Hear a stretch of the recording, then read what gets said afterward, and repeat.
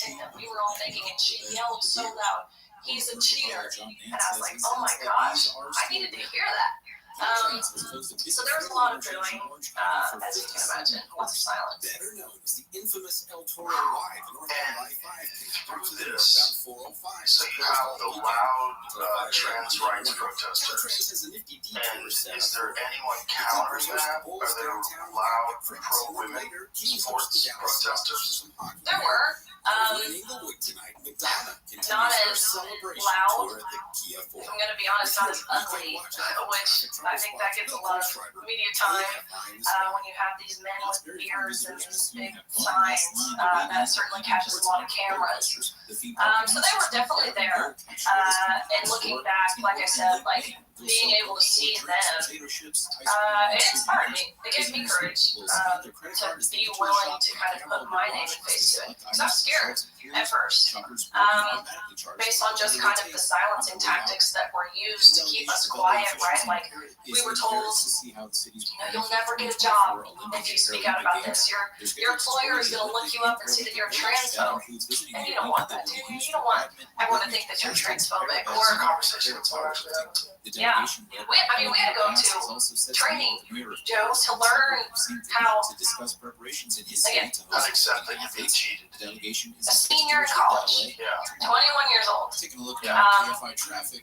brought in an outside professional, again, air quotes, because what in the world, how can you be an outside professional who sat us down and taught us how to use she, her pronouns?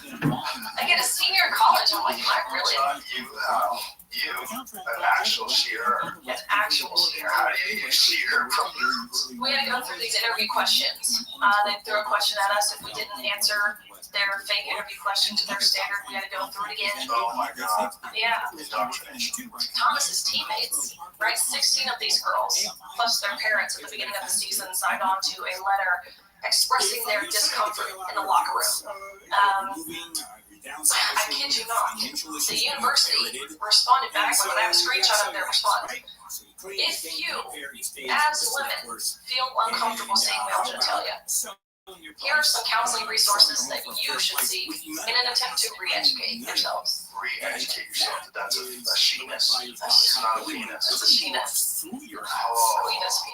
Penis. So, does Leah Thompson have sex with girls? What? Leah Thomas. Yeah. At the time, again, this is what I know based off of what his teammates have told me and what really has been public knowledge based off what they post and different things. At the time of that national championships, he was still dating women and active women. Sexual. So, obviously, I'm testosterone. Yes. But now, again, based off of social media, he is engaged to another man who claims to be a woman, to two men, but they call themselves lesbians. But yes. But at the time, so if you're on that team, you're a woman, and you have a biological male who's intact, who's having sex with women, walking around naked in a locker room with women, and if you're uncomfortable with that, you should educate yourself. How to use she, her pronouns and accept defeat. You said it. To this person that's not a woman.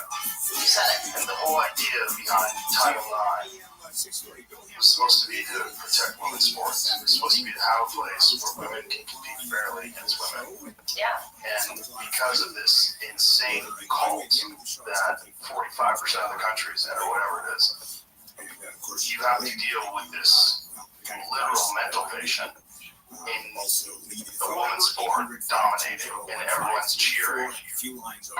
Yes. And everyone around it that's watching it is upset. All the parents, probably on both teams. Of course. All the women that are competing with this man. And the whole world's like, yay, diversity. And you must feel like you're in a fucking movie or something. Well, I'll tell you, really what had thrusted me over the edge into no longer being willing to lie, ultimately, is he and I race in the 200 freestyle. This is the day after he swam the 500 freestyle and won a national title. beat out Olympians, beat out American record holders, right? Keep in mind, these aren't scrubs. They're the most impressive and accomplished female swimmers this world has ever seen. And again, he beat them all by body lengths. 1 second might not sound like a lot of time, but in the sport of swimming, again, measured down to the 100th of a second, 1 second is significant. He beat the entire nation by almost, the entire nation of women by almost 2 full seconds. Even the time he went last year would have beat every girl in the country this past season by nearly 2 full seconds. Making him the first man to win a Division I NCAA women's title, trailblazer. But the second day of competition, the day after this, he and I raced in the 200 freestyle.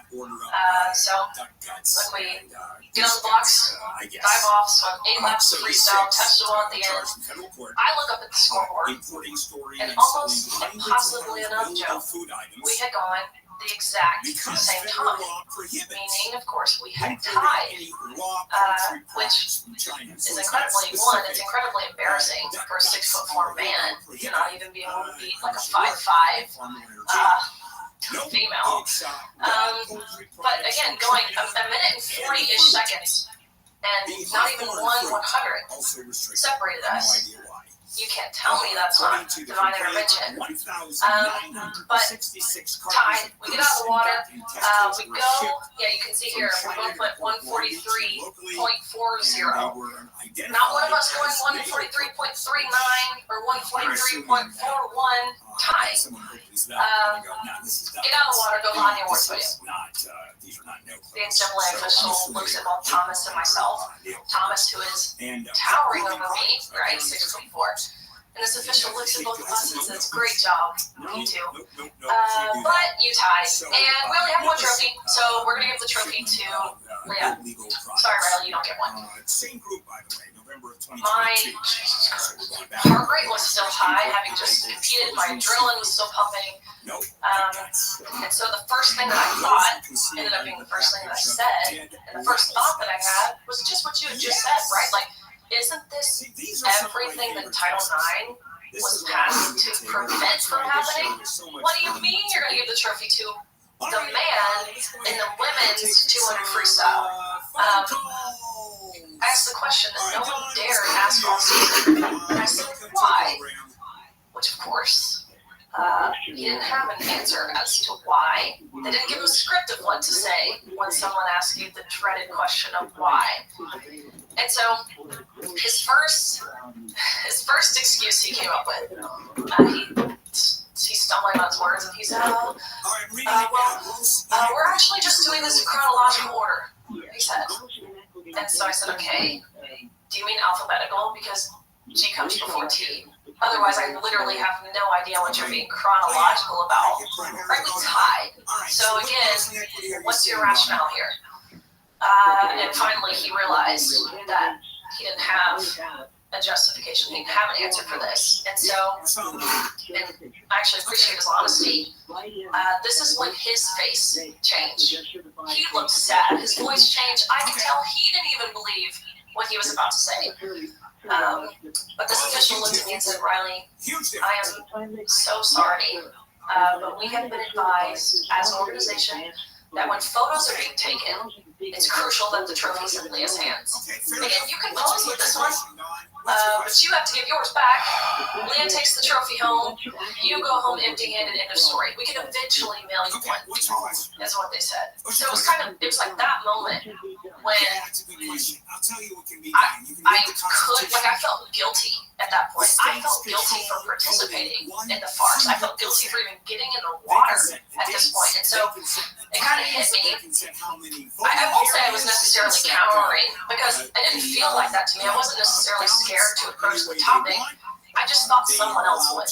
I thought a coach would say something. I thought some other swimmer. I thought someone with political power, someone within the NCAA.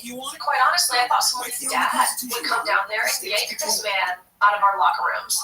But it was in that moment where we were standing on the podium, myself included. I'm standing on the podium, and we're clapping, and we're smiling, and we're cheering, and it hit me. I'm like, what in the world are we clapping for? Because I mean, really what we're applauding is our own erasure, our own demolition. And so it was right then and there that, again, like a slap across the face, I was like, how in the world can we, as women, as female athletes, expect someone to stand up for us if we aren't even willing to stand up for us? Like, this has to come from us.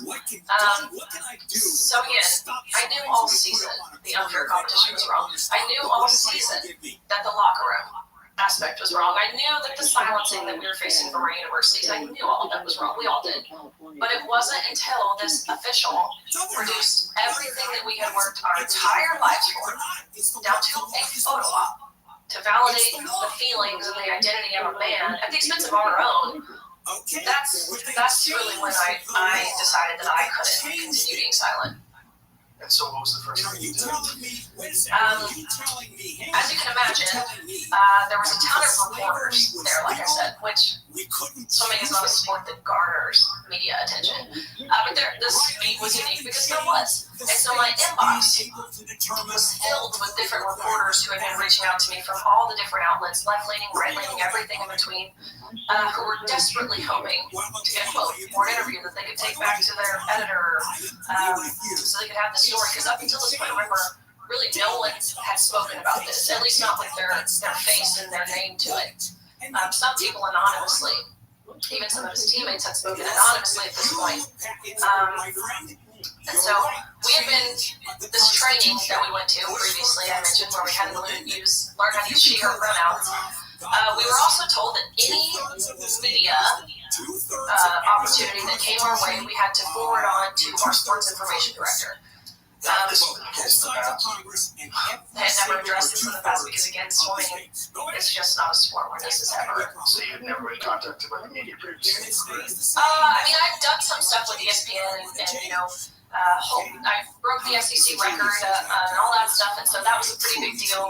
And so there had been other stuff, but all my own, like, softball kind of thing. But there was nothing where you had to run No training, where you were allowed to have these conversations. Correct. So this was the first time. Correct. And so they told us, though, like, we'll help you coordinate. Can I ask you, can I pause there? Come on. Do they have the right to do that?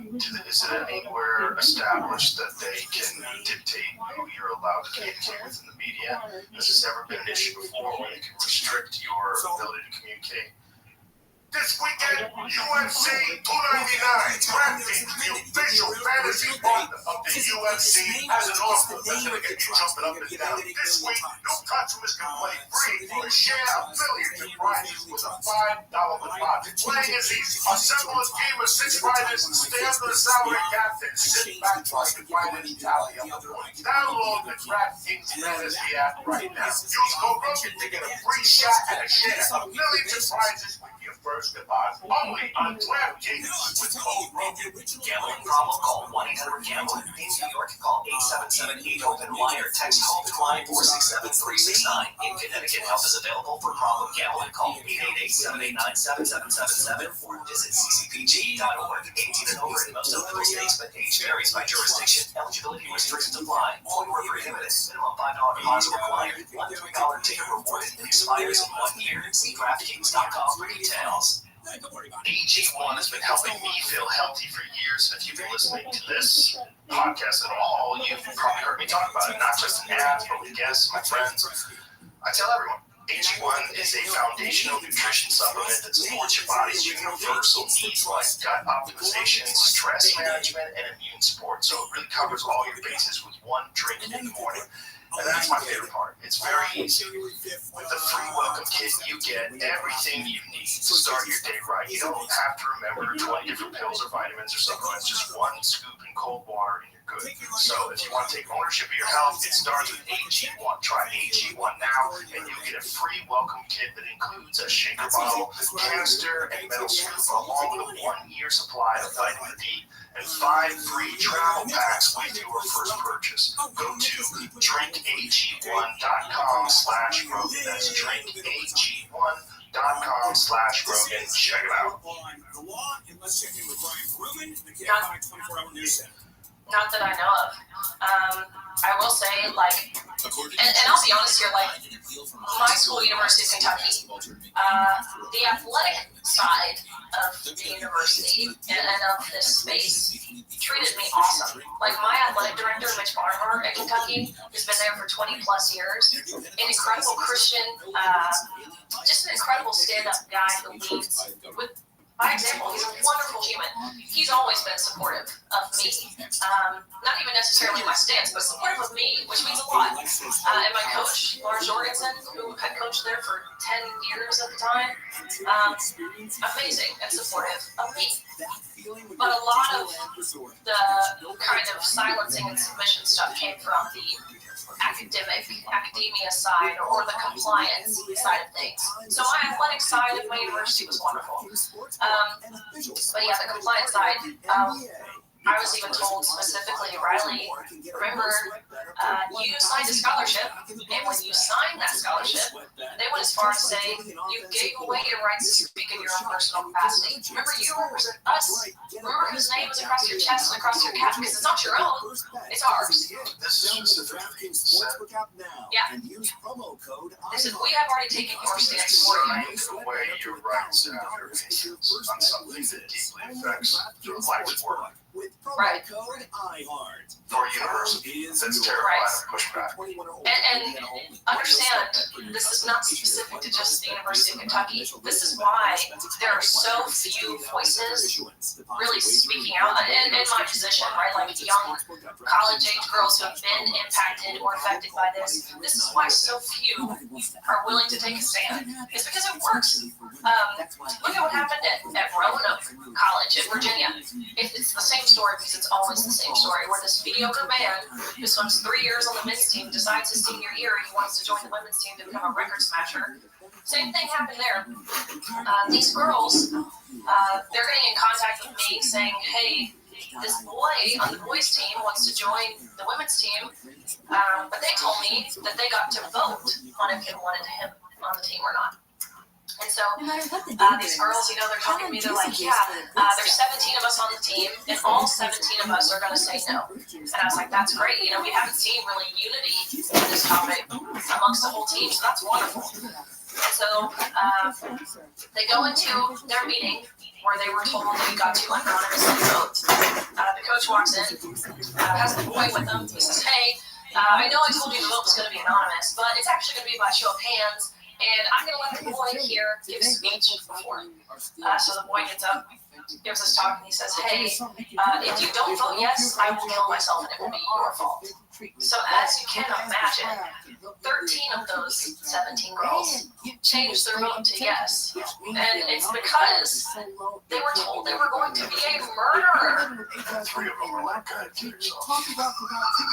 But honestly, think about that though. They're equating advocating for fair play and privacy in areas of undressing with having blood on your hands.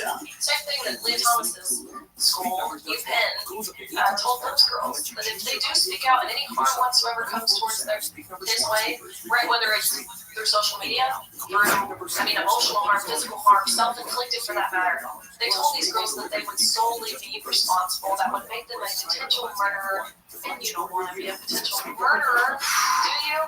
No, so I suggest you be kind and I suggest you be inclusive. God, that is so insane. Heroes like retired Air Force Lieutenant Michael Cardos. It did.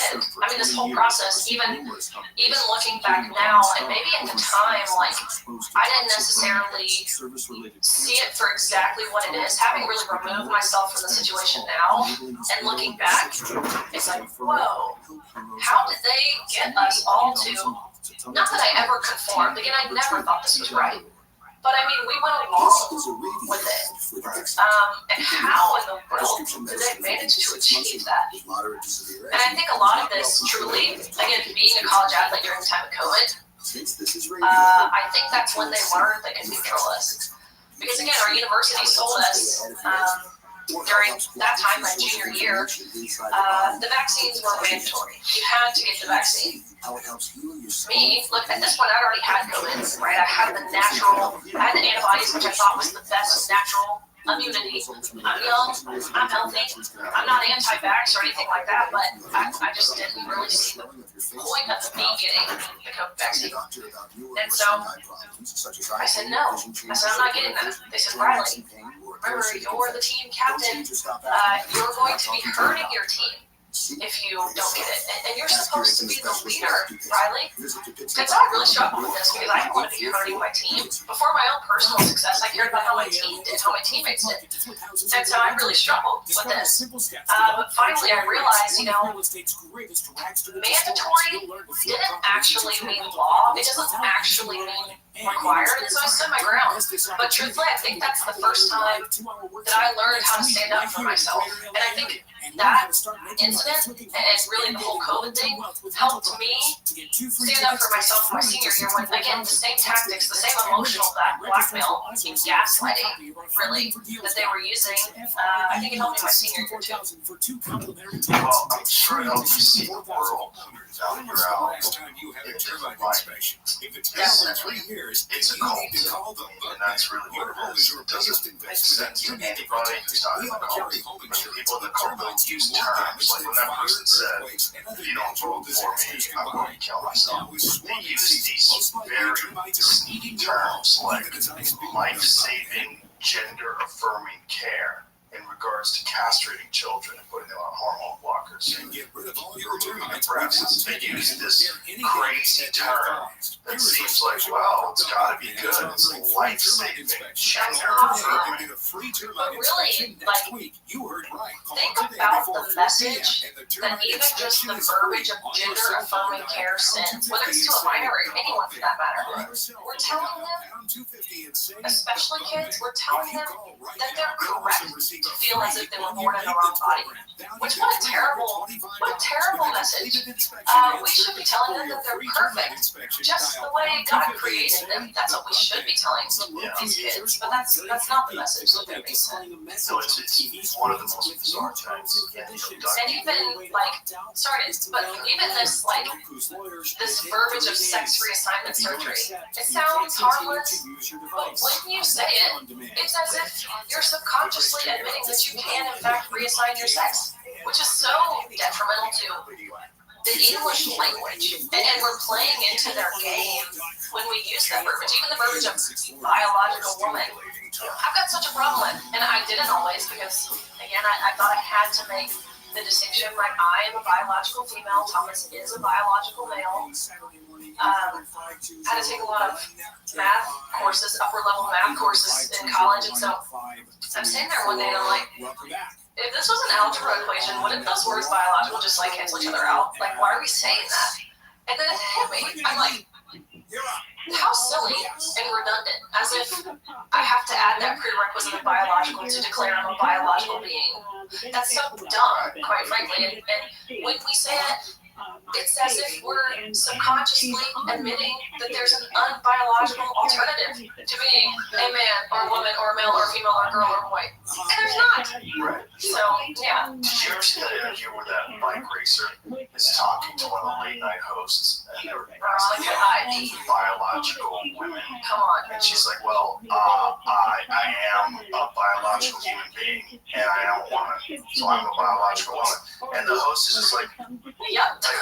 Yeah. fucking cowards. You're not saying anything. Totally. No, that seems nuts to you. Totally. And that's the game that's being played here, right? You give an inch, they take a mile, which is why I've really realized now how powerful our language is and the words that we use. I'm very particular about what I say. I try and just call Thomas, but people can legally change their name and whatever. That's a guy. But I'm not calling him she. I'm not calling him her. It's silly. It's silly, and I won't say trans woman because again, that's admitting that this is some sort of subcategory of a woman. He's just a man. The ties have got it right forever. They don't pretend that they're women. They say, I'm a lady boy. Yeah, and that's okay. It's like accepting kind of like. Yeah, no, exactly. Transparency. So yeah, all of that to say, to get back to the very first question, never in my short 23 years would I have imagined that it's necessary to take the steps and the actions that we're taking. To even have to define this word woman, right? But we've reached a point now where not only is it necessary, I would argue that it's urgent. We define this word. In the nearly 250-ish years we've been established as a country, we have never struggled to define this word. Yet here in 2024, we have a sitting Supreme Court justice who can't even answer what a woman is because she claims she's not a biologist. Well, guess what? I'm not a veterinarian, but I know what a dog is. That's the stupidest thing I've ever heard in my life. It's a very tough topic. It is. And so a big piece of what I've been working on, I've been working with Independent Women's Forum to develop and create a new piece of legislation that does just that, define the word woman, and other sex-based terms in statute. It's been passed now in 4 different states, Kansas, Tennessee, Oklahoma, and Nebraska. Oklahoma, Nebraska by executive order, which is great leadership by Governor Thun and Governor Stitt of Oklahoma. It's tracking in like 13 different states right now. So, again, all that to say, it's a telltale sign of where we are as a nation when we have to do what we're doing. Well, it's requiring a lot more pushback than most people are willing to do. Yeah. Because the activists on the side of promoting this nonsense are very loud, and they've made it their entire identity to get this across. They also connect themselves to the idea of this, air quotes, progress being ubiquitous, that spreads across the country, and that this is for them the sign that the world is moving in the right direction. So they're like vehemently opposed to any pushback against this. They're really aggressive. They are. But everyone on the side is like, this is fucking crazy. Most of those people have jobs and families and obligations, and they're fucking busy. And they do not have time to sit at a council meeting with these fucking lunatics. 12 p.m. on a Monday, right? I know. And have them scream into microphones, you're committing transgenocide. And you're like, oh, what the fuck, what is this? What is this, and how did this get started? It's like a zombie disease that made its way across the entire country. And everybody go, who got bit first? Can we figure out what the fuck happened here? Who's doing this? How is it possible that anyone with children, anyone who's a father who has daughters, is okay with this? How is that possible? This is nonsense at the highest level. And even though it's completely, it's not like close. You know, it's not like, well, I kind of see the point. No, it's not even remotely close. And yet, it has been taken up by a giant swath of the greatest country the world has ever known. Like, that is very bizarre. What I was going to say earlier is Douglas Murray, who's the British intellectual, is a brilliant guy, and he said this. And when he started saying it years ago, he's like, whenever a civilization is in collapse, it becomes obsessed with gender. It becomes a thing. It was with the Greeks and the Romans. It's like, it seems to be like a symptom. Step in the process. Yeah, it's a thing like, oh, see those hives that you have? Oh, you're infected. Oh, you're sick. Oh, you're everyone's like changing their gender. And you know, 50% of kids in some colleges are LGBTQ to QIAS. What? How is it 50%? This is a fucking mind virus. Like, what is going on here? And what Douglas has said is that this, you can find this throughout history. Of course. And honestly, if you take all of the different little pieces of what we're seeing, especially as it pertains to like the cultural issues that are really plaguing this country, right? If you look at the denial of objective truth, the shift in our language, like we mentioned, the breakdown of faith. We used to be a country that proudly said, "In God we trust," in one nation under God. You look at the breakdown of the nuclear family and really pinning parents and kids against each other. You look at the breakdown of our freedoms, such as the freedom of speech. You look at the propaganda that's being spread through the media. I mean, the list goes on of all of these different little things. If you put them together, it points in one direction. And that direction, not to sound conspiracist or crazy here, is truly Marxism or right? Like you talk to someone from North Korea or China or Germany or Cuba or Brazil or Venezuela or Russia or any of these countries that have once embraced this socialist, communist, Marxist regime, and they will tell you that it's a slippery slope. And it's a slippery slope, but by the hands and feet of our own leaders, the people in the White House, we are actively being let down. And like you said, sex, the most basic of truths, the sheer essence of humanity. I hate to break it to you, myself, every single person watching and listening. You're all here for man and woman. And so being asked to deny that is as if we're being asked to deny that the sky is blue. Or being told to say 2 + 2 is 5. And if anyone has read 1984 or look at a brief understanding of history, like you said, you will understand what it means when we start saying 2 + 2 is 5. It's a pretty scary, chilling thought, really. Well, they can get you to give up one of the most basic things. There's no limits. Yes. There's no limits. Exactly. And that, look, and I agree with you that it did start during COVID, because it started during this exercise of control and They mandate. realize. Yeah, and they didn't do it based on any data. They didn't do it especially with young athletes. Especially with young athletes. What they did to do is do that so that if you can get compliance with absolutely everybody, so if you can get the people who don't need this medication at all to mandate it for children, for young, healthy athletes, for people that have zero fear of dying from COVID, if you can force them into doing it, you can kind of force them to do a lot of things. If you can force them to accept the most chaotic notion like that, we shouldn't have a border and just let people run through, and if it's terrorists, well, hey, I mean, maybe they want a better life. Like, what? You're gonna bet anybody? You're gonna let them in, and now you're saying that some of them should be allowed to vote, and you're gonna give some of the money, and then New York City has the scam where they give them the debit cards, like up to $10,000, and then meanwhile, poor people who live in New York City or citizens of the United States, they're shit out of luck. Sorry. My husband, who's an immigrant, he came over from England, but did it the right way. We've been married for almost 2 years, and Joe, he still doesn't have his green card. Yet you have people walking over the border, and they obtain it with ease. It makes it harder for people like my husband and my family, where it's harder to travel. It's harder for job purposes when you don't have your documentation that you need. So you're right. It makes it harder on not only Americans, but the people who want to do it the right way. Do you think about it? Like, why are they doing that? Do you think they're doing it to import voters? Do you think they're doing it because some industries want to encourage cheap labor? That this can break unions? Because if you've got a bunch of people that are undocumented, it's illegal to hire them, and you can pay them less. Why would you need a union when these people are just happy with whatever you give them? Exactly. Here's what I think. Joe Biden has he has the power right now to secure the border. He has that power, but he won't do it. So to me, what this looks like is the planned and controlled destruction of this nation. Reasons why?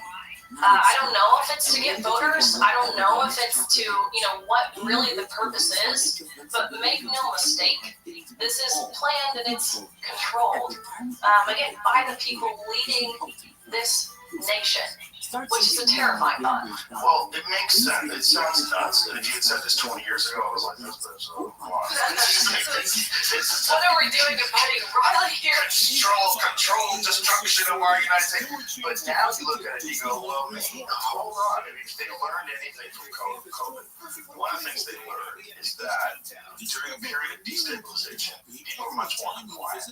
And COVID was a massive period of destabilization to the point where they put into place a lot ideological laws that restrict people's ability to keep their businesses open while leaving gigantic businesses wide open. Walk through Target and no one gets sick there. But if you go to mom and pop's candle shop, everyone's going to die. And none of that made any sense. None of it made any sense. And they got us to get through with that. If they can destabilize the country in the form of letting violence into the country, and then also at the same time simultaneously cracking down on gun laws in America and imposing more gun control on the citizens. I mean, I don't want to fucking secure my tinfoil hat on, but if I was gonna do it, if I was an evil person who had this goal of the destruction of America, that's how I would do it. I would get everybody involved in the most nonsensical bullshit arguments, like use 78 different gender pronouns, and if you go call someone a Caesar, with this conversation with Christopher Rutherford, the Caesar thing, like he's literally got to go to court because he was not willing to call someone Caesar. So he's got to be charged with a crime. They have to see whether or not he committed some hate crime. Well, that's because he why used a made-up pronoun. this whole new Title IX rewrite that the Biden administration is pursuing, that will be, I believe, announced in the next couple weeks. And under this new rewrite, it is sexual harassment. You would be guilty and charged with sexual harassment if you, a 17-year-old girl who's housed with a male in your dorm room, if you go to your administration and complain, expressing that you feel uncomfortable being housed with a male, you are charged with sexual harassment. Not the man who's parading around your locker room or your bathroom. No, that's brave or stunning or inspiring or whatever other virtuous word they want to use, but you calling a spade is grounds for sexual harassment. Bananas.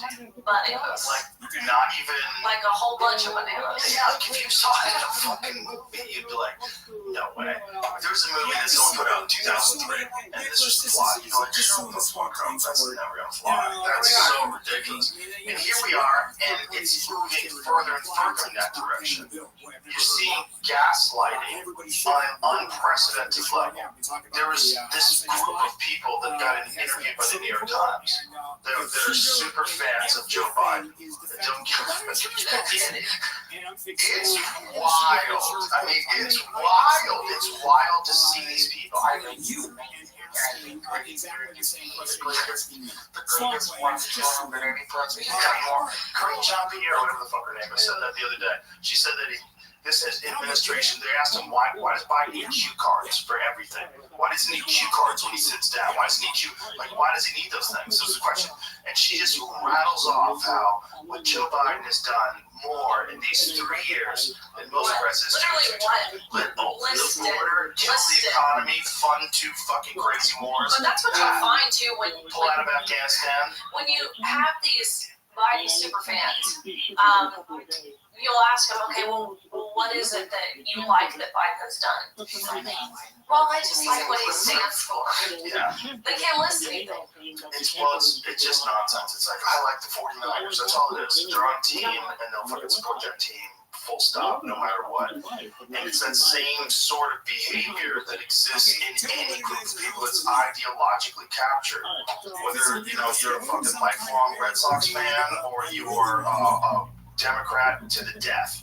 Blue no matter who. And there's people that just do that proudly, and they announce it on Twitter, and they get a bunch of people with 30 cats in their comments all commenting, yay. It's on both sides. It's on both sides. And that's what I've been, I've always been my whole life, like, I would say before being conservative, I've always been a Christian. And so my values as a Christian align more conservative. But what I've noticed these past 2 years, I'm really eye-opened to the amount of corruption, to the amount of string pulling, to the amount of really crazy people on both sides. So we talk a lot about the left because they don't try and mask theirs, at least the very extreme radical left, like those protesters or the people who protest me, which psycho. I was in Milwaukee recently, and I had protesters stand outside my hotel room for hours, Joe, hours chanting, "Riley can't swim." I'm like, that's the best you got? Riley can't swim? It is. I love it. You're so good that that's all they can say. I haven't challenged any of them to a race. So we see the left being crazy, but there's some crazy people. 100%. It's a human characteristic, and people, they jump into these ideologies not because they're well thought out, because it makes sense. It's because human beings are tribal by nature. And when we find a group, look, I see people talk about cults sometimes, like in a documentary, like, and I'm a grown man. If I was an 18-year-old boy and that happened, or a 16-year-old boy, and I encountered them all young and impressionable, 100% I could get sucked into it. You get sucked into the left, you can get sucked into the right, and then you're around like-minded people, and the nuttiest, most ambitious, and most fucking psychotic of that group are the ones in the far outlines. It's the Patriot Front on one side, and it's Antifa on the other side, and this is what happens. This is what happens with human beings, and those people, they'll allow the Antifa people to fucking blow up things and light things on fire, like, well, some violence is necessary to achieve means. It's like the strong arm of the Democratic Party. And then for the right, they've got to ignore the really loony, right-wing, fucking Confederate flag dudes. Like, you gotta, like, kind of push those aside, too. But it's just who's in charge? The Democrats. They're in charge. Who's running the media? The Democrats. They overtake in every public square, whether it's academia, whether it's corporate America, whether it's our government, the media. I mean, every public square. Which is why now, honestly, I feel like a lot of people who maybe would have considered themselves previously as kind of like apolitical or someone who didn't really look at what's going on around the world. Like you said, have jobs and families, they have their heads down. They don't look at the outside noise. I think it's waking a lot of people up, which is a good thing. That's the beauty of a democracy, really, that the American Republic is having the people as the power. We do have the power, and I feel like we're engaging those people. Yeah, I think so. I mean, I think there's enough people that are realizing this whole system is like completely fucked, and that it's really just about money and power and control, and they use all these social issues as, it's like a galvanizing force to get whatever their financial agenda is pushed through. That's all it is. Like when the Biden administration is talking about DEI and all this, it's just tied into banks. It's how they can fund businesses and give them loans. If you have more people that are this, we'll give you more of that. It's just a way to control businesses. And the whole thing is just all about money. It's all a gigantic con game. And the more, like I said, you can foil that guy. If I was thinking, if this is someone trying to destroy the country, this is how I would do it. I would have people willing to vote for their own demise, not advocating for freedom. If that freedom gives freedom to the people that are opposed to them. We're so stupid and close-minded, we're willing to burn it all down just to silence people. Right, take away everyone's freedom. Because I don't want that person who disagrees with me to have freedom. Crazy. If you put it that way, it's exactly what's happening. It is exactly what's happening. It's not the case when I was a kid. When I was a young guy, I had friends whose parents were conservative, and my parents were hippies, and they hung out together. Everybody would go to dinner together. Like, no one cared. Yeah, there's no more gray area. It seems. They could talk about stuff. They could have agreements of what Reagan was good at. Like, there was conversations. Well, one thing Reagan really did good. Like, my fucking dad said that. But watching these people today, it's like the orcs are fighting against the hobbits. Like, this is crazy. Very true. So opposed. It's like so polarized. And again, if I was from another country and I was trying to ruin America, I was like, that's how I would do it. I would do it this way. Yeah. And then I would do it through social media. And I would have the Democrats almost universally control social media. Except this one wild African American, this one wild genius dude decides to buy Twitter. Isn't it amazing? Amazing. If he didn't do that, we would genuinely be fucked. We would Totally. be real pickle. Honestly, Twitter or X now is really where I get all my news. Like, I don't even resort to a lot of the mainstream media places, at least for breaking news. Like, I'll find it on X. So God bless Elon Musk. I really think that he has almost single-handedly. There's been I would say some pivotal people or groups in this culture who have really helped turn some things around. I think the Babylon Bee has done a phenomenal job of They were banned from Twitter. yeah, And that was one of the breaking points for Elon. exactly. When he found out they were banned from Twitter, it's like, what the fuck? It was a turning point. And so I really think he single-handedly almost really turned this culture around. So God bless him. He's definitely made it take a turn, and if everybody thinks that's exaggerating, you have to take into consideration that is not a business move that any corporation that wants to make money would have approved. AG1 has been helping me feel healthy for years. If you've been listening to this podcast at all, you've probably heard me talk about it, not just in ads, but with guests, my friends. I tell everyone, AG1 is a foundational nutrition supplement that supports your body's universal needs like gut optimization, stress management, and immune support. So it really covers all your bases with one drink in the morning. And that's my favorite part. It's very easy. With the free welcome kit, you get everything you need to start your day right. You don't have to remember 20 different pills or vitamins or supplements. Just one scoop in cold water and you're good. So if you want to take ownership of your health, it starts with AG1. Try AG1 now and you'll get a free welcome kit that includes a shaker bottle, canister, and metal scoop, along with a 1-year supply of vitamin D and 5 free travel packs with your first purchase. Go to drinkag1.com/Rogan. That's drinkag1.com/Rogan. Check it out. And there are many ways. This episode is brought to you by ZipRecruiter. This month is all about St. Patrick's Day. So, to help get into the spirit of things, I want to share a fact. Did you know that the odds of finding a lucky 4-leaf clover are 1 in 10,000? I say that's pretty difficult. Fortunately, if you're looking to hire, you don't need a 4-leaf clover. You don't need any luck. You just need ZipRecruiter. And you can try it for free right now at ZipRecruiter.com/Rogan. There are any gimmicks or leprechauns to lead you to a pot of gold, or in this case, top talent, because they have powerful matching technology that shows you qualified candidates as soon as you post a job. And once you review those candidates, you can invite your top choices to apply, which encourages them to apply sooner. If you're curious to see how much ZipRecruiter can help you, today's your lucky day, because remember, you can try ZipRecruiter for free at ZipRecruiter.com/Rogan. In fact, 4 out of 5 employers who post on ZipRecruiter get a quality candidate within the first day. Once again, to try it for free at ZipRecruiter.com/Rogan. That's ZipRecruiter, the smartest way to hire. As the #1 audio company, iHeartMedia gives marketers access to the audience. If you're Elon Musk, you can do it. But there's like maybe 5 of those guys on Earth that can just buy something for $44 billion. That's really probably worth half that. Right. So you can never justify it on paper. No. So he's an insane person. He is. Who's dedicated to free speech, just happens to have $200 billion. So he can step in and do that.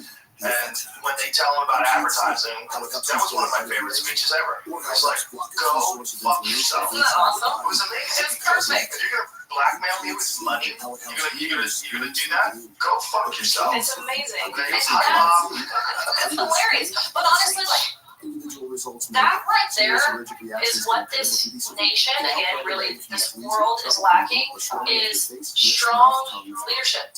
Strong male leadership in particular. We don't see a lot of these men, right? We picture men as these, like, dominant, aggressive, assertive leaders who protect and provide. Our nation is failing because we don't have those male leaders. We don't have people who are who have backbones and a moral compass. But Elon Musk has the perfect combination of a backbone and a moral compass, which is sad when you think about it. Also, he's smarter than everybody. He's rich. He sees where all this is going. He's like, you people are out of your fucking minds. Like, what are you doing? Exactly. He literally has to step in and buy a social media platform. And then upon doing so, they release all these emails to these journalists like Michael Schellenberger and Matt Taibbi, and you can find out through all this that they've been in contact with the FBI, and the FBI's been telling them to delete accounts and get rid of posts. And My account was deleted. prior to the Elon Musk era. What did you write that was the big facts? There are two sexes. I know, God forbid, right? Jail. Put me in jail. Biological truth. Like, okay, can I get a review? Can I go to a textbook, please? Yeah. How many sexes does it say? In the textbook, I think it says two. Does that say two? It says two sexes, male and female. So I was right. Stand those two. But what does So that yeah, but I was able to make a new account under Elon Musk tweets. And it's the only platform that I've found where I don't get my videos or posts removed. TikTok, right? I was hesitant for TikTok for a long time for a lot of reasons, right? Like we hear that the Chinese are spying on us, we're going to take our information, blah, blah, blah. So I didn't want to post on TikTok for a long time. But I went on I had a profile, I'd sometimes view videos, again, never really posting.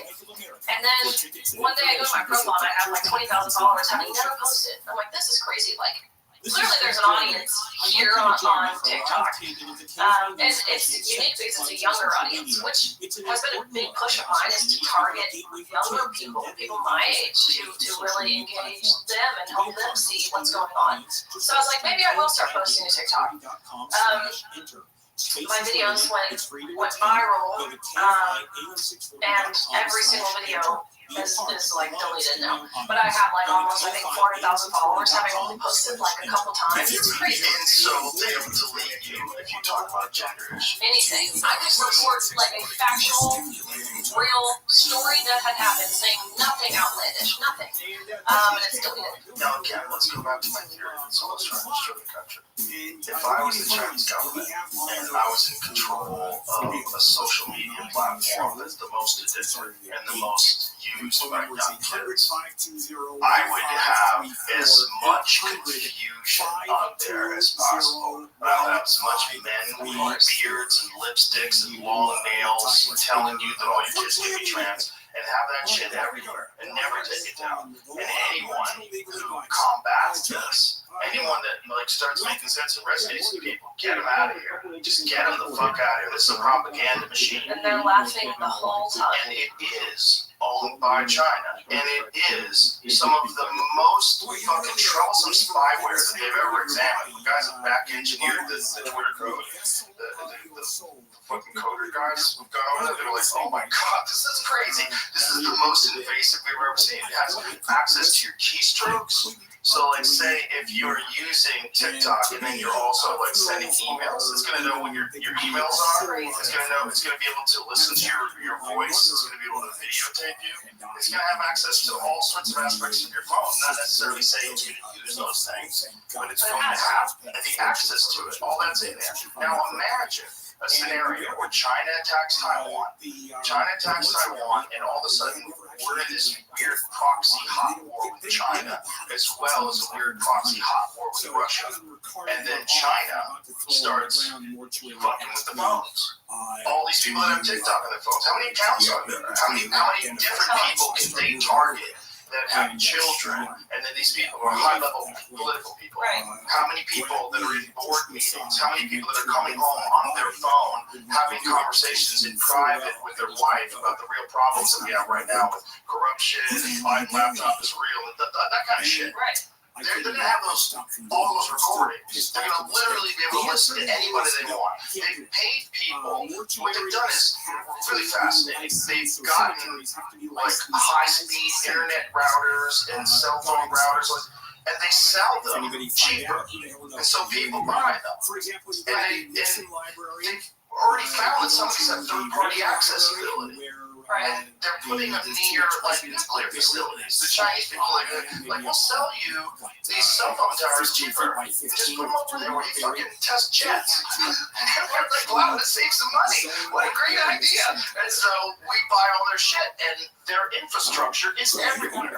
They own farmland everywhere, all over the country. And they own a lot of land that's around military bases. Right. Is this you saying I should delete TikTok? I'm saying, I'm putting my fucking tinfoil hat on. I think it's like we were like, no, they would never do that. If you think about all the times in history that governments have overthrown other countries, they've invaded other countries, and they've done it. The only methods that were available then, the only methods were available, tanks and guns and planes and weapons and bombs and shit. Not anymore. Not anymore. Now you use fucking cyber stuff, and with that, you can literally destroy the.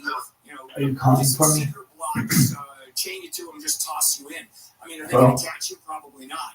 But no, the answer is. Are you calling for me? Do it. And boy, those cemeteries. I bought a plot. Hey, what's going on, Jake? $8,500 each. What'd you say? I'm going. This is 6x3. Oh, okay. I thought you just called my name. Sorry. Oh, okay, cool. Okay. There's literally destroy the way, the morals and the ethics of an entire generation of people. Cast aside any ideas. They're trying to do things now where they're talking about minor attracted persons. Crazy. And you're seeing elected politicians, elected officials, talking about being very clear that this is an identity, that these are minor attracted persons. It's really that, right? You have people talking about pedophiles being maps, don't call them. Whether it's this video recently that Lips TikTok posted of these children, and I think Oklahoma maybe sucking on toes. Did you see that? Of teachers or adults or whoever these people are. Is that what it was? Sick. Yes, it was a fundraiser. What did they No bake sale, no car wash. Sucking toes was going to be their fundraiser. Definitely adults. Yeah. Definitely adults. Or whether it's now you have these men, the CDC that says men can produce breast milk and lactate. I got news for you. Any man who forces a baby to latch onto his nipple and suck it is using that baby as an erotic prop. And right, they do this under the guise of human rights. It is not a human right for anyone to sexually abuse a child. So all that to say, there's this big push, so it seems, whether it's the gender ideology movement, there's this big push to seemingly normalize pedophilia, which is grotesque, it is perverse, it's disgusting. Parents who are okay with this, Democrats who are okay with this, who vote in favor of a lot of this nonsense stuff, you're selling out to your own child. And honestly, I think there's a separate conversation that needs to be had if you are an elected official voting in favor of this stuff with kids. I think there's a separate conversation that needs to be had involving CPS, because again, that's disgusting, to say the least. And it's always been morally reprehensible. It's always been a thing we want to kill people for. And now all of a sudden we're saying that it's an identity. Again, if I was trying to destroy a country, I would throw that into the educational system. I would make it seem virtuous to discuss this open-minded and objective way. Like they can't help who they identify with. Well, and honestly, right, like, again, being a Christian, the Bible tells us that we will reach a point, and Paul says it in Acts and Romans, different places, he tells us that we will reach a point where bitter is seen as sweet, dark is seen as light, and evil is seen as moral. It's undeniable that that's not what we're seeing now. And look, that's not to say that people who identify as trans are evil. I don't necessarily think that. But what is evil is deception. Manipulation is evil. Temptation is evil. Lying and affirming delusions, that's evil. And that's exactly how Satan works and how he operates, is in darkness. But now a lot of it is coming to light. Again, thanks to people like Elon Musk. Sounds anymore when we start having these kind of conversations about like Satan. This is where Zelma's mouth mints come into place. As more as time goes on, I think that what the Bible is I think at one point in time, it was a very sophisticated society that got wiped out by some sort of massive natural disaster. And then over time, they told the stories that they had learned since they stopped writing things down. They probably had to live like barbarians for thousands of years. And they told the stories that they had learned since they stopped writing things down. They probably had to live like barbarians for thousands of years. And but they always have the stories. Like literally the Big Bang. In the beginning, there was life. If you told that for thousands of years, that's what that would be. Right. The Adam and Eve in the garden, the creation. That someone created this. Like that they were trying to tell us, and that men can go down evil, wicked ways, and it can lead to destruction. And these are some of the symptoms that you'll see when it leads to destruction. It's like this is like a map of civilization. Right. It's just so old, and it's been translated so many times from ancient Hebrew and Aramaic and all these different languages down to Greek and Latin and English finally. It's like there's so much like what was really said, what was really going on, because a lot of it seems too on the money. Like if you wanted to try to put this through some sort of a logical filter and figure out like, is someone really trying to warn us about the natural progression that all societies and all civilizations go down if you don't have a moral compass and if you don't follow and adhere to the rules of God? Well, there's still stuff that hasn't yet, right? What has been prophesied that hasn't yet happened. So time will tell, right? I think Jesus has to. Yeah. That would be the wildest. Forget about UFOs. UFOs would be pretty wild. UFOs in the White House lawn would be wild. Jesus in the White House lawn. Wow. That would be the game changer. I pray for that. Come back, please. People even believe it. They would think, oh my God, it's Illuminati. Our media would spin it somewhere. Okay, just people on Reddit. Like, the people that are like, What a platform. What a platform. Oh my gosh, I have seen some of the craziest stuff on Reddit. And I don't have a Reddit account. That's not my space.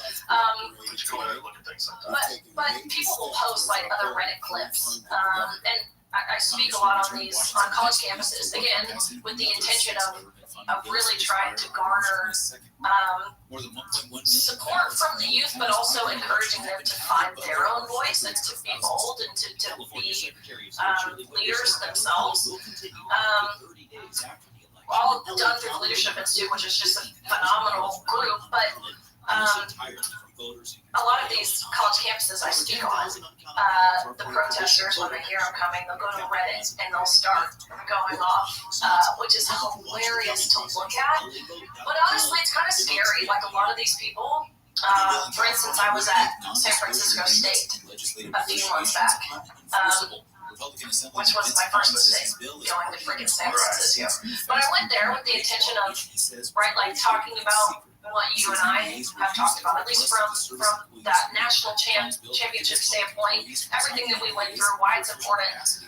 I went there, and what a naive thought to think that these people, these students, would come with an open mind and the willingness to have their hearts softened, because they did not. They came with their pitchforks and fire, and upon me delivering my speech in a classroom setting, right, so like a podium at the front, there's seats in the class. Upon delivering my speech afterwards, a group of protesters entered into the room, hundreds of them, turned off the lights, rushed to the front. I'm being like shoved and hit and jostled. I'm like so confused what's going on. Punched, right? But fortunately for me, men in dresses, their punches don't hurt that bad. But ultimately, these protesters ended up holding me for ransom throughout the night, demanding that if I wanted to make it home to see my family safely again, I had to pay them money. All the while you might be wondering, okay, well, where are the police? Joe, at San Francisco, the police are being held for ransom in the same room with me. I'm looking at the police like, pretty sure I'm being held against my will. Pretty sure we call that kidnapping. Isn't there something you can do to like alleviate what's going on here, to de-escalate and get me home safely? No, actually, we can't. We're not allowed to be seen as anything other than an ally to that community. The same community who's on the other side of that door calling them racist pigs for protecting a white girl like me. They're not allowed to be seen as anything other than an ally. Right. This is like a mandate from the police department, so anything that involves anyone who's trans, you have to automatically support regardless of whether or not that person is the aggressor. Let me tell you, even, Is that fair to say? well, that's what was communicated to me. Even now, where there is an ample amount of video footage of this happening, there is audio evidence, there are eyewitness testimonies. Again, the police were in the room with me. There's footage that I requested that they never sent me, whether it was CCTV footage or their body cam footage. There's an ample amount of evidence to charge whoever is responsible, whether it's the students, whether it's the university, whether it's honestly the police department at this point. They've come back now and said that the charges are alleged. There's nothing they can do. There's no evidence to prosecute or press charges against anyone.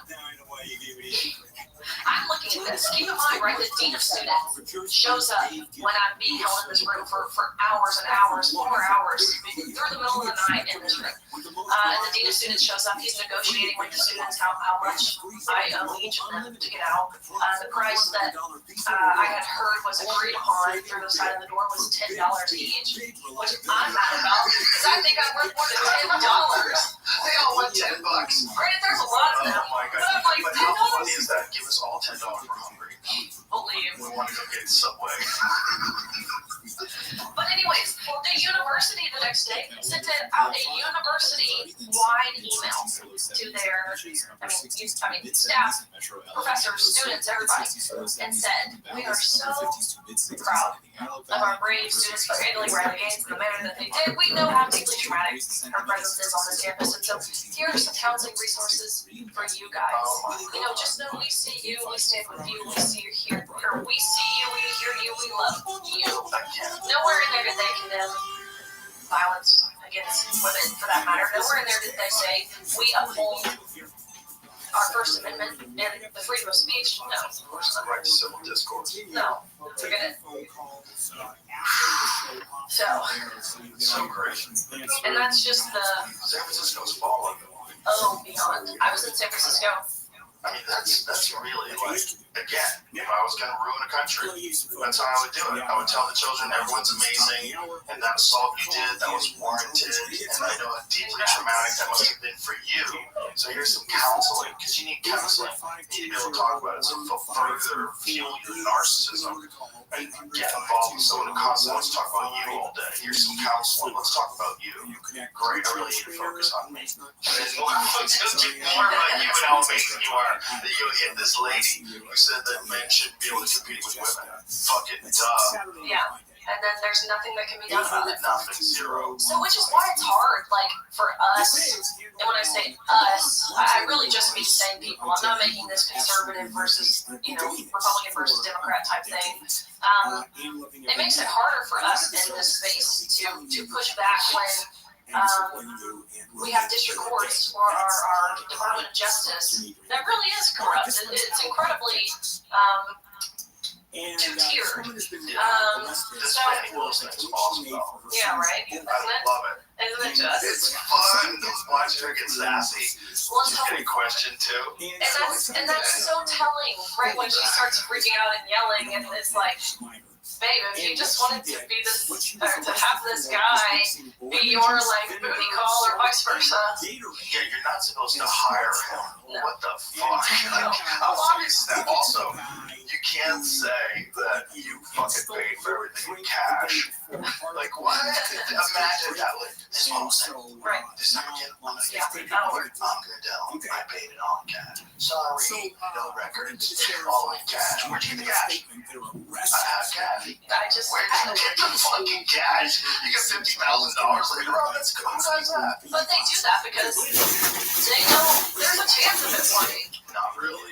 I think she thought the system is more rigged than it is, because I think most people have never been exposed to national attention and speak to this. And they have no idea what the pressure level that you've experienced. Like, you've experienced at a young age, as a person who had no desire to be famous, other than be a great athlete, out of nowhere, you get hit with this barrage of attention where you're on Fox News and this and that, newspapers, and some people are labeling you in the most horrible way, and some people were proud that she's standing up for women in sports, and you got this conflict, and you're in the fucking center of it. And you got crazy people who rush the stage and hit you, and the cops say, we can't do anything that doesn't show us as an ally to that community. Spending years. That's not even America. Like, where are that's La La Land? They're living in the Willy Wonka chocolate factory. Those people are out of their fucking minds. Willy Wonka chocolate factory sounds better though. It sounds way better, but they're literally out of their minds. Like, and this is unsustainable. It is. At some point in And time. we realize that because honestly, truth and sanity, they always prevail. Yeah. It's just kind of a matter of time. Unfortunately, it takes unfortunate circumstances, like the whole Leah Thomas thing, like the San Francisco State thing, like the things that continue to happen. It takes those to really see the harm and the severity and the likelihood that they continue at an exponential rate. So again, I kind of look at what's going on, or in particular, what happened to me as a lemons to lemonade thing. Right, you take something that should have never happened to anyone. Why should you go with it? And that's certainly what I've been trying to do over these past, 2 years. And it has. There's been a lot of good stuff that's been done. We see a lot of the negative. We see a lot of the bad. And certainly that's what's highlighted because that's what gets attention. That's what gets clicks. That's what gets likes.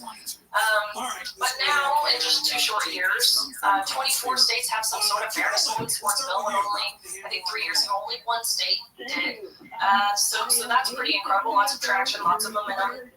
Like I said, 4 states implementing a bill now that defines the word woman. We've seen lots of pushback at the IOC, the International Olympic Committee. So there's been lots of good things that have been done. And I certainly choose to celebrate the little wins when we get them. Well, what you've done is very courageous because I know the kind of pressure that you must have experienced. I know the hate that's come your way. That you handle it with class. And that is how you learn thing. I think that speaks to one thing that I think is like one of the most important things that kids can ever get involved in. That's sports. Definitely. I know people think of sports as being like, if you're an intellectual, you think of it as being like a jock or a lead thing. But it teaches you a resolve. It teaches you when you have to swim 6 hours a day, like you have to be strong. And it transcends beyond just your athletic achievements. My point is how you handle this, the way you handle it. And honestly now, like, I love pressure. I love it. I love setting goals and achieving those goals, which sets me up perfectly for this position. And you're right, like, I would highly encourage. My parents did it. My parents made me play sports. And when, my dad, being a professional football player, he did not, I won't say he never really cared what sport I played, but when I started swimming, he's like, Riley, come on, that's not a sport. I'm like, Dad, it is a sport. Like, it's hard. Like, we work hard. He's like, no, Riley, it's not a sport. Then I started dating a swimmer. And my dad was like, Riley, any sport, his justification was any sport where a man has to wear panties and competes. Like, they're gay, Riley. Dating someone who's gay. I'm like, Dad, and now he's my husband. And now, of course, he knows he's not gay. He's the best. But it's just, but all that to say, That's funny. He's, I had to refrain him from going in the locker room. She was like, calling him a dad.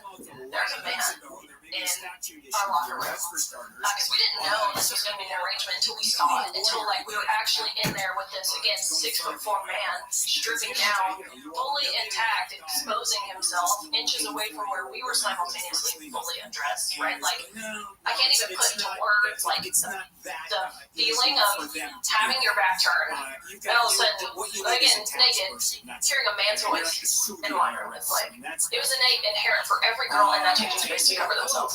Like, whether it was with their hands or their towels or their clothes, like, it was inherent. That's so psychotic. So I called my dad. I'm like, Dad, there's a man in this locker room. He's like, Riley, I'm coming down there, and I'm gonna handle this myself. And I really was like, Dad, like he would do that. And I'm like, no. We already have one man in the locker room. We don't need to. And secondly, like, you'll go to jail, and I don't want you there.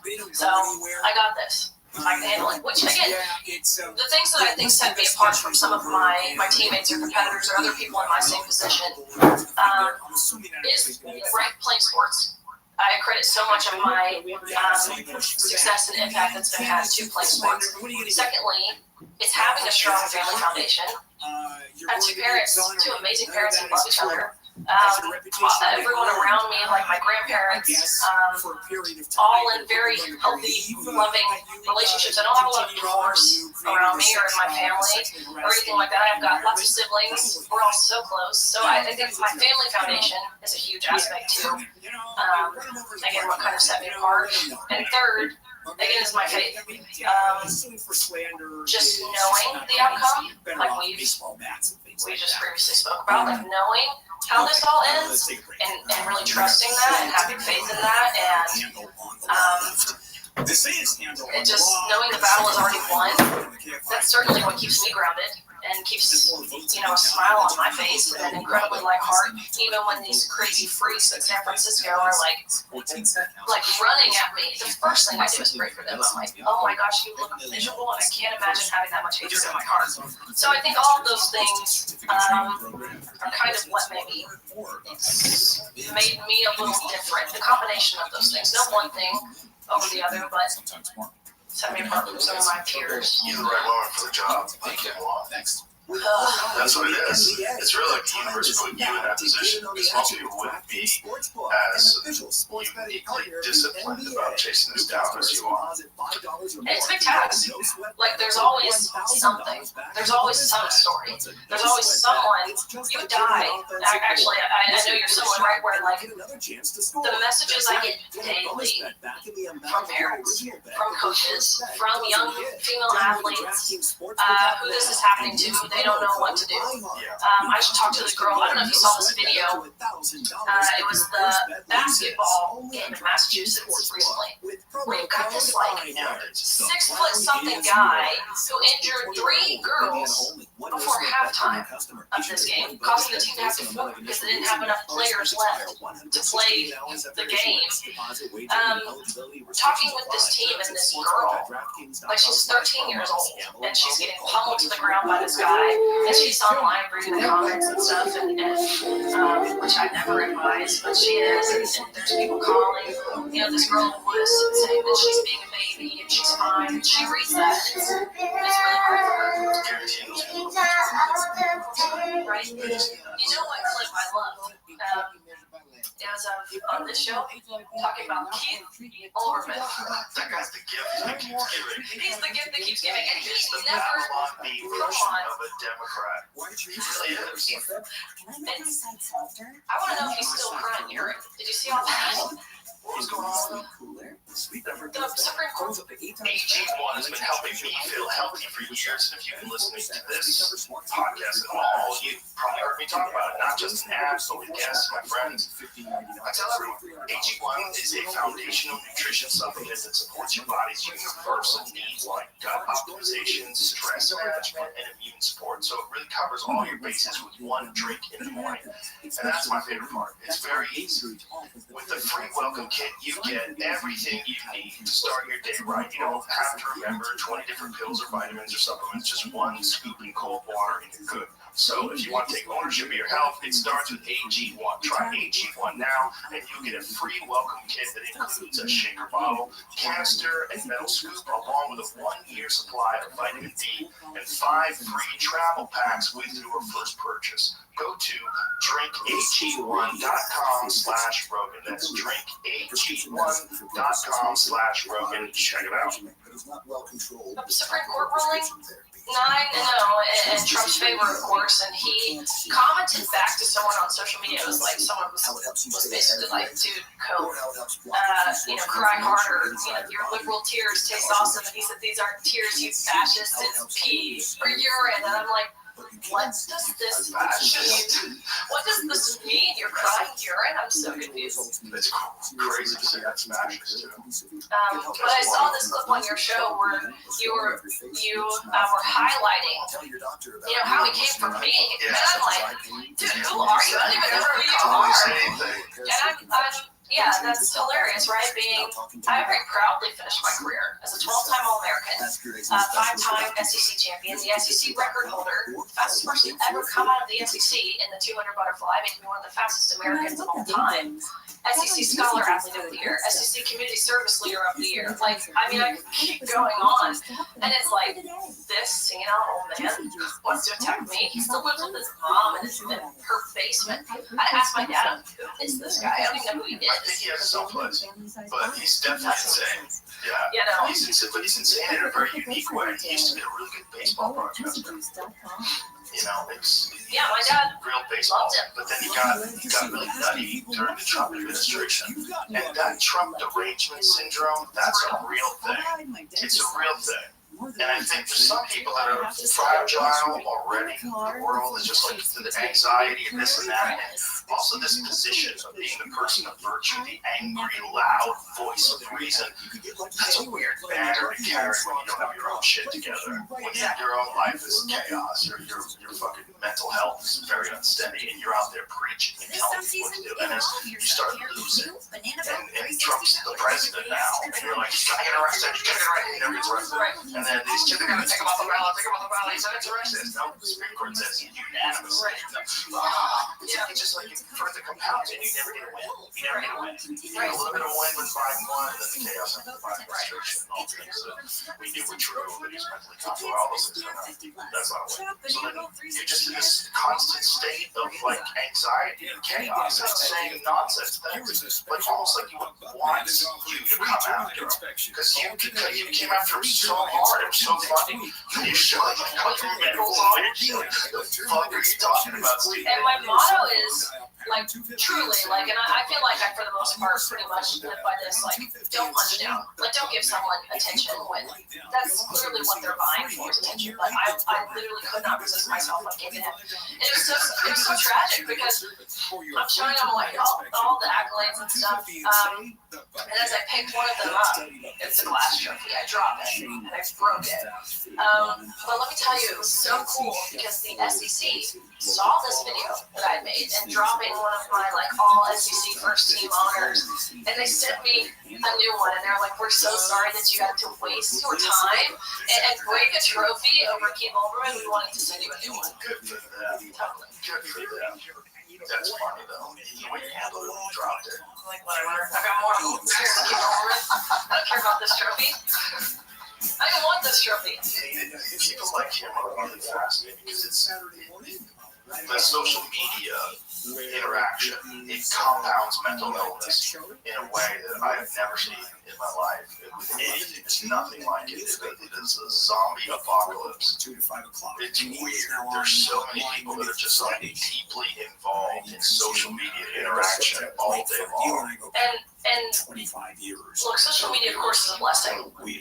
I would argue it's a bigger curse than it is a blessing. And you're right, we see people, like on my ex feed, who are on there posting all day long. I'm like, what do you do? Do you have a family? Do you have a life? Like, do you work? Like, I'm so confused how you have time all day long, every hour, every day, you're posting something. That's their life. It is their life. There's a lot of people like that. That is their life. And they sort of accumulate these bubbles of people that they communicate with. Right. They stay in these echo chambers and they exist there forever and they don't go outside. And they wonder why they're depressed. That's so true. It's what it is. It's what it is. Yeah. Human bodies, I firmly believe, you have a physical requirement. And if you don't meet that physical requirement, You gotta get enough sleep. Yeah. You gotta drink enough water. You gotta exercise. you have to. And you're right, the people are Killing shit. doing these things. Yeah. They're just like it's compounding their mental illness. They're probably already medicated. Definitely. And then here they are just getting after it with strangers. Getting, fuck you, you're Hitler, you fucking Nazi. It's like, it's so wild to see. And it's all getting accentuated by algorithms specifically to try to extend your engagement, keep you hooked. And then when you see something like TikTok that will not let opposing viewpoints, even viewpoints that are Question. Even if you question Yeah. the narrative. If you go to China, their TikTok's all about scientific achievements, athletic achievements, martial arts. It's all about positive role models and exercise routines. It's all like super. And you can't be on MTN. Go to sleep. Go to sleep. Crazy. Get ready for war. Yeah, no, they're laughing at us. 100%. I'm laughing at us. How are they not laughing at us? When I see Rachel Levine stand in front of everybody and give advice on health, I'm like, what the fuck are you talking about? It's so true, right? Not only the fact that this is someone who is injecting themselves with foreign and unnatural hormones and substances. Rachel Levine is obese. I'm like, why are you our assistant secretary of health or whatever the name is? When you're quite literally overweight. Yeah. Like, are you sure I should be listening to you on anything? Administration, they've stuffed some of these like very questionable people that happen to be non-binary or trans or whatever. It's just for optics. That's what they did with that Sam Britton guy. The guy that was stealing case stealers. That was a case stealer. And he had some job with nuclear waste disposal and somebody. Like, he looks like a Dr. Manhattan character. Like, you look at him with his shaved head, this is the bad guy in a suit. Yeah, So no, like women's clothes. and you're right, they've sprinkled that throughout in all of the different departments and realms, and here we are suffering the consequences. It's so bizarre because, again, in other wars, you had to use weapons. You had to, that's the way to do it. I mean, they had espionage. They definitely did steal information and find out strategies and tactics, but not like today, where you could literally infiltrate a whole section of the country and have them believe that they have to adhere. If you're going to be left, if you're going to be on the side of all good people that want a social safety net, and they want welfare, free education, you're going to be on that side. You also have to be on the side where perverts don't exist anymore. There's no more sex offenders, there's no more pedophiles. There's minor attracted people and trans men and gender dysphoria is just problematic and transphobic. And what it really is just your identity. And there's a spectrum of genders. And if you don't use Caesar, we're going to put you in a cage. Crazy. That's so true. But this is It's reality. This is 2024. This didn't exist in 2004. So what does 2044 look like? And that's honestly what we should be asking ourselves. I think too often we get kind of wrapped up in like the here and the now, and ultimately that's how we've gotten to this point, right? You give an inch, I take a mile type thing. We don't see the harm in it at the time, but yeah, we should be looking ahead 20 plus years, 5 years at this matter. Things are so expedited. We should be looking ahead 5 years. And again, if we're willing to deny man and woman, what's the next thing they're going to ask us to deny? And it sounds crazy, but like age, we've seen some people who identify as trans age out of Canada and different places, even some here in the States, who write this story of this like 55-year-old some man competing with the 13, 14 girls. He identifies as a 15-year-old girl. Which sounds crazy, And but it's changed the in the locker exact. room with them. It sounds crazy, but that denying age is the exact same premise as denying sex. You can't deny race yet. No, not yet. Guys still lie. Not yet. Yeah, Some that people was, tried it in Korea. yeah. And that one dude, Yeah. he said that he was transracial, but he's Korean. So he got his face like operated on so he looked more Korean-like features. He's come around now. Not And, anymore. well, I don't know the status of like surgical procedures, but I think he has a book out now that talks about kind of like how he was totally enthralled in like K-pop and all this stuff and really believed to be a part of this, but now is like, and like all the woke gender ideology stuff, and now he's totally like, whoa, what did I do? Imagine if you would see that. Now I'm gonna go see that. That's what he's doing That now. would be a good move for like that strategically for a career. You Yeah. want more attention. Just go hard right. All the way, no looking I back. want to be a man again. It says. His detransitioning journey. Yeah, but it says I want to be a man again. Was he ever a woman? Yeah, there's always been crazy people, folks. And when you give crazy people the opportunity to be protected under the walled garden of the LGBTQTAI+, you're inviting crazy people to infiltrate your organization, which will fuck up any legitimate concerns that people have with letting people live whatever way they want to live. The way I look at this and the way I look at all of it is I don't ever want to tell people what to do. I don't want to tell anyone, but I'm always very concerned when people do want to tell me what to do. Because I know what that thought process sets off alarms. It's like, I don't want to control people. Why are you trying to control people? What is your thing about? Some people like to control people. It's a natural inclination that human beings have had since the beginning of time. They do it through gossip and rumor and try to destroy people's character.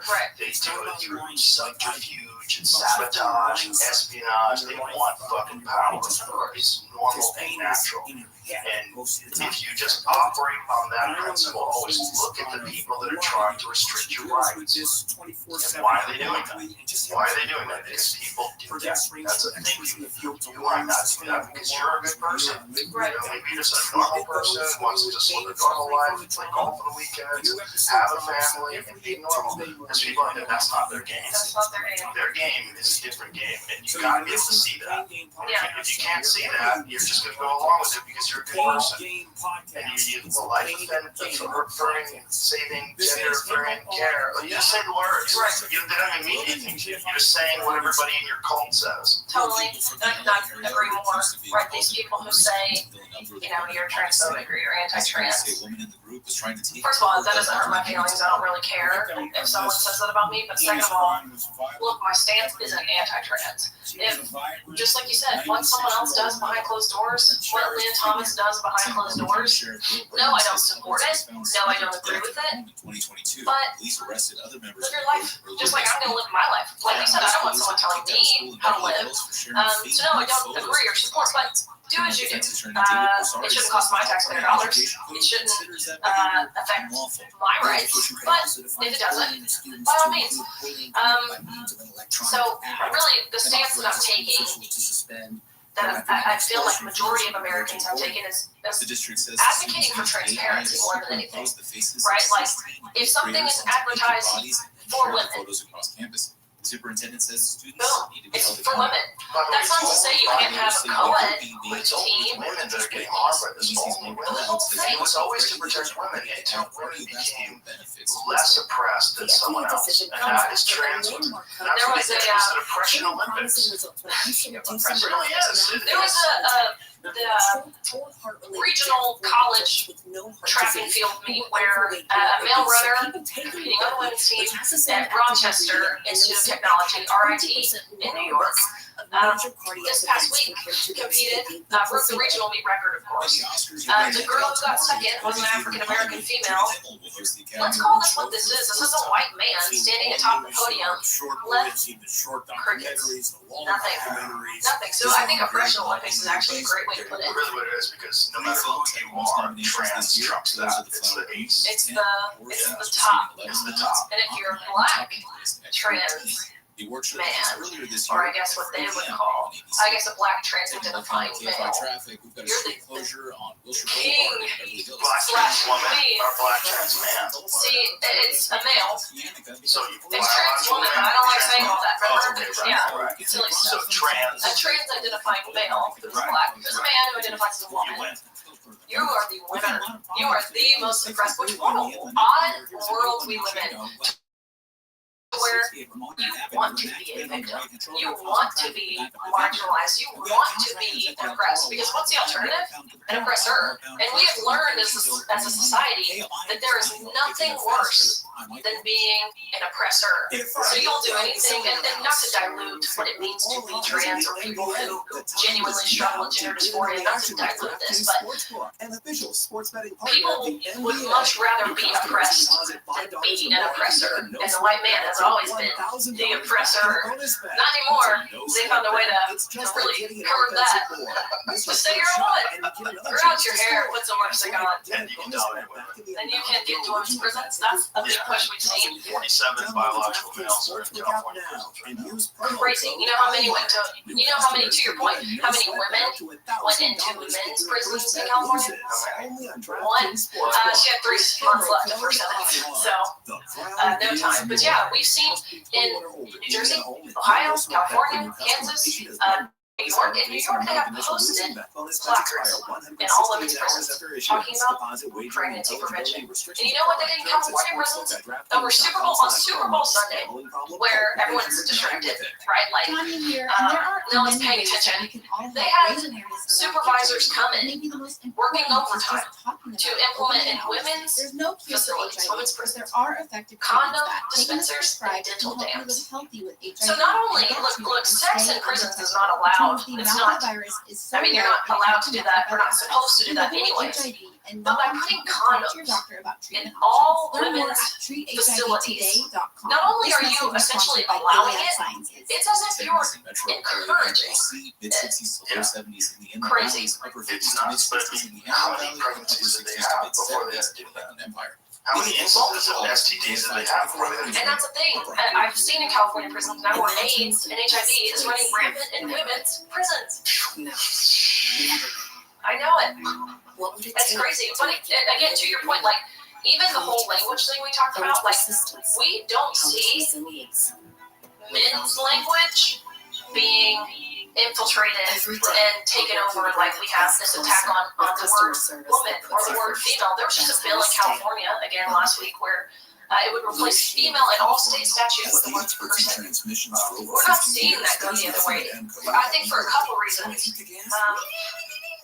First and foremost, men wouldn't put up with it for a second. Could you imagine, right? Like, women are now called stomach sappers, or uterus owners, or menstruators, or bleeders, or chest feeders, or birthing person. Could you imagine the equivalent, right, to egg producer?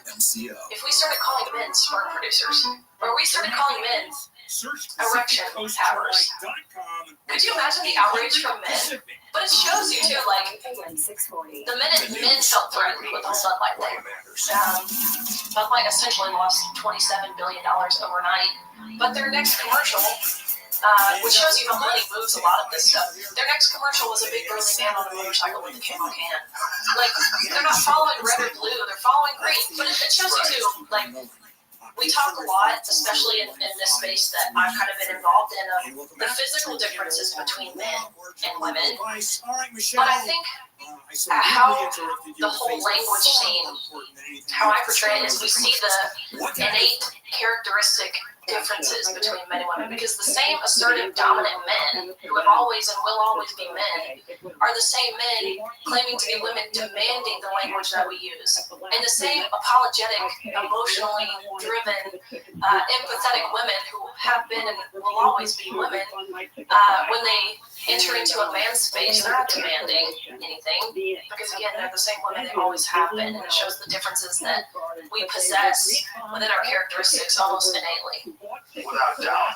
It's such an important point to point out, because this is the problem that a lot of feminists are having, where these biological males are calling themselves women and entering into these women's spaces, then dominating the way men dominate things, and behaving the way men behave. Of course.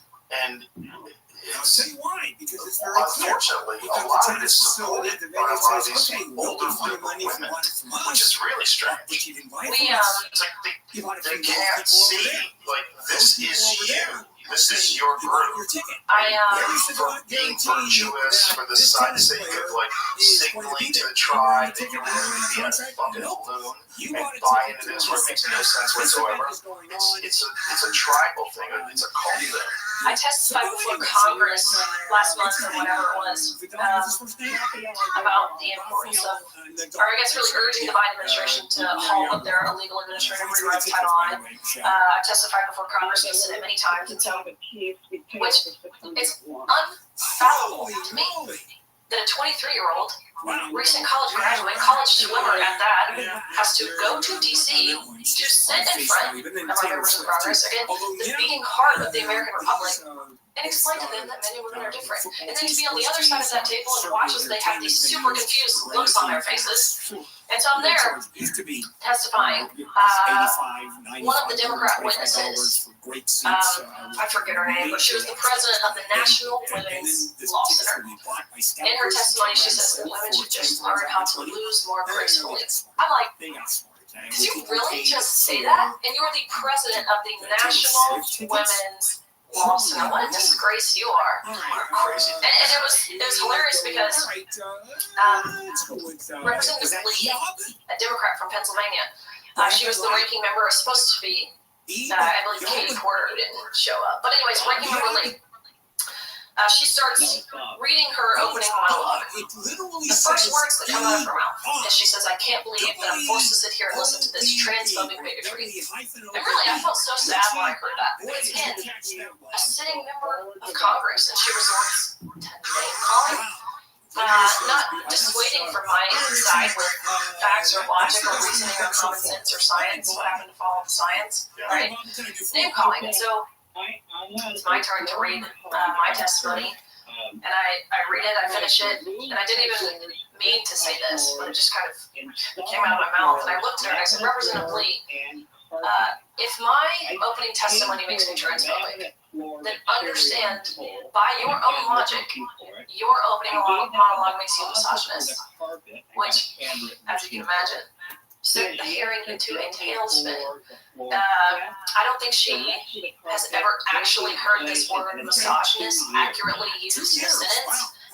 Because about 60 seconds later, after her staff ran over to her and showed her the definition, about 60 seconds later she raises her hand and she says, "I want her words removed from the record on the grounds of engaging in personalities," is what she said, which Margaret Taylor Greene was in that hearing. And so she buzzes in and she says, "I would call a man posing as a woman someone who's engaging in personalities." And then it's like, really like, I'm like, oh gosh, what have I done? That's Jerry Springer show. Totally, I'm like, oh gosh, people are about to start jumping over like tables. But anyways, let it be known, congressional record still stands. There was no grounds to remove my words. She is in fact still listed as a misogynist. Her Wikipedia page even says it because someone sent it to me the other day, which I think is hilarious. But anyways, all that to show, they hate when their own intersectional language is used against them. And my thinking behind that, right? Like, if being pro-woman, because that's my stance. It's pro-reality, pro-fairness, pro-truth, pro-common sense. Pro-woman. If being pro-woman is seen as anti-trans, then wouldn't being seen as being pro-trans inherently be anti-woman? Then what do we call someone who's anti-woman? We call them misogynist. It's so strange that the language has been twisted so far that just saying what you were saying about protecting women's sports, this person, their first response is to call it bigoted transphobia. It's so strange. Like, if you don't agree with me, you're Hitler. It's that far off. It is. The names I've been called, right? Everything under the sun. Transphobic, homophobic, racist, white supremacist, domestic terrorist, fascist, the list goes on. Which again, it makes those words lose their meaning. Like, being a racist is a terrible thing, but you're going to call me a racist for saying that women deserve equal opportunities? Not really sure how that equates, and when you say that, the word racist loses its meaning. Yeah, it's just people playing the game. It's wild. They're just a fine target. I think they go after it, they throw all their money. And there's a giant percentage of this country that's mentally ill and also unstable in the sense of how they view the future. They see what's going on in Gaza, they see what's going on in Ukraine, they see President Biden getting tricked by ghosts, and they're like, what the fuck are we doing? Like, what is this? And they're all terrified. And they're engaged in all this online nonsense all day long, arguing with people, and they think they're activists, they're blocking the highway for climate change. It's just like a giant swath of our population is out of their fucking minds. And I don't fault them. You're being raised through this coddling university system. You're being introduced as a young, influential person. These preposterous Marxist ideas that never worked anywhere, that I was viewed with rabies. It's like rabies kills like 99% of people. Imagine being someone who's like, yeah, but it's just like no one's figured out how to do rabies right. It's like, let's try. Rabies right. That's what communism is. It's ruined every single fucking country that's ever been implemented in. And we're like, yeah, we gotta do it right. But we can do it. It's the dumbest fucking idea of all time. Like, young people are easily suggestible, are easily influenced. They don't have life experiences. They don't have especially if you've never engaged in anything truly difficult. One thing I noticed about like high-level athletes in particular is that there's no room for bullshit. There's no room for bullshit. If you're in the pool 6 hours a day, there's no room for bullshit. There's no room for your fake talk and nonsense, and this is what it is. And if I don't appreciate it for what it is, then I'm losing time. Then I'm fucking. Then I'm behind. Like it's like there's a level of discipline that's involved, and it's one of the reasons why high-level athletes make great leaders, because they have the ability to discern what's real and what's not real, because they've had to deal with it with themselves. Whereas a lot of people just don't, and so they just find other people online that can affirm their feelings. And then I developed a new neo pronoun, and they're like, "Oh, you're amazing." It's like, fucking cat ears, and they're on Twitch all day. But like, this is the future. This is our future. It is, and I find that to be very true. There's I think an Ernst & Young study that showed, I think, 94% of female executives, so C-level executives, so like a CEO, CMO, whatever. 94% of those women were female athletes, which is to your point, like, it's because they understand leadership. They understand having a sense of self that's bigger than yourself. Like, it's these people who haven't played sports or really haven't been involved in anything other than, like, their weird activism. Like, they don't understand what being on a team and working together towards a goal, a tangible, real goal, is like. And that's why they're all selfish and narcissistic and entitled and little babies. Well, it's a much more difficult path, and most people aren't going to be willing to do it. They're not going to have the willpower, they're not going to have the discipline, and they're not going to continue, especially when you think about like your athletic career and how many accomplishments you achieved, and then kept going and kept going and kept going. It's a very different mindset, but it's a mindset that if you can acquire at a young age, it does come with sacrifice and it comes with a lot of stuff. If you can acquire that, it will be a superpower for the rest of your life. And there's people that appreciate that, and there's people that don't understand that they're malnourished. They don't understand they're malnourished emotionally, physically, psychologically. They're malnourished. They haven't experienced enough truly difficult things, like where they've found to power through and develop confidence and understand themselves to the point where they don't even know what that means. So they're just out there screaming out the window, like the beanie on the street. She's my favorite. She's my favorite. That fucking meme comes up so often. I love that lady. You like it every time. I bet she's a Republican now. I bet she got red pills. She's been red pills. Yeah, she's been I'm red pills. watching some YouTube clips. Yeah, no, honestly. No, it's all true. It's crazy world, crazy times. Yeah. But here we are. Yeah. People Fighting the listening to fight. talk about it. And I think there's more people that are listening now than ever before, because there's outlets where you can actually have these conversations instead of being trapped in some fucking MSNBC bubble. And it's real now. It's reality now. It's not just people saying things that sound, you know, like we were mentioning, like, I never want to sound like some big conspiracist or doomsday person who's like preparing for the end of the world, right? Like, but it's like the stuff that maybe, like we said, 5 years ago, 10 years ago, like we thought, oh, that will never happen. Right. We've arrived. Yeah, we've arrived. We're here, and I went off the train. I went off the roller coaster. But it's not that easy, and people are realizing that, like I said. So I think due time. It's hard to experience something and not be aware that this is very unusual. It's just normal life for us. Like, God, life is so crazy. But yeah, but if you could look at this from an overhead perspective, if you had like a graph showing what's happening in the world from 2004 to 2024, it's like, whoa. And I honestly think about that with myself. Like, That's kind of interesting. I was one of those people, right? Like, again, always been Christian, always have I don't know. aligned with conservative values. But I had my head down. I was focused on my success, more importantly, my team's success. I was focused on my career. I was focused on my personal relationships, getting married at a young age in college. Like, I was focused on not the cultural stuff going on around the world. So I think to myself, like, it is so unfortunate that I had to be directly impacted before I cared. But I did. Like, I honestly did. And if all of us have that same mindset that unfortunately I had, like, it's too late. We're screwed, quite frankly. Like, that's why it's crucial that you find your voice, you speak up about stuff, you call out injustice when you see it, you hold their feet to the fire before you're directly impacted. Because again, if we all wait, just like I did, and I wonder to myself, like, obviously this is not the path I would be on if I hadn't spoken up about it at the time. But like, I shouldn't say what I care. I think I would always care, but like, would I take action to do something about it if it hadn't impacted me? Probably not. Like, being real here, like, I know myself. I know, again, I always want to say that it's wrong and something that's harmful to society for sure, but not enough harm being done that I would feel compelled to speak about it. But it took me being impacted. So if it could be of encouragement to anyone else, and why it's crucial that we do find our voices and we do act boldly and courageously, which I hate to say, it even requires courage to say the things that you and I say, like, that shouldn't be courageous, that shouldn't be brave. No, you know who's brave? What about those 3 soldiers who were just transferred back from Jordan a couple weeks ago? Or our law enforcement officers, or first responders, or our veterans, or active duty officers. Like, those people are brave.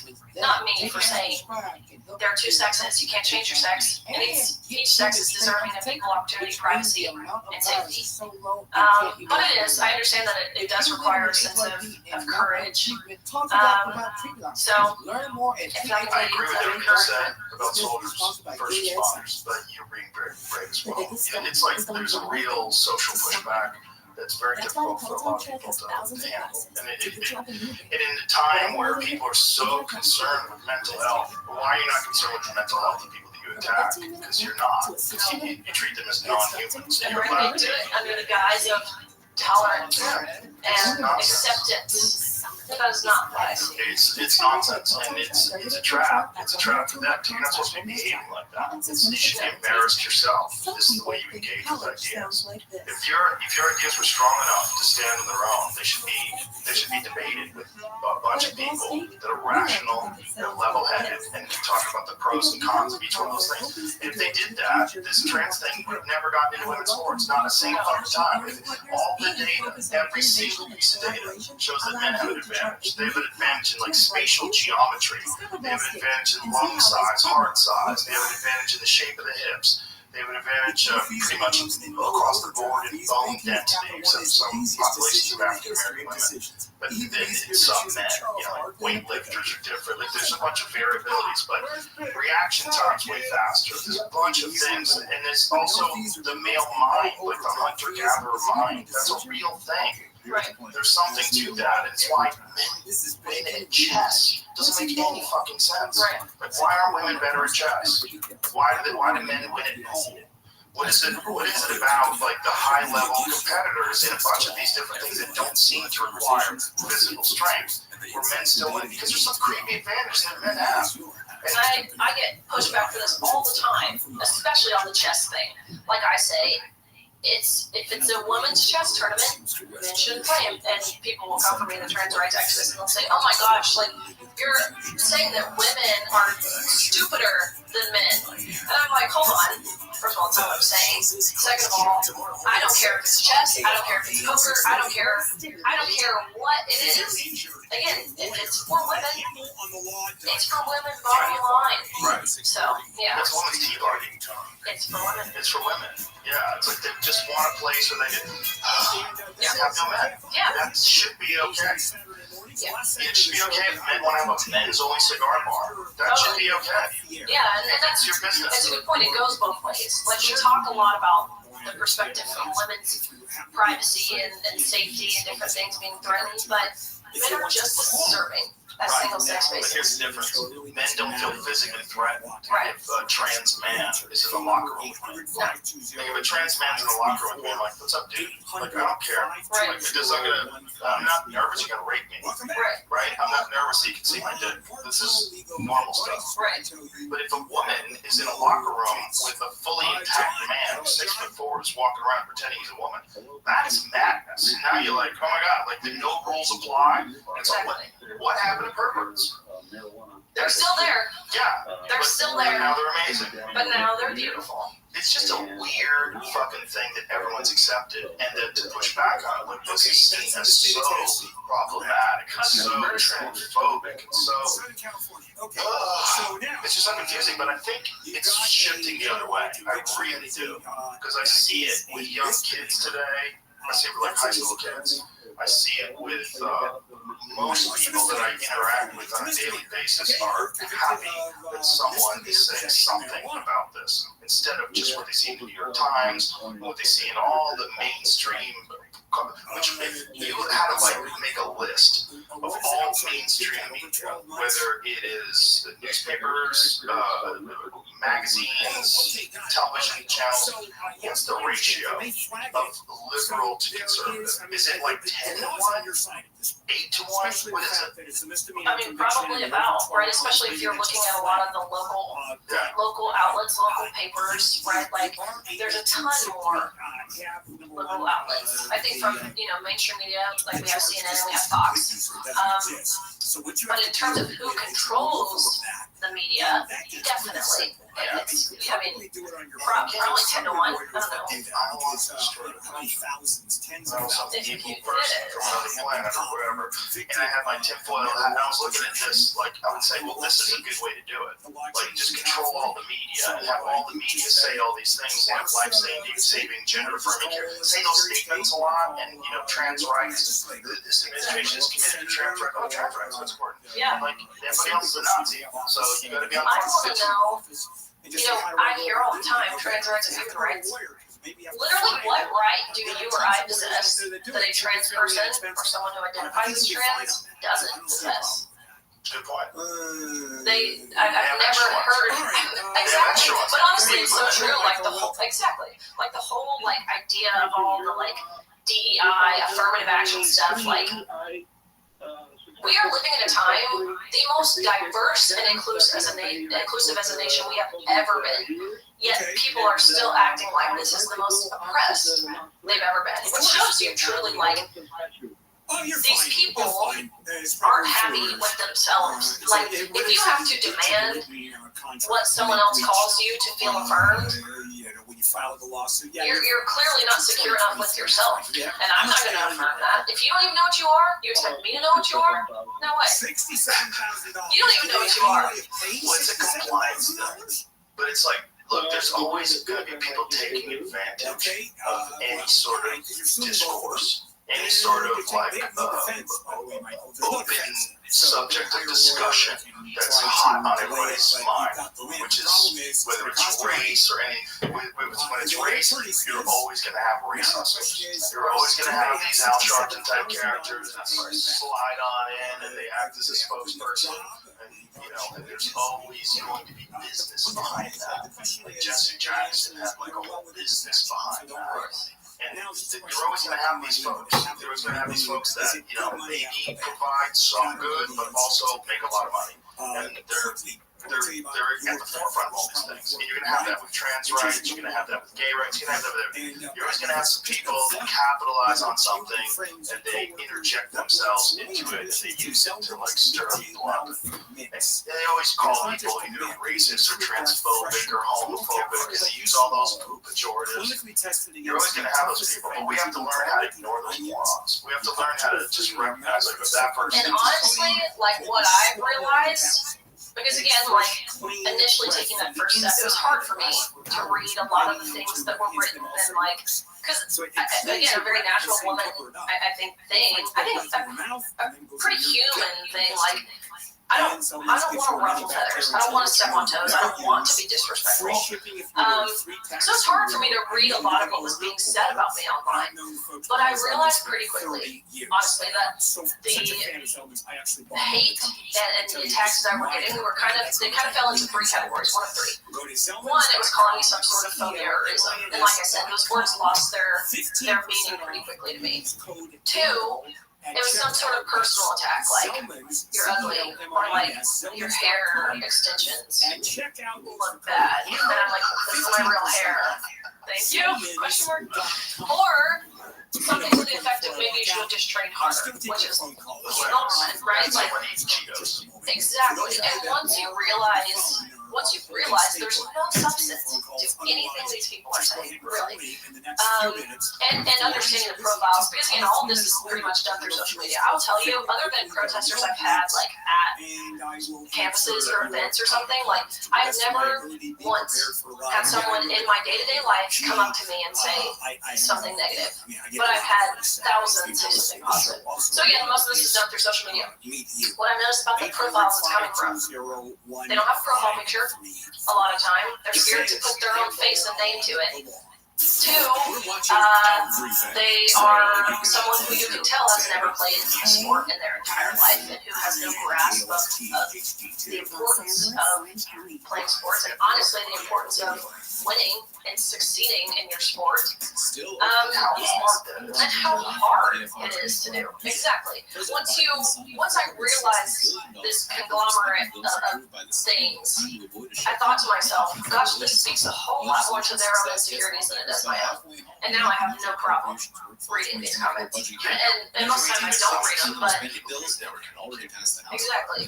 And also, a bunch of those burner accounts, they're probably not even American. No. It's probably a lot of troll farms are attached to it because it's a socially viable issue. And understanding, like, social media is so not representative of reality, of real life. So where you get these influx of negative comments, that's not representative of any normal population, even in like your most liberal states. Like this issue consistently polls at 75+% of Americans disagree. San Francisco. I don't know about San Francisco. San Francisco might be 75 the other way. Yeah, honestly. No, but really, like, yeah, right. You know, I don't really genuinely don't think this is a cure for all this. If genetic engineering reaches a point where someone actually can become a woman. Okay, but what's the qualifications for that? What would you say? What would you say a man who fully became a woman? What would that mean? Like a uterus? Yeah, for 2022 because the helicopter unexpectedly. What is it? Is it like a uterus implant? Like No, in Orange County. like we'll switch it all up. so? You put them in a box. Like Barbie? Come out, Matilda. I'll wait You for have to be that. a woman. But that's the only way it's ever going to really work. There's this idea of like surgery. I don't know if All you're doing is art. You're doing art on a person's body. Wouldn't that be a machine that did that too? No. It's cellular. It's molecular. Oh. Okay, so you're talking about changing like chromosomes. Yeah. Well, in the future, they're going to be able to do something probably pretty similar to that. They're already developing ways to edit genes. There's in China, these guys are arresting them to make these kids smarter. Literally, they said they were just doing it to prevent HIV. Like, oh, we made them smarter. Whoops, accidental. Sorry. And this all just, by the way, what we know about. I'm sure there's some top secret stuff that they're trying to. This is no way to happen. They in the HIV era, in the AIDS epidemic, they experimented on foster kids. They experimented with vaccines on foster kids. Killed them. You can read all about it. The idea that they wouldn't clone people, shut the fuck up. They would do whatever they want. Whatever they, especially in China, so they can get away with it. So they're going to get to a point where they understand how to create a human being. Several lawsuits have been filed against utility companies claiming they failed to properly inspect, maintain, Would it be nice to take your replace 8-year-old brain, stick it in 20-year-old Riley's body? Let's go! I like that. You'll reach enough, right? And then we're going to go, you know, it's really affected my aunt, and she's incredible now. And you're an 8-year-old person in a 20-year-old body. And eventually, they're just going to be able to turn you into whatever they want. It's going to be very bizarre. You'll be able to change your height, change your intellect, change find certain things that would lead you to maybe have tuberculosis, stuff like that, change this and that. We're going to be editing. Which sounds crazy. But this is what we're living through and it sounded crazy. This is crazy. taking a look at unified traffic. We got You and I some can construction FaceTime. 5 I could be in Hawaii and you could be on Mount Everest. Just turn this there. You can FaceTime. You can just talk to someone on the other side of the planet instantaneously. It's bananas. And we just take it for granted. We take for granted that we all have like make a movie with this stupid little thing that sits in our pocket. Crazy. And we have access to any answer to any question you have as long as Google approves. As long as Google And one of the things Google did, tell me. that story about the trans woman who, through Canadian services, so this is paid for by the Canadian government, decides that they want to breastfeed, and breastfeeds and develops milk through this medication that breastfeeds their 9-month-old baby. I tried Googling this. I couldn't find it. I go page after page after page. I go straight to DuckDuckGo. Bam! That's the second article. Crazy. I'm like, they're hiding this. They're hiding this story that is relevant. No. Free one-day delivery and home decor. If it's something They're that's shadow banning you. It's on Prime. No, but it's true. Like, No, but this is February 2018. This is a new one. The new one is a 50-year-old man who, there's something creepy about it. There's a new one, Jamie. This isn't the one. See, this is why I couldn't find it. Go to DuckDuckGo. Is it right there? Oh, that's right. They're HIV positive. That's right. This is an HIV positive man. Like 2, by the way. It's breastfeeding. Super cool. Super cool. Okay. So you can find it. I couldn't fucking find it, Jamie. Maybe they changed it after we complained about it, because I complained about it more than once. And but if I'm on DuckDuckGo, like that. Their story is insane. And if you have a hard time, and Google does, they curate searches. Fact, of course. And Robert Epstein, who's a guy who's sort of documented how this affects elections, says this is essentially election manipulation where, like, statistically you can prove that due to search engine results, you can move a candidate one way or the other. It's possible. What up, baby? Because if you Google Donald Trump, and you only find the most horrendous negative things, Donald Trump's success, and then you find corruption and scandal. That's all you can find. It takes forever and ever, right? But if you say Joe Biden and you talk about the accomplishments in the economy, the 3 years, everything's going great. Look at the inclusiveness. Look at how many lesbians are in office. And when you do that, that's all you find. A certain percentage of low information voters are going to go to that, and it's enough to move the needle by like 10%, 13%. Honestly, with how much people rely on social media. And when you saw what Google did with their fucking wacky AI, where their wacky AI would not show white men. I can't even. It's so crazy. Do they realize they're creating? Like, when they do stuff like that, they create more of a divide. Again, under the guise of unity. I don't think they realize how nutty. Or maybe they want the divide. I don't think they realize how nutty they are north of it. So I think they're in the internet. I think they're in the internet in this very leftist liberal bubble, and I don't think they truly comprehend like 4chan, and truly comprehend all the people that are going to be very suspicious of Google's AI and ask it trick questions. I want to know what Google's AI says about you. Oh God. Shit, it's kind of good. That's actually a good thing. It can be good, but I mean, you know, unfortunately, I'm a cheap escape velocity. It's like big enough for like people actually know who I am. Whatever, yeah. You talk all the shit you It's a good want. point, yeah. That's what it is. It's like, but it takes a while to get there, and they'll try to stop you every step of the way. And if you do achieve escape velocity, then they kind of shut up about you, because then they realize every time they talk about you, it actually makes helps there. you. Yeah, Which it's is not this good. whole stuff with Donald Trump. Like, everything that's going on with taking him off the ballots, and I mean, all the different attacks they've had on him, trying to indict him and arrest him, and blah, blah, blah. It's significantly helping him. Again, are they that stupid where they don't realize it? Or like, are we being naive? Is this something they're going for? Like, it's hard to grasp. It's hard to fathom. Well, it's people in the spiral, and it's like, you know, people that are really emotional, they don't realize that what they're doing is true. You know, screaming out a car window, it's like, fuck you, no, fuck you. You're not getting anything done here. But they're just caught up in it, and they just want him to lose. And they have hope. They saw that he was being removed from ballots. Like, yeah, justice is fair. It's all those Biden super fans from the New York Times interviewed those fucking zombies walking around New York City with their little dogs. Like, he's the best. Get out of their fucking minds. You're out of their fucking minds. No disrespectful dogs. I was gonna say, justice for Carl. Justice for Carl.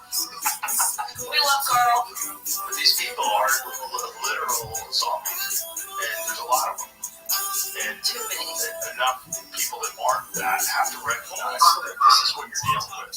You're dealing with a giant percentage of the population that's literally lost these marbles.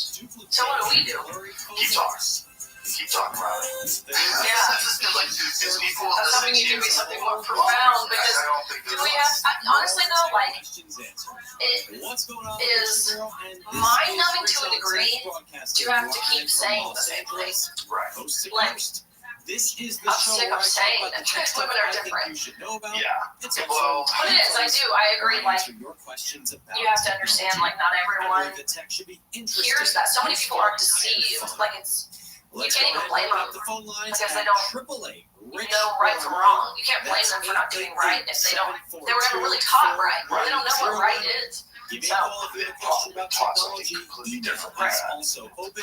The Just taught go a very to skewed version of reality. RedOnTV and hit And, contact. you know, unfortunately, We've got there's some no like test to see if you should be raising Jose children. Ramirez is Just a get to raise digital them. Like, minimalist. if you're a loon, your kids are probably going to be loony too. And the only thing that's going to get them out Most of of them that are at least castrating themselves or not reproducing. About digital I just minimalism, don't know what you can do to spend how less those time people on out your of this. phone. I think for the logical, sane people, there's enough of us talking that we just go, this is insane. What you're doing is you're leading us down this road to demise when there's no road now. No one knows where we're going. A video app And called if you're going to VLC. change the definitions of everything and what Vivek The Weiser CEO calls and the tyranny of the designer, they oppressed, came out with quite that the a oppressed are nice call. forcing everyone else to This week comply I with their finally got my desires and hands needs. on a And review he's right about unit that, of because the that is what it Apple is. Vision Pro. And they feel boy, because do I they have have some that thoughts. title, they're above all. So it is Tyranny of amazing. the I will oppressed. tell you that. Exactly. This is the Yeah, first but product that I am at the If same time people in love listen with, to you, I actually can't listen to fully you, recommend and not just read the it. bullshit and the clickbait and Unless listen to you You've talk, got they $4 see grand burning a hole a in your very pocket, accomplished then by all woman means, who's do done it. amazing things in the world of So if athletics, you're not who's familiar confronted with by the this Apple very Vision unique Pro, it's a challenge, headset that and you're combines uniquely virtual qualified to handle reality it. and augmented So, reality. I So think you that's can what either they're going to see get out of this. screens and I hope apps so. and entertainment and Because again, content kind of that's- projected that's onto the world around Really you. all this is, I just wanted to swim. With one I just turn of wanted a to wheel, compete you can fairly. be completely Um, immersed in a and virtual then, digital boom, world.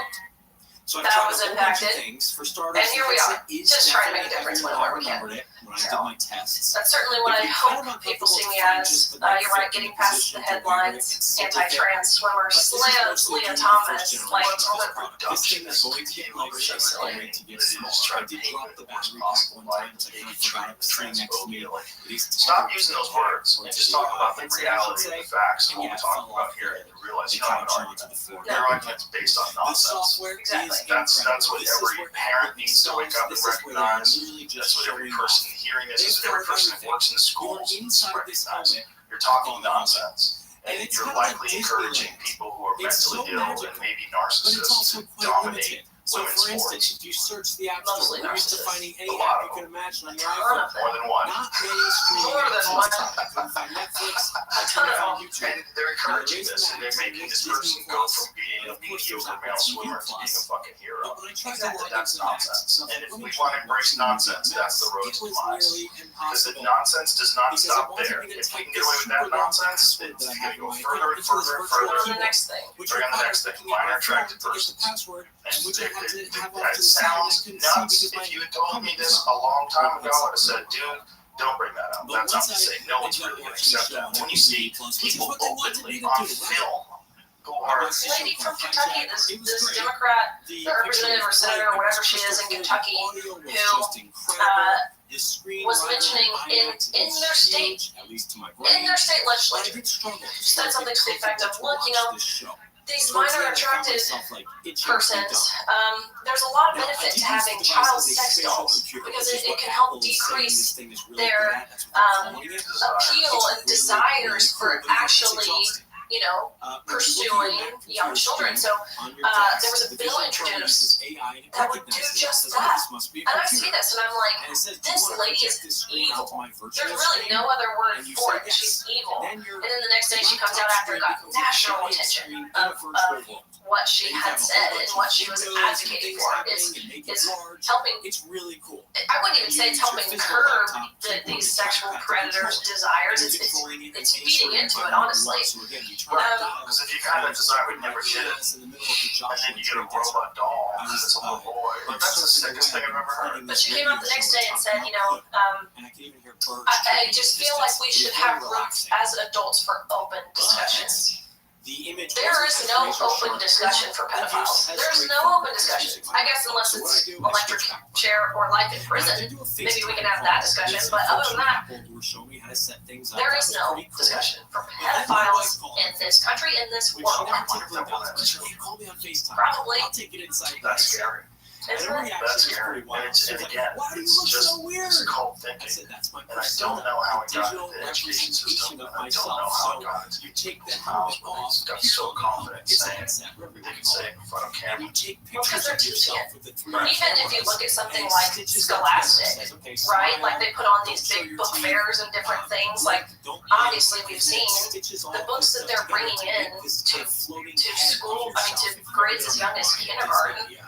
Is crazy, which is why it's important to find alternatives. Like there's an alternative for everything, whether it's skincare. Okay, don't use Dove. We just saw their Super Bowl commercial, which was it was so funny. It was the protagonist was a young girl swimmer in a locker room, and the punchline of the whole commercial was about keeping girls in girl sports.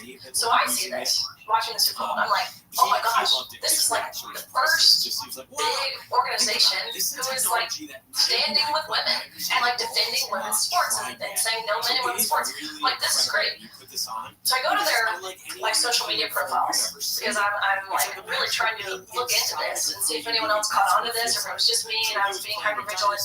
They were hiding all the replies that had mentioned keeping men out of women's sports. So I was like, oh my gosh, what virtue signaling fools, really. So instead of using Dove, use something like So they were hiding the replies. Yeah. So they made that ad. And they made that ad presumably for pro-women in women's sports, right?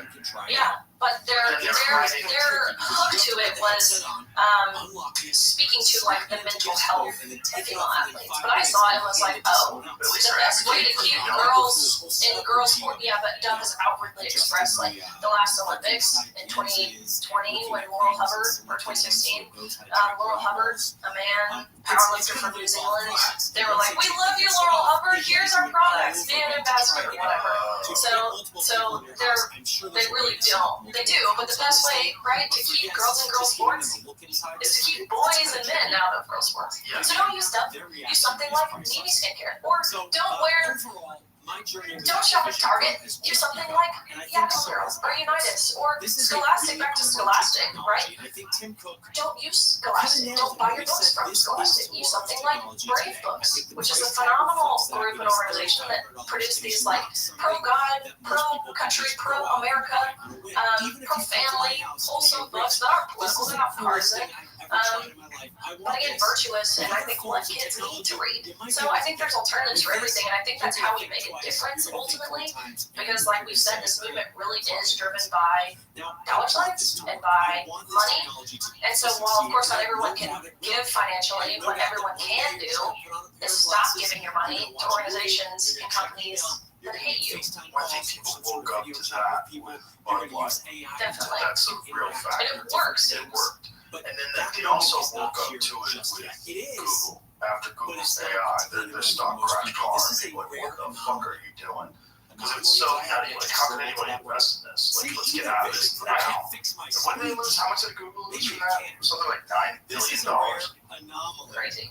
And that's, you got lucky there. Yeah. No one to trust you ever again. No. If I was thinking about using a Google phone, I see that, I'm like, what? Fuck out of here. What you've done is most importantly, you become like a logical face of all this, a reasonable face of all this, a person can handle it. You're really good at like confronting people that oppose it. It's an interesting thing to watch navigate it, but you do it really well. This price it's, really has to come down it's to a worth it. place where someone sees It's worth this it and and it's says, I necessary. want So that. bring it on. Now, I don't know what that price point is. Bring it on. Bring on $1,000. the men in dresses. I'm ready for it. There's a lot of things that scare me, but a man in a dress will never be one. That's tough Okay. enough. Well, listen, Riley, I really enjoyed talking to you. I appreciate what you're doing, and again, your courage. And so it does You don't all like to these think about it that way, things but in a it's really courageous. interesting way. It's important. It's important to see for people to see the Something real that you. you already Well, thank you. have.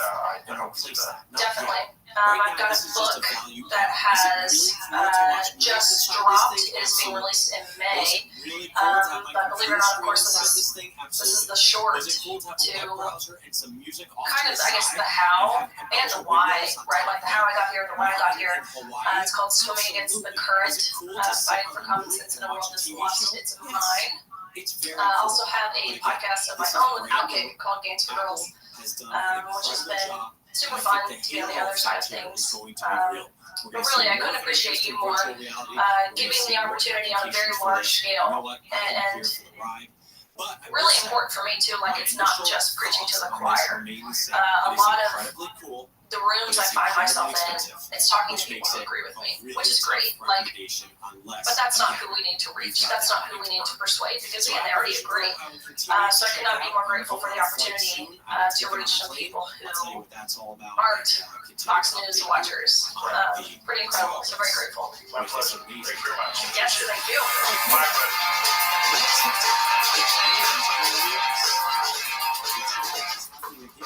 It's your turn. Your call is coming up next. Rich 101. That's 888-742-4110. I agree. You are listening to This episode is brought to you by LifeLock. Your tax refund belongs to you, not an identity theft. Over $6 billion in tax refunds were flagged by the IRS for possible identity theft in 2023. If you're in a bind this tax season, LifeLock can help. LifeLock monitors and alerts you to identity threats you may miss on your own, even if you're careful with your personal information. And if you do become a victim of tax-related identity fraud, LifeLock has US-based restoration specialists ready to help you solve your identity theft issues. Plus, all LifeLock plans are backed by the $1 Million Protection Package, meaning LifeLock will reimburse you up to the limits of your plan if you lose money due to identity theft. Let LifeLock help protect your financial information, so all you have to worry about is what to do with your tax refund. Go to lifelock.com/JRE and save up to 25% your first year. That's 25% off at lifelock.com/JRE. Identity theft protection starts here. Tap the banner to learn more. With all eyes on the NBA, the time is now to get in on the action with DraftKings Sportsbook, an official sports betting partner of the NBA. New customers who deposit $5 or more can get a no-sweat bet up to $1,000 back in the bonus bet. What's a no-sweat bet? It's just like getting an offensive board. Miss your first shot and you get another chance to score. That's right, get a bonus bet back in the amount of your original bet if your first bet doesn't hit. Download the DraftKings Sportsbook app now and use promo code IHEART. New customers can get a no-sweat bet up to $1,000 if your first bet loses. Only on DraftKings Sportsbook with promo code IHEART. The crown is yours. Must be 21 or older. Indiana only. One no-sweat bet per new customer. Issued as one bonus bet based on amount of initial losing bet. Bonus bets expire 168 hours after issuance. Deposit, wagering, and eligibility restrictions apply. Terms at sportsbook.draftkings.com/promos. Gambling problem? Call 1-800-9-WITH-IT.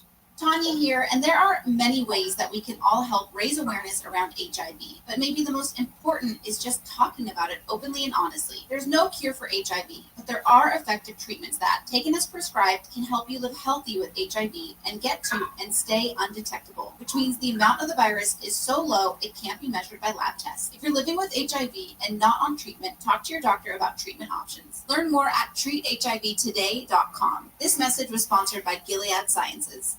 Why choose the Sleep Number Smart Bed? Can I make my side softer? Can I make my side firmer whenever I want? Can we sleep cooler? The Sleep Number does that. Cools up to 8 times faster and lets you choose your ideal comfort on either side. 94% of Sleep Number smart speakers report better sleep. And now, the Queen Sleep Number C4 smart bed is only $15.99. Save $300. Plus, free home delivery when you add adjustable base. Ends Monday. Prices higher in Alaska and Hawaii. To find a store near you, visit sleepnumber.com. Nobody wants to outlive their money, but it happens, especially for women. That's why Gainbridge offers the Parity Flex annuity. It's designed for women's unique retirement needs, with flexible withdrawals to help cover unexpected expenses, plus a guaranteed lifetime income benefit that keeps paying you even if your account balance is zero. In other words, it's like getting a paycheck for life. We'll say that again. A paycheck for life. Guaranteed. Sounds too good to be true? It's not. It's the Parity Flex annuity. And it's one more example of their commitment to creating a better financial future for women. One where they feel empowered, not excluded, and ready to take on whatever their next chapter holds. Gainbridge believes financial flexibility and security are things we all could use more of. At retirement income that can't outlive is the ultimate flex. Who's flex? Start saving now at Gainbridge.io. Please visit Gainbridge.io/ParityFlex for current rates, full product disclosures and disclaimers, and other important information. They're going to have even more Big Mac sauce, which they should have done a long time ago. Hopefully they give you like a cup too. That's great. Oh, Wash down your Big Mac with some Big Mac sauce. Oh, really? What? Wait, what's that face about? I don't know. Yeah, and will be for a long time with that attitude. The Fork Report with Neil Saavedra this afternoon at 2 on KFI and on demand anytime on the iHeartRadio app. Welcome back to Rich on Tech. Rich DeViro here, hanging out with you, talking technology at 888-RICH-101. That's 888-742-4101. The website, richontech.tv. Anything I mentioned on the show, the links are there. Just look for the big red banner at the top that says, heard it on the radio? Click here, and you'll get the links in real time. You can follow me on social media. I am at Rich on Tech. So once again, the fate of TikTok is up for debate in the U.S. This week, the House Energy and Commerce Committee voted 50-0 to advance this bipartisan bill that would require ByteDance, that's TikTok's Chinese parent company, to divest its ownership of the app within 165 days if this bill passes. It still needs to be introduced into the Senate before it reaches the president's desk. But this is interesting. President Biden has kind of said, yeah, he would support the bill that would result in this nationwide ban if it's passed. But what's also interesting is that the White House recently joined TikTok in an effort to reach young voters. Meanwhile, former President Trump, who previously pushed for a TikTok ban back in the day, now opposes that. He says he thinks Facebook will gain from this ban, and he doesn't like that idea.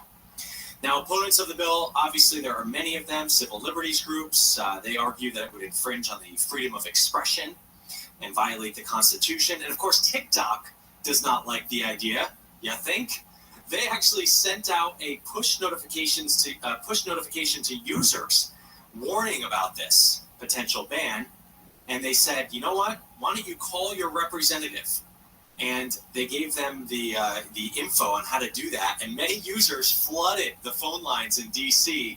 And they actually had to turn off the phones for a bit in some of these offices there because so many people called. So obviously, a lot of people use TikTok, not just for fun, but also for business. Artists, creators, there are so many things that ride on top of this. It is an interesting debate to watch. I have my thoughts on TikTok. I think, of course, it's incredible for self-expression and to be able to go viral and to build a business. I know so many people that have done that, but at the same time, there's a lot of junky junk on there, just like there is any other social media platform. And does TikTok get more information about the American people than any other app out there? No, but you have to wonder where this information is going and how it can be used. So there are some real interesting debatable areas of this whole thing, but we've heard it once before. No doubt we're going to hear this once again. Something to be aware of. Let's go to Janice in Redondo Beach. Janice, you're on with Rich. Well, hi. How's it going? It is going well. What can I help you with?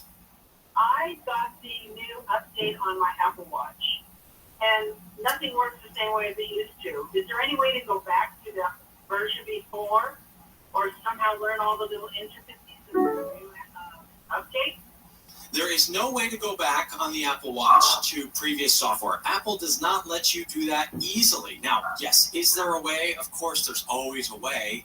But is it easy for you, Janice, to do this? Probably not, unless you have a lot of knowledge about techie stuff. And it's just one of those things that Apple is kind of All right, baby. street. Once you upgrade, you are upgraded. So yes, everything has changed on the Apple Watch, and I am still annoyed by it myself. When I tap, there's only 2 buttons on my Apple Watch, and every time I press the wrong button because it's not what I want to do. So here's the best thing to do. Now, do you have an iPhone? Oh, yeah. Okay, you've got an iPhone. Obviously, you probably do if you've got that. Okay, so the best thing to do is open up. There is a Books app on the iPhone, and you open up the Books app and type in. And I hope I'm doing this in real time. I hope yes. Okay, it was there. So you open up the Books app, and then you search Apple Watch. And this is probably the best kept secret of Apple in the world. But Apple actually posts and creates a really good user guide for every operating system that they come out with, whether it's the one for the watch, whether it's for the iPhone. And so you search Apple Watch and look for the user guide that has the latest watch OS. And so I've got to figure out which one that is. But right now I see 9.4. I think the latest watch OS is 10. Let's see if they've got that. So search that up. And of course I'm not seeing, let's see, I got to make sure which Apple Watch, which one it is. So yeah, Apple Watch OS 10. So if you go into Books and you look for Apple Watch OS, Apple usually publishes a user guide. And so that's what you want to look for.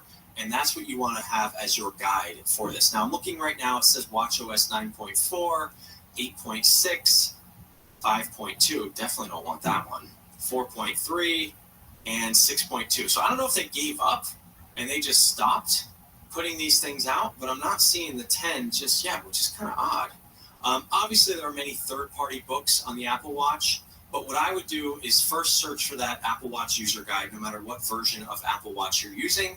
And if they don't have it just yet, they will soon. But I can tell you the side button and the top button, look on the Apple. They've run a great Apple support website where they have a lot of interesting tutorials and things. That's going to be the best way to learn it. Also, YouTube is your friend. Go on YouTube and just search Apple Watch New OS or OS 10. And you will see all of the interesting tutorials that people spend a lot of time making that will give you the basics. The basics have changed what the actual buttons do on the watch, but the watch functions in mostly the same way. But I get it. It is frustrating. This is why people don't do software updates, because they are so worried about what it's going to change. Being able to operate these things. Train my day, Joe Rogan podcast my name. All day.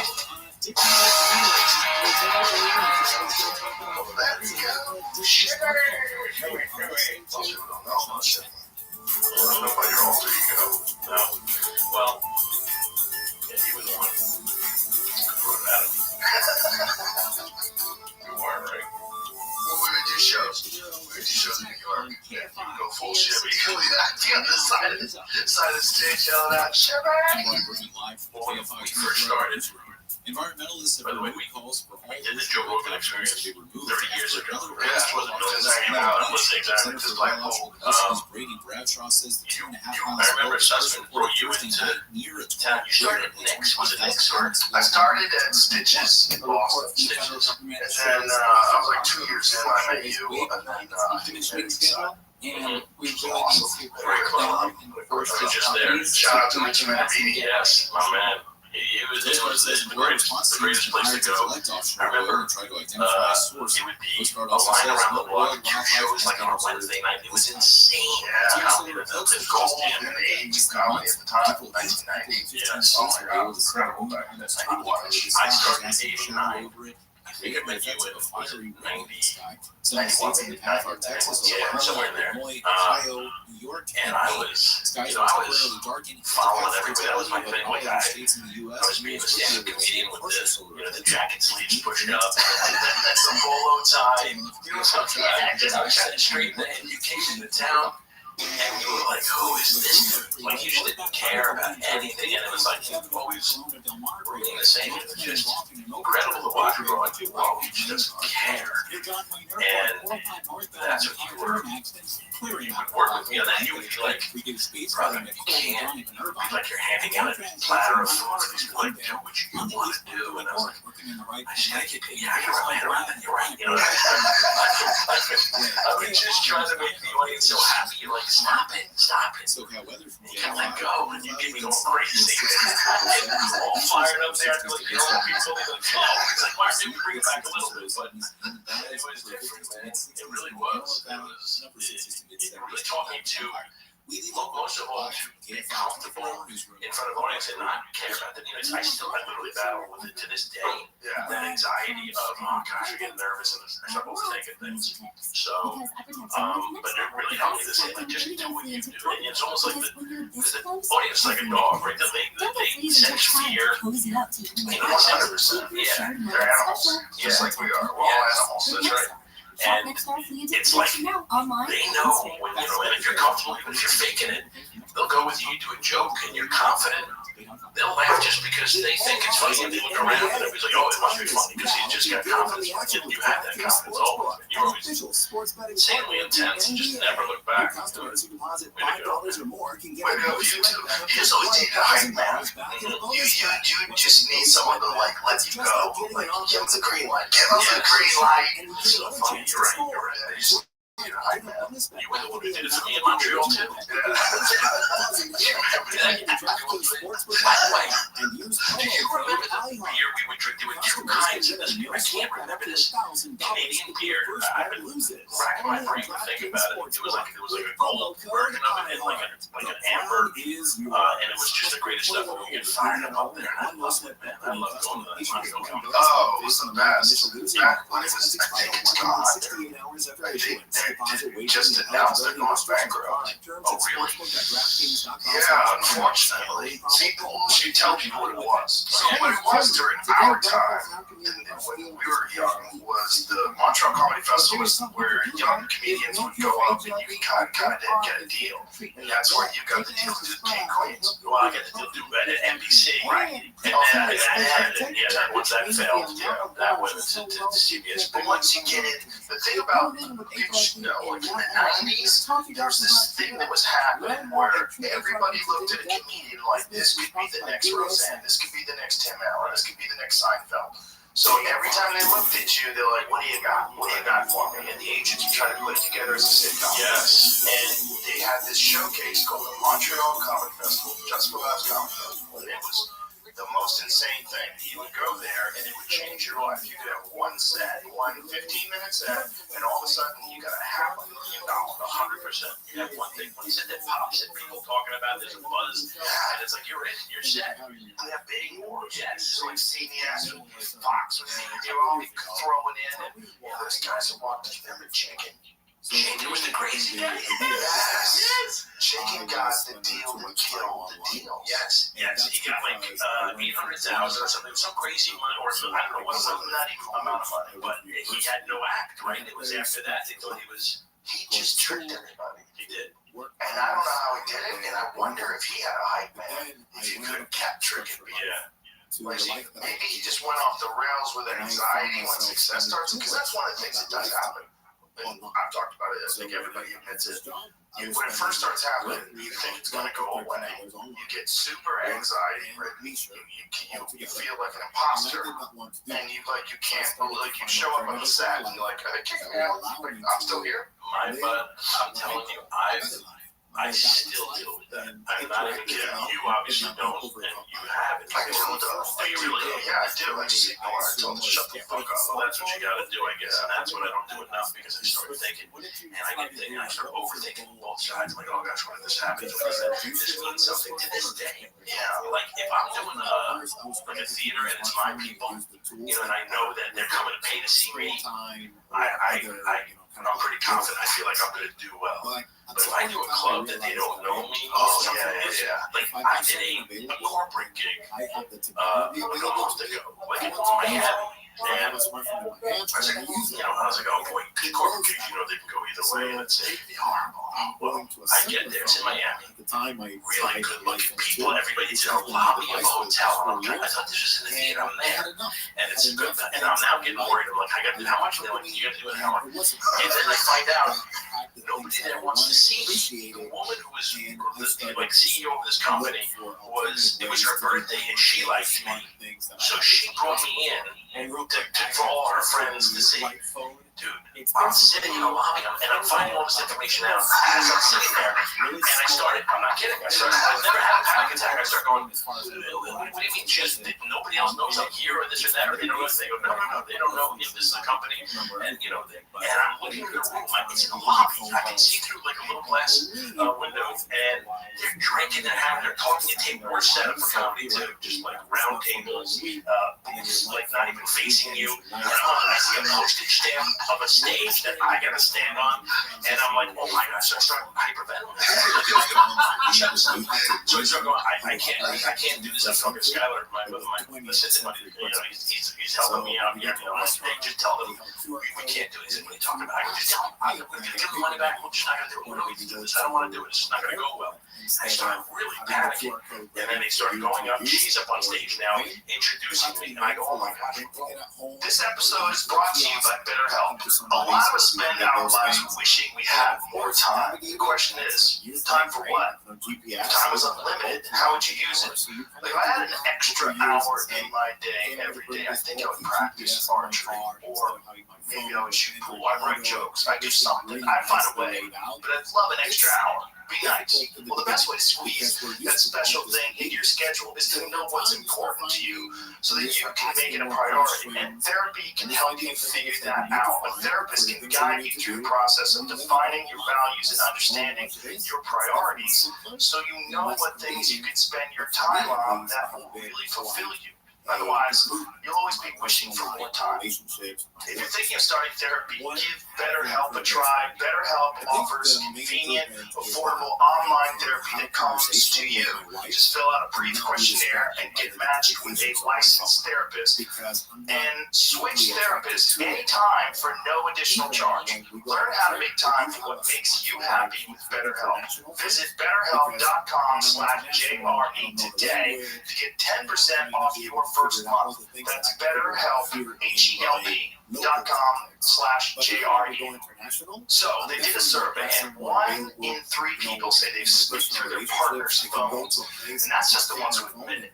Look, it's only naturally curious. Who hasn't snuck a little peek at their partner's phone? But that's why you have to use ExpressVPN. Sure, you can put a passcode on your phone or clear your history after all your insertions, but it doesn't matter. Your browsing history is still 100% exposed. Just think about it. Who owns all the Wi-Fi networks you use daily? Your friends, your boss, your parents? Well, if you're using their Wi-Fi, they can see everything. To truly protect your privacy, you need to use ExpressVPN. With ExpressVPN, all I have to do is tap once, and boom, everything I do online gets sent to an encrypted server. No one has access to my browsing history but me. End of story. I've said this for years. ExpressVPN is hands down the best privacy tool on the market. It's easy, it just works. Whether I'm on my phone, tablet, laptop, literally everything. When the app turns green, I'm clean. So, use my special link to get the best possible deal on the VPN that I trust to protect my whole life online. Visit ExpressVPN.com/Rogan. That's get 3 extra months for free. It's ExpressVPN.com/ROGAN.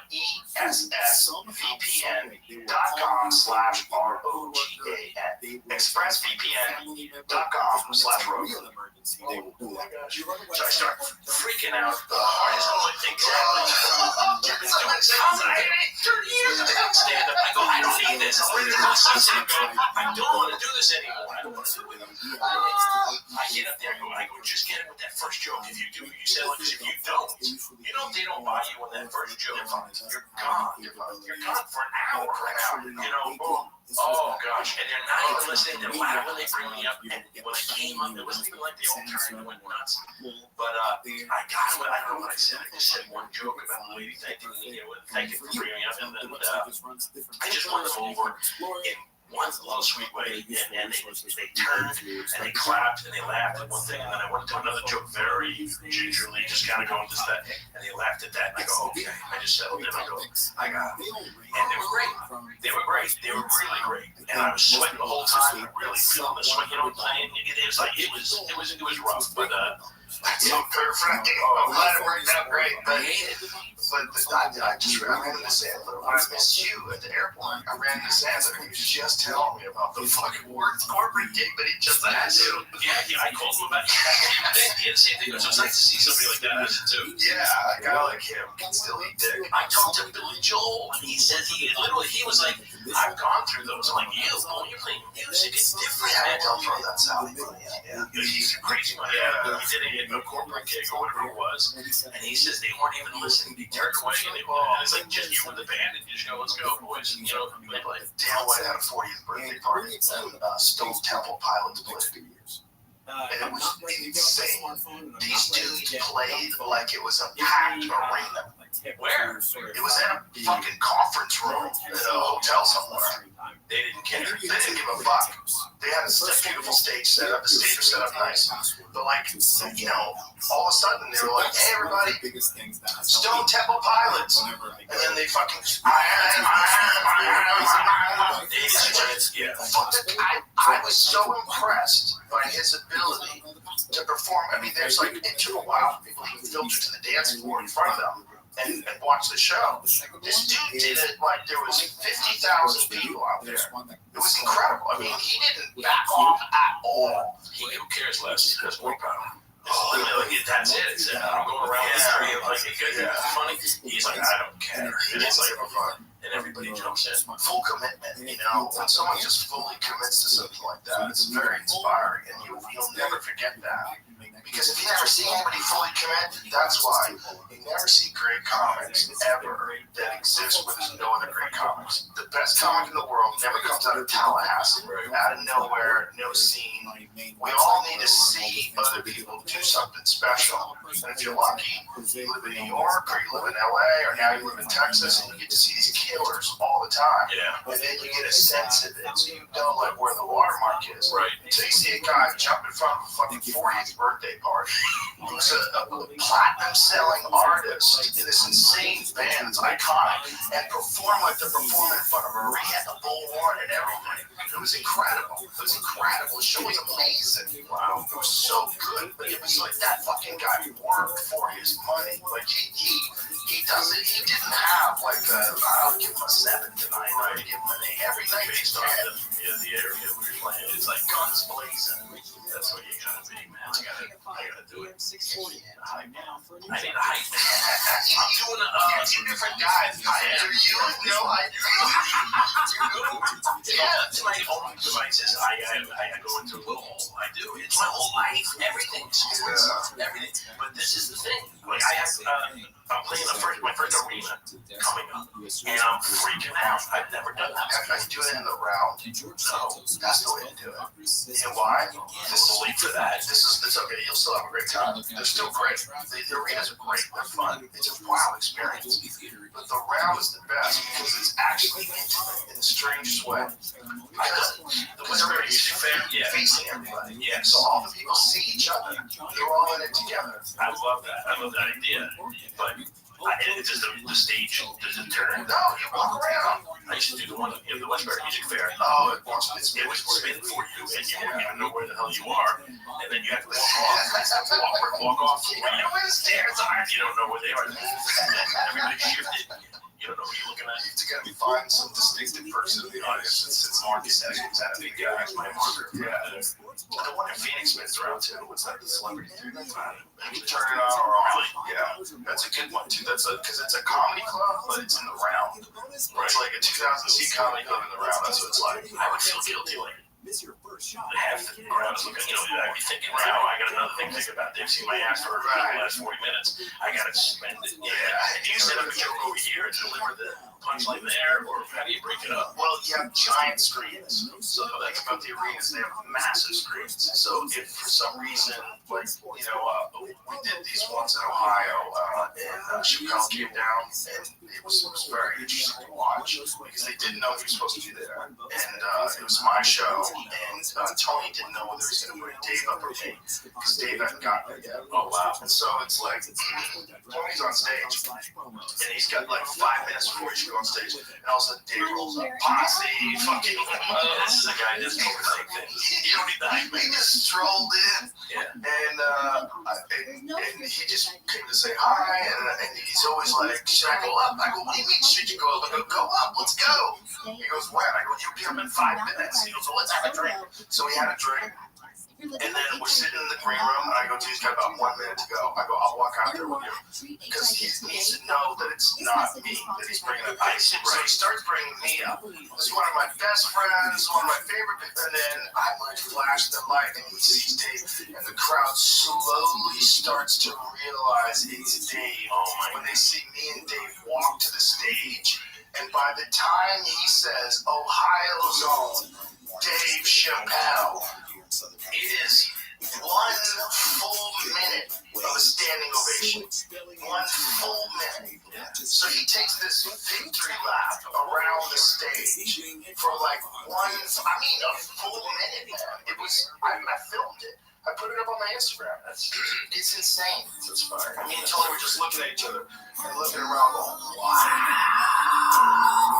It just felt special. It felt so special. It's like, wow. And then he goes, OH. And he puts the mic out. They just even bigger. It was insane. It was insane. It was so fucking cool because he's from Ohio, right? He lives in Yellow Springs, just like right outside Dayton. So it's like for him to go there like that, but to be in the round. So the round is everybody sees everybody. Yes. It's not just you facing this crowd, and then you're in the crowd. In the round, it seems like everyone's all in this together. It's so much better.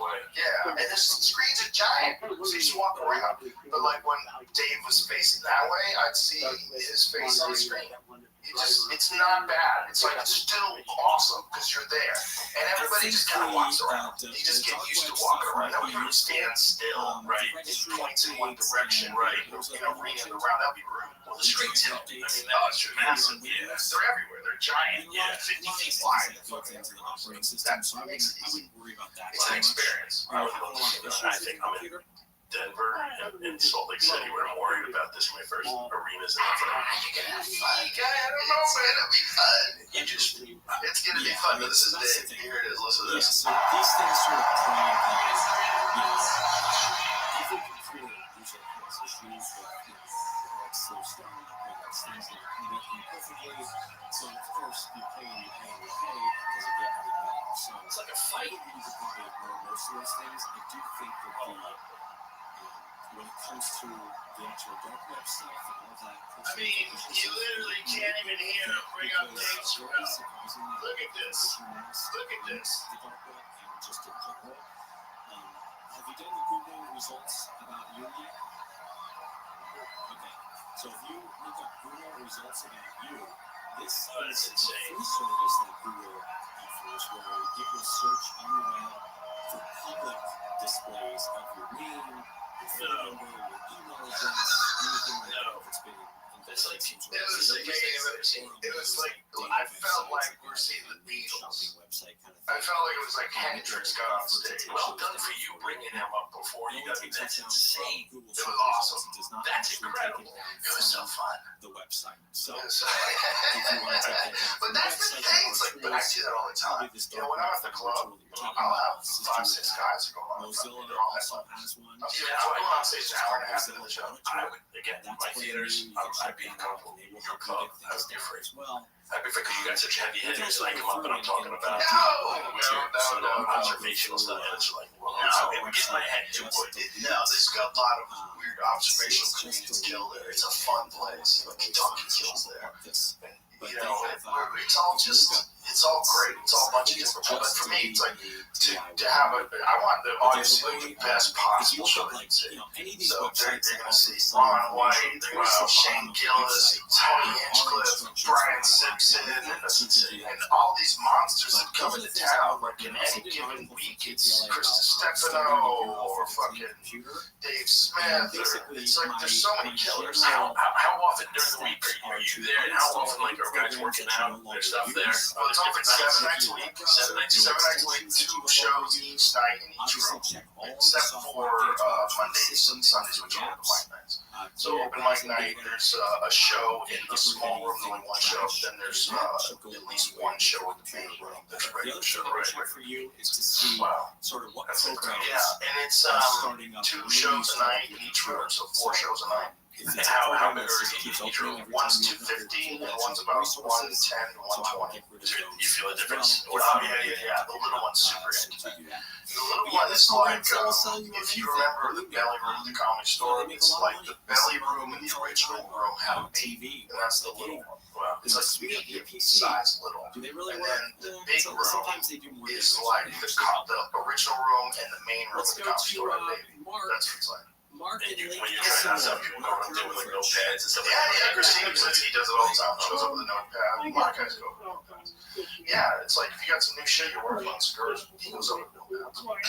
If you have new shit. Right. Because you want to be able to remember. You don't want to fuck up the bit. And the audience kind of appreciates, like, oh, this is so new. They feel that they have to look at it. It's not polished. And then Brian Simpson hosts this show called Bottom of the Barrel, and that's a really fun show where you go up there and you have no material. And you just reach into this whiskey barrel. And there's a bunch of different premises that the audience members have written down. And you pull it out, you open it up, and you do a bit on that. Yeah, you just start talking shit. Yeah. But the audience knows that's what you're doing. So because they know they can do it, it's really fun. Yeah, they're not expecting polished material. Everybody knows what the show is. The show is fucking around. And maybe if I was to go there and do my act, I would pretend like I'm doing Did you ever notice? But you can, like, if you have a bit on a subject, you just tell them, I actually have a bit on the subject. Right. You know, there's also, like, sometimes, there's the other night, there's something that I've been writing that I've never done on stage before, and just by sheer coincidence, the same subject was something that I pulled out of a piece of paper. Yeah, so it was like, oh, it was robot fuck dolls. Right. It comes down to the quality of the materials, Yeah, lots of plastic versus plastic metal. The camera is really but it was one of those moments where I like, oh, like last night, I spent 2 hours writing stuff on this. Right. So it's just how long is this here. Have you ever had it dip because they must go nuts when they see you? Right. Yeah. And then, because back home now, I work at a little club like Governors. I don't know if you remember that. Oh, yeah. Governors left town. Yeah. And I'll go out there, and I'm a hometown boy.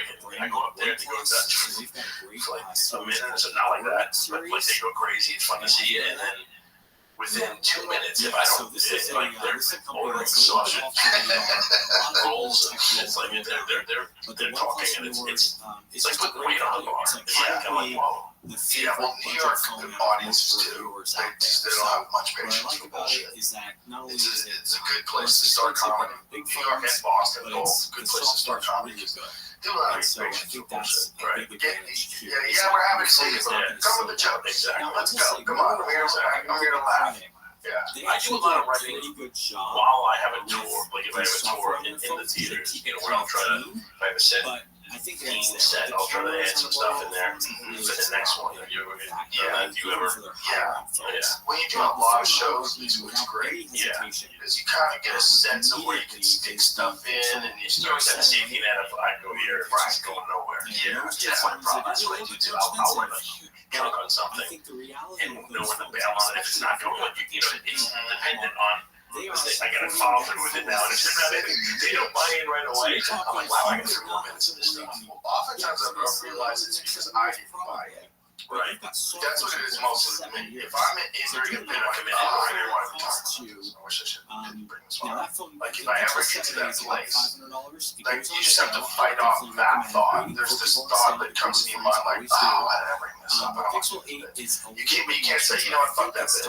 Yeah. Then the audience will be like, well, yes. Yes. No, So you just have to never let yourself get to the mindset where you're like, I don't want to do this. You gotta remember, there was something, whatever the subject is, there was something about that subject that when you initially started writing a joke about it, it was resonating, and you were like, what the fuck is this?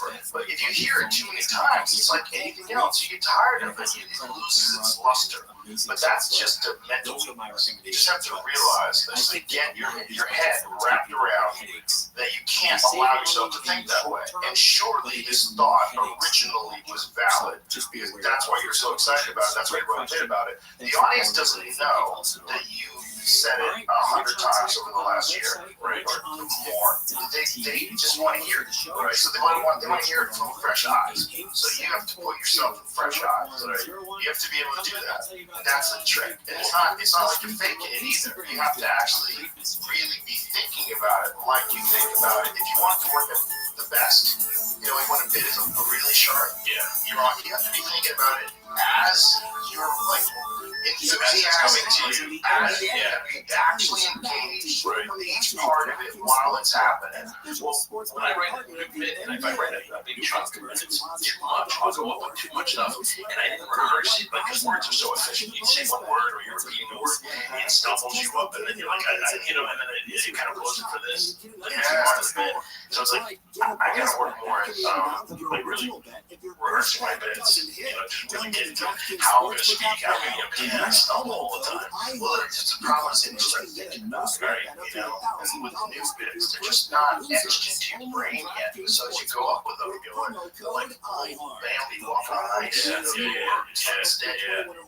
That's but that's what like small shows are for. That's what fucking around is for, right? And that's also like that's what's really important, that you're inspired by whatever this idea is. If I'm inspired by the idea, I can always talk about it. Right. If there's a thing that I can get behind, where I'm going to you explain this to me, and then if I'm in that mindset, I can make it happen. But I just can never let myself not be interested in what I'm talking about. Right. That's a problem that people have, and that I've had. And it's just you have to recognize it. It's like throwing a toaster in a bathtub. Well, what I'm trying to do now is because I used to write just everywhere. I mean, we just said a joke here.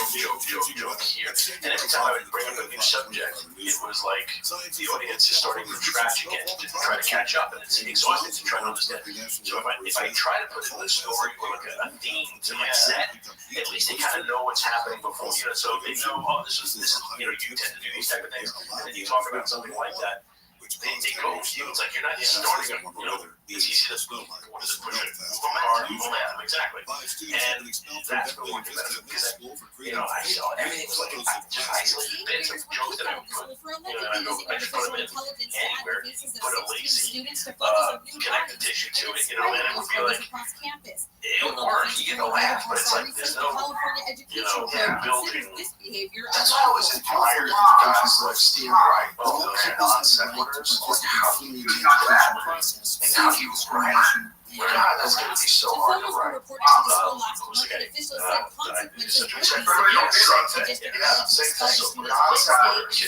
Amazing. And you work with him, and that's what made me funny. New job applications so far this year. Few choices way up to The next question is, what's causing this? But some guys just one bit to the next, one subject to the next. And Mitch Hedberg was always like super ridiculous. And Stephen Ray, same thing. It was really ridiculous. And that became something that actually elevated it. Like, they weren't storytellers, right? It was so hard. It was hard to thought so acid. This guy was like out of nowhere. Somebody asked me, "Do I want a frozen banana?" I said, "No, but I want a regular banana later." So yes. Fucking games of it. Oh, he was amazing. That was a guy like.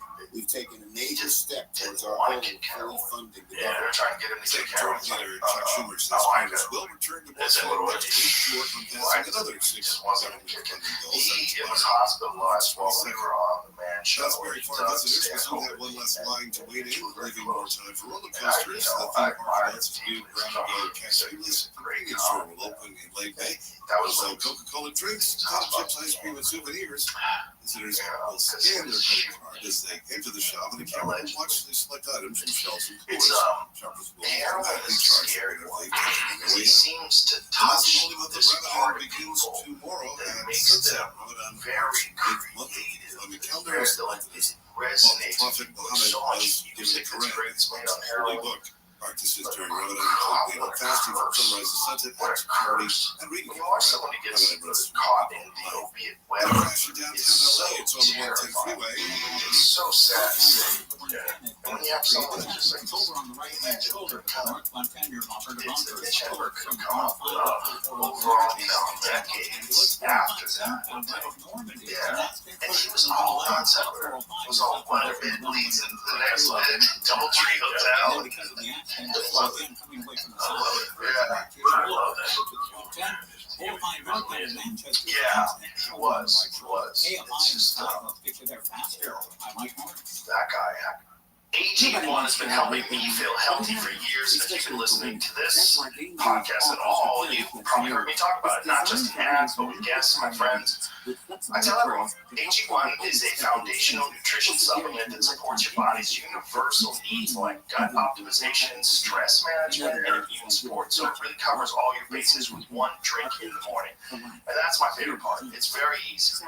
With the free welcome kit, you get everything you need to start your day right. You don't have to remember 20 different pills or vitamins or supplements, just one scoop in cold water and you're good. So if you want to take ownership of your health, it starts with AG1. Try AG1 now and you'll get a free welcome kit that includes a shaker bottle, canister, and metal scoop along with a 1-year supply of vitamin D and 5 free travel packs with your first purchase. Go to drinkag1.com/Rogan. That's drinkag1.com/Rogan. Check it out. With all eyes on the NBA. We are brought to you by Roka. If you've been listening for a while, you may have heard me talk about Roka sunglasses. They are my absolute favorite. But today, I want you to know about the prescription eyewear. If you are active and have bad eyes, do not skip this shit. Roka is a brand based in Austin, Texas, and they have been making performance eyewear for Olympic gold medalists and world champion athletes since 2016. For the last few years, Roka has been building out a badass prescription offering and invested millions of dollars to build their own optical lab right here in Austin at their headquarters. All of Roka's frames work for prescription lenses, and they have something for everyone, no matter how fucked up your eyes are. Regular prescription, progressives, and also readers. Since they cut their own lenses, they can also work with extreme ranges that a lot of other brands can't offer. I've been wearing the readers and sunglasses for a few years now and absolutely love them. They are ultra lightweight, super comfortable, and Roka fixed that problem where glasses slip off your nose when you're looking down. They're the best. Since Rokas stay on your face, you can actually work out in them and ditch the contacts. Some brands have made prescription eyewear easy to get online. Roka did that and actually made their products better too. No bullshit. Check them out. I can wear anything, but I choose to wear Roka, and you should too. Get 20% off your order with the code Rogan at Roka.com. That's ROKA.com. We had a hard time. People didn't know what he was doing. So he would go on after this high energy, like music acts. Guys would sing songs and shit. They'd have like dirty rap and destroy it. Yeah, it'd be differently than in death. And you're in the middle of Ohio, right? We're not used to that. They don't want that. So they don't know who you are. You just ask, oh, he's on Evening Game From? Okay, so they go see it. They really didn't know. They just said, oh, look, MTV half-hour comedy hour must be good. And they go to a local comedy club because it's a thing to go on Friday night. But they don't know used to it. That's one thing that is, you know, made it a little bit easier when people are coming to see you and they know you as opposed to who's these next guys. Yeah, way pricier. But it also comes with a trap because the laughing stuff is not that good. Right? Like we've all seen guys who only perform for their crowds only, like in big places, like they went to theaters when their crowds only. That can get soft. Yeah, it can get soft and still work. right? Because they're not being tested. They're not performing with other comics all the time. Well, you see a lot of these guys now that are developing an act because they did something on like Instagram or whatever. They develop these audiences that, you know, they get popular. Yeah. And then they put together an act. They go and they the clubs are like, well, let's put this guy up, you know. Yeah. And they sell out like crazy because, you know, they got a big following. Yeah. But it's not like working your stand-up. That's a different game. Well, there's also a lot of guys who do crowd control. Like they do crowd work stuff. It's like they're just fucking around with the crowd. That's most of these clips. You've seen a lot of guys who put up clips of crowd work because that way they don't have to crowd work. You don't have to burn the material. Just talk to the crowd or talk to them. Fine, I can go bad. It can go bad, but if you do it enough and you get to get funny moments, like Anthony Schultz has a lot of great moments, right? He's really good at it. And you take those clips, and that way you're putting shit up, but you're not burning any of your jokes. The problem is some of those guys can only do that. Schultz is a great comic, like he can do great bits. You can do great things to get it. But some of these guys are only good at talking to the audience. And then when they have to do it, did you ever notice that everybody's like, look, Let the audience can feel the shit. When I go back to my own material, you wrote this. What is this whack ass bullshit you've been thinking about all day? You know, you're better off responding. Like, there's certain guys that like their thing is really just talking to the crowd. And that's a different thing. It's a great thing. It's really great. It's always funny at it, but it's also a different thing than the actual jokes. Yeah, I fear that. Like, I don't like doing that. Like, so I build my act with the speed of it that like no one has a chance to get in and ask a question or whatever. You build the show so like it's just not enough time. You can't even get it in. So if someone says something, it's like you're off the hook. You know, I don't want to depend on doing that. Go on stopping and trying to get back to the bit that you were, doing. Yeah, that you don't need that. Some people like it. Some people like to interact with the crowd. It's also an extra juice. Right? The audience realizes it's happening live. This is crazy. And then if you get good one-liners, you know, in the moment, it's a great tool to have. I wish I could, you know, depending on what you do for control. I do. Occasionally you have to. And then at the Comedy Store you have to. The Comedy Store you have to. The Comedy Store for a long time had zero crowd control. They do a good job now of policing the room. But back then it was comics that were the door people. It was comics that seated people. The comics that took the money at the cash register. It was comics working there. They were all like, they didn't want to do that job. They were the worst bouncers. And nobody ever quieted the audience. It's just you need to learn how to do it in the fire. Tough enough that way. Like you build a. You understand how to go with the flow, you know, but some people don't do that, and they did not like the Comedy Store for that reason. Like they just go up there and they like to have a slow pace and do their bits and build. That's what, you know, that's what. Yeah, I was always afraid of the Comedy Store. It's just when you go up, like if you know someone like Adam Egan who's brilliant at scheduling and really understands talent, where people go, you just want to put them in the right place. You don't want to put them after a music act, right? You know, like that's the death. That is absolutely the death is the guy who has the funny songs, right? You're not following that. You just see the guitar in the back, and the guy's tuning it up, and you're like, oh no, when's he on? He's on next. Then you're up. Then you know. No, the guy on the guitar always ruined the show.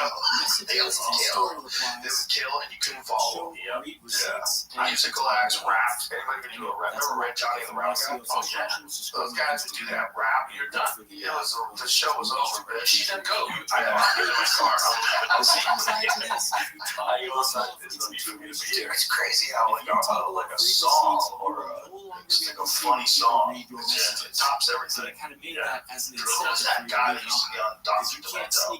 There was that guy that used to have dirty songs back in the day. And he was famous. He would tour around with dirty songs. Yes. Yes. That guy. Remember that guy? Dr. Dirt. Yeah. That's right. He would light up a room. Light up a room. You're not going on after that. It's over. And everybody knew who he was. And you'd hear songs on like Dr. Demento. Remember like late night on the radio? You'd hear his songs. Yeah. He would tour and do just dirty blowjob songs. And everybody would go, I had a business, man. And I'm going up there talking about puppies. Afterwards, like, hey, you guys ever lose your keys? And your shirt. This guy's talking about getting a blowjob when you're taking a shit. He was just like, but he had that following of people that would just come to see just those songs. So they would hear the same songs over and over again. Right. Yes, that's another thing. Yes. Like Dice had that. Like Dice Killer to the rhymes. And the audience wanted to hear those rhymes. What's in the bowl, bitch? Oh! You don't have to write as much. It's great, right? You know. Lisa, you ever see that Kinnison song about the Beach Boys? Kinnison had a bit about the Beach Boys, about like, you know, imagine them 35 years later singing the song, same fucking song, like not wanting to be there anymore. But it's just not the same experience. Yeah, it's a mobile hotspot, so you want to connect any of the devices. The new stuff is scary, hotspot. So it's so exciting. I mean, you can get a 14-day rental plan, which includes delivery to the U.S. I never really worked my act. Like when I started doing the show and getting involved with that, my stand-up, the writing, and all that, I would still go to like Vegas with Ray to do it on a weekend. But I wasn't working my stuff. I wasn't a comedian. You know what I'm saying? Right? You got to really, and I felt that you're delivering the same act year after year, kind of changing here a little bit here and there, and then you're going out and doing it, and it was like it was bothering me so much. I hated my act. I couldn't stand doing it anymore. Didn't have time to write that much. So it looks like a few years back, I just stopped and said, I love stand-up so much. Like I just want to start and really get into it. And I tell you, it's how much time did you take off? I wasn't really off. It was just like I would keep it going, but just doing shows, no writing. Like I wasn't writing for years, 2 years. Yeah. I mean, if something funny hit me, I would write it down, but not working it, not writing. It's so hard when you're doing television. You know, so what when I was doing this radio, I tested a product called Solus Wi-Fi, like a spot over a period of at least a year. This is something where that I wasn't writing at all. So that's the these Wi-Fi rental hotspots tired used to ass be super jokes. popular. Any country we went to, I there remember used to be jumping in 100 different companies that would rent these things out. That has gotten and the comedy store, you would go up a lot. You would still use it there. But maybe that was a different time. That was when I started out of it. Okay, so there's a period when I first moved there in like '94, where we were working like 16 hours a day, and for a long time, and it's been very I was tired all the time, and I would just show up at the club and do my set and then go. And I was just doing it because I was still a comic. I was like, in my head, I felt like I was. In my head, I was always like, they're gonna realize I'm not an actor. I'm gonna get fired. This is the last TV show I ever worked on. I almost got fired from the first show I ever was on. Where I was a star on the show, Hardball. Yeah, I almost got fired from that. I remember that one because I was getting in an argument with the producer. They hired some new producer who wrote these terrible lines. I was like, this is insane. Like, this is so bad. It's insane. And they were gonna fire me. I was like, this is great. Well, the thing is, the guys who wrote the original show were brilliant. They wrote for Married with Children. They wrote for The Simpsons. And Jeff Martin and Kevin Kern. And when they had their show, the pilot was their show. Like Jim Brewer was the mascot. I remember it was fun. Yeah, Mike Starr from Goodfellas in it. I mean, it was Bruce Greenwood, the guy that went on to be in the Star Trek movies, and he's been in everything. He was in Hardball. I remember that movie. It was so much fun. They were environment. So it was like this terrible. So they hired a new producer. The new producer came in and took over and turned it into like the sloppiest, most obvious, terrible sitcom. Like that prototypical sitcom where you watch and you go, oh, I just gotta get out of the room. The jokes are so goddamn outrageous. And they wanted to fire him. But it was between me and him. And so it literally got down to this thing where they're calling my agent and saying, this kid is ruining his career. And I was like, oh, no.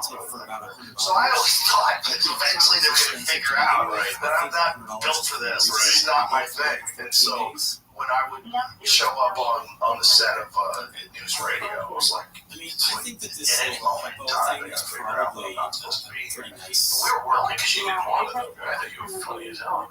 Yeah, you just feel like you're insecure, didn't have any experience about actors, didn't know how to hang around with them. I would try to find some. Right. So for me, it was like fighters and then comics. Right. So just crazy people. I was just only around crazy people. So when I was around normal people, or people that were like really sensitive, really sensitive. Like sensitive on purpose, like where they're trying to get offended by sensitive people. You know, when we get it for It was exhausting. Your phone's already linked up to it, and it works. I've had a couple of trips in the past. Throw coffee in the face of the writers. The radio was that bad. Like those guys were. There's none of that there. Right. That was part. The writers were great. It was totally different comics for me. Right. Make sure it's works. But I think that's my point was that the other phone would work as a hotspot, but it's you were saying that I would say. Thought I was gonna get fired. Yeah, it wasn't for you. Thought they were gonna find you out. Oh, so I had to just do stand up just to prove that I'm still a comic. Because I remember one point in time the producer. I'm jealous. We've been trying to plan a trip to the dream trip to Paris and London. I was like, oh no, I gotta get out of here. I was literally thinking, like, oh, this is like a change. There's a trap.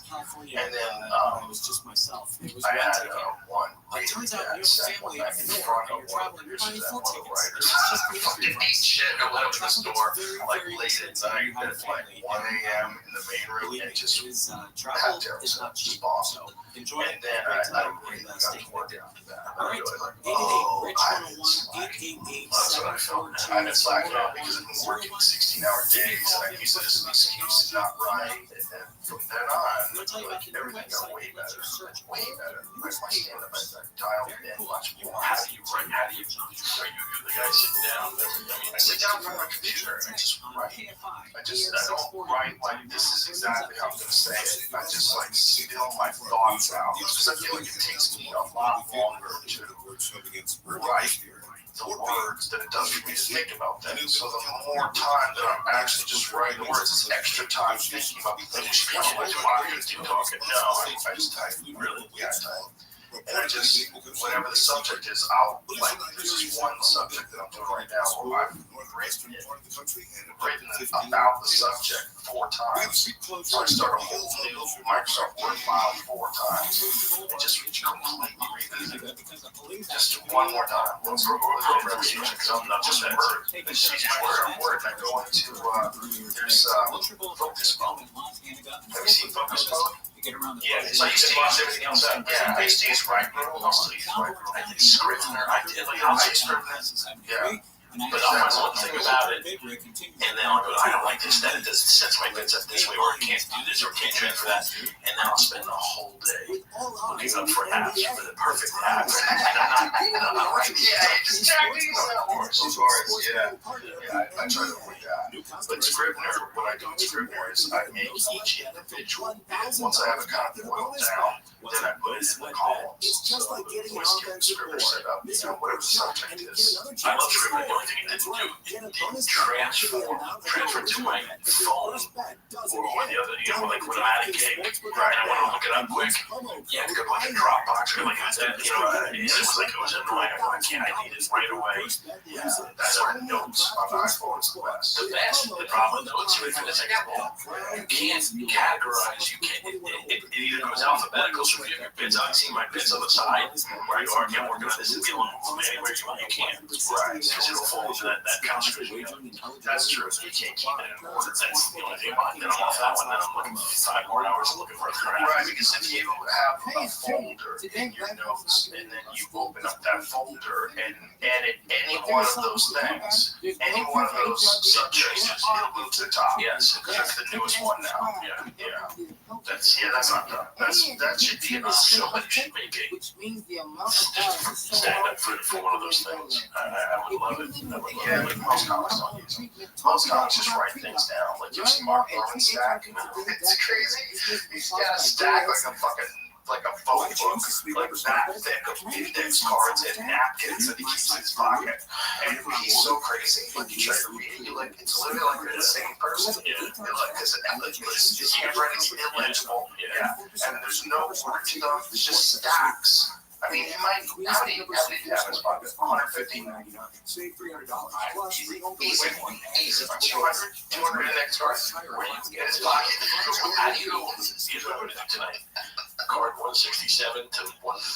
No, it's a window into the madness. Yeah. The brilliance of his comedy. It's just all I remember Richard Lewis would throw out, I mean, like, it'd be a piano up there, and he threw out, like, a scroll of, like, it was, like, just, legal pads of paper and thing, like, crazy stuff all over, set it all up, and it's like, it was all nuts. He wasn't for that. Yeah. That was also part of his thing, right? There's Norman's, look at Norman's stack. Juicyjuice.com. Look at that. Look at that. What? Yeah. I think we're going to see a massive change in fast food. I'm worried about the back. You can't get the back. A lot of, like, sitting on a fat wallet. Exactly. That's you that drivers. There's too much shit in the wallet. You'll have a little bit of a leak. I could get a bulge in your back. I don't even know. I need to have it organized. Yeah, you were always an organized guy, like, even back in the day. I admire that. I think that's a very important thing that some comics, they don't have to do. You don't have to do it. Some of the greats don't write anything down. Don't get me wrong. But I feel like when I write, if I just physically write, there's jokes that I will get that I won't get if I don't physically write. And not a few of them, like a lot of them. Like some of my best bits ever came from sitting down and writing. Do you find if you write the bit out, physically write it out, that you will remember it better, too? Or by hand. Yeah, if you write by hand, you remember it better. That's proven. So if I do an arena, I got this for you, by the way. I got this for you because I'm not doing it. no, this is what I got for you because I didn't have a rider because I'm lazy. So when I would go do theaters, they would just use Kevin James rider. So when I went, because we were the same manager, so we were the same manager. I was like, what's Shimmy? Like, it was like all normal stuff and like whatever. Like maybe I added whiskey to it or whatever it was. But one thing you had was index cards. And Sharpies. So I was like, oh, that's a great idea. So every time I do an arena now, I set up index cards and I will get there an hour early and write out all my bits. Write out all like the key points of the bits, all the things I want to talk about, and set that there. And then next bit, set that there. And so I have this coffee table. And I throw all these things in index cards to do it for later or something. You don't want to do it. No, I'm fine. Once I write it all out, I've been doing it every night. Every night. It's like, I just like to do that as an extra little detail. Just an extra little, just really dotting all your I's, crossing all your T's, so I feel good. I don't know what it is, my memory or whatever it is, but it's like, I need bullet points up there. It's so this. Do you take any nootropics? I take nothing. Okay, this is what you're going to get. I'm going to give you this. Just take this one and I'll give you some more. I'll send some more. That's Alpha Brain. That's the black label Alpha Brain. That is the top of the food chain. Alpha Brain, the strongest one. Am I going to see unicorns? No. It helps memory. It's really good for memory. And it's really good for focus. It gives you like a little extra juice mentally. Now, if you're a moron, you're not going to know it's going to be like, bullshit. So trust me, as someone who makes a living using his brain, there's certain things that you can take that are not bad for you, that are just nutrients that enhance brain function. You know what another one is? Creatine. None of this is creatine's okay. Yeah, it's okay to do that. Oh yeah. Creatine's very safe. Creatine's one of the safest supplements. It's also what does that do though? It gives you it adds water to your body. Your body has more water, and that's one of the functions of it. It's one of the reasons why it makes your muscles look bigger, it makes you stronger. It really does work as a fitness supplement. Like if you're training, lifting weights, creatine is one of the very best things you can take. Creatine, I would say beta out. That's another one. I gotta give you this thing that Wyman gave me. These herbal pills, completely natural. He gave me with my coffee in Atlanta, whatever it was, with DC. And it was there. It was just the three of us went out. And I was, I get up in the morning, my back is killing me. Everything, my joints are hurting. I get to the course, information. You walk around hills up and down all day. I'm gonna be so gone on this thing. So and Weapons just take a couple of these, pills because you have these things that are completely herbal and it will it's share a shortcut. Like it's ironic, but it's what the key with this stuff is. I said, well, why does because he gave it to me, and he said, just do me a favor. Mark right now where you feel, how you feel, how you enjoy. I feel horrible. My knees are killing me. I feel everything. I feel everything in my back. It's just like golf club. That's it's brutal. So just take 3 and tell me how you feel in in a few hours, whatever it was. And I forgot about it. And around the 9th hole, I swear, I'm around the turn. A couple hours later, I'm going, I feel like all the joints, like the jiu-jitsu finger thing when you first come back, and it's like, I have the pain. I had all that joint pain, and it was gone. I was literally pummeling with DC. I'm like, come on, let's go in. It was so amazing. I go, it's the pills. I go, this is insane. I go, can you give me that? DC tried it too. DC said, I haven't wrestled in a long time. DC tried it. He goes, I love it. I know nothing. I'm trying to figure out this placebo effect or what it was. He gave it to me again. Same thing. Felt amazing. So I should have those on his Instagram. Find out what that stuff is. I want to, I don't go into business with anyone. I want in on this thing. Whatever it is. Dude, I'm going to give you, I have something. Try 3 something. Yes, just try. Just Mark, how you feel? You have pain? Because if you go, I feel nothing. It might be the case. But these things, this helps you explore. I did every time they ran out of them. Couldn't get them, and then they got them again. Everybody is getting them before they make that illegal. I know. They make BTC 157 right now. It's we have I'm out of shape now. It is literally one thing that gets me up, and I'm like, well, I can work out. I can do it. I took it on my phone. 2007 in some newspaper from Maine. Yeah, I'll find out from him. It's all natural stuff, but the thing about it is it's natural to you. I don't know. It's all coming from earth. But it's natural. The key, what they said in these instances, like the guy throws out, because when you get ashwagandha, the active ingredient in it, well, like once it's gone, people sell it anyway, and it's like dust. It's like crap in there. He doesn't use. He throws out like 70% of the stuff. He said. And I was like, I don't know. I don't care what it is. I just want it. I want to give it to my family because I want to feel better. Just an older guy feel. Yeah. It's really cool. You gotta help me with that workout. I'm telling you, I am liquid right now. But it looks like it has a I feel like I am on the cusp of either, being being that athletic guy, go back to where, I get shit like crazy, or wearing cardigan sweaters and literally, wrap up. And then if you want to later on, you can sign up. If it's really amazing, you can sign up for an annual plan. The problem is they don't offer. I started in January. I'm assembling the best guys. Like Dolce's gonna help me out with this thing. He's awesome. We already did a documentary. I did it on it was called Cheat Day, where I thought you could work out like 6 days a week and just have one day to eat what you want. Just do it that way. And I had Dolce come in and be in it with me and work me out. Keep going. You're not gonna be able to do these like a lot because you do one day, it's gonna destroy everything. He said, and I remember you can't outwork the bed. And he was right. He was like, I would crush it so hard. People don't know what I can do. I kept saying, like, when people go, oh, food, he's like, you have no idea how much I can crush food. And that one day would just destroy it for the rest. Yeah, the food thing is, you can't outrun a bad guy. You can't. It's the best phrase. It's real. That's where it all comes from. Mother to death in her home in 2022. It's the craziest thing if you're addicted to food. Because you have to eat it. It's not like heroin. Like, if you're addicted to heroin, like, oh, I've got a heroin problem, I'm going to take a little bit of heroin. Right? No, you got to go full for it. You're fucked. It's one of the very few things where you're addicted to it, and you got to not be addicted to it anymore, but yet you still need to eat it. Blow by it.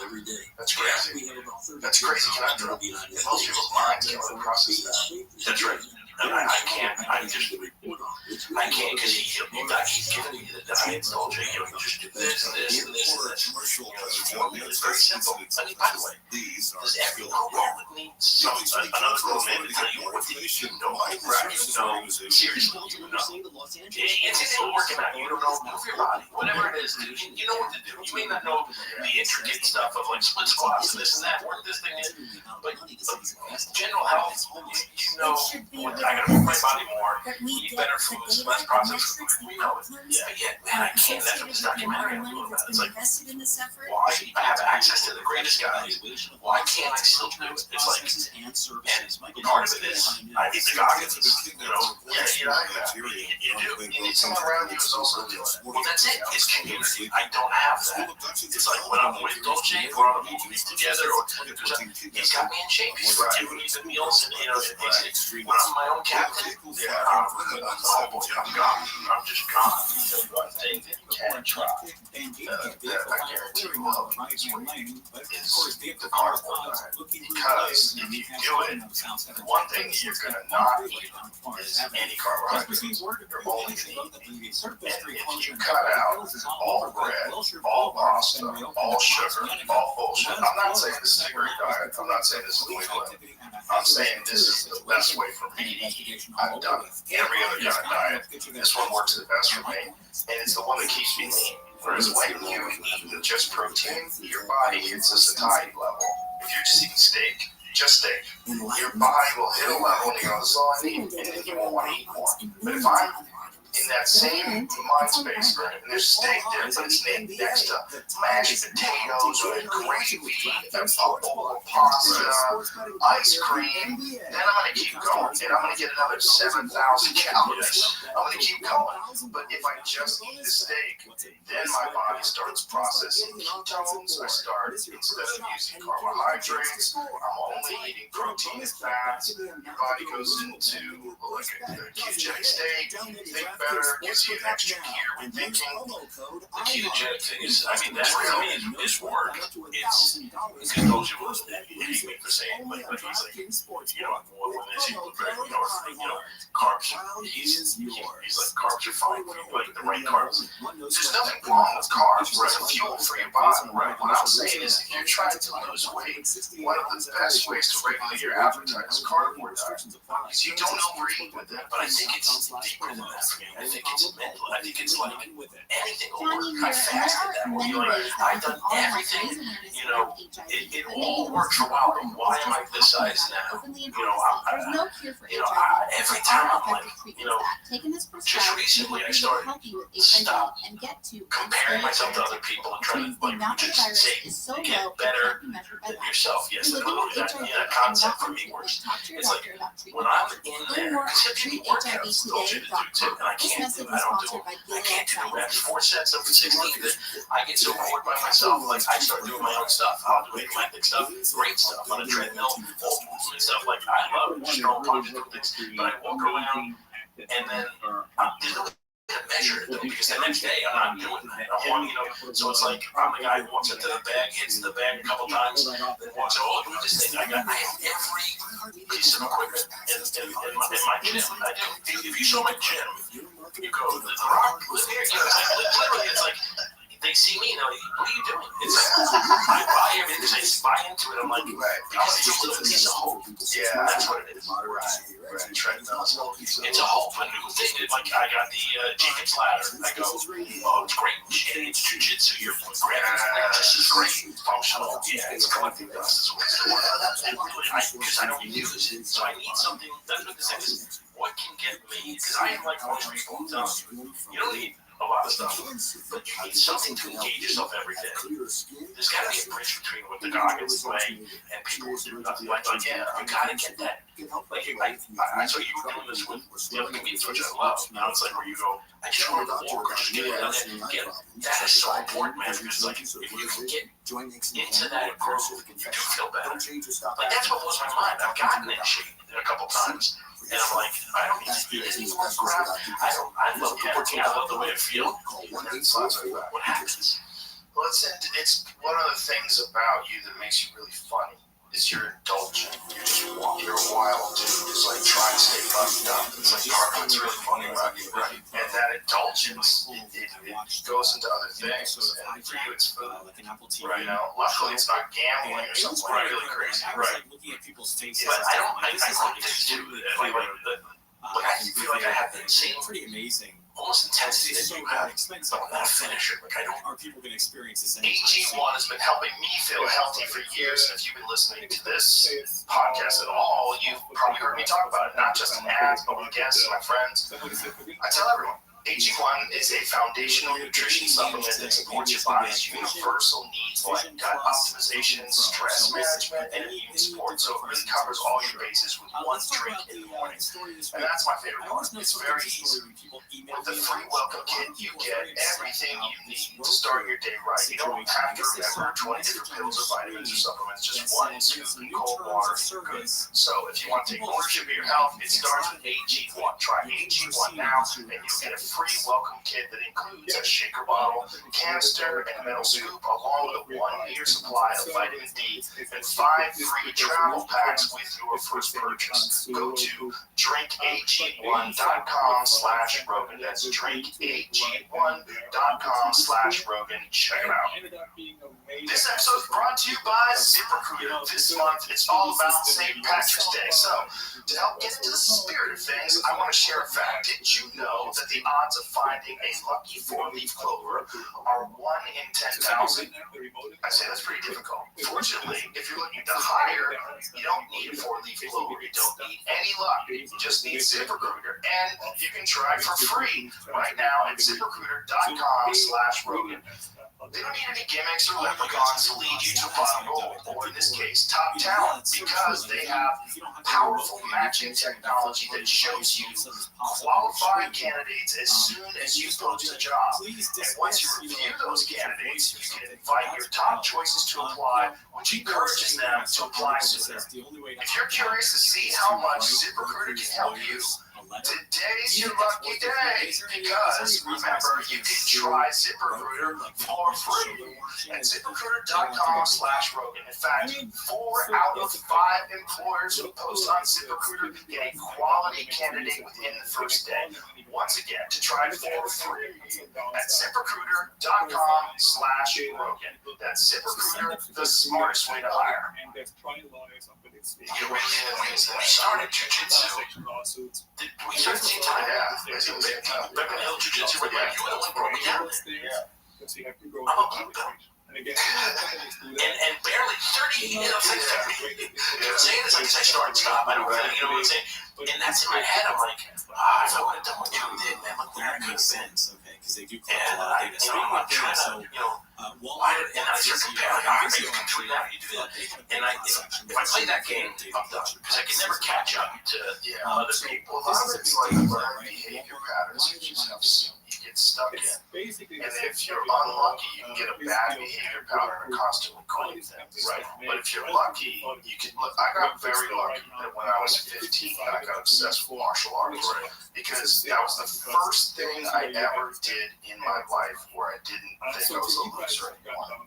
I was like, I realized that if you work really hard at something and you're completely obsessed with something, it can transform your life. So my life from the time I was 15 to the time I was 18, I was a different human. From 14, 15, I was insecure. I get bad social anxiety. We moved around a lot. I get picked on a lot. And I went from that to being completely confident. Being just a different human being. I was fighting all the time. It wasn't like, to me, the fear of like conflict was pretty much gone. Because I was just engaging in conflict all over the country. I was flying around my whole high school, all my time. So I got in my head that the way to feel better and to get life to improve is to just fucking dig in and keep going and don't ever quit. Don't fucking quit. I got lucky that that's something that I fell into when I was 15. I often think about, you know, there was one day when I was coming home from a baseball game where I walked up the stairs, getting ready to ride the T, which is like the Boston subway. we're getting ready to ride the tee, but the line after the baseball game was like really long. There were so many people that were on the tee. So we, just for a goof, walked up the stairs to see this Taekwondo school. And as we were walking up the stairs, this guy, John Lee, who was a national champion at the time, was preparing for the World Cup.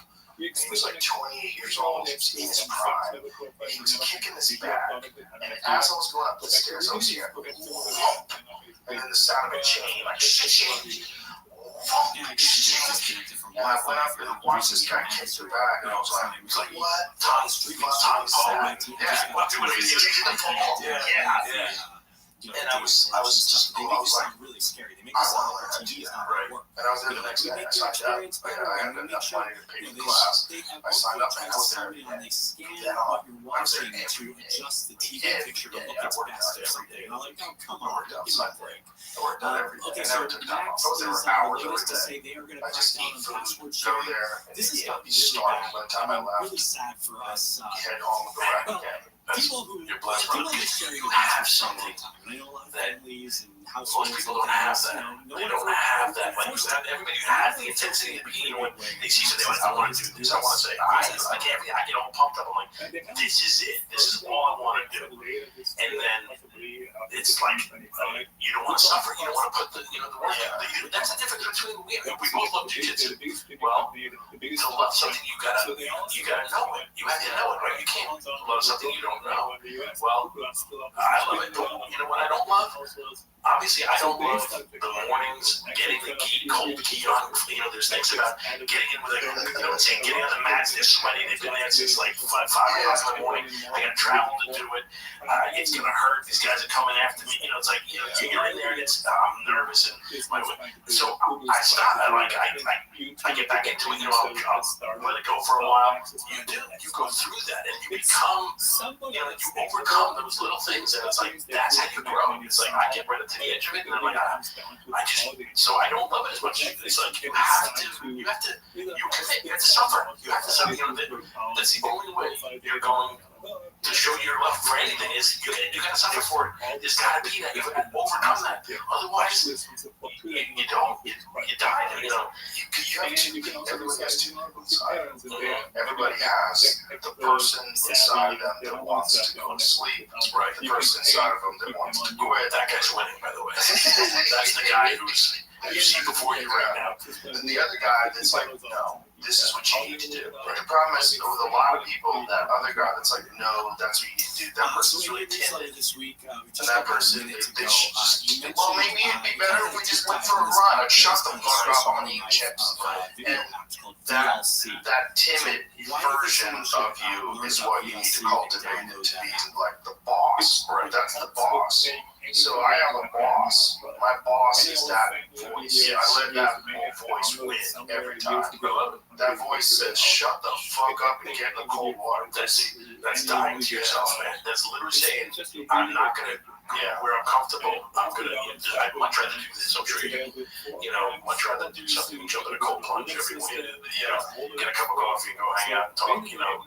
And you do that, and that's something I need to do more. We all do. It's like that's the only way to embrace it and get better things. I'm trying to literally flying. Like I said, I drive everywhere these days, and it was getting so much, and I'm like, I'm afraid of flying, but I'm like, I gotta just die to myself and just do this and have faith. You'll be fine. Just do it.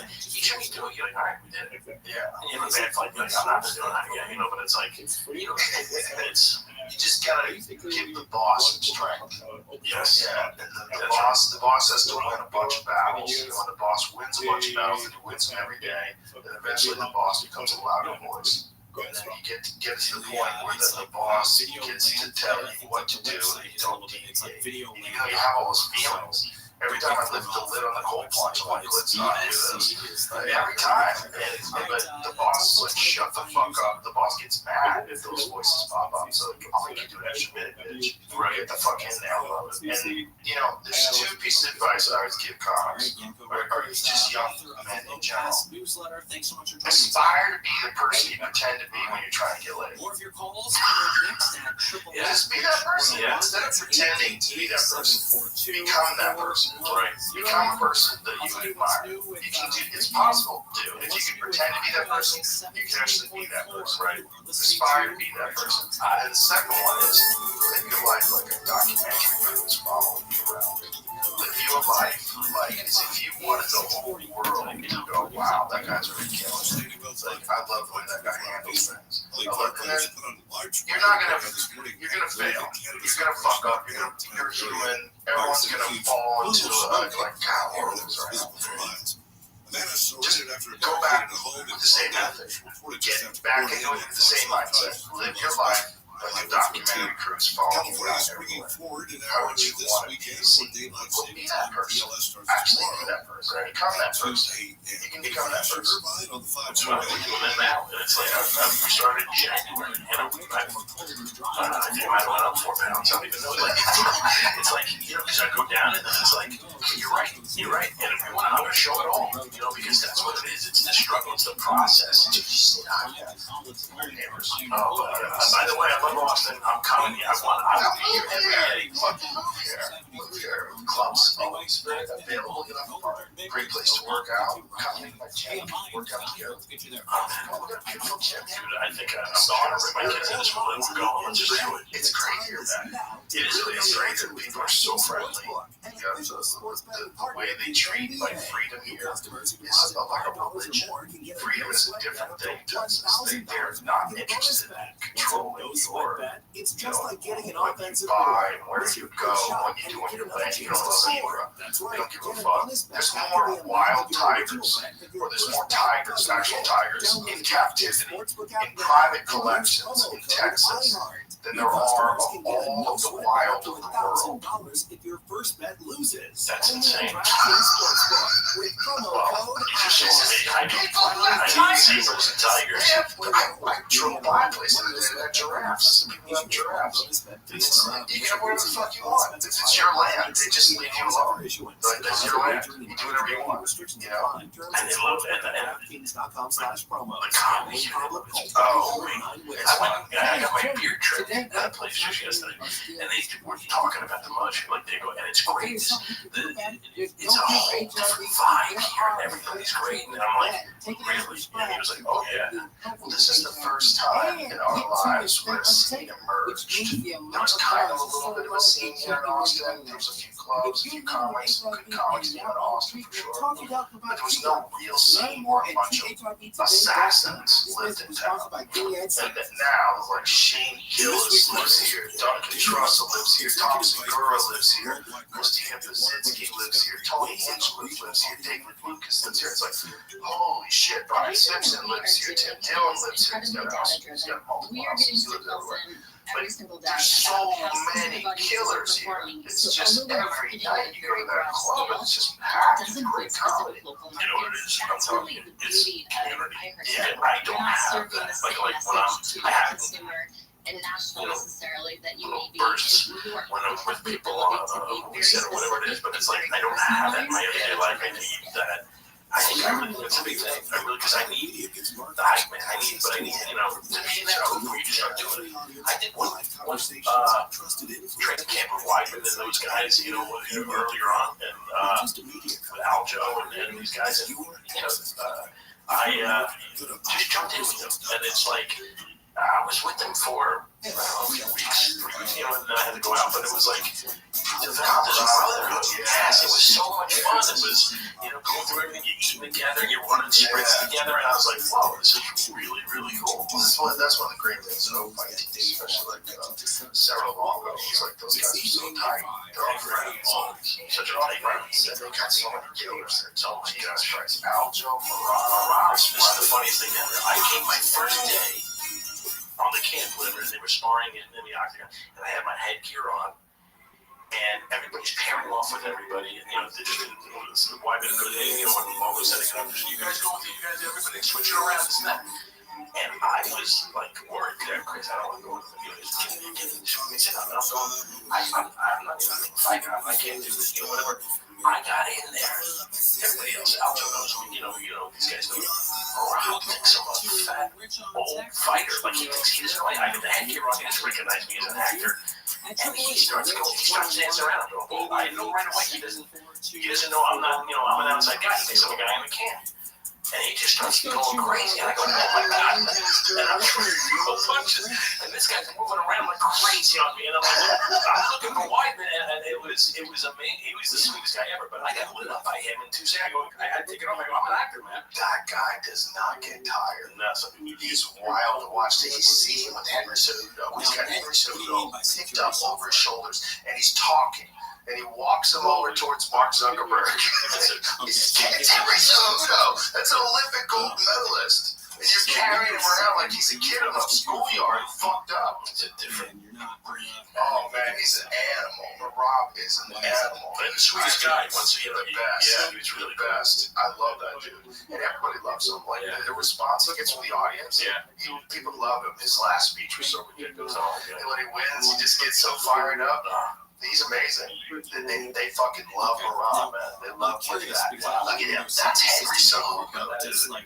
You have to understand how crazy it is that he's carrying around that guy on his back. Like that guy. Smile. Yeah. You know what I mean?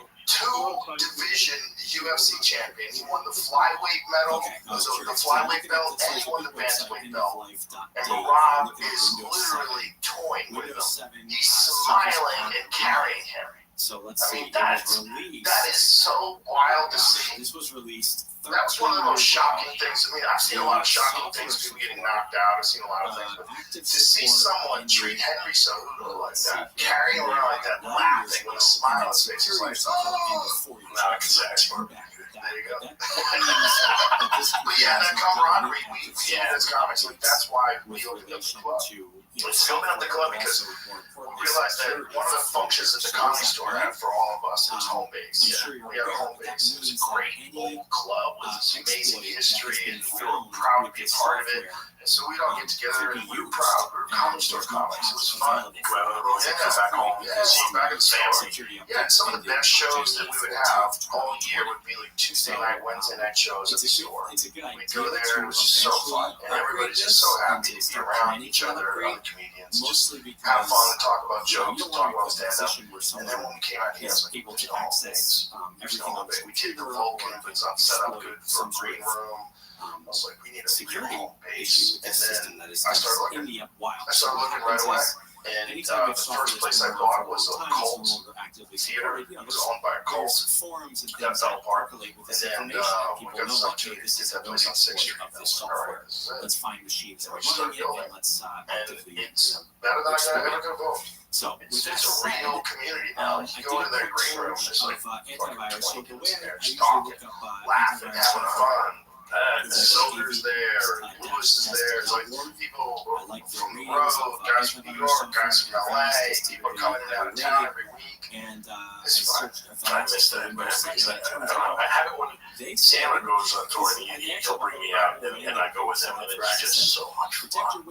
It's so much fun, man. It's, That's what we're missing. You know, if you're the guy who just does the theaters and, you're with your family all week and then you have your opening act and you want to go to the it's not the same experience. It's not. I've been that for years. That's the guy I missed it. Services, but you can get the free service as well. Come on, So I would probably say go for that. It's And a good place to live. And in Now fact, the rain, man, it's going to change everything. I'm going to take those wide on those. But do we find out what they are? I'm going to bring them with you. I have some. I'm trying. Dude, and be. I'm trying to get this. I'm trying right away. I can't wait to try. In my mind, I've already tried it. But I would go with this. So Happy restaurant DC. That's ridiculous. Wrestling DC to play golf. Think about It was a fun. You go in the pummel and just messing around like holding a golf club. And you just feel, you're like, oh my gosh, bear. Hesitation to upgrade things. CC's bear. Because they want things to work the way they've always wanted. The 2-division champion. You almost like, you get scared over it. It was like I was with the boss. When you go to the boss. When that boss, I remember, the first time it was just, the King of Queens started, and I was like, we can have this guy come in dreams of this guy that we used to watch, what was it on Pancrase, yeah. And he had the high boots and stuff like that. Yeah. And then I was like, whoa, man, we can get this guy to work dressing him, and we can work out with him. I had a little space on the set where we would train. And I brought him that first day, he couldn't even speak English. It was me and Rock, and I think my brother was there. And they were talking to him and trying to keep the conversation going, and he's just like he doesn't even know what's going on, really, just looking at me. And then those guys left the room, and I felt like I was in the room with like a leopard, like where your feet, as long as you're feeding it conversation stuff, it's okay, he keeps eating it. Yeah. It's at you again. He was just looking at me, and I ran out of conversation. I'm like, all right, so and he's just looking at me. I'm like, this is a different human. Yeah. Especially back then. Oh gosh, things could go bad. Yeah, that also scary dude. It's fighting days. He was the first guy that the UFC hired that I got excited about. Right. Because he was a guy that I knew who he was because I had seen him fight Pancrase. He was one of the very first high-level strikers that made it into MMA, that Dutch kickboxing style. Oh, yeah. In Pancrase, you'd have to hit with the palms. And Boss figured out that instead of bitch slapping people, you just spear them with your palm like a punch. Spear them, he would say you would hit this part of the wrist, he would say, as opposed to even the palm. He hit the bone, and he just worked the bag. Yeah, he worked the back with his palms to develop that power, and he had this crazy ability to pull his hand back. Like his hands, like my hand doesn't really go much back further than that, but Boss's hand goes way back like this, which is freaking long, crazy hands. Yeah, he's a real freak. Every injury I have to this day, from turf toe and everything, came from him. Because he's the greatest guy in the world. Once we got to know each other, and he's awesome. He's one of my best friends, and we threw mats in my garage in Encino, and I remember, and he would come over and train me, and we would start on our knees and stuff like that. And I remember one time we would just start our knees, and then we were locked up, and I remember I out-muscled him, and I pulled him to the side, and then 2 seconds later he reversed me, and I was like, "Whoa, but I got him!" That was a great second, And the next go we had, he pushed me, he rolled me back, and I heard him pop, and I thought it was my knee, but it was my toe, my big toe. Oh no, turned out for still here, still really, yeah, never get rid of it. So these pills help. These pills help. I'm for everything. These pills for me the back of a wagon, dude. This is for everything. I gotta find a way. Diarrhea, gonorrhea. I just want to make sure, because nobody's, you gotta do nothing. I love that. I bet they do something. Yeah, I guarantee if you're having that kind of experience with them, they do something. I wish I knew what they were. I'll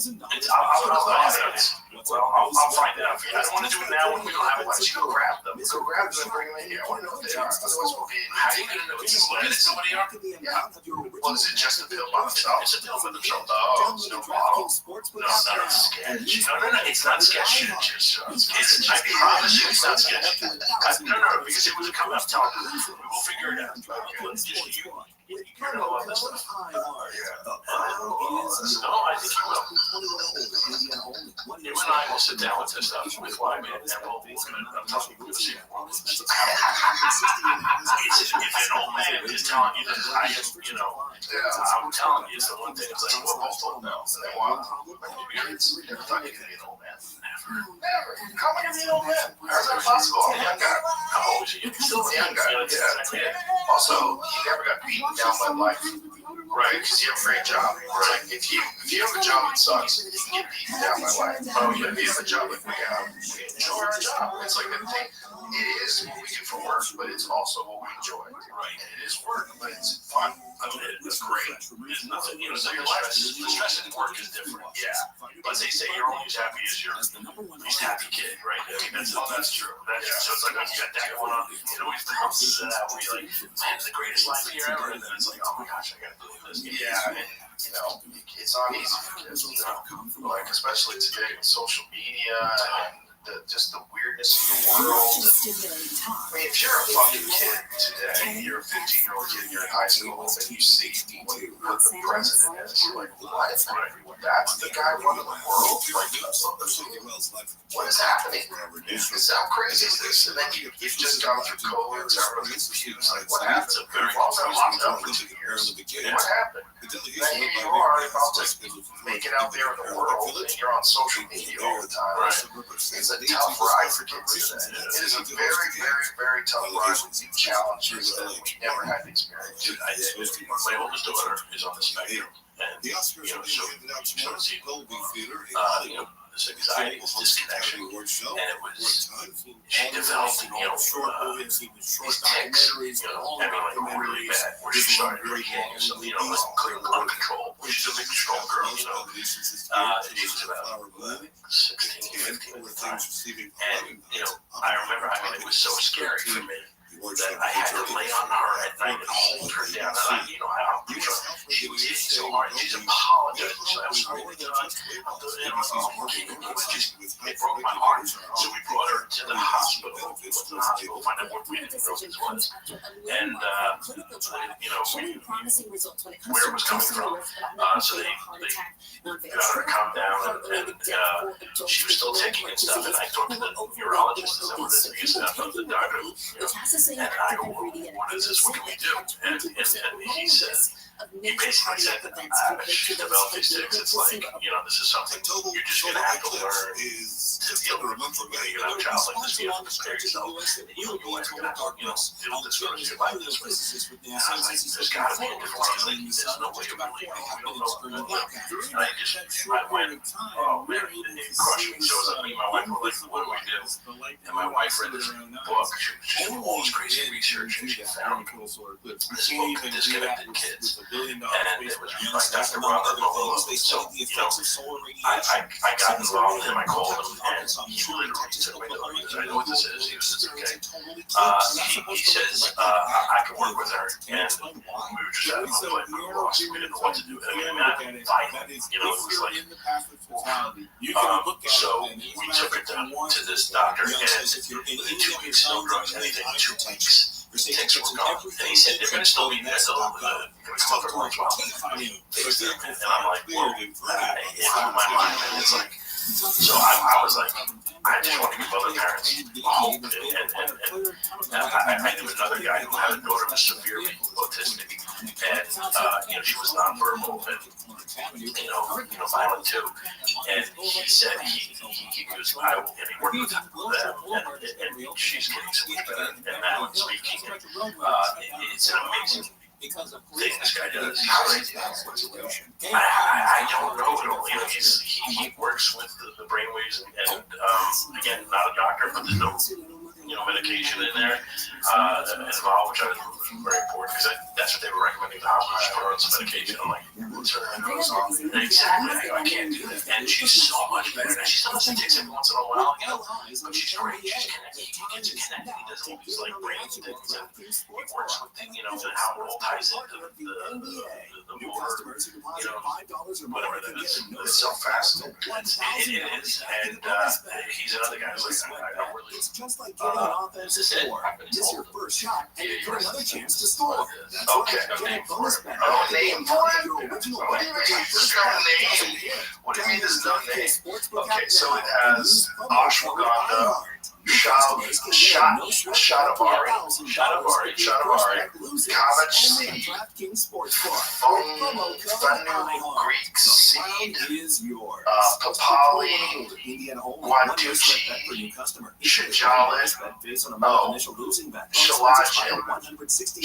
I've heard of that stuff before. I've heard of some shilajit, gokshura, and something.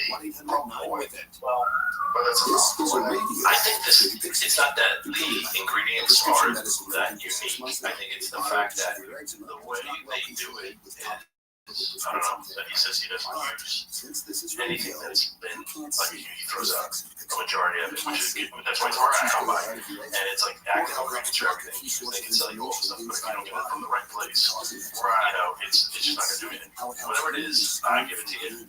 Okay. I'm interested. have clear skin. I've never tried ashwagandha. Here's Irritable that results has needed. Serious the same. allergic I'm not reactions saying this is it. can be severe. This Can just help has regulate Influence trouble 650 breathing, herbal swelling of the supplements. face, lips, Healthy mouth, tongue. skeletal Tell muscular your doctor about response. new or worsening eye problems such Maintain as eye healthy pain, vision changes, or blurred skeletal vision, muscular joint aches and system. pain, or parasitic infection. Don't change your stock acne medicines without talking to You your sent me doctor that. Send me that. for yourself. That is the same Ask your ingredients. nursing specialist I about literally Dupixent. copied and Visit pasted it. It was Dupixent.com looking at showing the same or thing. Same 1-844 message. That looked like a But bullshit. it could be Little like red Try company. That's right. Try it. Try it. I know nothing. Thank you. I'm excited. Anybody who would like it. I just, for me, I want it for me.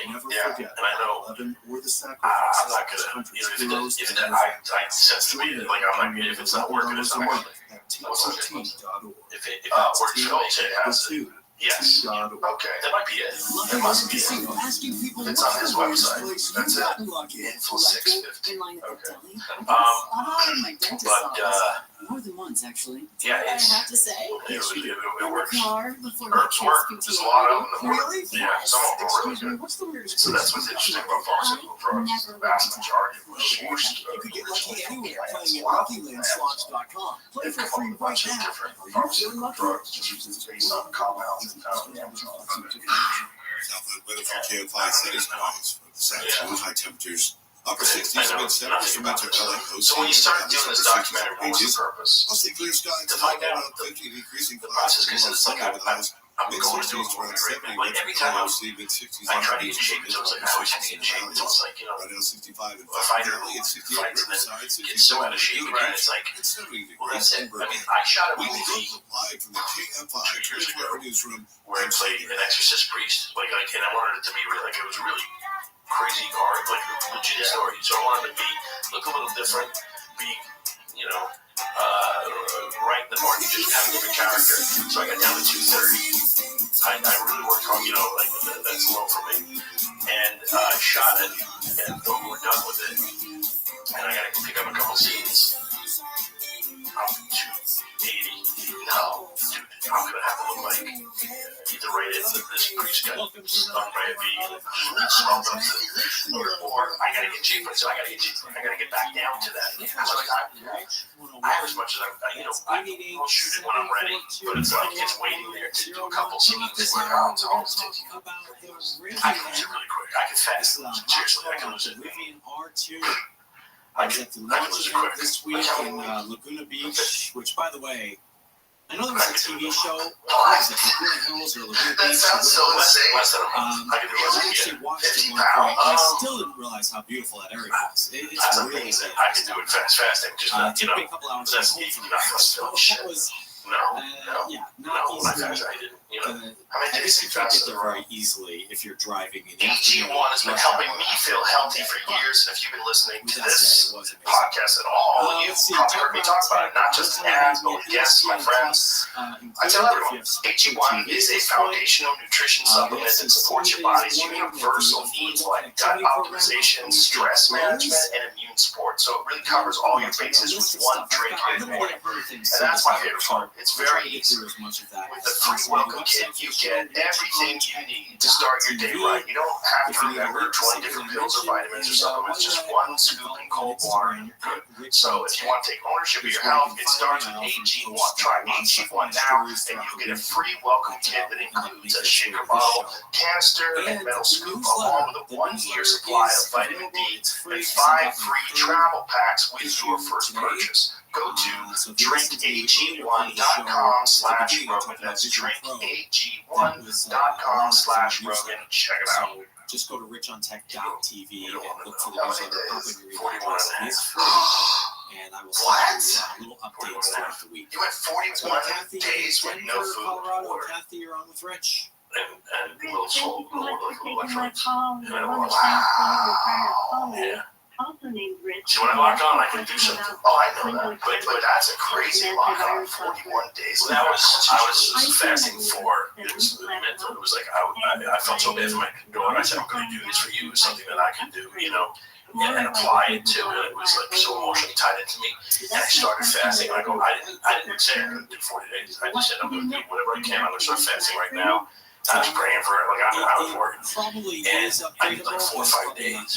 And I was getting through it, but I was like, I just want to get off it. Then I was like, well, I can these just computers. and I went, I told her, I go, how are you feeling? She goes, I'm July feeling good. 29, Have you been vaccinated?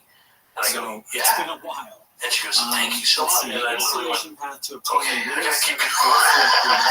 I couldn't stop that. Right. So I just kept going day at a time. You know, just do it. But it's amazing how your body. You don't need it. You don't need it. Don't you get fat on you like that? Like, and also, when you go into your settings, does it allow you to update or no? This doesn't say Windows 10 or 11 anymore, huh? Yeah, there's that guy that was 1960s, right, Jamie? That one dude. He fasted for 360 He was really big, right? Yeah. All he did was just take IV vitamins. Just water and vitamins. I didn't take vitamins. Like, you don't need anything, you know. I felt you took no vitamins. Let's see here. So Windows 7 to Windows 10 upgrades take place on your existing device, although Microsoft recommends using Windows 10 out of me. Like, PC. I'm not saying it's going to go further, but you know, like, I don't know. So, but there's definitely some health the main benefits thing. to I think fasting. with Windows 10, short-term introduced some fasting. new security. If you're big, then you can do it. There's like two types of That's computers. it. Some that It's take like, well, how advantage you of the survive when security you try to systems, eat fat. and some That's that it. do That's what that. I was doing. So It was the survival. You had computers good are energy. not. I was pretty good for, you know, is going to a while. And then you have these dips, and, you know, you feel like, wow, I feel miserable. You go, oh, I'm done. I would You say fight through it, and you're like, the next day you wake up, you're like, I'm okay. You know, it's like, keep going. Does that Just mean keep you going. can't Yes, all right. This is what we're dealing with. 10 or We're 11? fat. I Like, is literally it gonna wrapped run up very well on the your 41 and a half days at Probably not. You're If going to you crack look at up. a computer, I went to PT University, pretty which is a old university to learn how to make pizzas. these I forgot I booked it, and I'm like, oh my gosh. And I go, I'm not going to kill it while I'm there. It was a 3-day course where you get like a little diploma. I wanted to know how to make the dough and everything like that. And I went, oh no, this falls within my diet. I just wanted to make it past 40 days. I went down there and I did the whole thing, and I never ate nobody. Yeah, so it was crazy. But then you pull back up to the, you know, it's like, so it's like, that's what the documentary is about. The documentary is about the process of finding something where you can help people with their health. With, you know, it is what you were talking about. Just get them to do something wrong. Doing it a little bit more each day is the key. You know, it's like, you don't even notice it's happening. It's all you're this active. And that's great part of the key is the habit of that's one of the great things about, like you were saying, training with Weidman and those guys. It's like you're in a group where everybody else is working hard too, and it's contagious. Right? You get caught up with the momentum, and it's great, and everybody comes out of there feeling better. And you all went through something together. Yes, that helps. It's very hard to do it by yourself. It's very, not only helps, it's like you need it. I think we're built for that. We're made for that community. Yep. 100%. 100%. You don't have it. It's hard. Yeah, it's not a good life if you don't have it. It's just not. You don't want to be by yourself. Right now, like, when you always hear about those, like Howard Hughes type characters by themselves are scared of germs. They fucking hide it from everybody. The world gets smaller. Yeah, the world gets smaller. And it's not good for you. Yeah, you can lose your marbles. 30,000 live events. I'm coming. I think I'm coming. I think it's my wife hearing this. She's going to hear this for the first time. But I think this is it. Yeah, it's a great place to live. You have to go to I live here in Florida. Spectrum.com/. This is a great place to live. ESPN Plus. It's fantastic. I've never spent time here. I was here for a few days writing it. Still stands as well. I felt like Spectrum.com/Disney Plus. You get that. But ESPN, it looks like it's the But it made sense. It's kind of weird. It made sense. It's like, of course. I thought you never leave LA too. I'm sorry.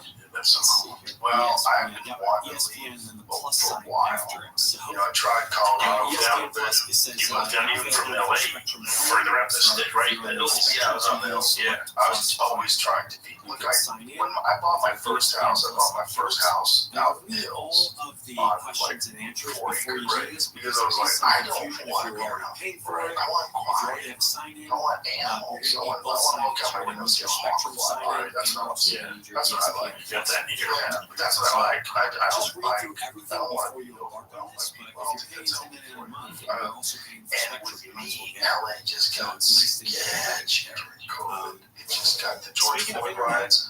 I was like, this is sketchy. I was watching a bunch of movies. I saw some kids breaking a closed door. and that program I is was going like, to God end. damn it.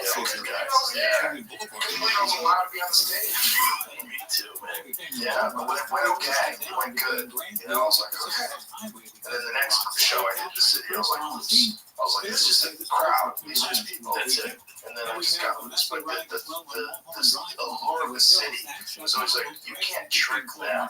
They're going to be the smart people. Like, you can trick all those losers that come to see you at a bar in, Middle Massachusetts. But you're going to go to New York fucking city, you better have your act together. Your act has to be tight. And in New York, comic strip, Eddie Murphy. Yeah. You see that Chris Rock? The clubs in New York, there were so many. Boston Comedy Club. Yeah. Dangerfield. Dangerfield's like a place. That was actually great for like 3 people. Yeah, like 1 o'clock in the morning. Yeah. I was there once, Dangerfield's, and my spot was at 9:30, and I got there at 9 o'clock, and everyone was by the bar. I'm like, what's going on? There's no crowd. And while we were there, 2 people showed up. Remember Bobby? Oh, you put the show on? Yeah. Welcome to today's show. Sets the show down, and the show started. So we all did stand up for 2 people. They were like, oh, how are they leaving? We're going to get out of here. This sucks. Like, what? There's 5 more guys coming. There was something about it back then that I miss so much. That I guess it's the community again, like that whole drive to the newness of being in these clubs, the Comedy Cellar, Also, we didn't know if we were going to make it. That's it. You back then, you were like, am I going to be a real professional, or is this just bullshit? Should I think about getting a job, right? If you're living with I quit my HIV and last not job on treatment, way talk to your early. doctor about Yeah, I was working at a place Learn more called at Granger in treathivtoday.com. the warehouse, This just message pulling was sponsored orders. by It was Gilead like an industrial Sciences. equipment company, Nobody wants to outlive and their I hated it. It was so hot. I'm like miserable, and I'm doing like I'm doing an improv class, and like a couple dates I have here and there, and I was like, I think I'm gonna turn it to comedy. I think I can make a living with this stuff. And it's like all the way to a living, all my folks, and it's like I might pull that a little early, but But that's the way you do it, though. Yeah. You'll find jobs and things to do to make money while you're struggling. Right. But it's if you have a net, you'll fall. Right. My brother You're right. That's You have to be 100% all in. I told my wife, And then maybe the first days when you and I knew each other, we were just like kind of opening acts, right? Which is like, you're not really making much money, right? Maybe you can headline some little scrub room in the middle of nowhere, right? Made a couple $100 that night, drive to Connecticut. So it was precarious. Like, who knows what's going to happen? I could follow all the guys who fell apart. Guys who were like headliners at state comics, and they just fell apart. They fell apart. They couldn't handle it for whatever reason. It's weird for success or just like whatever it is. It just you know how to go to the next level, or I think for them it's a lot that they didn't have.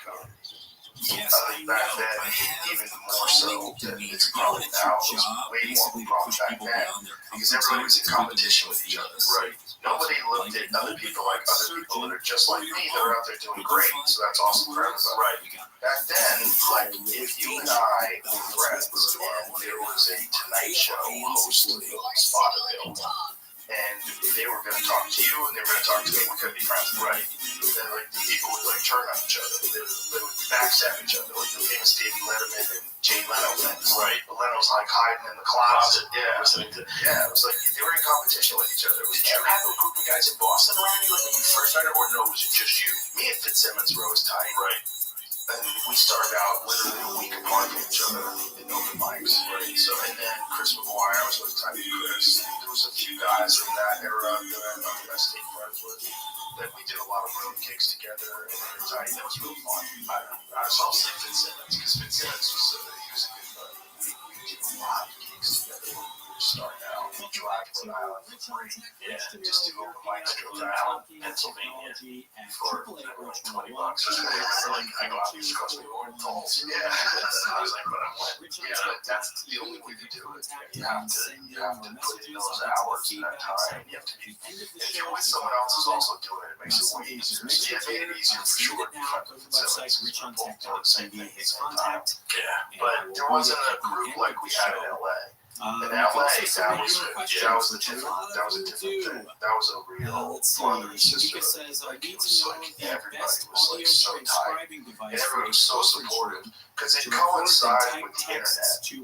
When the internet came along, then instead of everybody being in competition with each other for a sitcom or a TV show, now everybody was on each other's podcasts. Right. So now it was only beneficial. Yes. It was like if I could go to Schultz's podcast, that would make my Netflix special get more people to watch it. If I could go to this, it would do that. If I could do all these different things, it would actually promote stuff and it would make it bigger and better. And then it was like everybody's podcast grew because they were on other people's podcasts, and no one suffered. No one suffered. There was no negative. Like all the people that I ever had on my podcast, they went on to do podcasts and tours, arenas. It only helped. It never hurt. It only helps. It helps them. It helps me. It helps the audience. It helps everybody. I just expose people to talented people that already existed, and that benefits me. Absolutely, 100%. But it's like you give it this platform, and it grows because then they're able to do it and bring up other people, and and then other people are seeing that, and they're applying that in their own lives. Yeah, it definitely wasn't the case. Back in the day, I felt like I had my brother Gary and Rock, and Adam Ferrara, and Richie. Like we had this type of that we would look out for each other. Those guys, we would try to do that. But other than that, it was backstage. It was like they were just trying to get in the way and don't tell this guy about this audition. It's like, I hated that. Well, that's why I looked at hanging out with you and Ferrara, and it's like you find good dudes and you all hang together and all enjoy each other's success and do shows together too. That was the most fun thing. The best shows together. That was the best. Oh, I love it. We had so many fun gigs. It was such a good time. And just to be on the sideline, because you're one of those guys that if I'm laughing hard in the room, you go crazy. oh, this can be good.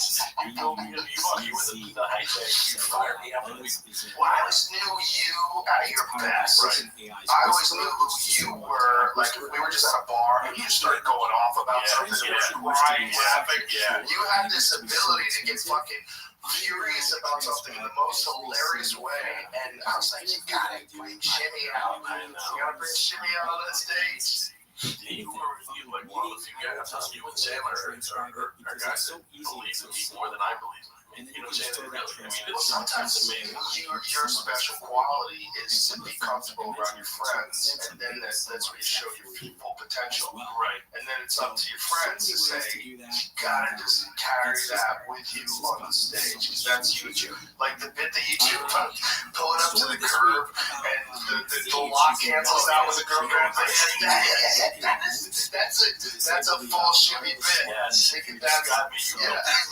You gotta go nuts. And I was like, you more and more, and I literally jumped to the audience during you got me. Like that was it. When we were up in Montreal, you like, you gotta go shimmy, and I like went nuts. I literally jumped out and some guy in the crowd. I've never done that before, ever. I freaked just like but that got me my deal. But that's literally being nuts, Yeah, it was awesome. That was awesome. But that's you at your best. But sometimes sometimes you need a coach. Right. Sometimes you need a hype man. My friends do that all the time. We do it for each other. They do it to me. They'll say, like Tony last night, we're going over bass. Like, I really think that when you're saying this, maybe say that first. Right. I was like, damn it, you're right. And every now and then, someone will see things with fresh eyes, and they gotta go inside and go, I think you should do it this way. I'm like, so just be aware. Let me try it. And I'll try it the next show. I'm like, oh my God, you're right. That's it.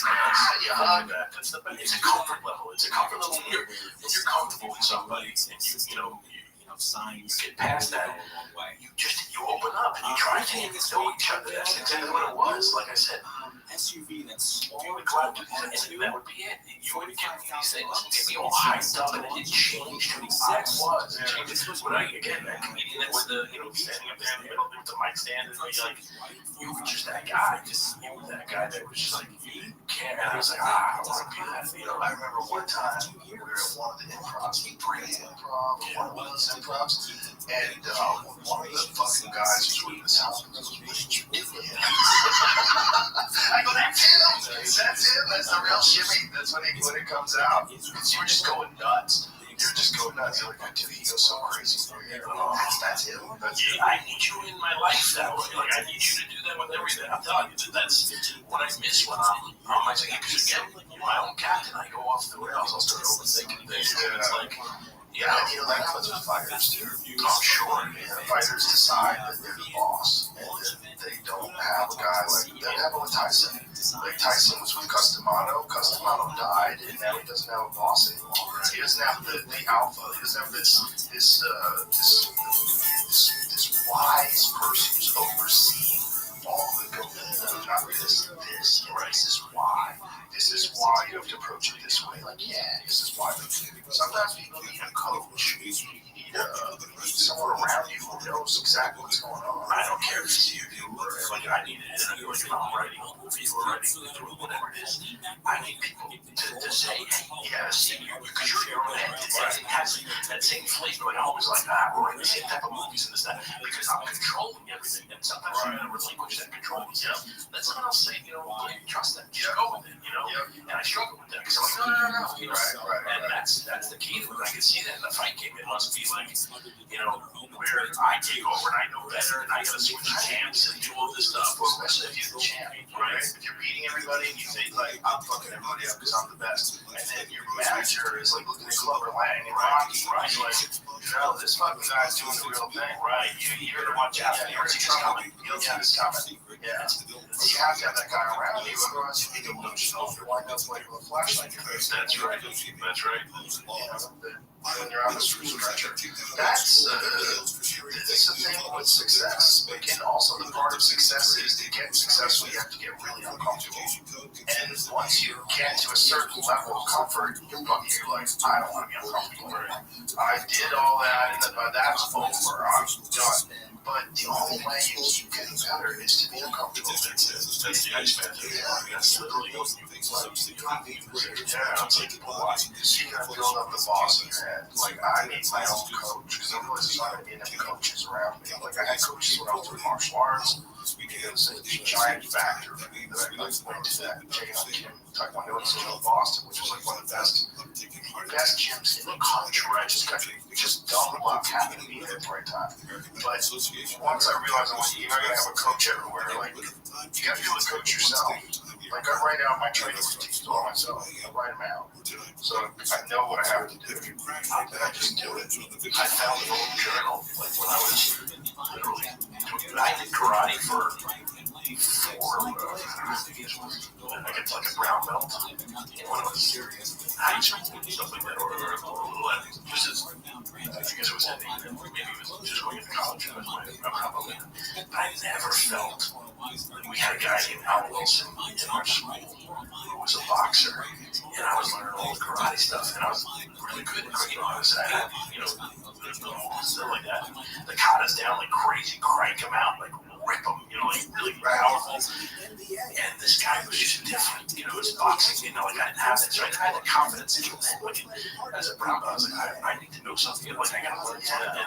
And it really, boxing style, oh my god, and wrestling, it's like all these things that I'm saying as far as that stuff, it's like, that's a two big eye openers, especially if you think that you know how to fight because you know how to do karate. And then someone who boxes, so totally different thing. You're all like messed out. Like I learned everything else. I remember when you took me to the Beverly Hills Jiu-Jitsu, probably the first class.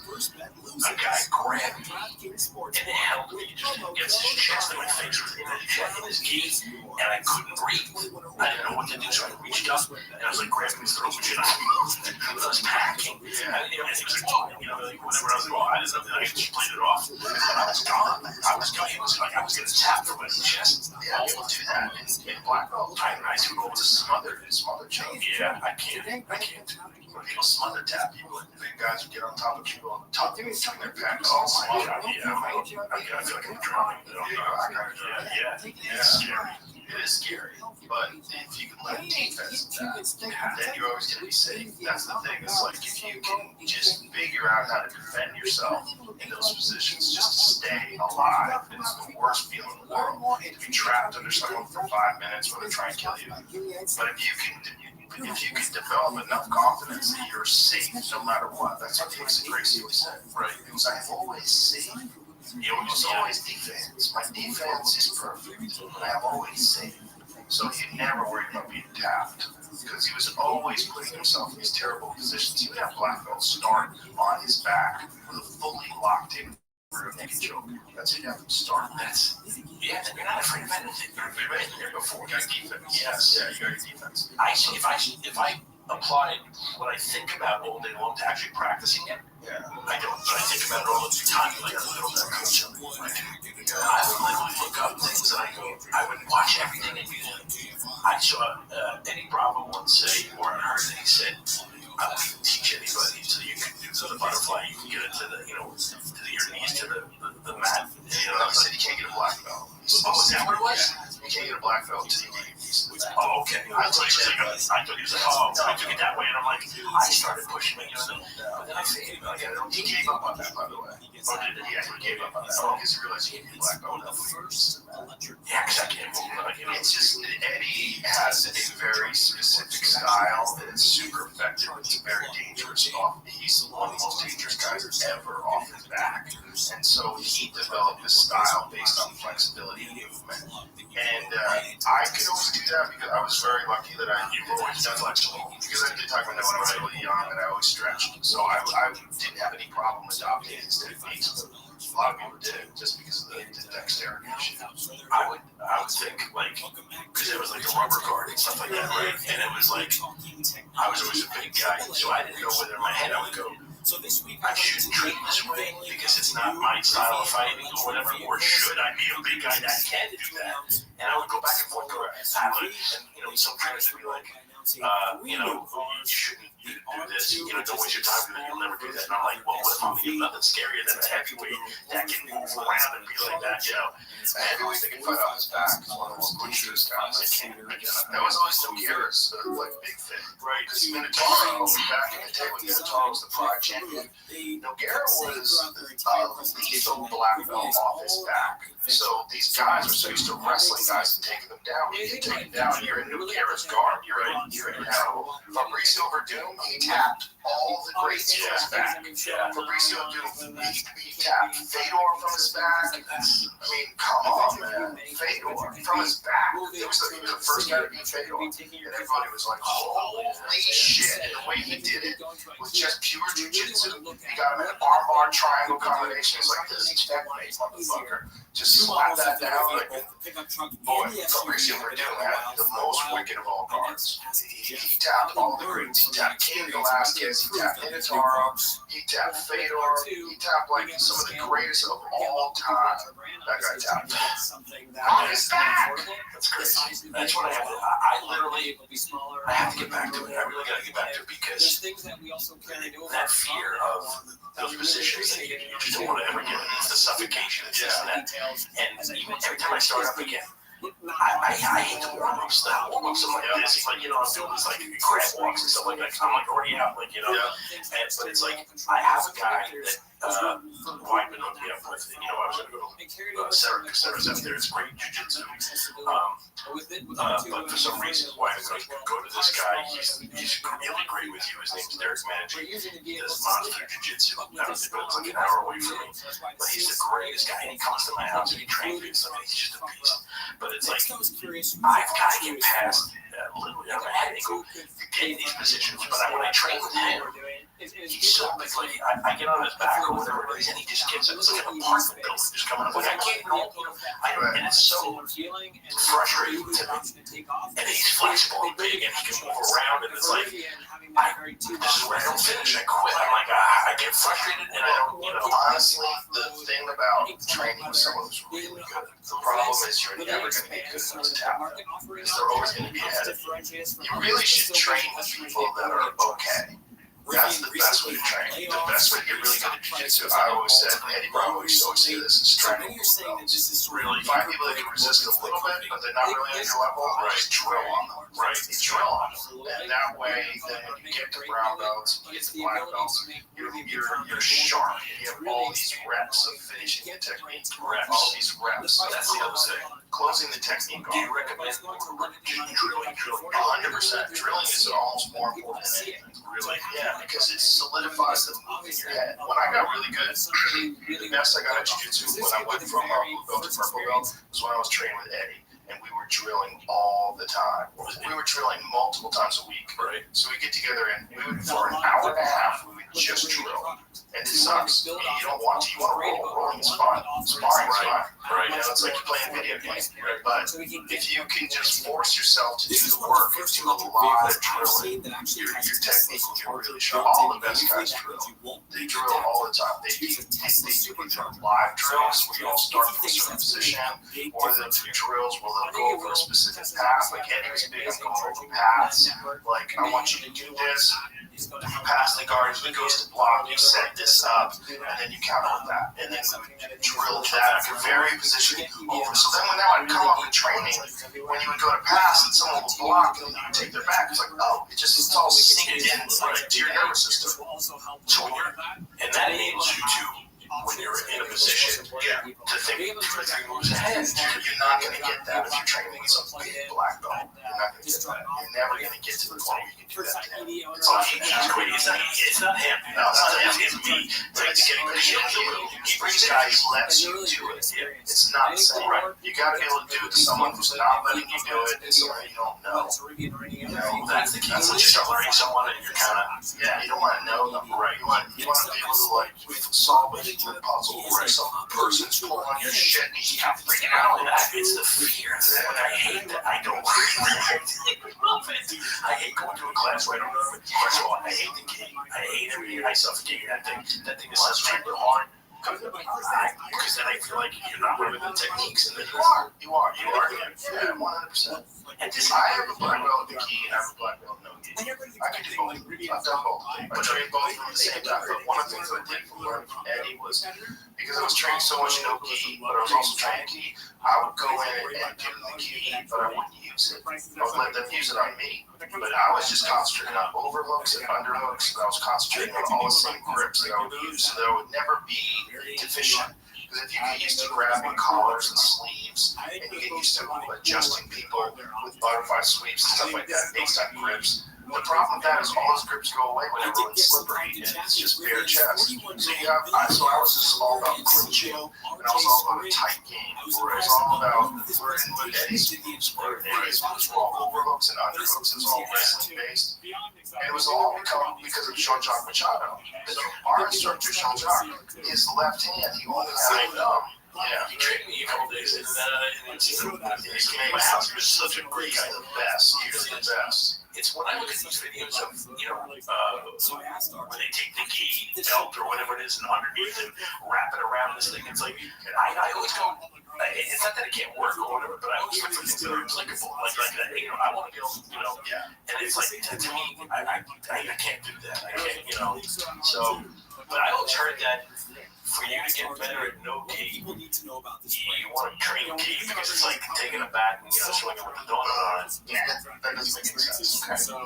No, you want to train. It's like to get really good at racquetball, you need to play tennis. All right, that makes sense. Well, I got 4 massive keys if you want to get something. You can throw them over your couch or whatever you feel like doing because I'm happy to get rid of them. There's nothing wrong with the key. The key's still great. And what the key does do is it forces you to be very technical. It's muscle out of things. You can't just pull out of stuff because you're trapped. So you have to learn how to use the proper defense and also never let you get yourself into a position where someone's completely cinched up on you. Like if someone has like there's certain chokes like a clock choke, like if they reach into your collar and they grab over your collar like this, and then they get this arm wrapped around here, you're in a bad spot because then I'm gonna spit. Oh, good. Oh, yeah, it's like a tourniquet, right? It's terrible. It's a tourniquet. Oh, it's death. It's death. Such a horrible choke to get stuck in. So you just gotta, in those situations, the key can be very, like if you're in a street fight with a guy who's got a winter jacket on, some guy's got a leather jacket on, and he grabs you and with that collar. I was curious what she thought of these cars. Fish that arm underneath the shoulder. That's a dead man. Right. Like, he didn't even know he's dead. Yeah. He's a dead man. Yeah. Like, if you get a hold of someone's leather jacket, and then you get your arm in there, right, and you get this like this, you're like, oh, son, you're going right here. Right. I love that. Yeah, so this is like a judo player. If you find someone with a winter jacket, you're fucked. That guy's gonna hit you with the world. He's gonna spike you on your fucking head on the concrete, and you're not even gonna be able to stop it. You're not gonna be able to do a goddamn thing. So it's good to learn the key because most people wearing clothes. Yeah, I'm just talking about shirtless from now on. Like just not even wearing anything. You'll choke someone with a right. You get on top of someone with a hoodie. You know, like but this is different level. This is not what I'm literally. I need to. Yeah. I've got a story. I really do. I gotta do something because it's like it's nothing wrong with the key. The key's great. The key's great. I like the problem is it slows it down. It does slow the game down. Yeah, older guys too. That's the one thing. That's what they keep saying. Yeah. You don't want to go real key because it's gonna be but it's like it'll be a lot quicker. But I don't mind. I like that. As long as it's slow, it does slow the game down. But also to me, I just feel suffocating. Like everybody's like grabbing me, and I'm like, I'm out. I'm like tapping like crazy. I'm like, it's just like grip strength. I first of all tore this bicep when I was skin repaired. This is just like this one happened about 5-6 years ago. I hired a personal trainer, and she came to my house. Like I didn't know that she was good. She was like almost like the CrossFit person. She's like, we're working on strength. I never deadlifted or did anything. So I started doing deadlifts, and she was like, I didn't even know how to do it. She was like showing me, and she was getting so excited. She was, that's pretty good weight. Can we bump it up a little bit? And it was like 135, 225, 275, and then she was, can we go a little bit more? She put 315 on it, and then I go, and I got it, and she was like, can we go 405, like whatever? She bumped up, and I'm going, and I'm starting to feel like a little tired. And I go, I don't know. I don't know if this is getting me. But she was so happy. She's like, this is really good. It was like a personal thing. And I did 405. And I felt a little something. I got it. I just got it. She was like, this is amazing. And she said, can we go like 450? And she put, oh, yes. And I went, pop. Right away. I got it up for a little bit. And I just went, I go, oh my gosh. But it didn't, it was such a bad move. It didn't tear away from the bone. It just, it was like choppy. And there was a hole, it ripped a hole in the middle of it. So it was weird. It was like, the guy looked at it and he goes, we can't even do anything with it. So it's like, you just gotta let it heal. And it's a hole. Yeah, so you can't see this one as much. You can see a little divot. You see a little divot here. But then just recently I did a movie with Guinness. I did that movie. I did a movie with him. And there was a lot of fighting in it. And I'm fighting training with the guys. And we're rehearsing all the choreography. And going through the moves. And we did it like a lot. And it was the end of the time. He's like, you want to run it one more time? And I was like, all right. He was just short and slow. Just to get it because I was getting tired. And I had to go double leg the guy or whatever it was. And I wanted to double leg him. And it was very slow. And he moved to the side and he went this way and stretched my arm. And it went. I go, and they go, oh, that's awesome. Guys, I'm like, no. I literally have it recorded. I go, something's wrong. Something's wrong. And this one's bad. It's nasty. It's like, it's a Matt Serra one. It rolled up on me. And it was, I got it checked out. It's completely torn. And, the guy was doing PT on me. And there are many ways that we can all help raise awareness. This guy, Molly, he's awesome. Johnny Molly, he's awesome. He was telling me, he's like, well, the good thing about it is it's torn completely. Because it's not, you're going to be able to do everything with it. And I had to go to the movie, so they go, if you want to get it fixed, you should get it fixed. And he said, it was like one of those things where it's like, you don't gain that much strength, but the bicep doesn't do that much. The bicep itself is kind of like a turning a key, and it's like, that's where it'll be affected a lot, which is, that's actually not that bad. Should I get it fixed or not? I didn't, because I had to go to the movie. Wow. Because if you do that, you get it fixed. It's, the rehab is like it's long, so I go, I can't do it. So they said, I go, can I get it done after the movie? They go, you can't because it's a window of the muscle. Like if you don't attach it right away, it shrivels up and it'll tick. So I did it. I didn't do it, and it's bad. And it still hurts and cramps every time. Like, I don't feel like I can do anything. I lost so much strength on this thing now. That's the wish you got the surgery. I do. It sucks. I was wondering about Matt Song. He's strong as hell. Like it doesn't affect him. He says, I think he says it's fine. A bunch of guys get that one. It's a real common one. It's a lot of it's common. A lot of times people throw a punch. Like the punch gets blocked. The bicep will pop, curl up. See that a couple times? Yeah. This is ugly. It's bad. Remember Kyle Parisian had that hamstring? Yeah. Oh my gosh, did he? Yeah, he had a hole in his hamstring. His hamstring just ripped apart and it shriveled up, and it always fucked with him like the rest of his career. Close in your head. Well, also his one leg just was not as strong, right? So his one leg was like always compromised. You should have had surgery on it right from the beginning. Yeah, but guys try to rehab stuff. There's like that fine window, that small window between fixing something and not being able to ever fix it. Like TJ Dillashaw wanted to go with his shoulders. He tried to just rehab his shoulders. The shoulders wound up becoming chronic, and now they've ruined his career. Right. Yeah, it's any kind of injury to a joint, I always think get the surgery if you can. If it's that bad, get the surgery. But also, it depends on what it is. Like if it's a bicep, yeah, get the surgery. But there's certain things like stem cells might be able to fix that better than surgery. So it's like knowing where to go, who to talk to, what doctors have actually gone through this before. You can't do that now. With stem cells right now, with the bicep, no. Yeah, that's shriveled up. It's shriveled up. Yeah. You have a very small window. I think a bicep window is just a couple of weeks. Yeah. Get it repaired like really quickly. We should have done it. That sucks. It does. That's a bummer. You know what? Once in a while, Slowing me down for sure. I tore my MCL getting on stage once. What? Yes, at Stubbs. It's Stubbs in Texas. I was walking up to the stage. Stubbs is this outdoor amphitheater, and as you're turning the corner, it's these concrete stairs, but they're spaced differently. And so I was like, I was turning my recorder on my phone and walking up the stairs, being called up to the stage, and I misstepped and twisted my foot and popped my knee bad. Where when I went on stage, my leg was shaking like I was nervous. Like inside, I was in agony. Oh my god. Yeah, I just powered through it. It was like my leg is shaking so bad. It looks like I'm so nervous. And everyone can see that. But it was just pain. I should have addressed it. I should have said I just blew my knee out. I should have said that so like people know when my knee is shaking. Yeah. Because otherwise I was like, God, I don't stop my knee from shaking. It shook for like the first 10 minutes at least. Did you sit out? No. You're myself. Yeah. It still went great. The show was fun, but then my knee was fucked up for a year. I had to get a bunch of stem cells. I got stem cells in like 3 hours before it finally got to the point where it doesn't bother me. How was it? It's great. Yeah, that was great. That's still a fingerprint issue. Wow. Yeah, I did a lot of yoga stuff too. That Ben Patrick. Yeah, that's great stuff. It's a big game changer.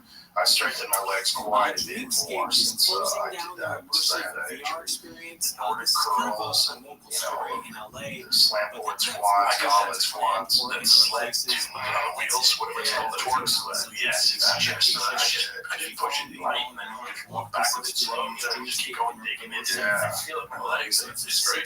Walking back, that's such a crazy way to strengthen your legs. To pull a sled backwards, such a good way to strengthen.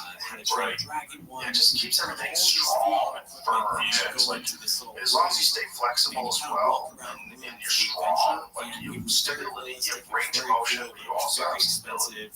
That's giant. That's a key.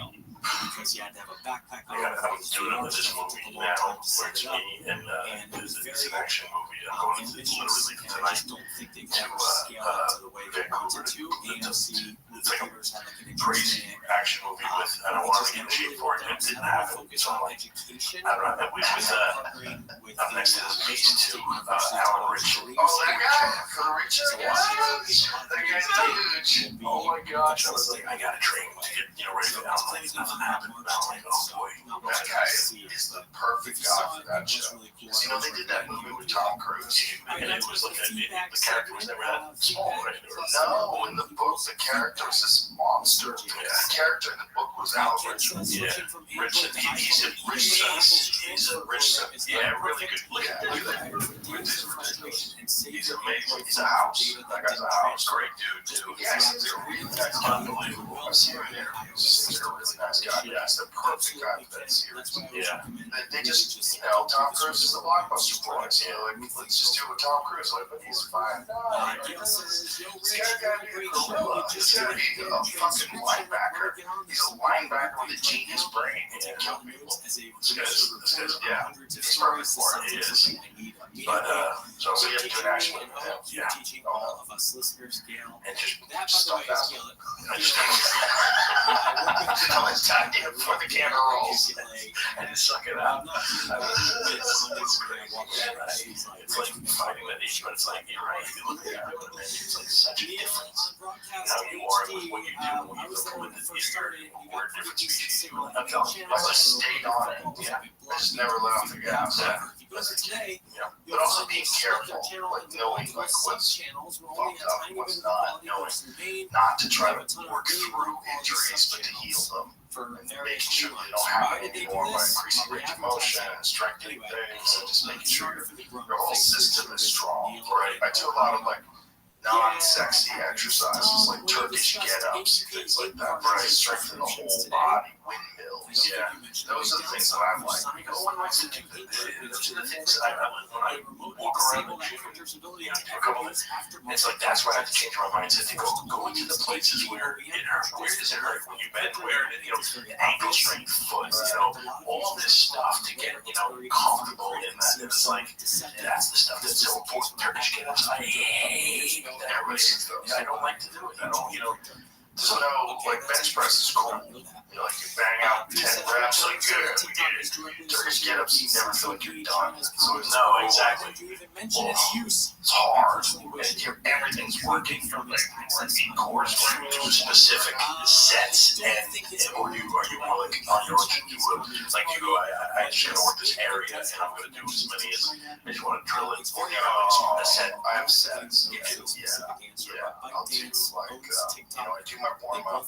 My warm up after the cold plunge is always 100 push-ups and 100 body weight squats. So that's the warm up. So that gets you going. That gets you warm after you're done cold. So now you heat it up again. And then I do it's like 100 push-ups and 100 body weight squats. I don't have a good answer for you on that, but that's more than my weight crazy. That's your warm up. Yeah, that's the warm up every day. Yeah, that's 15 minutes. So 15 minutes it takes to do 100 push-ups and 100 body weight squats. I do those. And then I do swings. So depending upon whether or not I'm feeling good or whether I need more warm up, I either go 50 or 70 pounds. So if I go to 70 pounds, that means I'm ready to go. So I do 3 sets of 10 swings with each arm, 70 pounds. And then I do clean press, 3 sets of 10 with each arm, clean press. And then I do 3 sets of windmills with each arm. And then I do 3 sets of renegade rows. Renegade rows where you like do a push-up on the kettlebells. You got the kettlebells, 2 on the ground, same distance apart as your shoulders. And you do a push-up, and then in the lock push-up position, you do a row with one side, boom, and then a row with the other side, boom, back down for a push-up, back up. Row with one side, boom. So your core is totally engaged the entire time. You're in a plank the entire time. And the entire time, you're going down to do a push-up, you walk up, and then you're stabilizing yourself as you pull the one kettlebell up, core that's everything down, yeah. Boom. And you do that with 70 pounds, 3 sets of 10 on each side, and you get worn the fuck out. So you're doing 20 reps every time I'm doing this. So I'm doing 10 reps of each hand. So I'm doing that with 70 pounds. So I do 3 sets of those. And then once I get done with that, then I usually either do the sled or I'll do something else. I'll do like round on the back or something else. Is that time? That's up to or is it no? I like to give myself time in between the sets because I want to be fully recovered before I get into the set again. I don't believe in I follow this Russian principle, this power, this strong first principle, which is the most important thing is how much weight are you pushing and for how many reps. And it doesn't matter if those reps come over 5 minutes or they come over 20 minutes. And it's probably better if they come over 20 minutes than over 5 minutes. Because you're having a lot of time. I'll take 5, maybe even 10 minutes between sets. So I'm fully ready to go. And then when I'm doing the clean press with 70 pounds, I'm doing 10 reps each side.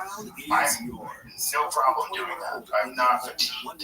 Like I'm fatigued, it's hard, it's difficult, but it's not where I'm like at the point of failure ever. If my point of failure was 10 reps, I would do 5, right? And then I would wait a long time, and then I'd do another 5. That makes sense. Yeah, so I'm getting to 100 reps. You're never get to that point where you're pushing yourself to the point where you're comparing yourself. Never.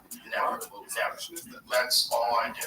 I don't lift anything heavier than 70 pounds. That's the heavy too, right? You don't need to. People think you do. It's one thing that we're football players. If you're a power athlete, you need to do cleans and squats and deadlifts. That's great, but I don't need to do that. I just keep my body strong, and then I do my endurance work. My endurance work is either sled pulling or it's Tabatas on the air bike or it's rounds on the back, and then I get in the sauna. The saunas. That's you go in there right when you're tired. But at Ball State, Just step we in love that how 195 it degrees. sounds like this. Because becoming a partner opens the door to the future we want to build. Our welcoming culture, passionate learning partners, and focus on innovation and collaboration allow you to check out I have mine ready. I have one. Ball State. And it's 50, it was 52 degrees. It was 52. I was shaking, man, but I would just go in. I was in there for 15 minutes, though. I would do that. You don't need to go that long. You don't need to, but you can do that if it's it's probably giving you the same result when you do 15 minutes at 50. As you're doing 3 minutes at 34. That's probably giving you the same result or similar result. The whole idea is to freak your body out and reduce cold chocolate. And how does that compare to the chamber one where you get the exit? Just like does that get you cold? They're both brutal. They're both brutal. I think the cold water is a different animal. It gets your bones warm. You feel colder. It's like when you get out of that the cryotherapy machine. When you get out there, within a couple of minutes, you're like, oh, you're okay. You get out of that cold water, like for a half an hour, you're like, Jesus Christ. But that was the way I would warm up. I would just go right into the bodyweight squats and push-ups. So that was my way of heating my body back up after the cold. But don't your joints feel just frozen? Oh, you're all right. You're all right.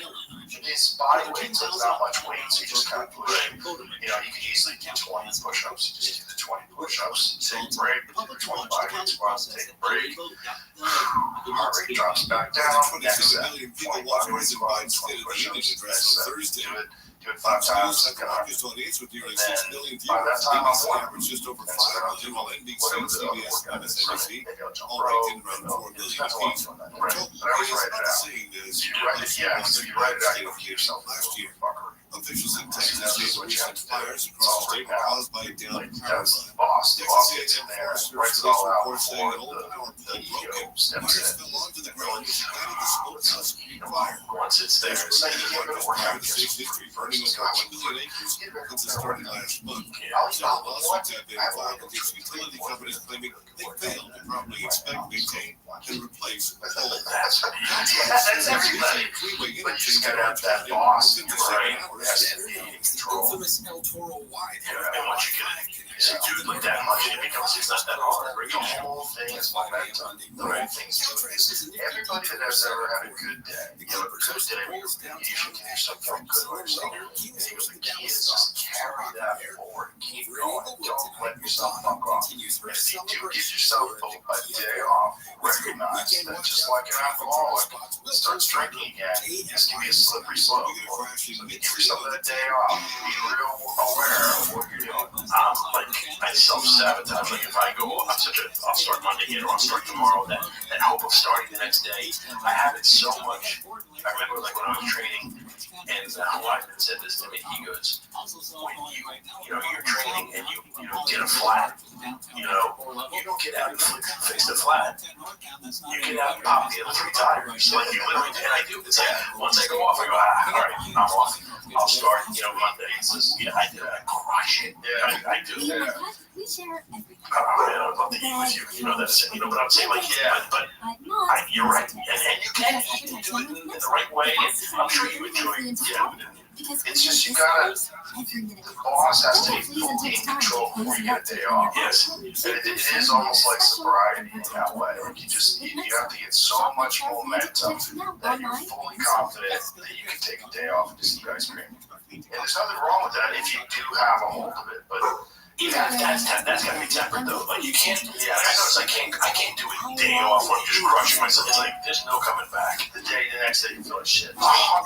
Yeah, you know. But the thing is, you have gone on schedule and gotten in shape before you have done it, so you know you can do it. So it's maybe even more frustrating than someone who's never done it, because you have like dropped 60 pounds. You have gotten in shape again. And I remember when you were training mids with Dylan Brote, I was watching you hit the pounds. Like, when you got in shape for Here Comes the Boom, you got in fucking shape, and you were training hard, and I was watching some of those sessions. It's like, so I know you can get to that spot, right? It's just like maintaining it, you know, that's the thing. And now as I go, it's like God takes a little bit away from the bicep pull. Now it's happening, you know, another new reach a little. Yeah, it's like I gotta fight it, man. And like I said, I'm teetering between that. You know, I gotta go back. And it's you're right, man. Yeah, you just gotta decide. And one of the best ways to decide is to write things down.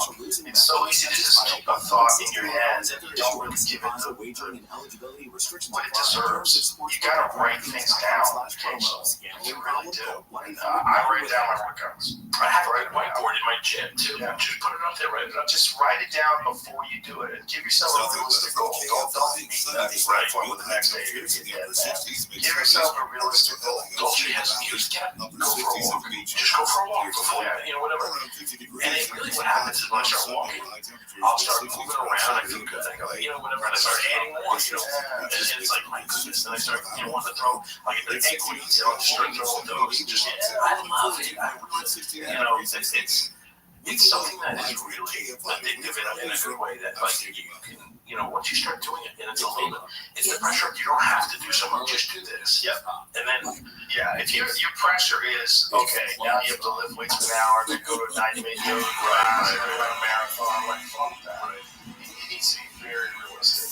Like, you know, we're gonna start off today. You're gonna do 20 push-ups, 20 bodyweight squats, 10 cleans, 10 presses. You know, a couple of chin-ups, and then that's 20 minutes. 20 minutes, and never be exhausted. And then take the next day, you're going to do something different, but equally light, and you do that for a couple of weeks. And if you write it all out, it shouldn't take you more than 20 minutes to work out. And you can get through 20 minutes. Just write it all out.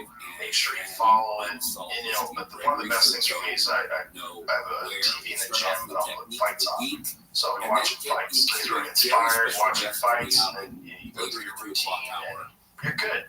And as long as you write it out, and if you write it out and you go, I know I wrote this down on paper, I have to do this. Yeah, you have to do it. It's great. If you just hold it in your head, you're going to work out. You're going to get wrong. Maybe just a bench press. You need a structure so you can give it to yourself. That's awesome, man. All right, I'll do it in this documentary, and we'll come back, and I'm going to show you the next time you're here. I promise. Leave for houses. I promise. We'll work out together. I love you. All right. My man. It's good to see you, brother. You're the best. I love you too. Thank you for doing everything you do, man. My pleasure. It's awesome. It's a lot of fun. It's great to see you. I love it. All right. Bye, everybody.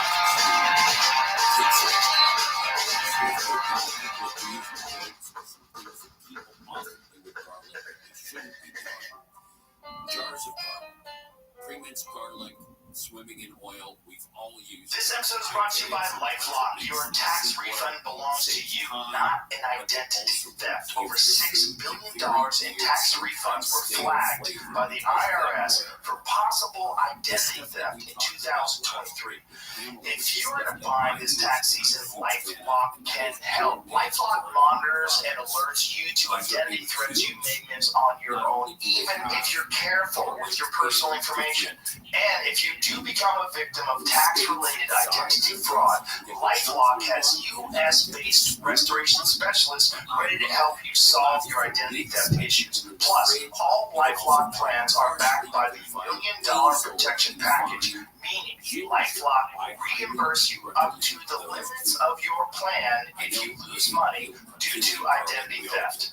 Let LifeLock help protect your financial information, so all you have to worry about is what to do with your tax refund. Go to lifelock.com/JRE and save up to 25% your first year. That's 25% off at lifelock.com/JRE. Identity theft protection starts here. Tap the banner to learn more. This episode is brought to you by Policy Genius. It's a new year, and a lot of people are reflecting on what they want to accomplish here in 2024. Maybe you're going to buy a house or go to college. Those things can cost money, and a life insurance plan will help protect your family if something were to happen to you. That's why I suggest checking out Policy Genius. Policy Genius helps you compare your options from top companies, and their team of licensed experts is on hand to help talk you through it. Policy Genius's technology makes it easy to compare life insurance quotes from America's top insurers in just a few clicks to find your lowest price. With Policy Genius, you can find life insurance policies that start at just $292 per year for $1 million of coverage.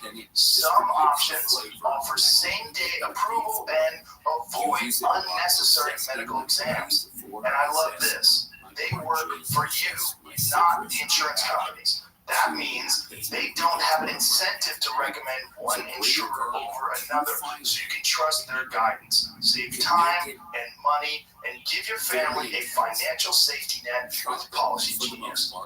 Head to policygenius.com/JRE or click the link in the description to get your free life insurance quotes and see how much you could save. That's policygenius.com/JRE.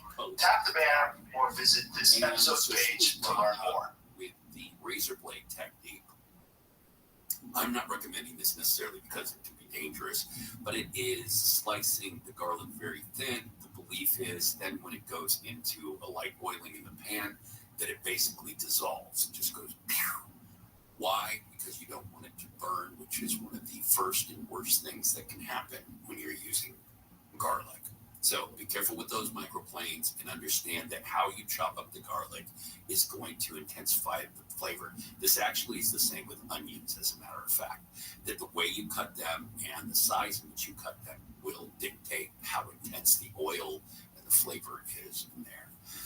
Make sure it's not past the prime. I guess this goes with dating as well, even though, let's face it, it's sweeter with time. Make sure that garlic is in its prime. The cloves should be firm. They shouldn't be mushy. You shouldn't have any green sprouting. That's not good. If you see that green sprouting, if you notice that it is soft or mushy, it is past its prime. Don't use it. And I know it can dry out as well, which is the other problem. Once you get really good garlic home in its fullness, and you've got this beautiful garlic in a dark place, cool place, and then it starts to harden, and then you know it's not going to be good either. It's starting to dehydrate a bit, and then it's no good, and it's not going to do what you want in whatever you're cooking. Keeping that in mind is going to keep your dishes fresh, bright, and garlicky in their own right. So, as I said, don't stick that garlic in the fridge. You want to keep it on the counter in a paper bag or in your pantry. It's going to last longer. It's going to taste better, and it's going to remain more fresh. Chop your garlic as evenly as possible. Why? Because when you put it into a pan, a saute pan or something, the different sizes are going to cook at different times. If it cooks at different times, that means the bigger pieces are going to take a little longer. The smaller pieces are going to burn.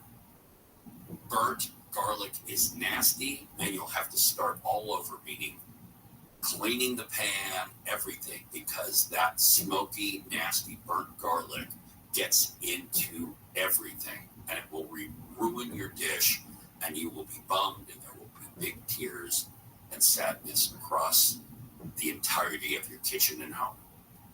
So keep that in mind. Similar sizes, not too long. The moment it gets fragrant, the moment you smell garlic, it's done. Turn the heat off or put the other ingredients on and move to the next step. Garlic presses, yes, they're actually kind of fun to use. They're simple to use, but it can make garlic way too mushy. It can mess with the flavor.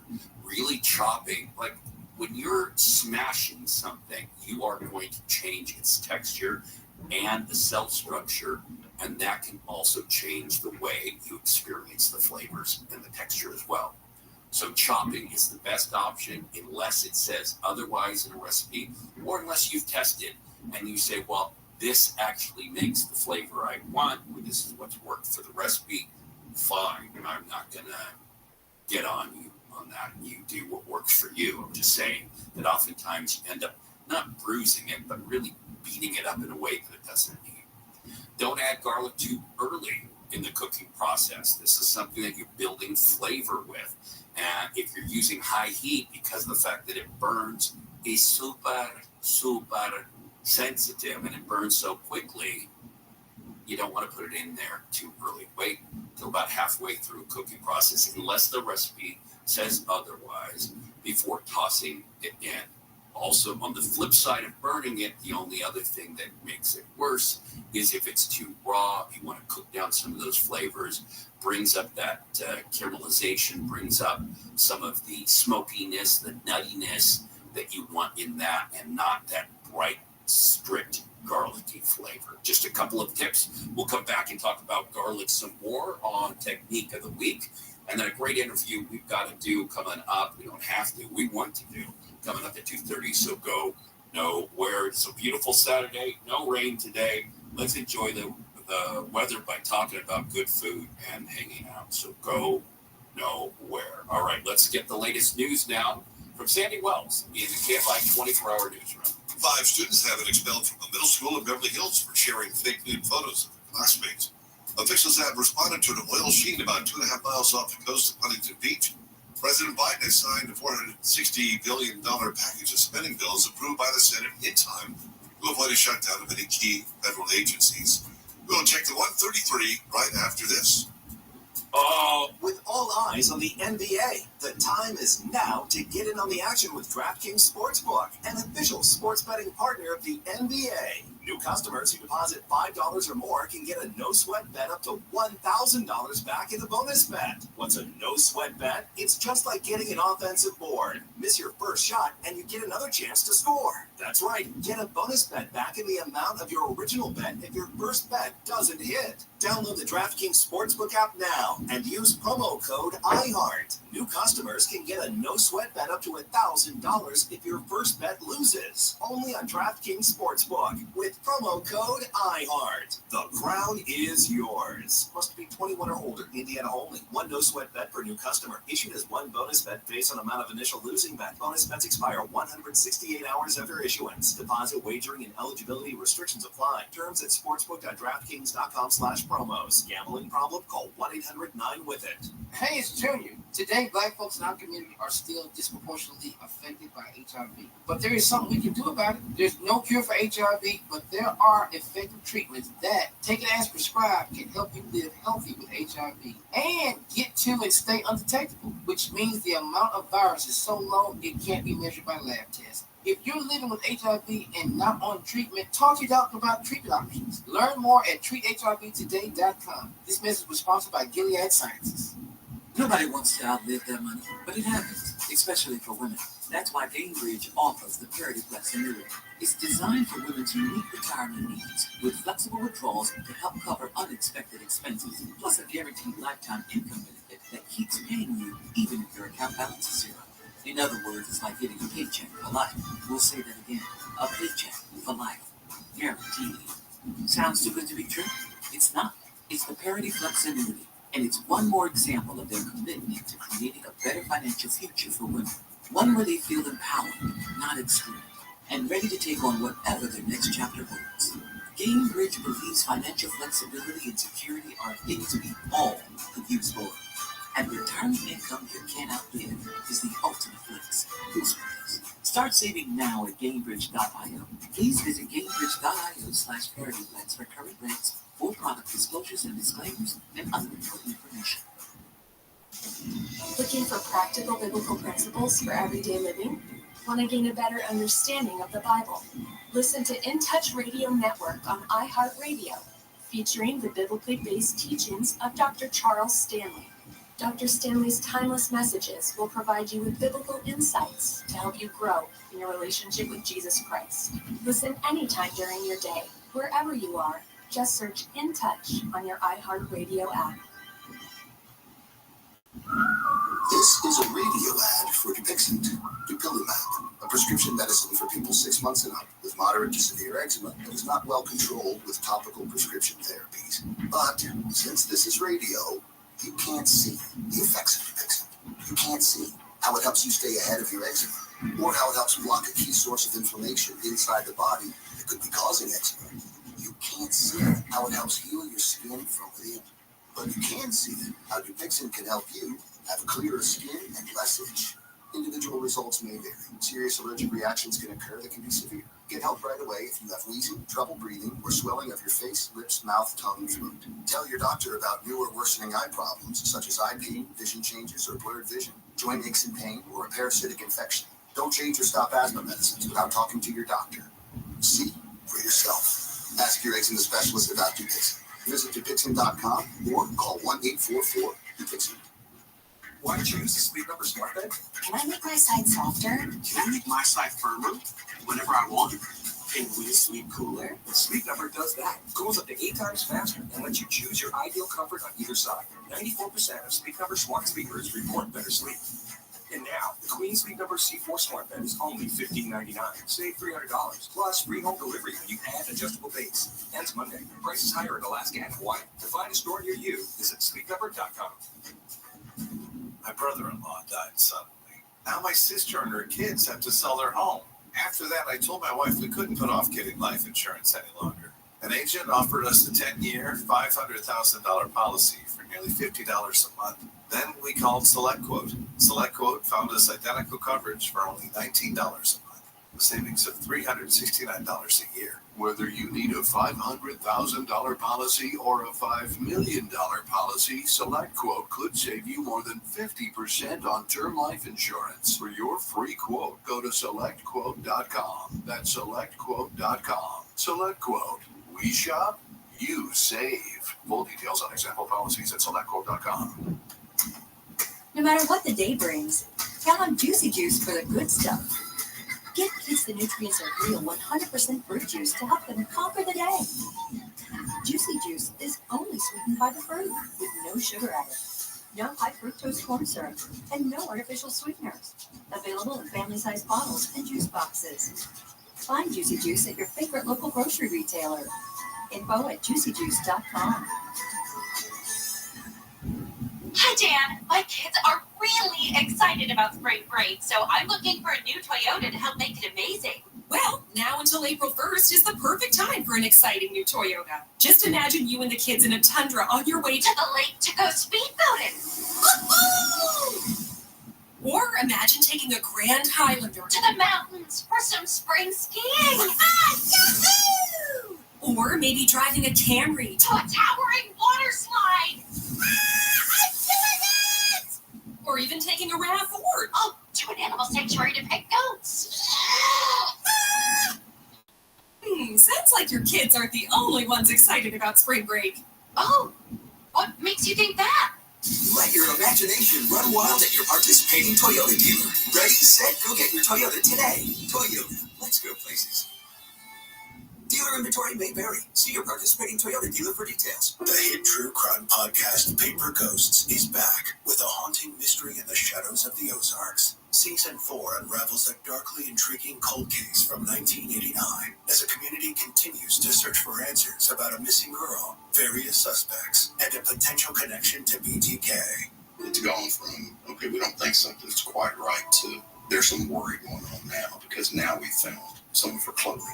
Listen to Paper Ghosts on the iHeartRadio app or wherever you get your podcasts. News Nation Monday. Cuomo and Carlson. Time to take Fit of Ide head on. Whether you like it or not, whether you mean it or not, you wind up playing the game. Cuomo accepts Tucker Carlson's invitation to a one-of-a-kind conversation in his home, face-to-face. News Nation's Chris Cuomo and Tucker Carlson. Monday at 8 Eastern. Only on News Nation. You can find News Nation on Spectrum 126, DirecTV 307, and Dish 207. iHeart Podcast Update. This week on your free iHeartRadio app. Math and Magic. Stories from the frontiers of marketing with Bob Pittman, Season 6. Join iHeartMedia Chairman and CEO as he analyzes the math and magic of marketing, sitting down with today's most gifted disruptors. Marketing School, digital marketing and online marketing tips. Actionable digital marketing lessons learned through years of being in the trenches. Office Hours with Mike Stye. Mike sits down with the world's most important chief executives to answer your most pressing questions about leadership, career, and life. Hear these podcasts and more on your free iHeartRadio app or wherever you get your podcasts. Hey, it's Steve Gregory. This week on Unsolved, we meet LA County Sheriff's crime-fighting four-legged friends, specially trained black labs that help detect and track down hard drives and other electronics used in cyber crimes, financial crimes, and sexually explicit content. We'll meet the dogs and their handlers on the Hard Drive Sniffing Canines. It's part of our ongoing Crime Fighter series. Unsolved with Steve Gregory. Tonight at 7 on KFI. And on demand anytime on the iHeartRadio app.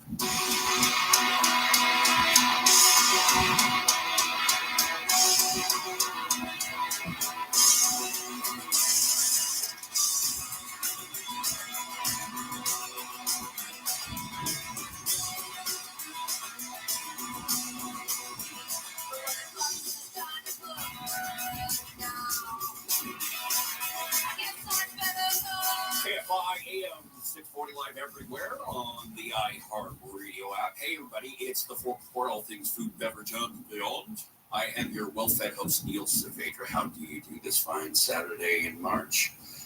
Right before we have to do the most horrible thing in the world and change our clocks and lose an hour. It's all right. We're all in it together, right?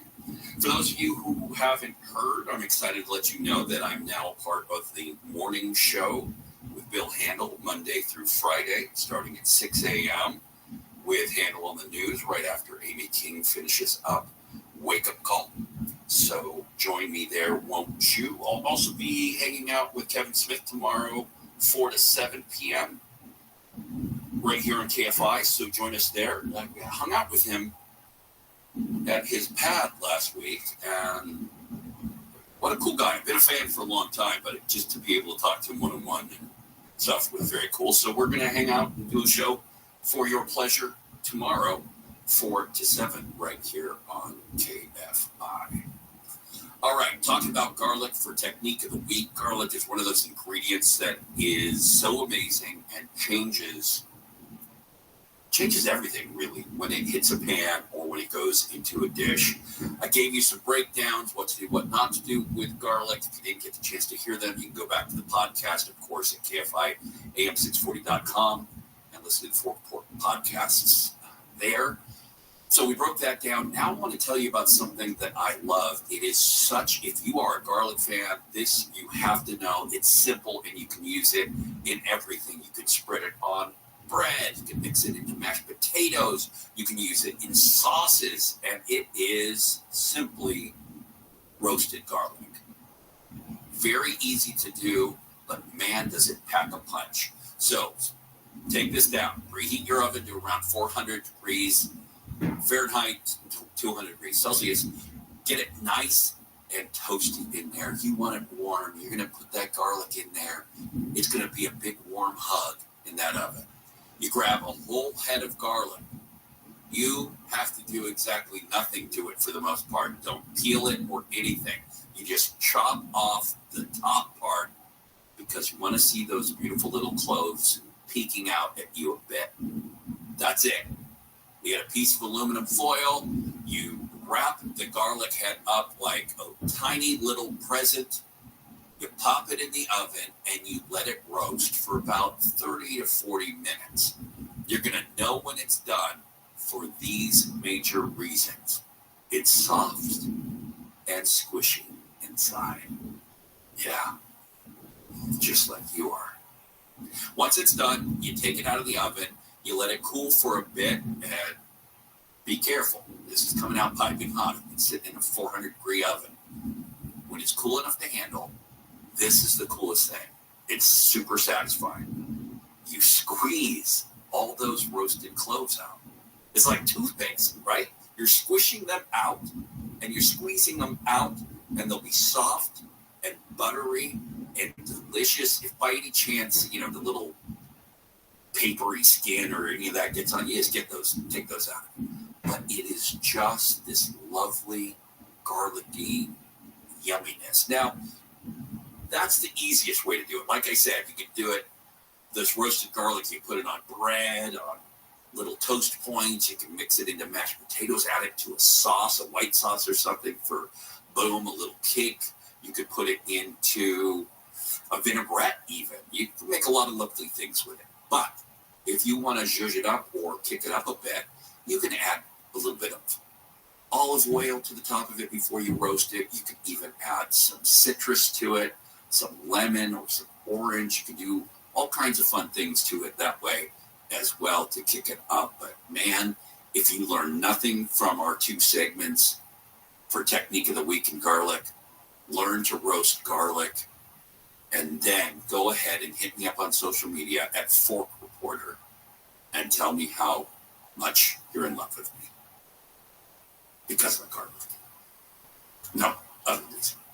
All right, stick around. I want to introduce you to somebody, huge part of the LA food scene for over 4 decades. So go know where. It is Fork Report. I'm Neil Saavedra. This is KFI AM 640. Let's get the latest news now with Sam.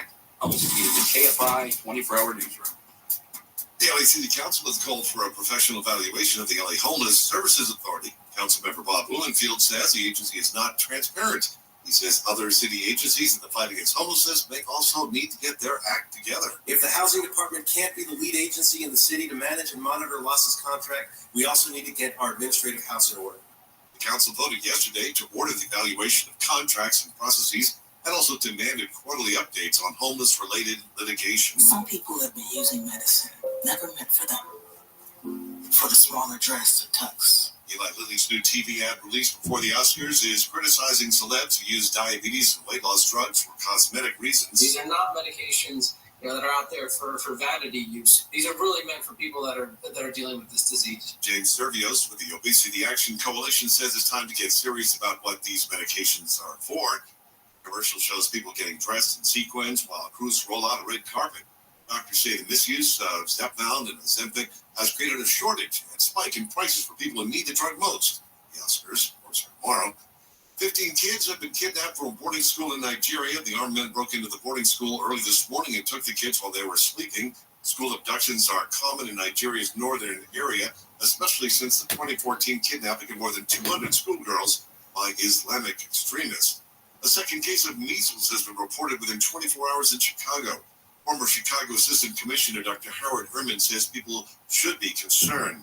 Measles is the most easily spread common infectious communicable disease beside a common cold and much more serious. City officials say that young child was living in a migrant shelter. An investigation is underway to determine who the child may have come into contact with while contagious. There have been 41 cases of measles in the U.S. during the first 2 months of this year, compared to 58 all of last year. We have a crash in Pacoima on the 5. Bay Freeway, northbound side of the 5, right at the 118. A pickup truck overturned. This crash clearing out of the right-hand lane. Meantime, 5 northbound. First, you have delays from the East LA interchange to Stadium Way, and then you're slow again because of the accident from Lancashire up to the 118. This city, 10 westbound past La Brea, an earlier accident cleared from the middle lanes. West 10, you're slow from the East LA interchange to Robertson, and the eastbound side of the 10, bumper to bumper from Cloverfield to the 110, the downtown slot. KFI in the Sky helps get you there faster. I'm Mike Morris.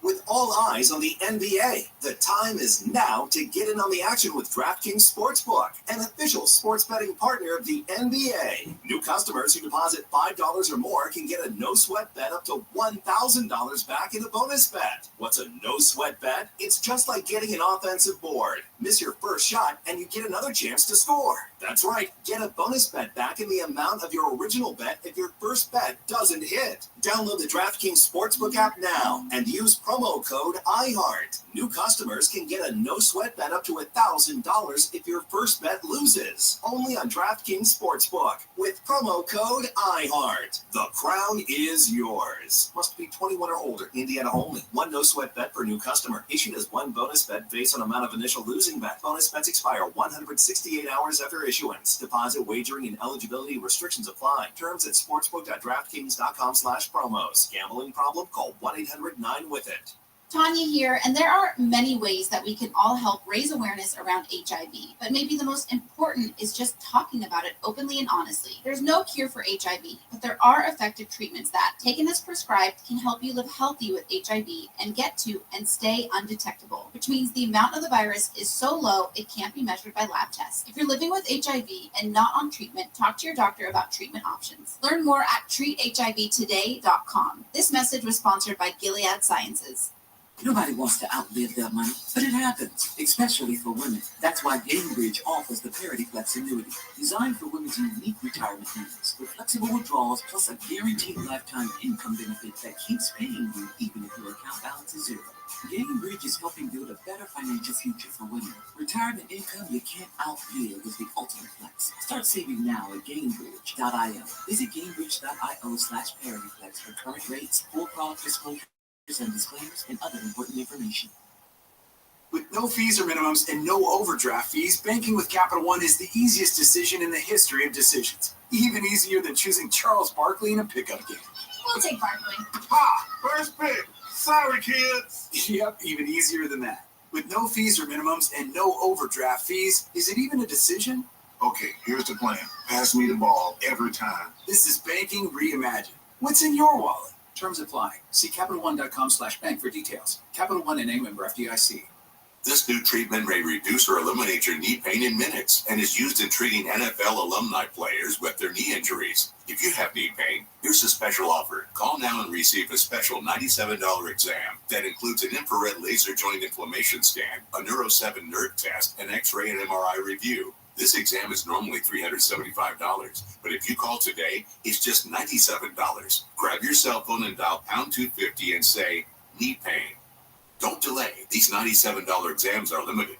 On your cell phone, dial pound 250 and say, knee pain. For official rules and more information about contests on this station, go to KFIAM640.com/rules. Homeowners, when was the last time you had a termite inspection? If it's been over 3 years, then you need to call the Bug Man. Your home is your biggest investment and you need to protect it. We all carry home insurance, but termites do more damage than fire, earthquakes, and other natural disasters combined. Right now is swarming season. Most likely, termites are eating your home. Even as I speak, the Bug Man can get rid of all your termites without tenting and repair any damage that they have caused. Here is a special offer. The Bug Man is offering free termite inspections. Call today and get a free termite inspection next week. You heard right. Call today before 4 p.m. and the termite inspection is free. On your cell phone, dial pound 250 and say, the Bug Man. On your cell phone, dial pound 250 and say, the Bug Man. If you call right now, you'll also receive a free 1-year maintenance program valued at $325 with a completed inspection and service. For your free termite inspection, dial pound 250 and say, the Bug Man. American Vision Windows, SoCal's choice for energy-efficient windows and doors. AmericanVisionWindows.com.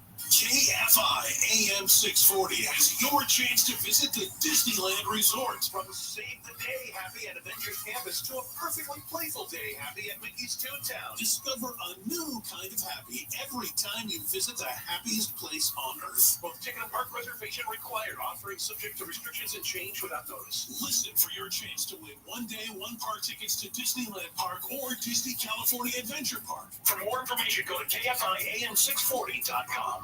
And we'll sing with California when it falls into the sea.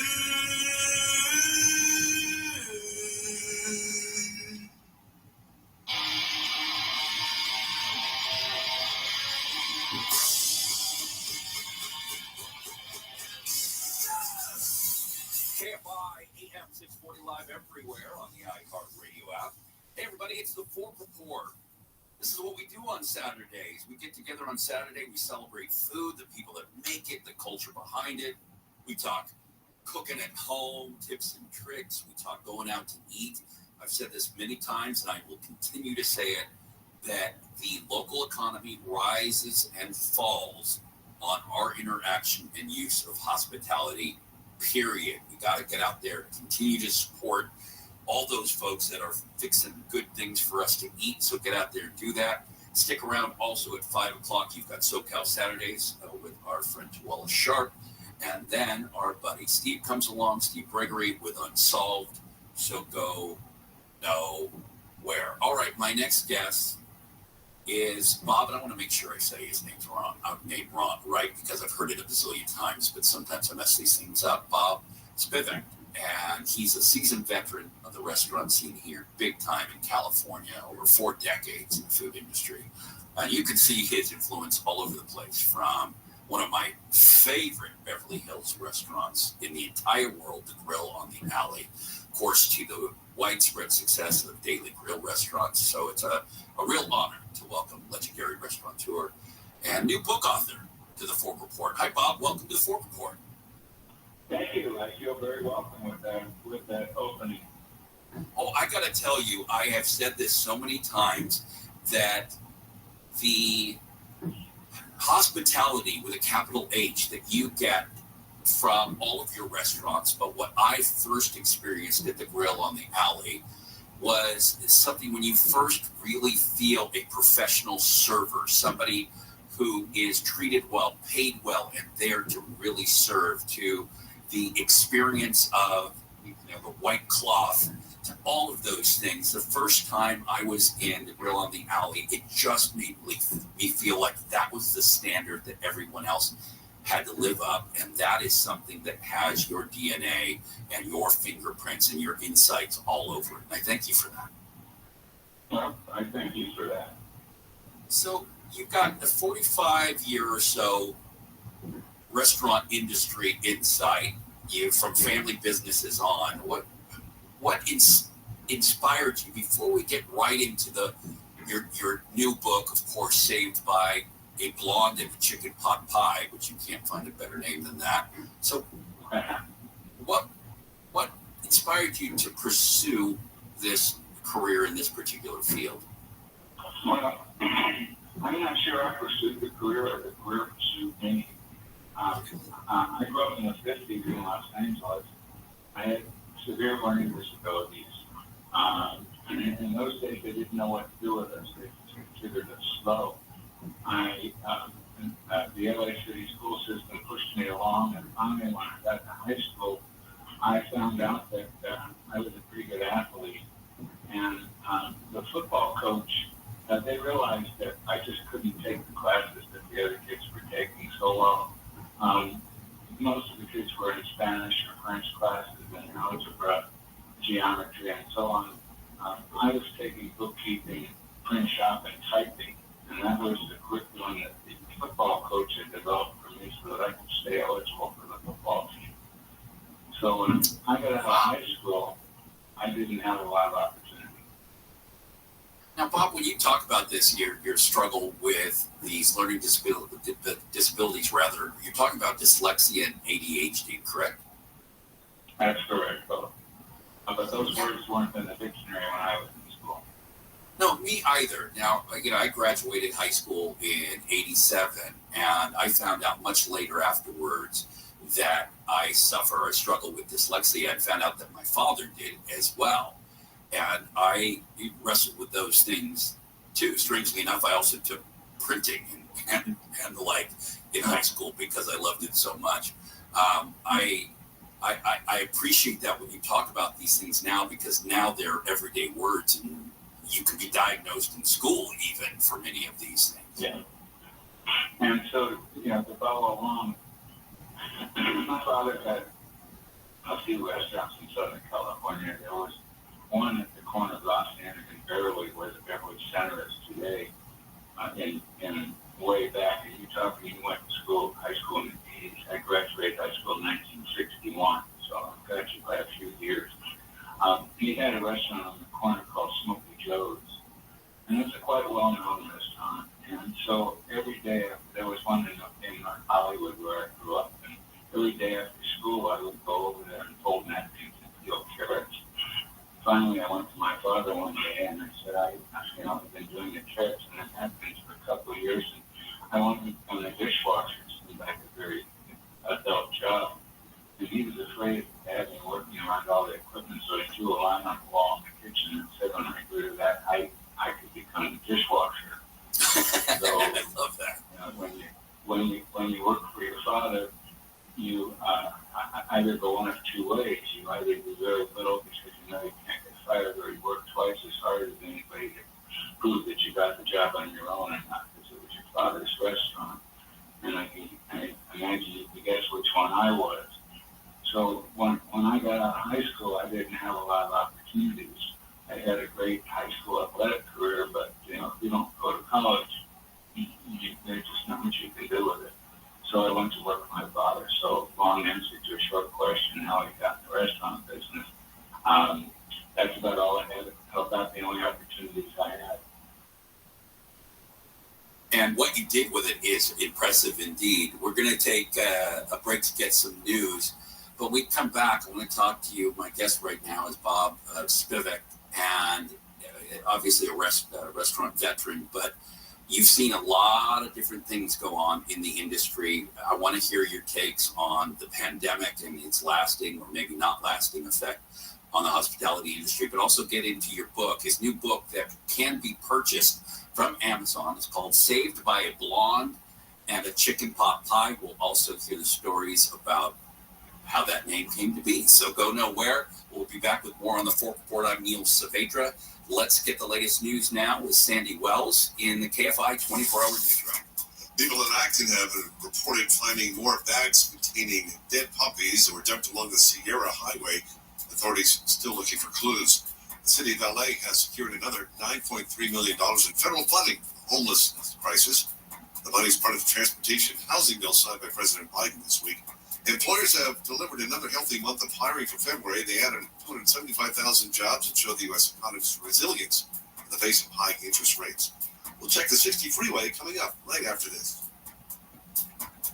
With all eyes on the NBA, the time is now to get in on the action with DraftKings Sportsbook, an official sports betting partner of the NBA. New customers who deposit $5 or more can get a no-sweat bet up to $1,000 back in a bonus bet. What's a no-sweat bet? It's just like getting an offensive board. Miss your first shot and you get another chance to score. That's right. Get a bonus bet back in the amount of your original bet if your first bet doesn't hit. Download the DraftKings Sportsbook app now and use promo code IHEART. New customers can get a no-sweat bet up to $1,000 if your first bet loses. Only on DraftKings Sportsbook with promo code IHEART. The crown is yours. Must be 21 or older. Indiana only. One no-sweat bet per new customer. Issued as one bonus bet based on amount of initial losing bet. Bonus bets expire 168 hours after issuance. Deposit, wagering, and eligibility restrictions apply. Terms at sportsbook.draftkings.com/promos. Gambling problem? Call 1-800-9-WITH-IT. Hey, it's Junior. Today, Black folks in our community are still disproportionately affected by HIV. But there is something we can do about it. There's no cure for HIV, but there are effective treatments that, taken as prescribed, can help you live healthy with HIV and get to and stay undetectable, which means the amount of virus is so low it can't be measured by lab tests. If you're living with HIV and not on treatment, talk to your doctor about treatment options. Learn more at treathivtoday.com. This message was sponsored by Gilead Sciences.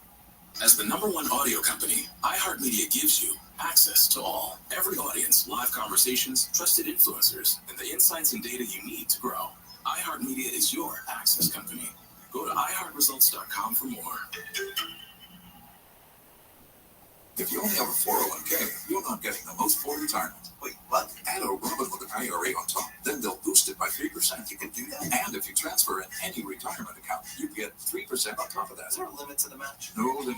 Robinhood Gold gives you the biggest contribution match of any IRA on the market. Sign up for Robinhood Gold at Robinhood.com/boost by April 30th. Subscription fees apply. Investing involves risk. 3% match requires gold for 1 year from first match. Must keep IRA for 5 years. Match on transfers subject to additional terms and conditions. Robinhood Financial LLC, member SIPC. The free iHeartRadio app is #1 for music, radio, and podcasts, all in one. Discover a new podcast from our library of over 350,000 titles. Here's an iHeartRadio podcast preview. What's your emergency? Hello. My daughter went to a graduation party last night and didn't come home. She hasn't been home yet. I'm not sure if this is the right number. Or if this is really an emergency. I hope it isn't. But I'm getting really nervous. Ma'am, what's your location? Home. Can I have the address, please? Are you sending someone over here? Yes, ma'am. Danny, pick up your phone, dummy. Your mom just called and said you didn't come home last night, and naturally I covered.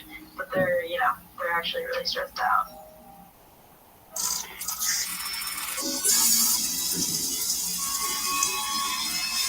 Hey, Bex. Danny? Q-Code presents Gaslight.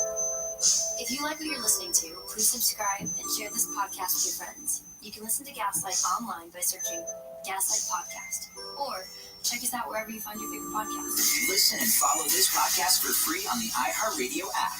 #1 for music, radio, and podcasts, all in one. That breath is no fun. Let me introduce you to Zellman's Minty Mouth. It's a tiny little capsule you swallow, mint on the outside, parsley seed oil on the inside, and clinically tested against the toughest offenders, even garlic and onions. And it's not just a mint.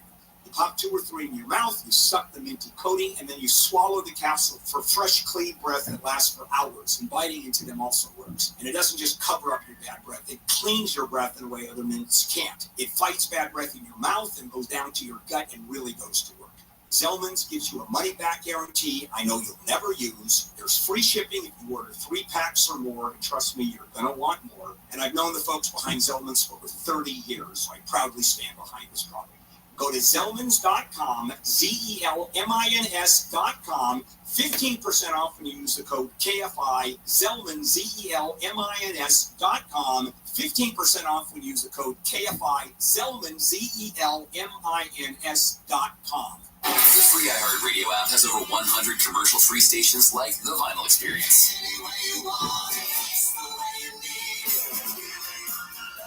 Just search Vinyl Experience and listen now on your free iHeartRadio app. Free never sounded so good. Portions of the following program will be recorded. This week on Having Money, thieves are trying to steal your tax refund. Plus, Bitcoin is going to the moon. Does that mean you should be investing in it? We'll talk about all that and more. How to Money with Joel Larsgaard. Tomorrow at noon on KFI. And on demand anytime on the iHeartRadio app.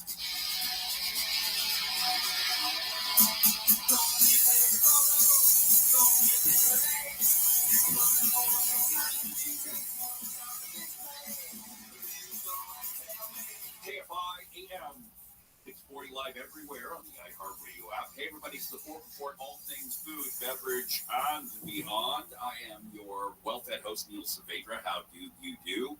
Your friendly neighborhood Fork Reporter. Always happy to be with you on Saturdays for 3 hours from 2 to 5, where we kind of shake off the heaviness of the week, ugliness in the news, whatever it is, and come together and celebrate food, the culture behind it, cooking at home, going out to eat, all of those in between. So thanks for hanging out today. Don't forget, you've got Twala Sharp coming up at 5, so go nowhere.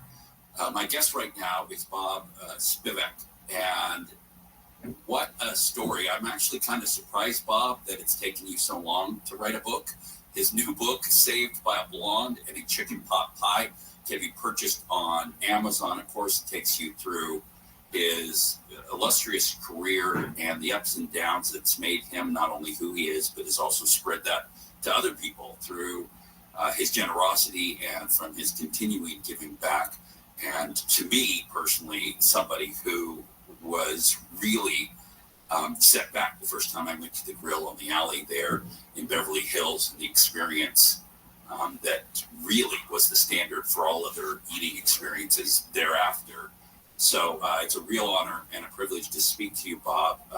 Really quickly, before we get into the book, with such a great title and all, how do you feel the pandemic affected the hospitality industry, good, bad, or ugly? Hi, Neil. It affected it in every single way. There's a new paradigm in the restaurant business today, and things will never be the same. It's been real tough on all of the restaurateurs. I'm the past chair of the California Restaurant Association, and I'm retired now, but I would get a lot of phone calls during the pandemic, and everybody did the same thing. These are restaurateurs who have second mortgages on their house to get the money to open their restaurants, and their restaurants were devastated. I think the government did a good job in propping it up and keeping that going, but it's taken a grand toll on the business. You'll go into restaurants now, restaurants that were very busy, and their dining rooms will be empty, but their takeout departments will be overloaded. And it fueled takeout, it fueled delivery, but there's been so many casualties that the business will come back, but it'll come back in a different form.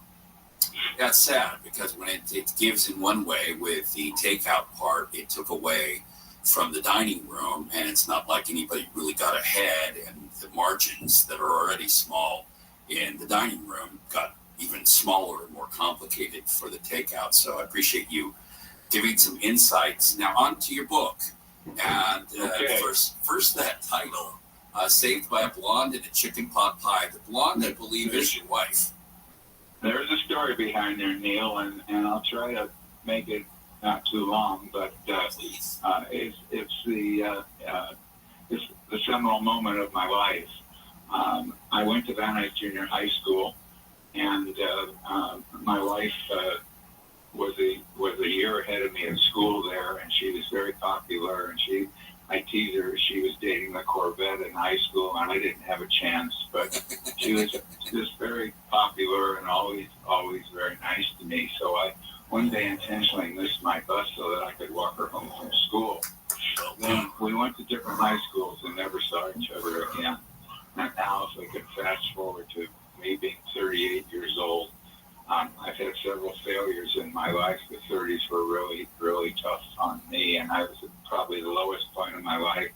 I was getting divorced. I had a 10-year-old daughter and an 11-year-old son, and I was literally living at my father's because I didn't have enough money for my own apartment. I had coached my son's Little League team, and there were a couple of fathers on the team who were interested in restaurants and always talking to me about them, and I knew they'd been quite financially successful in business. And so I convinced them to meet me one day for lunch to talk about opening my dream restaurant, which became the Grill on the Alley that you've spoken so nicely about. And so the whole idea was, this was 1982. There was a lot of great pretense in the restaurant business in Los Angeles. Michael's in Santa Monica was a very fine restaurant. Made an art form out of how small the portions could be and how large the prices were. And there was no such thing as making any kind of change on the menu. So if you ordered a salad with the dressing on the side, the chef would come out and tell you that he makes the salad one way, and if you don't like it the way he makes it, you'll have to go somewhere else. The other real big restaurant at the time was Mom Maison in West Hollywood. Mom Maison is where all the Hollywood people hung out. They had an unlisted phone number. You couldn't call her even if you wanted to unless you knew the special number, and somebody that knew the special number.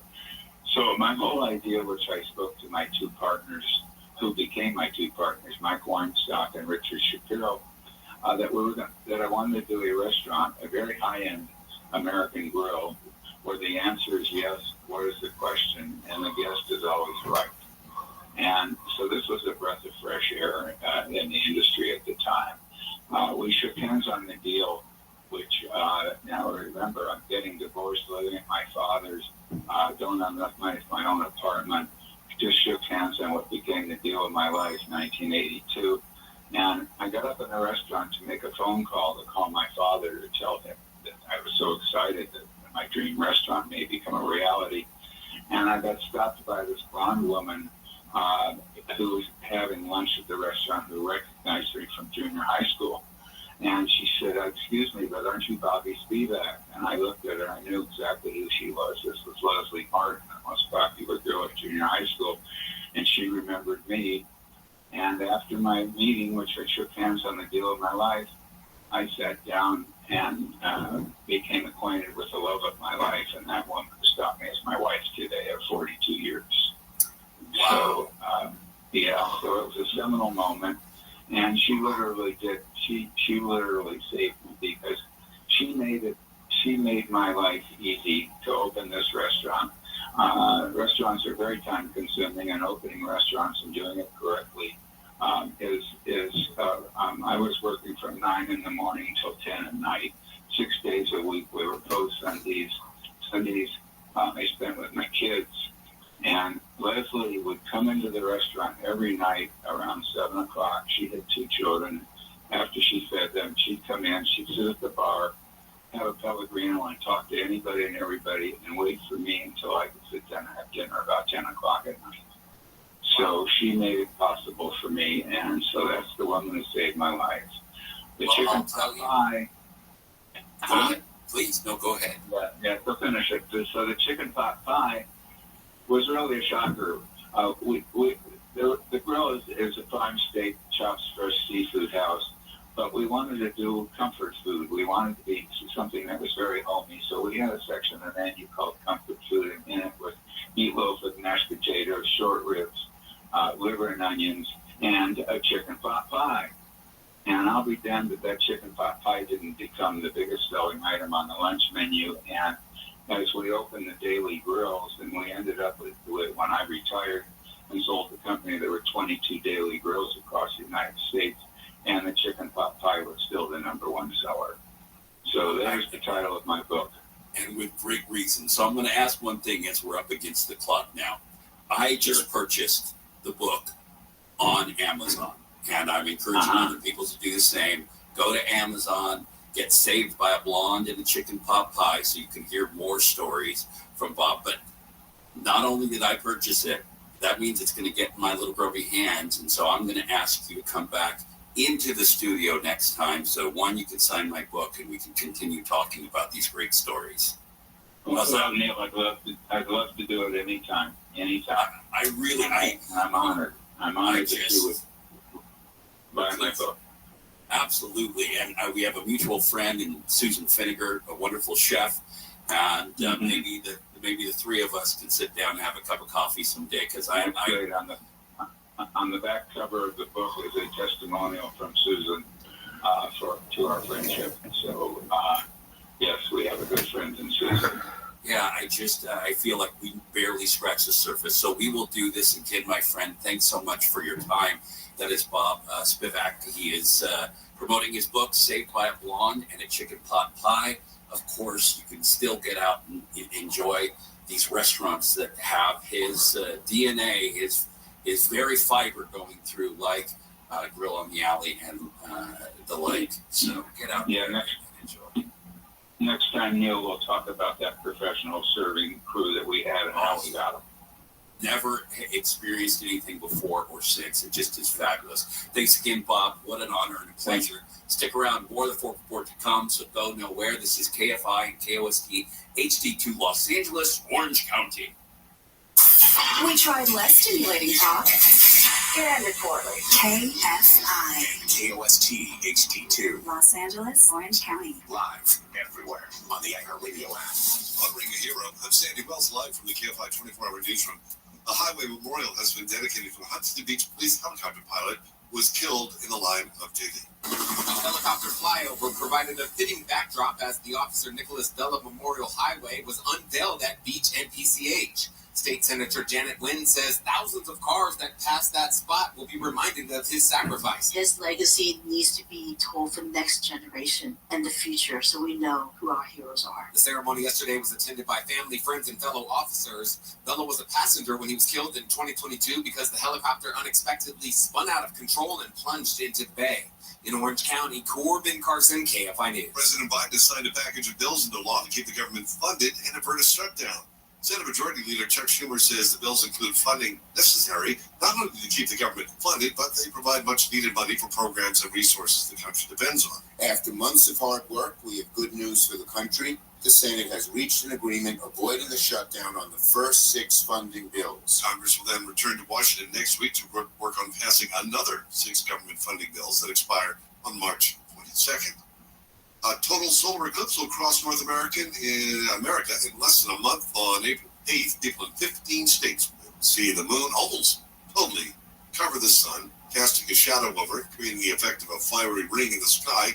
Some of the states in the path are Texas, Oklahoma, Illinois, Ohio, New York, and Maine. Skies will temporarily darken in the path of totality, but in all of the other states in the U.S., viewers will be able to see a partial solar eclipse with the moon appearing to take a bite out of the sun.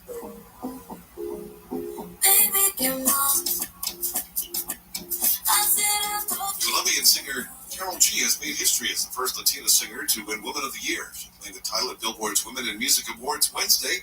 This comes after her album became the first ever Spanish album by a female artist to hit the #1 spot on the Billboard 200. She was also the first woman to win in the Best Urban Music category, the Grammys. But it crashed down in the clearing stages in Pacoima on the 5.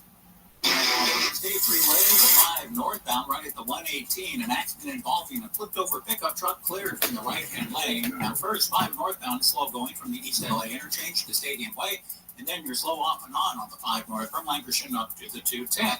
In Hollywood, Johnny Grant Way is shut down between Highland Avenue and Orchid Avenue because of tomorrow night's Oscar ceremonies. The closure is scheduled to end Monday morning.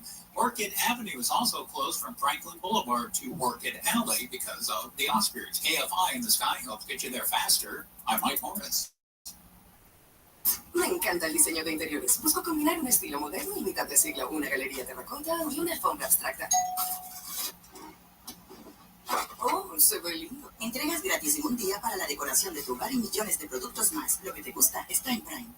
Me and my pet, we share everything. The bed, the couch, our favorite blanket, but not fleas and ticks. Because I protect him with Nexstar, the fastest acting 30-day flea and tick topical. Because when you're this close, every minute counts. Don't get fleas and ticks time to cozy up to you and your pet.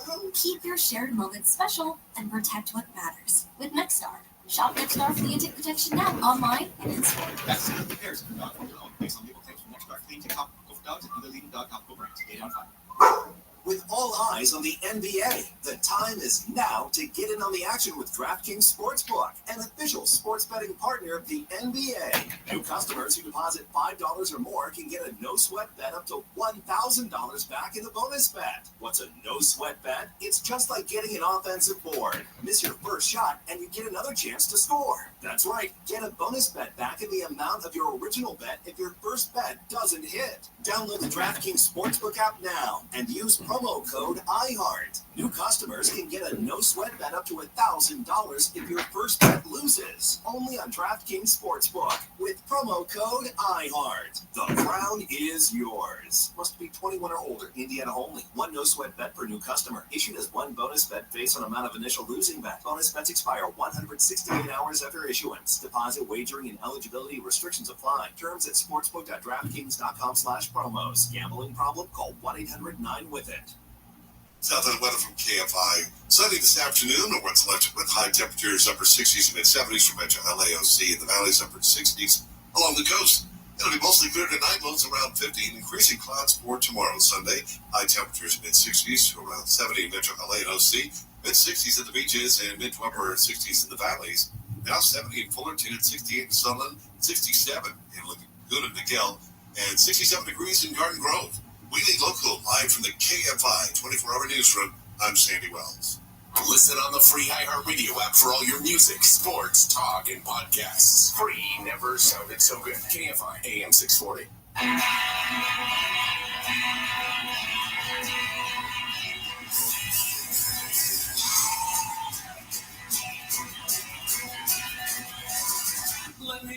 how to eat. Let me teach you how to eat. How to marinate the meat. Let me teach you how to eat. It's a culinary treat. Let me teach you how to eat. Let me teach you how to eat. KFI AM, 640 live everywhere on the iHeartRadio app. Hey, everybody, it's the Fork Report, all things food, beverage, and beyond. I am your friendly neighborhood Fork reporter, Neil Saavedra. Happy to be with you today.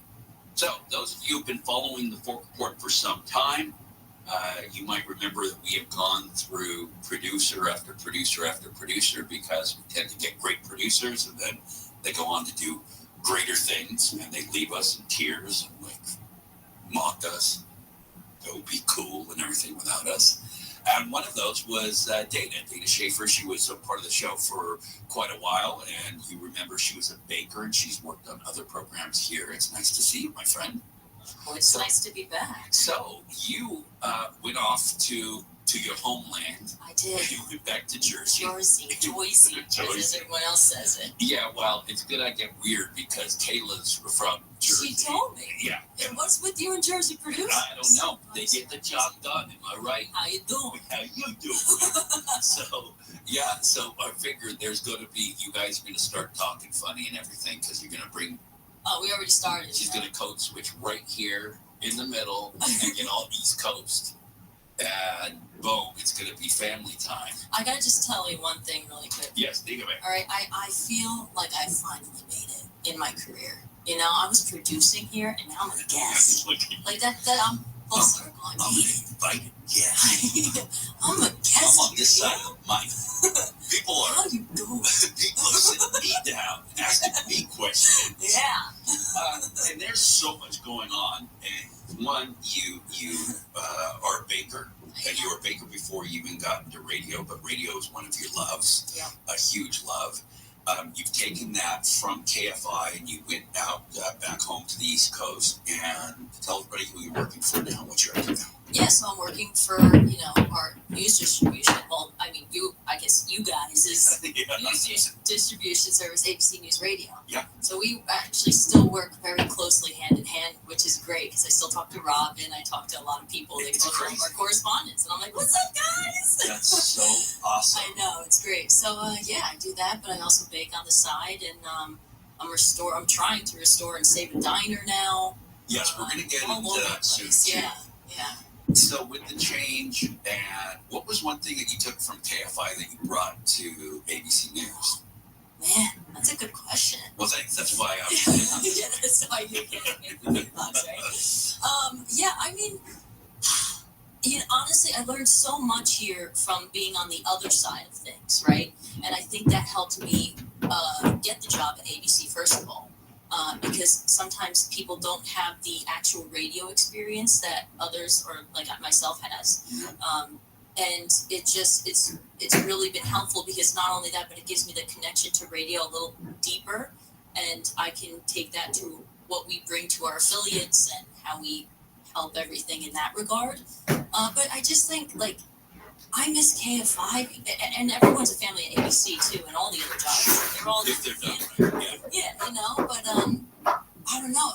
I really loved the unique content that you guys would put out, and not a lot of stations do that. And I think it kind of made me learn to be my own person, because before I was always trying to go after what someone else did. I was trying to always. That's cool. Maybe I should try that. But then I realized it's like KFI has so many different shows, all different people working here, and it kind of helped me just kind of get into my own skin, be more me. I remember I got a peep tattoo back when I was working with Bill Handel, and he was like, "What are you doing?" I think they're disgusting. But it's like, Did you hear about that? By the way, there's in Pennsylvania or something. They're going to have the Peeps Hotel where you can stay there, and it's all decked out for Peeps. Wait, what? Yeah, you just got fork reported. Yeah. I know all the Peeps news, and I'm surprised I haven't heard that. Let me tell you something. You just got some new Peeps news. Yeah, well, I know that they were like discontinuing the online store, and everyone's like up in arms about that and stuff. But they're gonna have a place where you can go and stay in a Peeps hotel. I need to be the ambassador. Yeah, you need to do. You'll still scan your tattoo. Jason had a Peeps tattoo. Let her in. Otherwise, it's going to get ugly. So you take that information. And I agree with you. KFI is an outlier. We don't do it the way you cannot find anything like KFI anywhere else in the country or the world, for that matter. And we hope that the people that come through here, we try and choose people the same way. That they're outliers and that they're different and they see things and have different perspective. And, occasionally you get a dud like Caleb. But other than that, you don't think I'm going to pick on you? You don't want to mess. I want to fight. I want jersey fight. What are you talking about? What are you talking about? You crazy. You crazy, man? I'm going to get some cinder blocks for sure. Yeah. Swim with the fish. Yeah, exactly. Where's Neil? I don't know. we didn't see. Well, welcome to Dana and Caleb, boy. We have a show for you today. We're going to talk to you about eating crow. But we do look for people that have that specialness about them. So you take that, you go to the East Coast, you cannot shake your baking habit. Now, you worked here. Talk about some of because one in particular that you, a well-known pastry chef that you worked with out here when you were here. And Dominic Ganzel. Yeah, I worked with him in New York for a little bit, and then I had the job offer out here, and I was like, do I give up that or do I? And I was actually just talking about this yesterday that I was over by the grill because that's where his storefront was, where I started working when I was working here and Kiss FM too. And I sat on the bench and I had to choose basically, do I continue baking or do I continue with radio? Because I was working overnights with him and then I was working early mornings, late nights here. I was just getting chilled because it was such a crazy time. I was barely sleeping. And I just broke down the connections. You are baking. Like, which one do I like more? Like, radio. Obviously, that's the wrong choice. Yeah.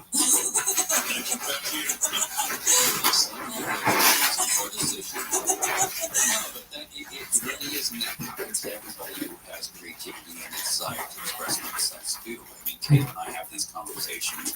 I can see amazing talent. I'm always like, I want to see them recognized outside of here too, and those battles do happen to all of us. When we come back to more about Dana Schaefer, she was a producer of this very show right here. She's back in town from New York. We're going to talk about her baking adventures, and then coming up in a little bit, I want to get to her restoration of an old diner that is just a massive undertaking, and I'm going to try and wrap my little brain around it. Because it's a beautiful story, and we'll tell you where you can even see pictures and all of that as to what's going on. It is the Full Report. I'm Neil Saavedra, KFI AM 640. Let's get the latest news now in the KFI 24-hour newsroom. And the Oscars are being handed out tomorrow. The Dolby Theater in Hollywood Awards show begins early this year at 4 o'clock on ABC. A new bill in California regarding non-disclosure agreements and legislative negotiations to be unenforceable. The bill is partly in response to the state's new fast food minimum wage law, reportedly being negotiated in secret. Police in Nigeria say armed men have broken into a school in the northwestern part of the country and abducted 15 kids. We'll check the 91 freeway right after this. With all eyes on the NBA, the time is now to get in on the action with DraftKings Sportsbook, an official sports betting partner of the NBA. New customers who deposit $5 or more can get a no-sweat bet up to $1,000 back in the bonus bet. What's a no-sweat bet? It's just like getting an offensive board. Miss your first shot and you get another chance to score. That's right, get a bonus bet back to the amount of your original bet if your first bet doesn't hit. Download the DraftKings Sportsbook app now and use promo code IHEART. New customers can get a no-sweat bet up to $1,000 if your first bet loses. Only on DraftKings Sportsbook with promo code IHEART. The crown is yours. Must be 21 or older. Indiana only. One no-sweat bet per new customer. Issued as one bonus bet based on amount of initial losing bet. Bonus bets expire 168 hours after issuance. Deposit, wagering, and eligibility restrictions apply. Terms at sportsbook.draftkings.com/bonus. promos. Gambling problem? Call 1-800-9-WITH-IT. Why choose a Sleep Number smart bed? Can I make my side softer? Can I make my side firmer whenever I want? Can you sleep cooler? Sleep Number does that. Cools up to 8 times faster and lets you choose your ideal comfort on either side. 94% of Sleep Number smart sleepers report better sleep. And now, the Sleep Number C4 smart bed is only $15.99. Save $300 plus free home delivery when you add adjustable base. Ends Monday. Prices higher in Alaska and Hawaii. To find a store near you, visit sleepnumber.com. Nobody wants to outlive their money, but it happens, especially for women. That's why Gainbridge offers the Parity Flex annuity. It's designed for women's unique retirement needs, with flexible withdrawals to help cover unexpected expenses, plus a guaranteed lifetime income benefit that keeps paying you even if your account balance is zero. In other words, it's like getting a paycheck for life. We'll say that again, a paycheck for life. Guaranteed. Sounds too good to be true? It's not. It's the Parity Flex annuity. And it's one more example of their commitment to creating a better financial future for women. One where they feel empowered, not excluded, and ready to take on whatever the next chapter holds. Gainbridge believes financial flexibility and security are things we all could use more of. At retirement income you can outlive is the ultimate flex. Who's flex? Start saving now at Gainbridge.io. Please visit Gainbridge.io/ParityFlex for current rates, full product disclosures and disclaimers, and other important information. No matter what the day brings, count on Juicy Juice for the good stuff. Give kids the nutrients of real 100% fruit juice to help them conquer the day. Juicy Juice is only sweetened by the fruit, with no sugar added, no high fructose corn syrup, and no artificial sweeteners. Available in family-sized bottles and juice boxes. Find Juicy Juice at your favorite local grocery retailer. Info at juicyjuice.com. Tanya here, and there are many ways that we can all help raise awareness around HIV, but maybe the most important is just talking about it openly and honestly. There's no cure for HIV, but there are effective treatments that, taken as prescribed, can help you live healthy with HIV and get to and stay undetectable, which means the amount of the virus is so low it can't be measured by lab tests. If you're living with HIV and not on treatment, talk to your doctor about treatment options. Learn more at treathivtoday.com. This message was sponsored by Gilead Sciences. This sun season, evolve your sun care with new Banana Boat 360 coverage. With advanced control mist, it's a new way to spray. An all-new bottle means an all-new mist experience that smells great and is incredibly light on your skin. Better control with coverage you can count on. Tap the trigger lightly to cover targeted areas, or pull for a long, continuous spray, ensuring long-lasting Banana Boat protection. Plus, it's refillable from sweat-resistant sport formula to kids SPF 50+. Shop Banana Boat 360 Mist at Walmart, Target, or Amazon. It is the Word of God and the work of God that changes people's lives. The In Touch Radio Network on iHeartRadio features the biblically based teachings of Dr. Charles Stanley. God's Word presented in a way to help you grow closer to the Lord each day. Whether you're listening to Charles Stanley Radio, Daily Devotion, or our Spanish station in Contacto, In Touch Radio Network has the faith-based content you can trust. To hear Dr. Stanley anytime during your day, search In Touch on your iHeartRadio app. This is a radio ad for Dupixent, Dupilumab, a prescription medicine for people 6 months and up with moderate to severe eczema that is not well controlled with topical prescription therapies. But since this is radio, you can't see the effects of Dupixent. You can't see how it helps you stay ahead of your eczema, or how it helps block a key source of inflammation inside the body that could be causing eczema. You can't see how it helps heal your skin from within. But you can see how Dupixent can help you have clearer skin and less itch. Individual results may vary. Serious allergic reactions can occur that can be severe. Get help right away if you have wheezing, trouble breathing, or swelling of your face, lips, mouth, tongue, and throat. Tell your doctor about new or worsening eye problems, such as eye pain, vision changes, or blurred vision, joint aches and pain, or a parasitic infection. Don't change or stop asthma medicines without talking to your doctor. See for yourself. Ask your eczema specialist about Dupixent. Visit Dupixent.com or call 1-844-DUPIXENT. My brother-in-law died suddenly. Now my sister and her kids have to sell their home. After that, I told my wife we couldn't put off getting life insurance any longer. An agent offered us a 10-year, $500,000 policy for nearly $50 a month. Then we called SelectQuote. SelectQuote found us identical coverage for only $19 a month.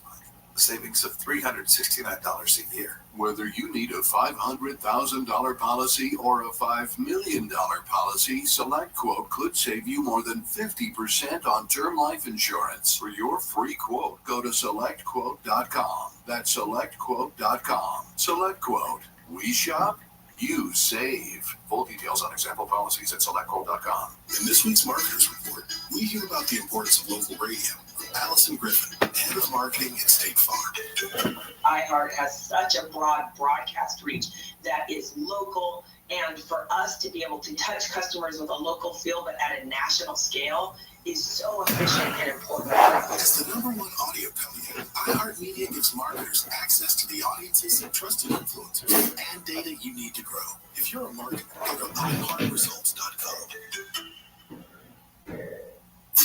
Donate your card today. Now accepting donations of land, homes, buildings, or any kind of real estate. iHeart Podcast Update. This week on your free iHeart Radio app, Math and Magic. Stories from the frontiers of marketing with Bob Pittman, Season 6. Join iHeartMedia Chairman and CEO as he analyzes the math and magic of marketing, sitting down with today's most gifted disruptors.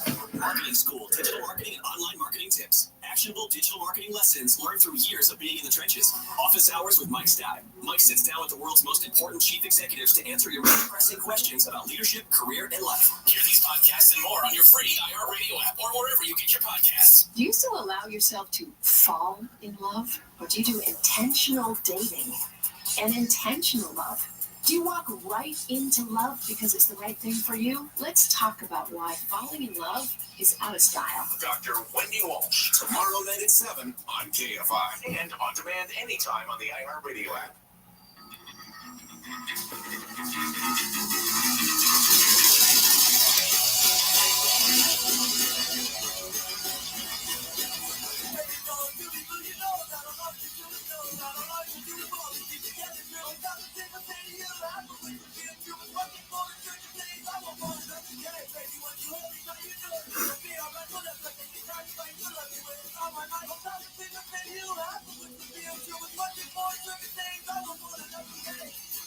KFI AM 640, little suicidal tendencies for you because that always brings up the room. KFI AM 640 live everywhere on the iHeart Radio app. Local gems. They're local gems. Jam. But TikTok ended up producing a lot of so-called food hacks. Now, most of them are crap, quite honestly. It's ridiculous, or it's just because you can take a picture of it, or it's a super, super duper novelty. Some actually work, and, so be it. But let's go through some of them that we saw. So you have TikTok, I think came out in 2014 or something like that. Now they have 700 million monthly active users worldwide, and they began pumping out a lot of weird stuff, including pancake cereal, which is just somebody going to the crazy lengths of making little nickel-size pancakes. I think the largest one may be a quarter size, but they're just small little baby pancakes. Are they cute? Yeah. Do I think they make great fair food? Probably. Are you kidding? Getting that in a cone, putting some syrup on there, and sticking a fork in there while you're walking around? I'm in. But as a cereal, one, they have no crunch. You're going to put them in water. They're just going to get super soggy and nasty. And then you just have mush. I mean, you could put them in a bowl and put syrup on them, but then it's not that clever, wacky, look at us making pancake cereal. And there were some other things that I saw that actually looked, pretty delicious. When you see some of the, the baked feta. Feta, actually, people think of feta as that kind of breaking apart kind of cheese, but there's different types of feta. You can actually get a soft feta that melts really lovely and breaks down. And they bake the feta with these little tiny tomatoes, and then you would mix it up. It has olive oil, all that stuff, and you mix it all up with some spices. That and pasta. That actually looked really delicious to me and made sense. I didn't think that was a bad one personally. But then you go down the list, and when we come back, oh no, we have a guest. Let me go down the list very quickly here. Of course, the everything was a cake fad went on. There was also the horrific Cheetos mac and cheese, the flaming hot Cheetos, and they made mac and cheese with it. They put it in the sauce. There was the toaster grilled cheese, and people tried it and lit their toasters on fire. Okay, so the newest one is mustard on watermelon. It's not horrible. It's passable, but I don't know why you do it. You know what? I would grill that. I bet you grilled that tastes very good. It's actually kind of tasty. It's not horrible, but it's the ratio. Don't put a lot on there. Right now, we're talking with my old producer. You probably remember, Dana Schaefer. She went off. She's a baker, and she went off to do radio in New York. She's from Jersey. That's the first thing she'll tell you is she's from Jersey. Yeah, I'm from Jersey. You from Jersey? And she brought it. Tell everyone what you brought us, because this is delicious. This really is wonderful. Taylor ham, egg and cheese. Now, do you both call it Taylor ham, or okay, you do Taylor ham. Well, she's eating it right now. So. Yeah, no, she calls it sustenance. She calls it freedom food. Is what Kayla called it. If it's free, it's for me. That's what my dad always says. I'm down. No, turn away. She's from Jersey. Don't share that with anyone. You guys are keeping her away from the good food being out in LA. You know, she needs that. Look, she's malnourished. Thank you, Dana. She don't have no nice to be seen. good bread, no good meat. None of it. Listen, I don't mind you being seen. It's the herd part that. This guy. This guy over here with his jokes. Yeah, so you put Taylor ham. You put a perfectly cooked egg, by the way. Thank you, because I am very particular about this. Oh, no. That's a perfectly cooked egg. If and when I have this diner, I will be having the best Taylor ham, egg and cheeses, and everything. Diner food, not greasy, like it's going to hurt your stomach later, because honestly... We all know what that is. I'm not a fan of greasy diners. No, I just get sick, and it kills me. The greasy spoon concept I get. I love those places, but there's a point where greasy becomes something else. Like if it's just fast and furious, I get it. I'm good with it. But if it's been sitting there, nobody's. Yeah. No. But so this is a Taylor ham, egg and cheese on a Kaiser roll, which is a big staple. I didn't get the Kaiser roll from Jersey, unfortunately. It is from here, but I did make sure I found the best Kaiser roll that was similar to Jersey. It is really nice. Yeah, and it's airy and just got a nice. It's good, soft, fresh. Yeah. Uh-huh. But the Taylor ham is from Jersey, and I fried that up, and I made the eggs. And my big thing about eggs is when I fry them, I pop the yolk a little bit so that it kind of gets, a little harder and cooked. But you just don't want to overcook it, because then you get that eggy layer, that weird layer on the egg. This is perfect. Thank you. And then sharp cheddar cheese. I'm not saying that it's good. I'm saying it's literally cooked perfect. Thank you. Okay, so stick around, because we're up against a hard break here, but I want to get into this diner and what you're doing, where people can see that, and then also the extra cheese, hot chocolate bombs. Yeah. Maybe some pizza. Yeah. There's a lot going on here. All right, it is the 4th Report. I'm Neil Savader, KFI 640. Let's get the latest news now in the KFI News. I'm Sandy Wells, live from the KFI 24-hour newsroom. The Riverside Sheriff's Department says 3 men have been arrested in connection with a conspiracy to smuggle drugs into a correctional facility. Members of the Gang Intelligence Unit, Riverside County Sheriff's Department, allegedly thwarted and intercepted 2 smuggling attempts. 3 men were taken into custody yesterday. The Oscars are being handed out tomorrow at the Dolby Theater in Hollywood. Jimmy Kimmel will host the Academy Award show for the 4th time. All the movies, seen all the short movies, seen the short documentaries, the long documentaries. There's a lot of very long movies. They were worth it. Brief films have the most nominations this year. Killers of the Flower Moon with 10. Poor Things received 11 nods. And Oppenheimer topped the list with 13. The award show begins early this year at 4 o'clock tomorrow on ABC. The Justice Department has launched a criminal investigation into the Boeing jetliner blowout that left a gaping hole on an Alaska Airlines plane this January. The Wall Street Journal cites documents and people familiar with the matter who say that investigators contacted some people who were on that January flight. Boeing has acknowledged in a letter to Congress that it cannot find records for work done on a door panel that blew out on that flight. Not very far, visitors will soon have one less line to wait in, leaving more time for roller coasters. The theme park announced its new grab-and-go cashierless convenience store will be opening up in late May. They'll sell Coca-Cola drinks, potato chips, ice cream, and souvenirs. Visitors will scan their credit card as they enter the shop, and a camera will watch as they select items from shelves and coolers. Shoppers will be automatically charged for whatever they've taken on their way out. Gonna crash in Encino, it's on the 101. Westbound side of the 101 Ventura Freeway at Haskell Avenue is an accident involving an overturned vehicle. The two right-hand lanes are taken away, and you have a backup to the North Hollywood Freeway split. Anaheim Hills, better news, East 91 and Weir Canyon, an accident cleared out of one of the left-hand lanes for the East 91. Anaheim Hills heading for Corona, slow going from Lakeview to Gypsum Canyon. Keep in mind, Topanga Canyon remains shut down between Grandview and Pacific Coast Highway because of a rock slide. KFI in the sky helps get you there faster. I'm Mike Morris. Home decorating, it's my new thing. I'm going for mid-century meets rustic chic with a terracotta gallery wall and, abstract rock.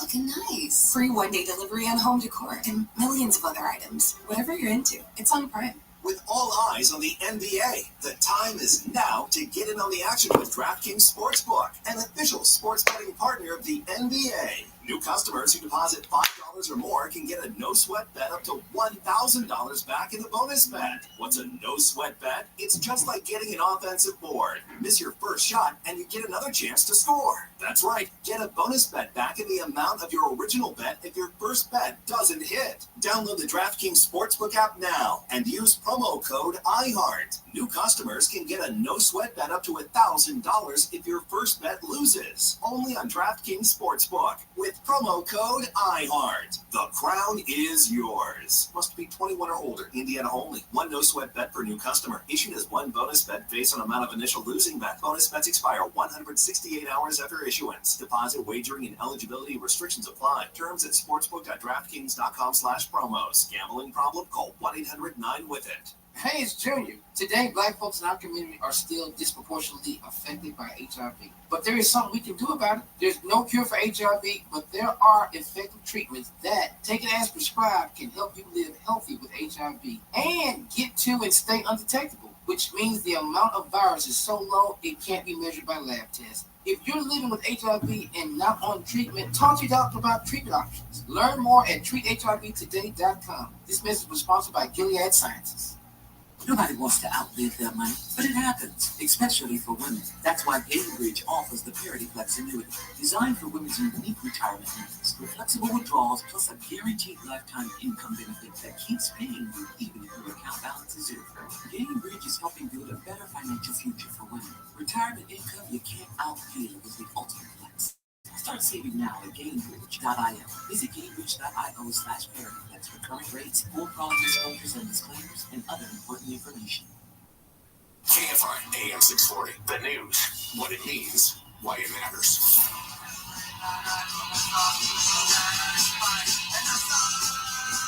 KFI AM 640. I have not heard this album in decades. Wow. In decades, man. This is bringing me back to my childhood, 1984. KFI AM 640, live everywhere on the iHeartRadio app. Hey, everybody, Neil Saavedra here with the Fork Report. Happy Saturday to you. We're chatting with an old friend. You probably remember her if you've been listening to the Fork Report for any length of time. Dana Schaefer is with us. She was the producer of this program and other programs here at KFI. She's now with ABC News in New York, and she's visiting. She brought some food from Jersey. We're talking about her adventures and different things she's been doing. Don't forget, you've got Koala Sharp coming up at 5 o'clock, and then after that, you'll have Unsolved with Steve Gregory, so don't go anywhere. So I have in front of me a slice of pizza. So excited. That you brought from Jersey. Shipped out here. Yeah. And freshly made. It smells great. It smells like heaven. Yeah. It smells like Jersey in here. Yeah. Don't ask Kayla because she's got a mouthful because she focuses on what's important to Kayla. We need the ASMR. You just chewing the pizza. Oh yeah. Get some weird guy in his mom's basement listening. That's not okay. Okay, so this here you also are a baker. Yeah. And super competitive. And when you see things, you go, I can do better. Yeah. And so you made these hot chocolate bombs. Yes. That were everywhere, still are. everywhere. And yeah, now they're in supermarkets, so they're killing the small business industry that, makes quality. Yeah. In 2020, there was such a huge fad during the pandemic. And when you pour the milk over the hot chocolate bomb, it's a chocolate sphere filled with homemade for mine, hot chocolate mix and marshmallows. Wow, I'm doing it right now. As he's going, he's pouring the milk slowly over the hot chocolate bomb. And then it's going to slowly start floating. But then the reason they call it a bomb is it just explodes with marshmallows and chocolate inside. It's so beautiful, and it will melt. The milk is probably not as hot as it needs to be. Oh my God! We're trying here at the radio station. Yeah. Oh, is there marshmallows? I'm trying to hold it under. Yeah. That's what we do. You guys get that jersey. Wow. Look at that. So you're making these, and where can people find them? I just they order it from word of mouth now on my Instagram, Dana's Desserts or danasdesserts.com. And it's fun. I love it. I've been doing it now for almost 4 years. Shipped nationally. It was crazy. I paid rent 1 month because it sold so well. Wow. Ooh, look at that. Look at them playing. Look at them dancing up top there. All those marshmallows. I like it. It's fun to make. It's just like a nice little pastime. Just kind of, It looks like little fatties in the pool. Look at that. Floating on top. I can say that. Wow, and look at that chocolate come out. Yeah. And I made that with ceremonial grade cacao. What? So it's like ceremonial is like a higher end, and I guess I've never even heard that. Like ceremonial grade matcha as well. Yeah. I really I don't know. I know I'm trying to think of what I know some people at these places near me that are kind of hippy dippy. It's ceremonial, and it's ceremonial grade. I guess it's just healthier for your body and it is spiritually mind, body, soul, kind of. Gotcha. Well, I'll tell you something. Namaste. Yeah. Namaste. You. Namaste away from me. Namaste back. You're bugging me. This smells awesome. Now let's see if it's ceremonial. Did you use that?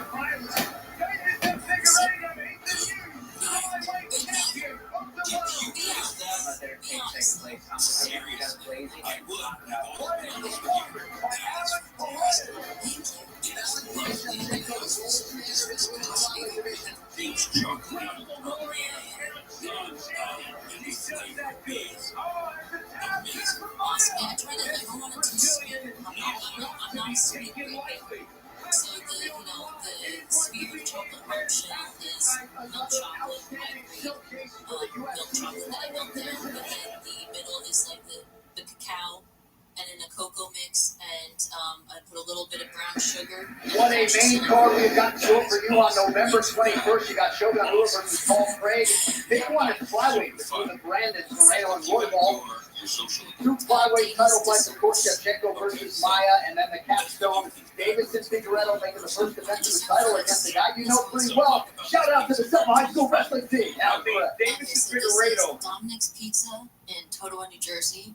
I'm not a little biased about He's going to put his flyweight championship of the world against Alex Perez. This guy, Davidson Figueredo, is a guy that can absolutely punch. Does not matter what weight class. He has finishing power and stopping power in his hand. But Alex Perez has only gotten better. You see him there finishing UCA Formiga with leg kicks. Now, you would think the wrestler versus the striker, no. That puts you in trouble with Davidson Figueredo because he can grapple as well as he can strike. And the co-headline features one of the most dominant champions in the history of the game, Valentina Shevchenko, next up for her, Jennifer Maya. If not the most dominant champion in the UFC, Valentina Shevchenko is an absolute killer, man. Cheese, you got a wonderful sauce, robust. She has walked through the division and captured the championship, but Jennifer Maya has shown that she has the ability to pull the upset. She went into the fight, her last fight against number one contender, and knocked her off to earn this title shot. But let me tell you something. When you're talking about climbing the mountain, when you want to see the mountaintop, if Valentina Shevchenko standing up there,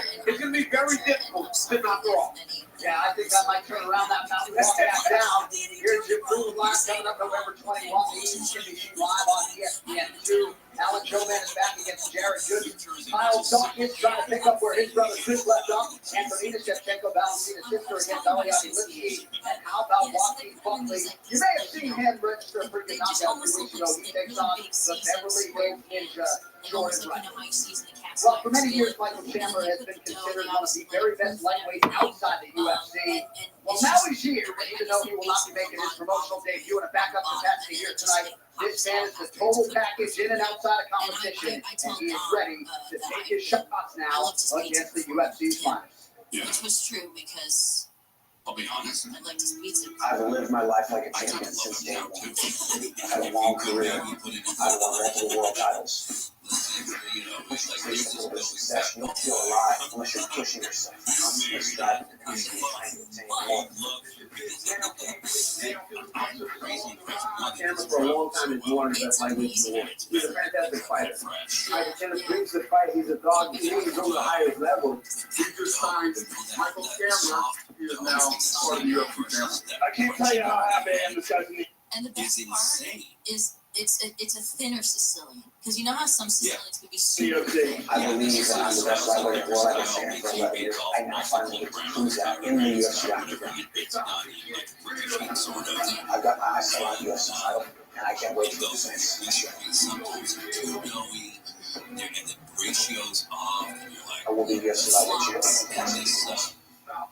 This sauce on top leans towards the. Well, I know I speak for the entirety of the UFC family when I say we are thrilled to have one of the best lightweights in the world, Michael Chandler, on this roster. And I'm going to call you a lightweight contender because you were here to back up the main event tonight. I know that fight will not happen, but what are your impressions on your first UFC fight week experience? Absolutely amazing. You know, obviously fight week out here in Abu Dhabi, nothing but amazing. Obviously, had to handle business, had to make weight. But it's been awesome out here watching fights, an amazing fight thus far. And I knew taking this opportunity was going to be awesome anyway. You know, rub elbows with new colleagues here, new coworkers, and I'm excited for it. I know you and I have talked for years about this eventuality that you would be in the UFC. Why was now the right time? I just think certain doors stay closed for a certain amount of time, and all you can do is make the best decision that you can with the information you have. This just seemed like the right time. Coming off one of the best performances of my life, I think me coming into the UFC right now is the perfect time I'm going to the UFC level championship. Speaking of that last performance, that first round knockout. Hey, what's up? Hey, I'm talking to you guys for like you're standing here, abs are backed up. When you make your hey, what's up? How's it going? Hey, what are you doing? Hey, I'm talking to you guys for like I actually got a fix it for this one. So you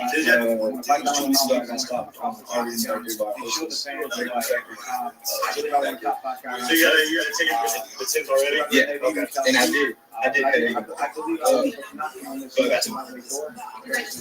I'm saying, I got it right. I counted it up. And for my safety also, it's going to be harder this one. Okay, so you got to fix the thing for this game. I got to fix the thing for that too. And which is not due until, I don't know, like 6 months. Yes, my bad. I was just thinking it was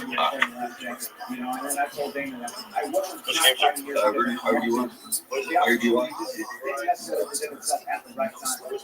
614. And just make sure I got the last name. Yeah, everything insurance good, registered. Okay.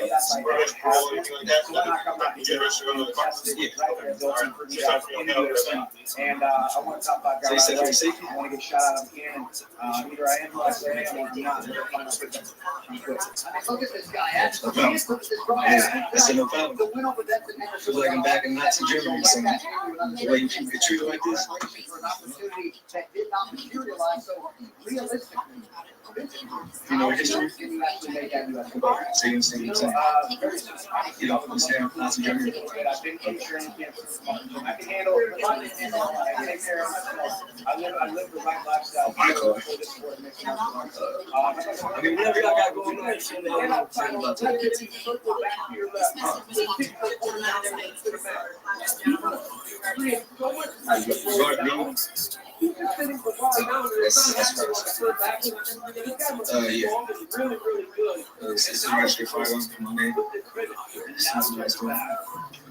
This is also a business to be learned too. So, yeah.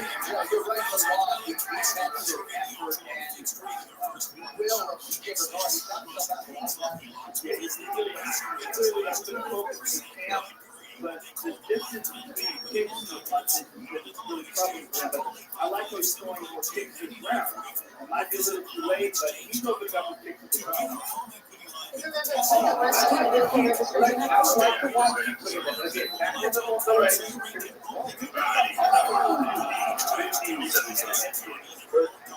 It's a little drunk. Very nice right hand. I would like to see you let those hands go. If this guy shoots on your leg, shoot. They can shoot desperately. Yep.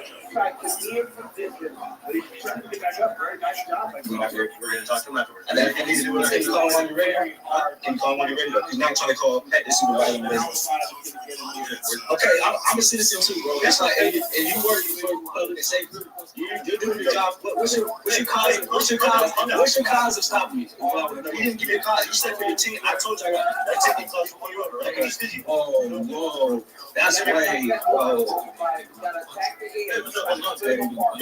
Hey, I'm talking to Once you split them apart, you start to try to get away. You gotta get split to the mat here. So that's one of the mistakes that what's your cause of stopping me? You didn't give me a cause. You said for your team. I told you I got a ticket cause before you over. Okay. Oh, whoa. That's way. Whoa. Are you serious? Whoa. Do you see what we're doing? Oh, wow. Hey, it's all good. It's all good. Look, this way. The guards on that freshman out going forward. You gotta let it go.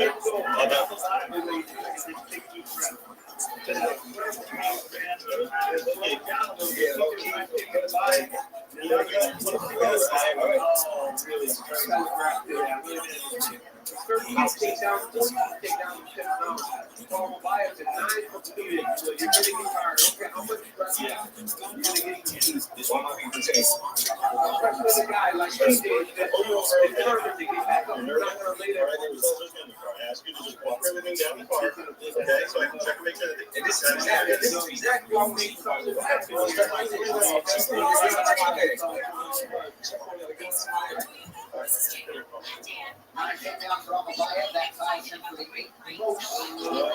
Let everybody know I'm thankful. Thank God I'm still alive. Thank God I'm still going. God is great. Second, I just want to appreciate everybody for all the support. What's your cause of stopping? Doing a really good job of hand fighting it there. It's defensive sound. It's just getting out offense. Or maybe driving a Camry. Regarding to rotate. Or even taking a raft to an animal sanctuary to pick up. Guard hand fighting, turning into the choke. Sounds like your kids are the only ones excited about spring break. What makes you think that? Well, the odds suggested a draw of life could be coming. He was very much vaccinated in second U.S.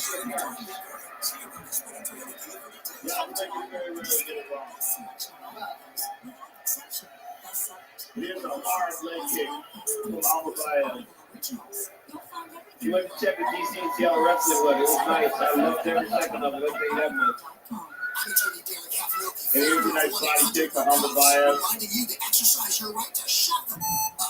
And here's a single leg at DC Sand around the pipe. 1-800-NO-COPS because no one looks good in handcuffs. And there's a nice knee that landed. 1-800-NO-COPS.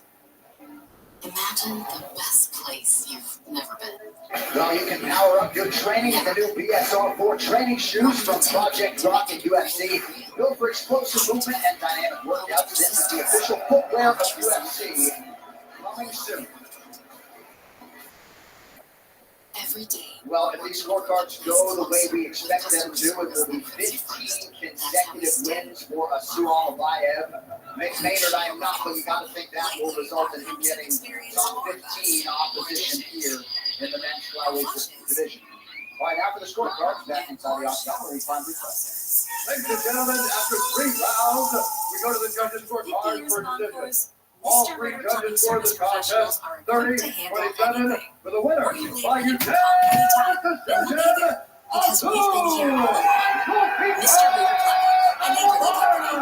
Visit MrHoover.com today. 15 in a row for the British flyweight contender. Abdul Alamaya moves his overall pro record to 19-2.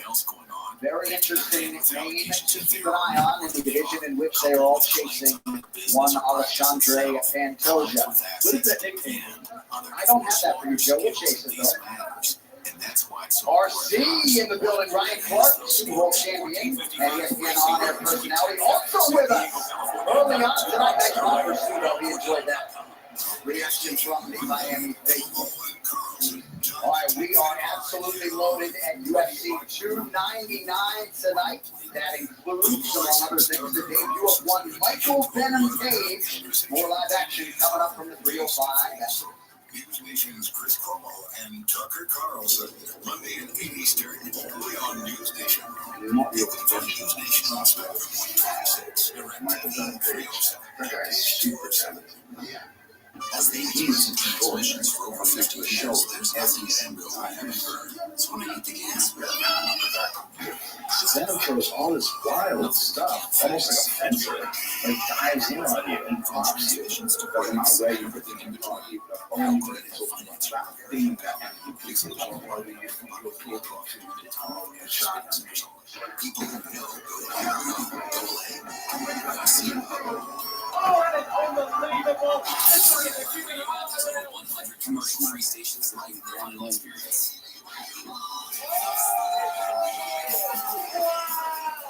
Just search Vinyl Experience and listen to your free I'd like you to join me for a live taping of the K5 News special, Sex, Drugs, and Social Media. It's an admitted look at how social media has become a gateway for kids and deadly and dangerous activities. Well, I just looked up Google cards like a mystical sword, if you are curious. But now we're going to go side by side on Kevin Holland and Michael Venom Page. 59 pro fights between them coming in tonight, and yet their finishing range absolutely robust. 84% and 76% respectively. And with a swagger beater, Joe Rogan, high on both on the side. I love hearing you talk about elite structures. Michael Venom Page arrived at the UFC debut tonight.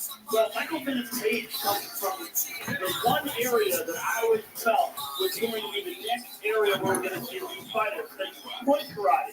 Because when Michael Venom Page started out their early career, he was one of those guys that was blitz people, these wild kicks. And because of that, he has this incredible ability to close distance. A phenomenal striker, incredibly creative, and just the presence of this man. And the character and the personality is overwhelming to a lot of fighters. He's a force. Well, speaking of forces, we have two heavyweight prelims tonight, DC. Among them, the debut of Robelis de Spain, fascinating newcomer among the big boys here in the UFC. John, fighting is hard. If you win 3 fights in 19 seconds, that's not fighting. That's just dominating other men. He is about 6'7". He is the black belt in Taekwondo, and he is look at how mean he is.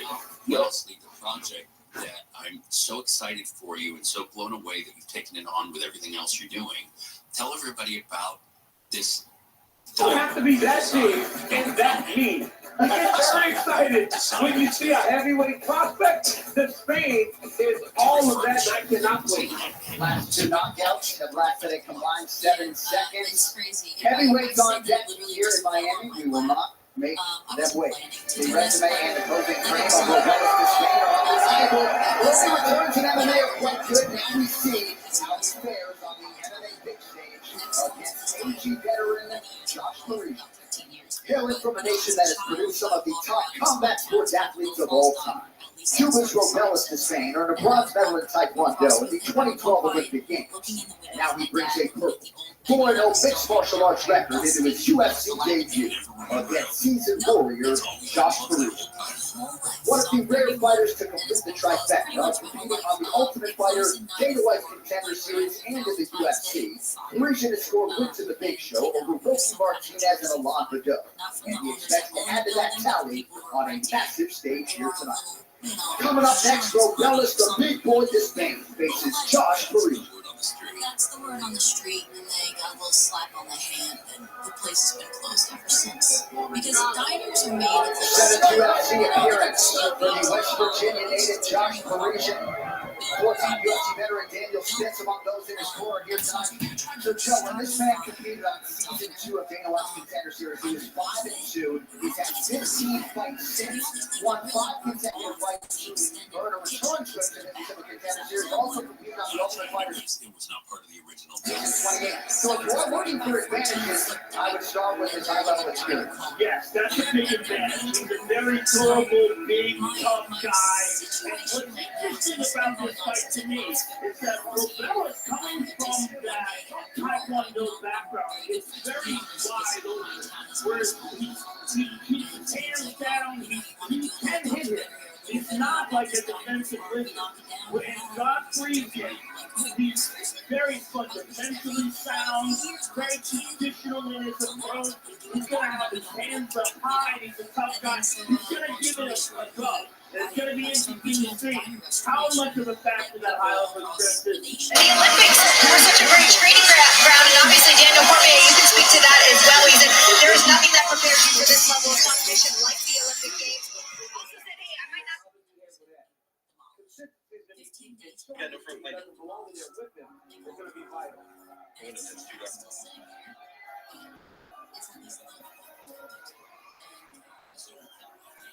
With much fanfare, here is the 2012 Olympic bronze medalist in Taekwondo representing Cuba, but now training out of Orlando, Florida, Morales to Spain. Megan, his nickname is the Big Boy, he said, because he was taller than everyone in Cuba. He certainly was, and while he was still in Cuba, that's where he began his mixed martial arts journey. In 2019, he went all in. He really worked a lot on his boxing while he was still in his home nation. A little bit of jiu-jitsu work, but he really found his groove in Orlando, Florida. We talked about it. He's so comfortable with his coach. We listened with him, and he told us earlier this week he's not that nervous because the Olympics were such a great training ground, and obviously Daniel Cormier, you can speak to that as well. He said there is nothing that prepares you for this level of competition like the Olympic Games. Also said, hey, I might not be a BJJ expert, but I feel pretty comfortable on the ground. Yeah, he said that he can hold his own in the ground because he hasn't competed yet. So he started to work on his boxing in Cuba. Cuban boxing is some of the best boxing in the world. Amateur boxing, they don't get much better than the Cuban boxing that competes. He said that the Olympics have prepared him. He said he expects Parisians to come after him. He understands that he can take a punch and he's very experienced. But he said that they have studied him a ton, and he feels that he can knock him off. All right, the heavyweights are ready to engage the UFC into 35 years of age. His counterpart, Josh Parisian, is 34. 3 inches is the difference in height. Josh Parisian coming in right at that 266 pounds. 5 inches in reach for the big boy, Robel to Spain. All right, now the intros. Here is Bruce Butler. Ladies and gentlemen, this fight is 3 rounds. For the UFC heavyweight division, introducing first, fighting out of the blue corner, a striker, holding the festival record, 15 wins, 7 losses. He has 64 inches tall, weighing in at 266 pounds.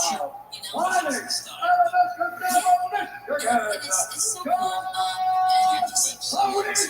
Instagram, I haven't been super active on it recently because with these kind of things that happen, yeah, and so there's a little hiccup now that it might be that they don't as we were originally intending it, which brings in another challenge of moving this diner somewhere in Little Falls. I haven't given up, and the investor hasn't given up, so we're still in talks with a bunch of people, and that's actually what I'm doing right now. And I'm just hoping that either if it's moved or if it stays there, I just really want it for the community, That's awesome. And it's so cool, the amount of people that have come up to me, the traction that I've gotten from this diner is unreal. It's a great story, but it would be boring if everything went well. Exactly. You need the plot. So what's the Instagram? Little Falls Diner. Little Falls Diner. That's awesome. Good to see you. Thank you. It's great being Thanks for letting me know you were in town. It is really cool to see you and have you on the show. Likewise. Thank you. Best things for you, my friend. Always. Dana Schaefer. Likewise. It is the Fork Report. I'm Neil Saavedra. This is KFI and KOST HD2 Los Angeles, Orange County. KFI AM 640. The news, what it means, why it matters. KFI. And KOST HD2. Los Angeles, Orange County. Live everywhere on the iHeartRadio app. Spotting call generates big response. I'm Sandy Wells live in the KFI 24-hour newsroom. LAPD has responded in force to a report of a woman with a gun in a van near an anti-Scientology demonstration on Sunset Boulevard. Police officers checked the area and found no one with a gun. LAPD says the call was generated by a Google Voice earlier today, and detectives are investigating. Cops are calling it a spotting call or hoax to generate a police response. Demonstrations are held every weekend with speakers using a megaphone to address the people who attend. 4 people have been arrested for allegedly killing an elderly woman in a murder for hire scheme in Montecito. Investigators say Violet Alberts was killed so that a woman named Pauline Macareno could get control of Alberts' home. Santa Barbara County Sheriff Bill Brown says Macareno took advantage of Alberts, who ran out of money but had an expensive home in Montecito. She needed some additional money, and she was approached by Pauline Macareno with a scheme to sell her a reverse mortgage. Alberts was found smoking. Hang on just a second. I want to grab something.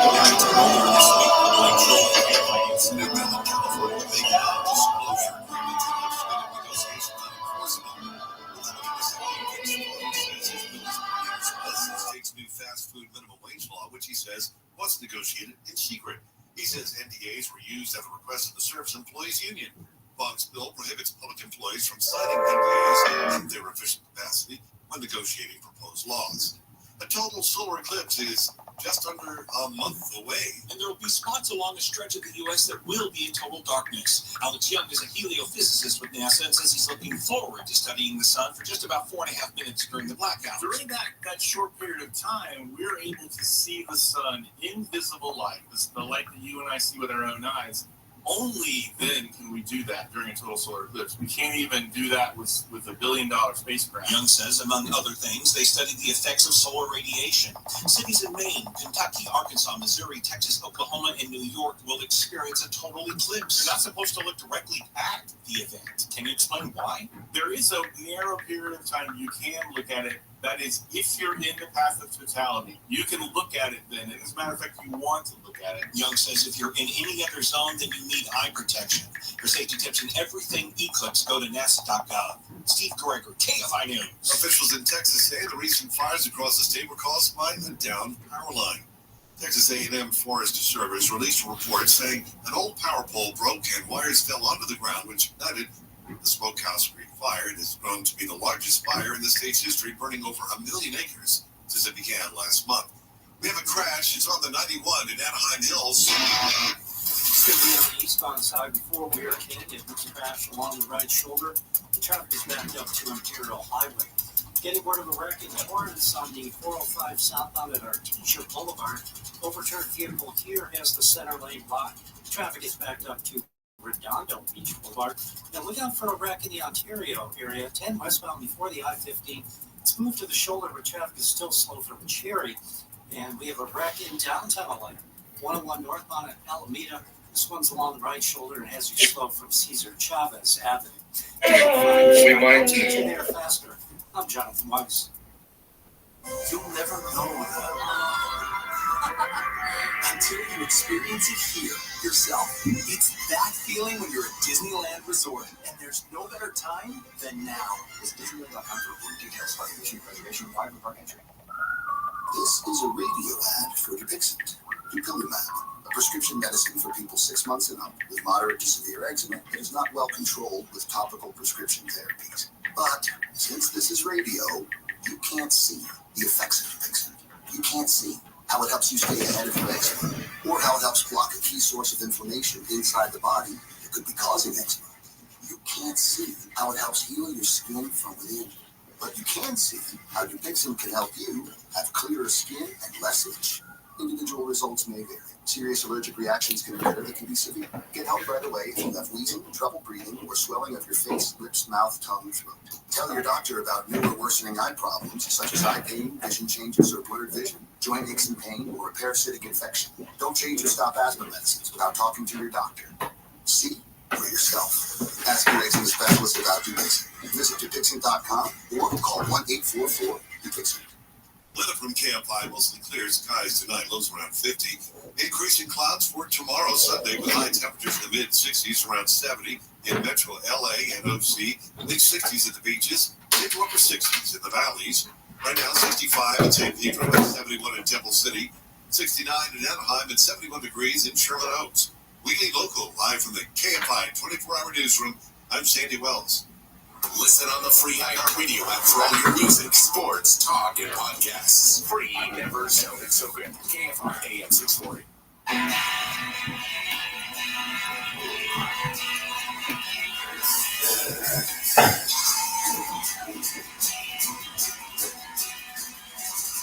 Let me teach you how to eat. Let me teach you how to eat. How to marinate the meat. Let me teach you how to eat. It's a culinary treat. Let me teach you how to eat. Let me teach you how to eat. Let me teach you how to eat.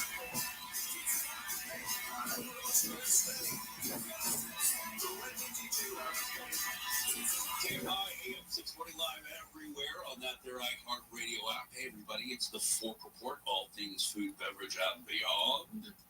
Statements in the middle way to lead here. He can be the first man in a long while. So you got 12 shirts coming out right within a year. Then he'll have First 3 games in himself today to terrorize the welterweight division to the tune of 6 wins, 3 bonuses, and finishes with Danny Roberts and Bellamy Gonzalez. But when the Brazilian moved up to middleweight last October, some wondered aloud if that stretch of excellence would continue. Well, it did. And Davis in just 66 seconds. To stop Monte Petrov, very good foot. Nice to see you folks. If you want to use this, up on you can use that one there. How you guys doing? How's business? He's coming off the biggest win of his career, a performance of the night knocked out of Chidi Njoku. Bring that back just a little bit. We're excited. Coming up next, it should be a good one as Michelle DeBow is Okay, so that's going to be crazy to do a drive-through. How is that going to change the model of what you folks do at Aiken? So here's the 29-year-old out of Poland. Tom Owens, champion 13 years UFC experience. I've been back in UFC 219. Nothing really changes except for how you care. 2017 his UFC debut. He was the youngest fighter on the card at 22, and all of a sudden looks like a real threat potentially at 185 now. Absolutely. We're trying to find that consistency, Jonathan. This guy at 185, he has not been able to put together a super long win streak, but he's 1-3-4. So he's doing good just coming down from 205. Now, I watched the 2 years of one fight. The guy is so tough. He's so bad, was able to get through that. And the key guy looked up, he was able to find the finish. The guy is tough, he's durable, he's one of those guys that can fight for you. In the type of battle that he still wants to fight, it really lasts with him. I'm excited about how he takes. He's a tough dude, and I'm glad you said I hear your thoughts on the key. Why fight the key is a sniper. He's caught him some big shots. Organization is tough. But we've seen that from so many of those guys from Poland. They're the top dudes over there. And this guy is fighting that, and I really like it at 185. Founders of the Open opened up in Eggenberg, January 2021, and we've now coming into almost our 5th location, right? It's our owner's secret recipes, right? Which combines Asian, Muslim, and we have signature Eggenberg sandwich that's obviously defining the bacon, especially right? Rich bread, white chicken. The sauces are on, let's make it. I'm taking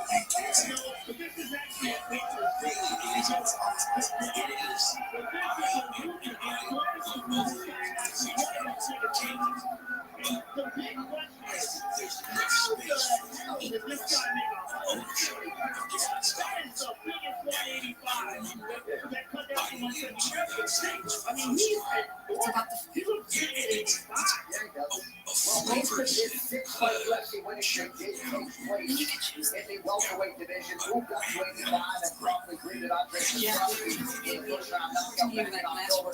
He considers himself the showman of the UFC. Yeah, exactly. You got to tell somebody you're going to retire power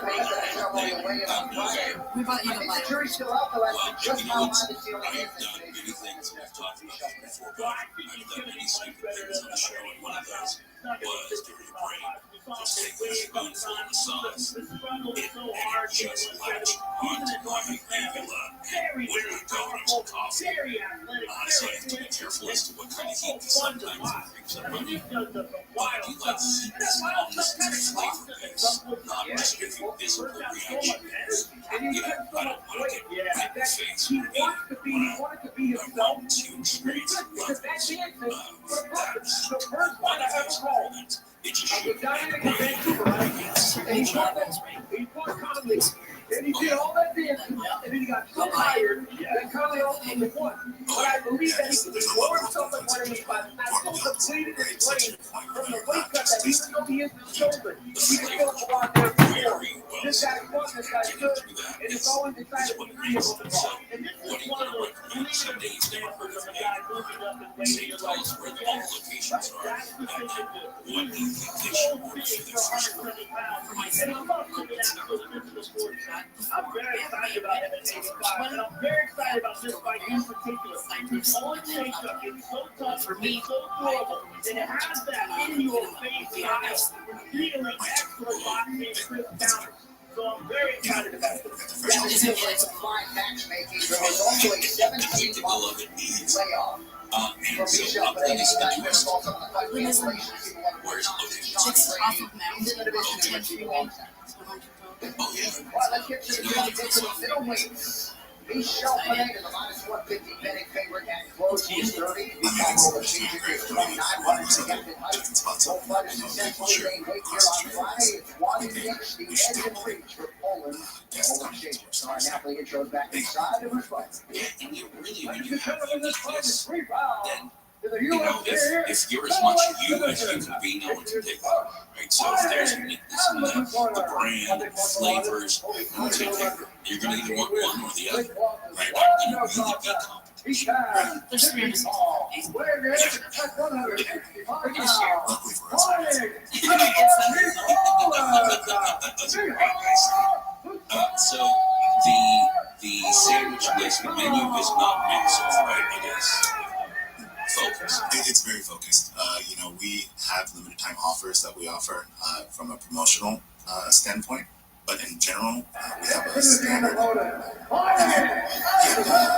tried Nashville, we've tried some of the other items.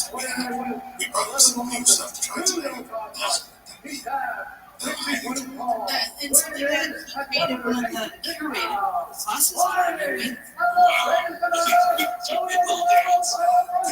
Sometimes we just need to do that. Oh, yeah. Just make sure. That's what we try and tell people about the show. Like, well, what is it? Are you a chef? Nobody likes it. Are you a food critic? No, but I'll tell you what I like.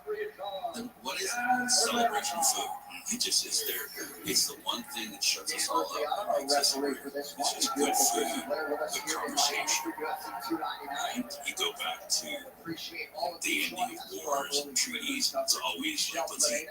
That's the first thing you do. You make peace. Let's eat together. And I dig it.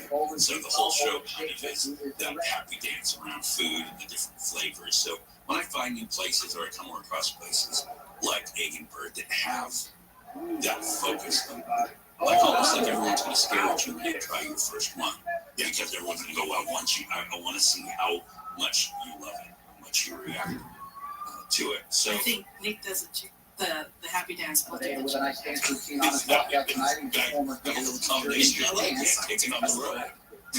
What are some of the sides that I see, and I'm like, if I could have done that my entire life. So the sides that we have are mostly green salad, green salad, white salad, those are mostly the sides that we have. You know, we have fries as well. But we're really focused on some specialty items that we have to offer. And some of those we have fries, our dirty fries. I did good for you. Yeah. Super healthy. You won't gain weight. Well, they have nutrients in there. They just go lots of goodness. The breakthrough yogurt had really this to be that one of their other focuses is a unique one. It's an interesting step. It goes from the yogurt, the cold yogurt base, into chicken sandwiches. All that flavors and very specific. Was the focus there? How did Here's the that? body kick. Look at it, points and toes. Brainchild See it of right on the belt line. That was perfect. Right above the she's always the been UFC on the belt. All the things you do as hard as you could. Let me get some respect and then look at that body shot. Oh, you hit it right on the liver. We're growing, so we're excited. Liver shot. And he choked him out. But I mean, you usually see a guy hit a guy in the liver with the left hand because you're in split stances. But if you throw a right hit and you hit it right in the right spot, to hurt Ola Chayek like that is very impressive. And we know how tough Ola Chayek is. Michelle Pineda was amazing tonight. That was unbelievable. What a fantastic performance to move that win for yourself, John. He's got a lot of skills, man, right? He's got the position also as well, presenting to black belt Building wrestling teams champ. first, right? It's a really good team, getting it there, putting it all together. Well, I'm anxious to eat some better and a taste of food and talk about those ingredients, how they build the sandwich, build those flavors as well. So stick around, go nowhere. Here's the Fork Report on News. Thank the folks for making burgers here. We're going to get into their food in just a moment. My favorite part. Let's get the latest news now with the 24-hour KFI News. Presented Wells Life and the KFI 24-hour news from the LA News received more than 1,200 new job applications so far this year. Martin says big increase over last year. 4 people in the LA area have been accused of being involved in a murder scheme to kill an elderly woman in Montecito. President Biden decided to roll back new spending bills as Biden said in time for a later shutdown of many key federal agencies. We'll check the 405 freeway coming up right after this. Cold and cough season is here. Introducing Ricola Max Throat Care, Ricola's most powerful drop yet. It's the best of Swiss nature, wrapped around a powerful liquid menthol center for maximum relief from your worst cough and sore throat. Maximum nature for maximum relief. Try Ricola Max now, available in the cold and cough aisle. It's in our nature. With all eyes on the NBA, the time is now to get in on the action with DraftKings Sportsbook, an official sports betting partner of the NBA. New customers who deposit $5 or more can get a no-sweat bet up to $1,000 back in a bonus bet. What's a no-sweat bet? It's just like hitting an offensive board. It's your first shot, and you get another chance to score. That's right, get a bonus bet back in the amount of your original bet if your first bet doesn't hit.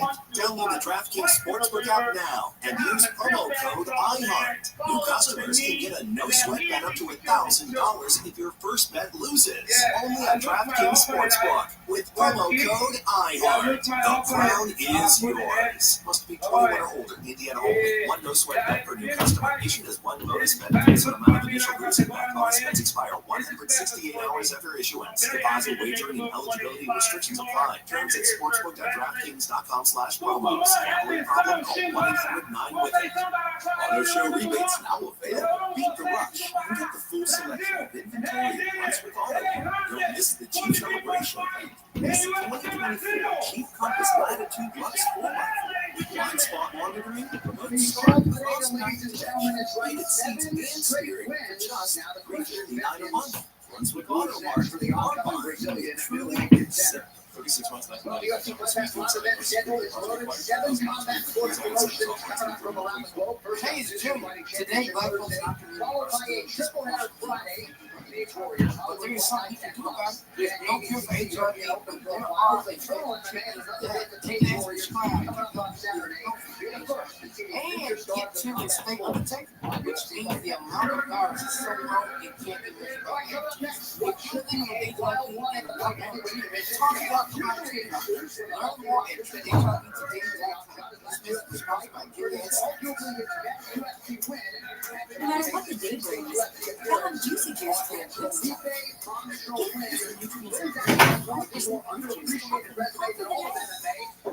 Juicy Juice is unsweetened by artificial sugar. No fructose corn syrup, and no artificial sweeteners. Available in family-sized bottles and juice boxes. Find Juicy Juice at your favorite local grocery retailer. Info at juicyjuice.com.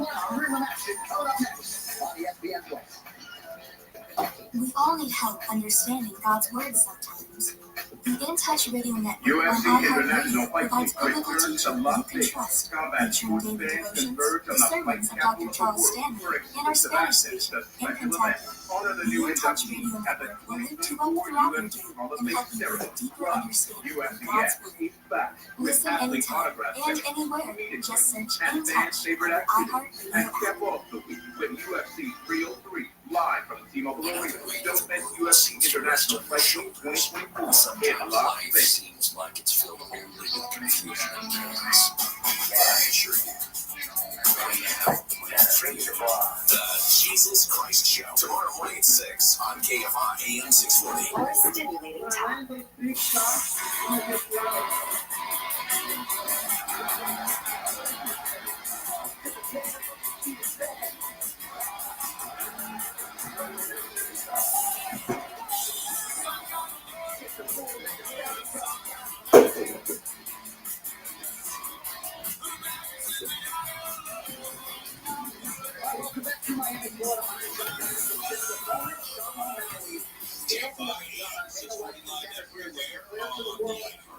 If you're listening to us on that iHeartRadio app, just click the follow button on there. You probably haven't done that yet. I did first night many moons ago, and that allows you to connect with us in a way that gives you breaking news, tell stuff like breaking news. So jump on that show. Right now we're talking to folks from Eggenberg, and Nick's been on before, Melissa. We've been on before, but this is the first time we've done it live in the studio. They have tasted food before coming in, do another tasting now, and go over all the delights that you have before me. And I will tell you, a little behind the scenes is Caleb is not really good in studio today. She's been in errands, Tony, and she made a special one to the food team and get better every day that I could be as good as now. Well, if you want what you think you are, she's distributed it among everybody. Did everybody get some food? Oh, nice. What you get there? You got some oh, nice. Tony? What do you got? Nice. Oh, go for some heat. Is that sauce? Oh, you did it live. Excellent. Very, very good. Okay, so what do we have in front of us? Wings. We have three things so far. We have four. We have barbecue. We have our cracked wings.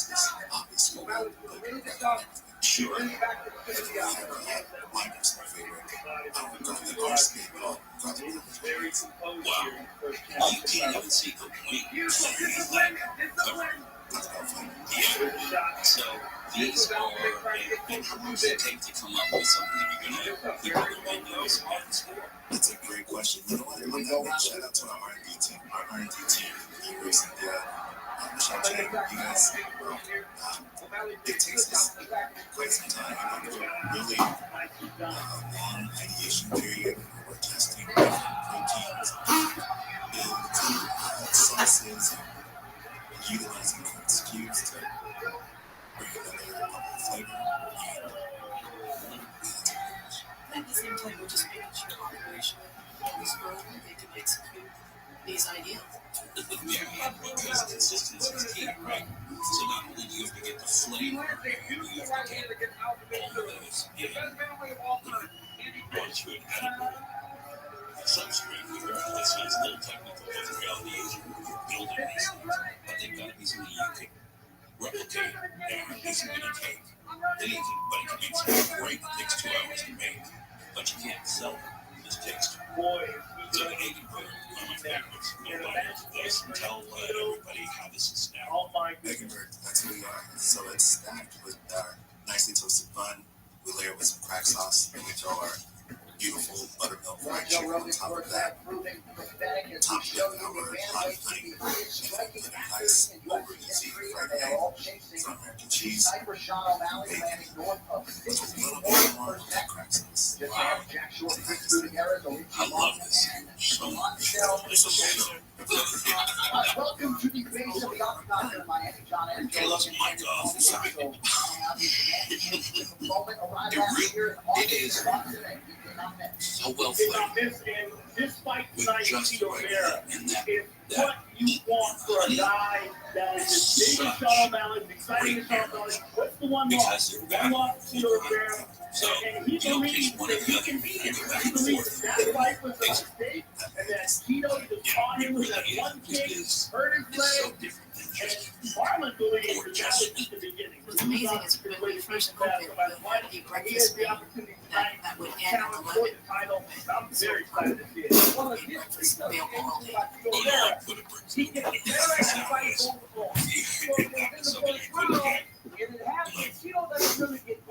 sorry.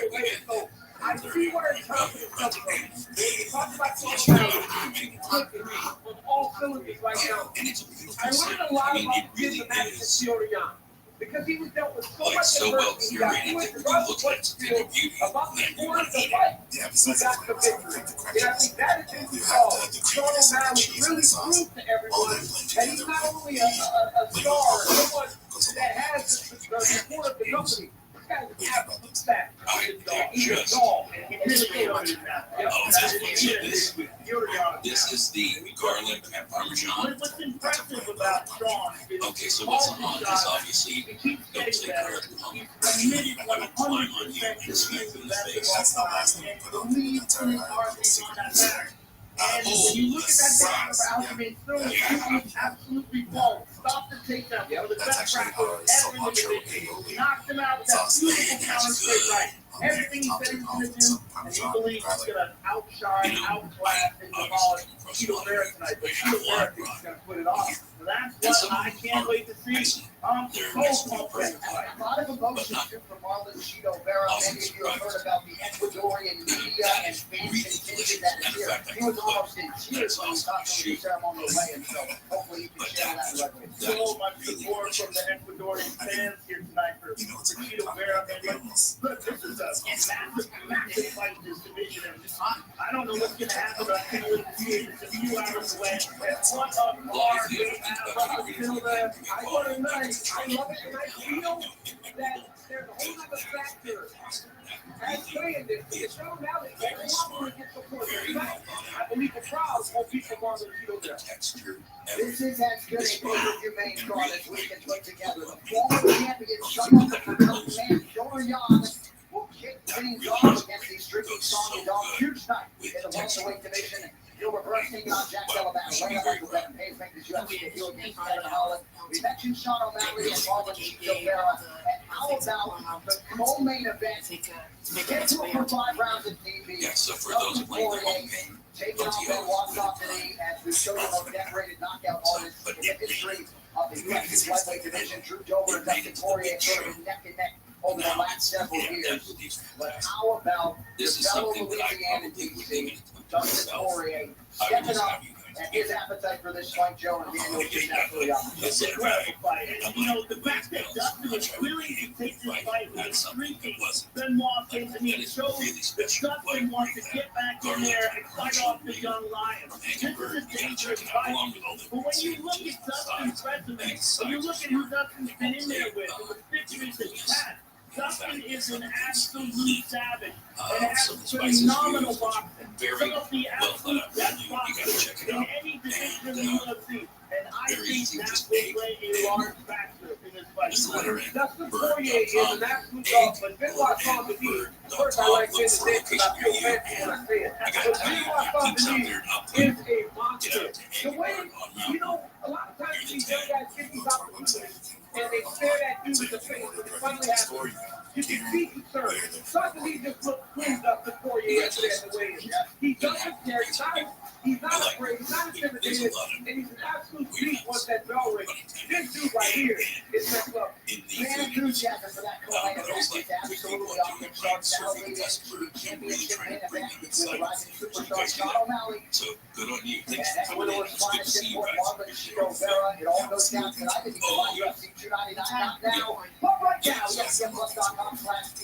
All right, guys, good to see you.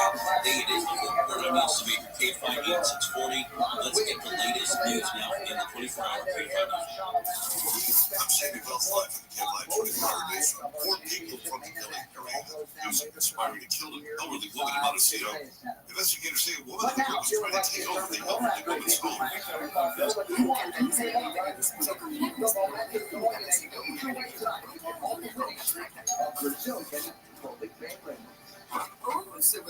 Entregas He's standing in the return to the light heavyweight division. The weekday list is perfect. It is All eyes on the NBA. The time is now to get in on the action with DraftKings Sportsbook, the official sports betting partner of the NBA. New customers who deposit $5 or more can get a no-sweat bet up to $1,000 back in the bonus bet. What's a no-sweat bet? It's just like getting an offensive board. Miss your first shot and you get another chance to score. That's right, get a bonus bet back in the amount of your original bet if your first bet doesn't hit. Download the DraftKings Sportsbook app now and use promo code IHEART. New customers can get a no-sweat bet up to $1,000 if your first bet loses. Only on DraftKings Sportsbook with promo code IHEART. The crown is yours. Everything to the day that works for. And it is Brazil to UFC KJFK. About 1 day to moving on a number of things. That woman has come to fruition, and not only is he fighting on tonight's event card, but it also takes place in the city that's put in the United States. And there are many ways that we can all help raise The first half of the training camp at Neil Lewis out, the second half just down the street at American Top Team. It's about the Brazilian Chicken Black Belt on the goal tonight. It makes both teams proud, get the early knockdown, and have the biggest win rate of the UFC career. The knockout virus is so low in Canada. You're living with HIV and not on tour with Dr. Learn more at treathivtoday.com. This message was sponsored by Gilead Sciences. No matter what the day is, have a juicy juice for good stuff. Get this nutrients of real 100% fruit juice. He's a very exciting addition to this division, right? He's a very durable guy, very fast and explosive, legitimate Brazilian jiu-jitsu skills, and, you know, as a light heavyweight, he's about as physically strong and explosive as they get. One of his most impressive victories was, of course, his knockout over This offseason, evolve your sun care with new Banana 360 coverage with advanced control mist. It's a new way to spray, and all new bottle means an all-new mist experience. It smells great and is incredibly light on your skin. Control your efforts to competent lightly to cover targeted areas or hold for a long, continuous spread. It's like long-lasting Banana protection plus HPL, sweat-resistant sport formula to kids as they have 50 plus. Shop Banana 360 mist at Walmart, Target, or Amazon. This is a radio ad for Dupixent, Dupilumab, a prescription medicine for people 6 months and up with moderate to severe eczema that is not well controlled. This is radio ad. You can't see that. You can't see how it is used. Perhaps blocking the source of inflammation inside the body because of eczema. You can't see how it helps you escape from within. You can't see how Dupixent can help you have clear skin and less rash. Individual results can win with serious allergic reactions can occur even in severe. Can help run away from freezing, trouble breathing, or swelling in face, ears, mouth, tongue, throat. Tell your doctor about neuromuscular eye problems such as eye pain, vision changes, or blurred vision, joint and pain, or parasitic infection. Don't change or stop asthma medicines without talking to your doctor. See for yourself. Ask your eczema specialist about Dupixent. Visit Dupixent.com or call 1-844. But now he has been able to separate that. Those emotions that he has at the weigh-in, it knows who he actually, but he doesn't have that celebration. Release the 2023 Jeep Grand Cherokee Laredo 4x4. He said he has backup cam, envisioned this fight happening and in a number of different ways. But if any of them results play out the way that he hoped for, it'll be one of the biggest moves of his career. When everyone felt like he wanted to say Lava had more to give, It's the best finally ready to do that. He revealed Looking for practical biblical principles for everyday living? Want to gain a better understanding of the Bible?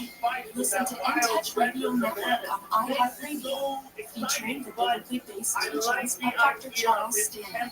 Dr. Stanley's timeless messages will provide you with biblical insights to help you grow in your relationship with Jesus Christ. Listen anytime during your day, wherever you are.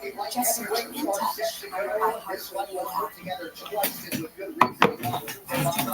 The Total Towers Foundation promised to ensure never forget. Since then, it's been supporting America's heroes and their families. Heroes like U.S. Army Specialist Michael Cohen, who's killed in Iraq. Behind a pregnant fiance who gave birth to a son who never met. Total Towers paid off the mortgage on her home. America's heroes need your help now more than ever.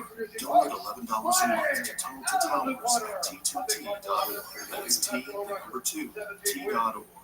Echoes, but you didn't know. Double A. MCO. Check engine light on? We'll check it for free. Restrictions, limitations, and exclusions may apply. See AMCO.com for complete details. Being convicted of a DUI is not enough for a traffic ticket. It's a criminal conviction. Take it seriously and make them prove their case. I'm attorney Darren Kavanaugh, founder of 1-800-NO-COPS. I want you who can and will hurt you. Call 1-800-NO-COPS. 1-800-NO-COPS. The True Crime Podcast of Paper Ghosts is back with a haunting mystery in the shadows of the Ozarks. Season 4 unravels a darkly intriguing cold case from 1989 as a community continues to search for answers about a missing girl, various suspects, and a potential connection to BTK. Okay, we don't think something's quite right, too. There's some worry now because now we feel some of our children. Listen to Paper Ghosts on the iHeartRadio app or wherever you get your podcasts.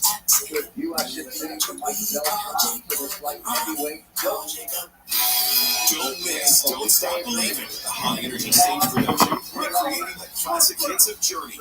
Don't Stop Believing is the ultimate Journey tribute Friday, March 21. Tickets at LaMoradaTheater.com. Join us Monday night for our 2024 iHeart Podcast Awards, presented by the Hartford, live at South by Southwest. We'll honor the very best in podcasting from the past year and celebrate the most innovative talent and creators in the industry. Watch Monday night starting at 9 p.m. Eastern, 6 Pacific on iHeartRadio's YouTube channel.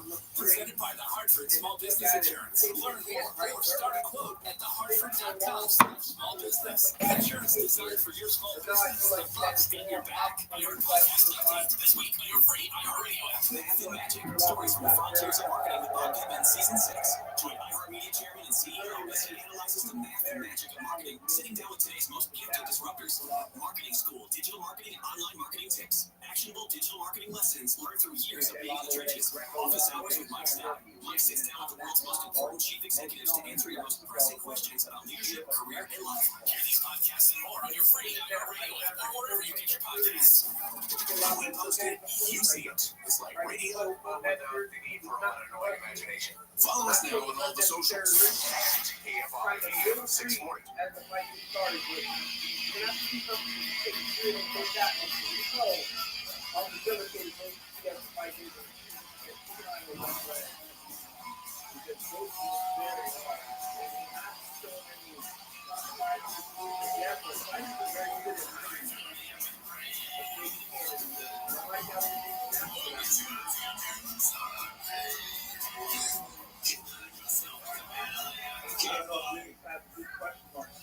AM 640 live everywhere on the iHeartRadio app. Don't forget to follow us on that same app.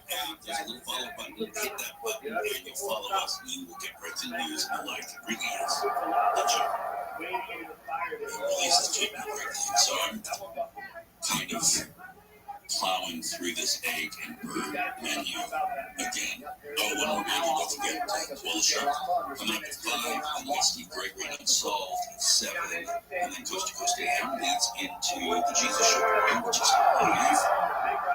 And I encourage you to join me as the producer back tomorrow morning at 6 a.m., 6 to 9. Tony, I don't know where I was, but it was where we were. Oh, I was in Big Bear with family, and they had like a sports bar or something. I think we're walking down in the village, and I hear, Duwash, bitch. And I was like, oh my gosh. Like, where do you hear German, death metal? Rothschild's great. I have not heard them in forever. And I was like, laughing to hear it. I was like, what? They came through town a few months, like 2-3 months ago. They came through town. I missed the show, but it was good. I don't know that I can name another song of theirs, but whenever I hear that, I just go, that song is so good. Yeah, it's so German, it's so metal, it's so everything. Anywho, back to the food, shall we go? So we had the folks from Egg Bird on, and I gotta tell you that the girls are very, very kind people, and they're the type of people I like to root for, that have you, the consumer, in mind, and the pride. Like when I take friends and family, some of my family joke about this, but when I take friends and family to places, I watch them as if I cooked them. Because I'm excited for the experience that I remember the first time I went there, and I hope they like it. And seeing people do that when they eat food is always a good sign. When they bring me food and they watch it. This is the actual thing. Yeah, we're shooting the actual thing. These are the preliminary parts, baby. But the stuff that they brought, the food, the stuff, it's just very flavorful, very well thought out. Obviously, the ingredients are fresh. But this, have you guys gotten a chance to try the garlic parmesan wings yet? Okay, no, not yet. I'm coming that way soon. Yeah. I wouldn't be surprised if Kayla is backing up her car to put them in right now. So you might want to. Yeah, I'm just saying that don't make it an afterthought. Get on it. Because I could eat that garlic parmesan. Now, their other wings are fantastic. And they've got great flavor and they're on point, all of those things. But I don't think I was expecting the flavors and textures. Because texture means. Thank you for the follow. That's why I want to try them so heavily. And just real quick on the buffalo chicken sandwich that was shared with me. Yeah, usually that's vinegar forward. Yeah, not with this. Totally rounded, really good flavor profile, nice building. You can taste it, right? They build those flavors the way they do. And the egg and bird breakfast sandwich. Both guys got his left hand. Like, I want to propose to her. I just love a great breakfast sandwich. There's something about it. And it's probably breakfast and lunch, to be honest. The side of it's pretty massive. But that breaded chicken, the over easy fried egg, the bacon, the sauce, especially that heated sauce. It just has this weird marriage between hot and sweet that is amazing. So, I'm just saying, get out to your local Egg and Bird. You gotta get in on this, but you can check that out. And I will tell you, you tell me if it's not fantastic food, it's not delicious. You tell me, I will fight you. I will fight you. In support for Neil's favorite KFI supporting. Let's get the latest news from the 24-hour KFI News. I'm Sandy Wells, live for the KFI 24-hour news. 5 students have been expelled from a middle school in Beverly Hills for sharing fake news photos of their classmates. A large oil sheen off the coast of Huntington Beach has produced some whirlpools on the beach. Also injured some birds. President Biden has signed a $460 billion package of spending bills approved by the Senate in time to avoid a shutdown of many federal agencies. We'll check the 405 right after this. With all eyes in the NBA, the time is now to get in on the action with DraftKings Sportsbook, an official sports betting partner of the NBA. New customers who deposit $5 or more can get a no-sweat bet up to $1,000 back in a bonus bet. What's a no-sweat bet? It's just like getting an offensive war. Miss your first shot, and you get another chance to score. That's right. Get a bonus bet back in the amount of your original bet if your first bet doesn't hit. Download the DraftKings Sportsbook app now and use promo code IHEART. New customers can get a no-sweat bet up to $1,000 if your first bet loses. Only on DraftKings Sportsbook with promo code IHEART. The crown is yours. Must be 21 or older. Again, one no-sweat bet per new customer. Issued as one bonus bet based on amount of initial losing bet. Bonus bets expire 168 hours after issuance. Deposit wagering and eligibility restrictions apply. Terms at sportsbook.draftkings.com/promos. Gambling problem? Call 1-800-9-WITH-IT. Hey, it's Junior. Today, black folks in our community are still disproportionately affected by HIV. But there is something we can do about it. There's no cure for HIV, but there are effective treatments that, taken as prescribed, can help prevent healthy with HIV. And get to and stay undetected, which means the amount of virus is so low it can't be measured by lab tests. If you're living with HIV and not on treatment, talk to your doctor about treatment options. Learn more at treathivtoday.com. This message was sponsored by Gilead Sciences. No matter what the day brings, count on Juicy Juice for the good stuff. It has the nutrients of real 100% fruit juice to help them conquer the day. Juicy Juice is only sweetened by the fruit. No sugar added, no high fructose corn syrup, and no artificial sweeteners. Available in family-sized bottles and juice boxes. Find Juicy Juice at your favorite local grocery retailer. Info at juicyjuice.com. On-the-show rebates now available. Beat the rush and get the full size inventory at Lunch with Auto. Don't miss the Jeep celebration event. Lease a 2024 Jeep Compass Latitude Lux 4x4. Blind spot monitoring, remote start, cross-path detection, heated seats and steering for just $359 a month. Lunch with Auto Mart. Car buying made truly simple. 36 months after you got now, squeeze to inside.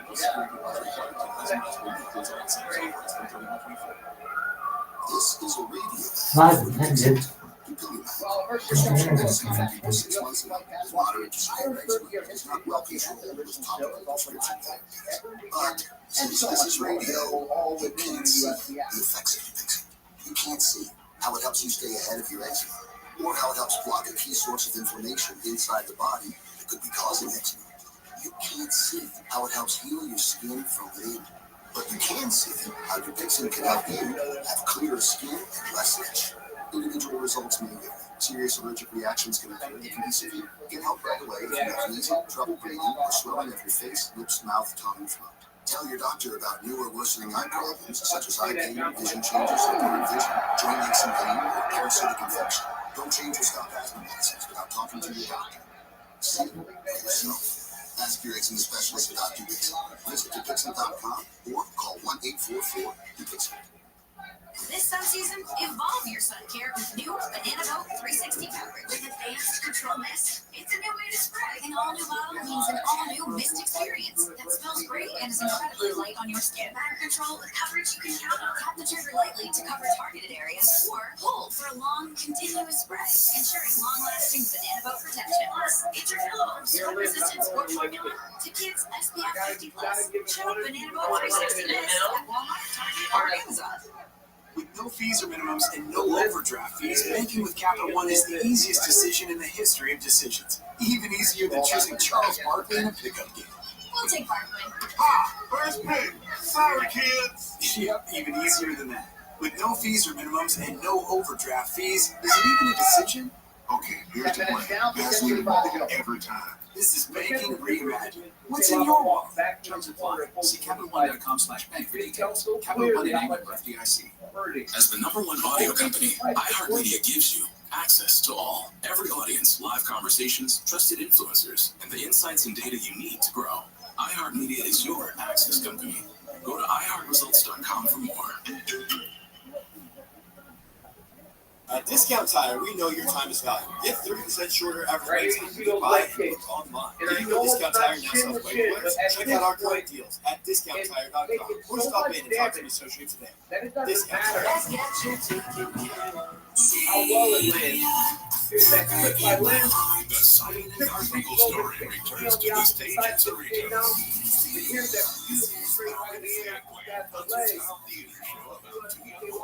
Biggest story about New Zealand. One fight to the ball by you. Of all time comes alive at the Cerrito Center for the Performing Arts. The 4 shows will be presented on March 28th at 7 p.m., Friday, March 29th at 8 p.m., Saturday, March 30th at 2 p.m. and 8 p.m. Enjoy state-of-the-art video projection, dazzling lights, and a live band.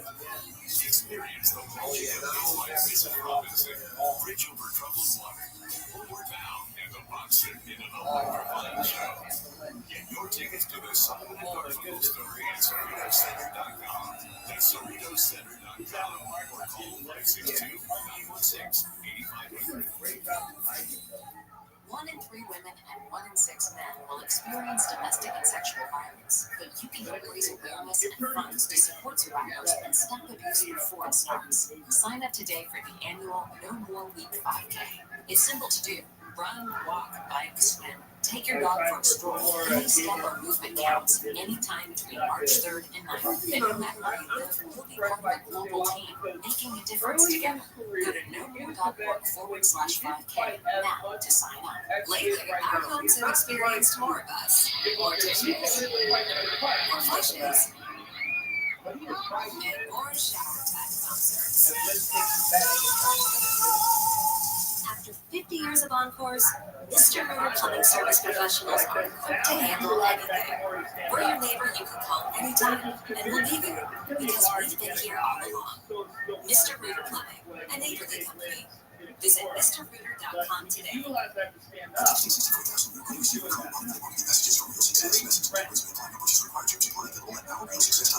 you want to learn how to make money flipping houses and acquiring rental properties right here in the greater LA area? We're offering a handful of motivated individuals with the opportunity to attend our workshop right here in the greater LA area for free. That's right, we'll give you 2 free tickets when you text free to 64,000. The greater LA area is the perfect market to flip houses and build rental income. Discover the simple steps developed by Joel Arians, one of real estate's greatest rags to riches stories. You'll learn to flip properties and secure rental properties without using your own money and in your spare time. Don't miss this opportunity. Come to a complimentary live demo workshop next week right here in the greater LA area and learn how to start making money flipping homes and building long-term wealth with rental properties. To get 2 free tickets, text free to 64,000. Text in the next 10 minutes, and registrants will also receive a free copy of our Funding for Deals guide. Text FREE to 64,000 for 2 complimentary tickets. Text free to 64,000. Come on, Carlson. Time to take Fit of Eye head on. Whether you like it or not, you wind up playing the game. Watch your elbow. Watch the back of the head. You understand? Do you understand? His home, Watch face to that. face. Listen to your heart and not Nation's your Most head. Global and Tucker Carlson. Monday at 8 Eastern. Only on News Nation. Get the Blind News Nation on Spectrum 126, DirecTV 307, and Dish 207. Come in here. Thanks for calling Toyota. This is Jan. Hi, Jan. My kids are really excited about spring break, so I'm looking for a new Toyota to help make it amazing. Well, now until April 1st is the perfect time for an exciting new Toyota. Just imagine you and the kids in a Tundra on your way to the lake to go speedboating.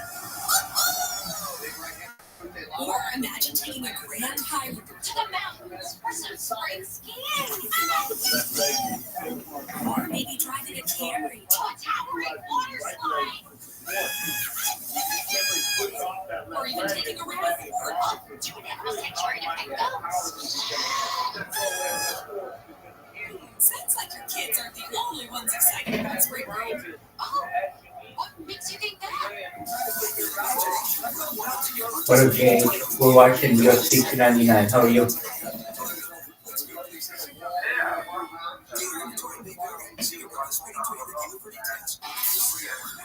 That's okay, no big deal.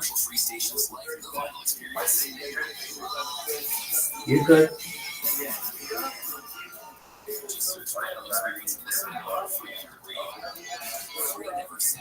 Excellent. Interesting stuff.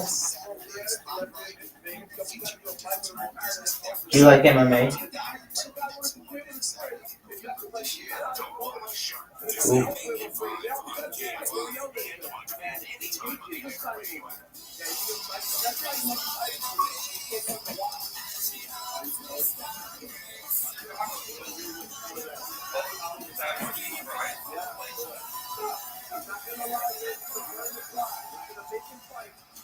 Would like MMA.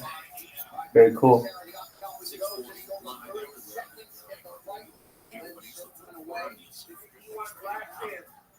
So, Saturday, we wrapped up our show. That's big. This is the biggest fight in like the last 3 months.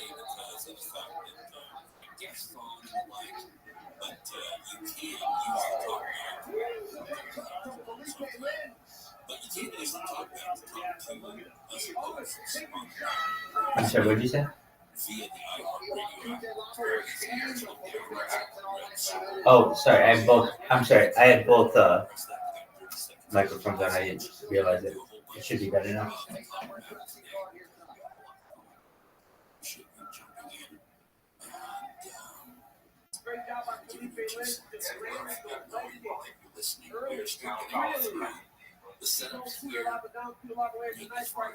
I agree. I've gotten into it in the past couple of years. What up, Slava? How are you, baby? Welcome, Slava. We're glad you're here. Slava, do you like UFC?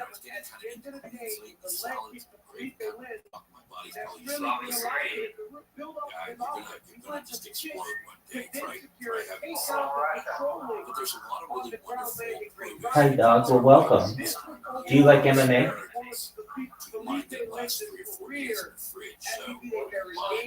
Do you like mixed martial arts? Do you like boxing and fighting and stuff?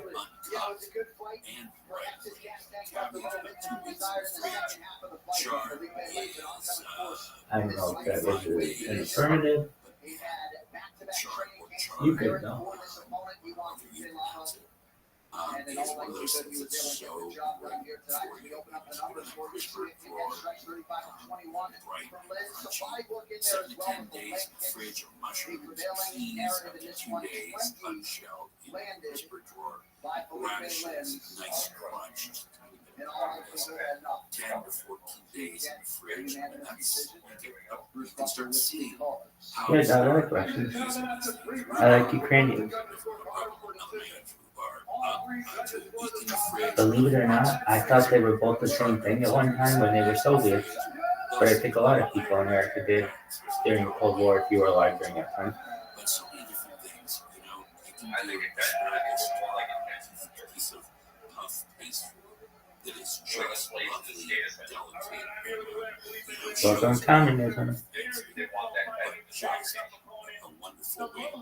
Super simple to make, but has a big impact.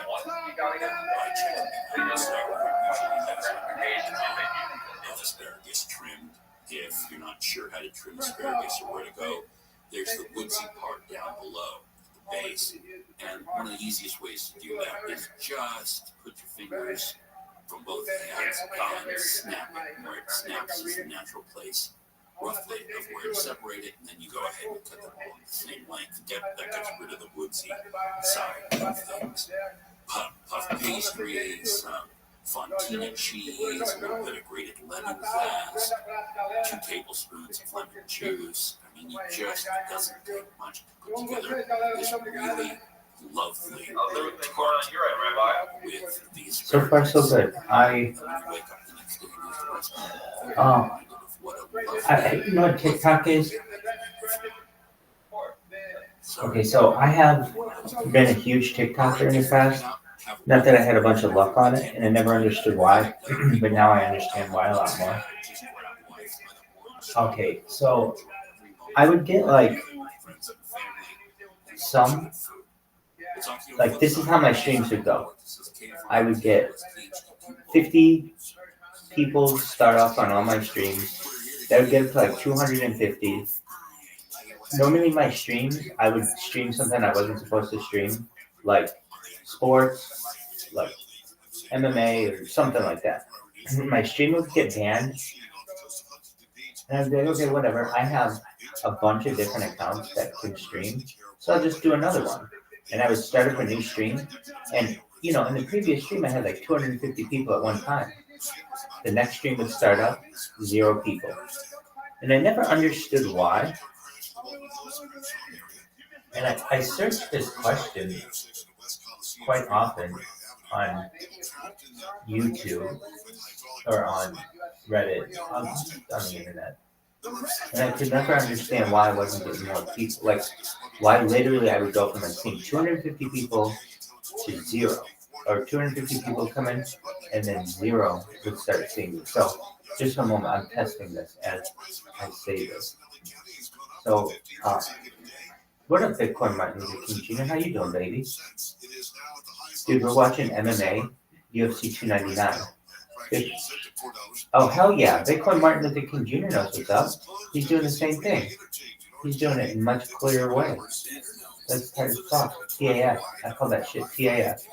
Good for you, Bitcoin Martin Luther King Jr. Anyway, so I was trying to test this while I wasn't getting more people on TikTok. And I think it had to do with TikTok does not like it if you use multiple accounts from one IP address.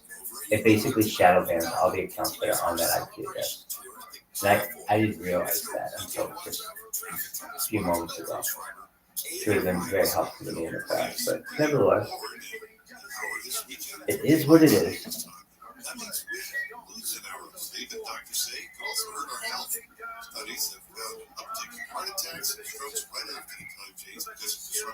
Bitcoin Martin Luther King Jr. chilling like a villain. Chilling like a villain. My man, Bitcoin Martin Luther King Jr. is chilling like a villain.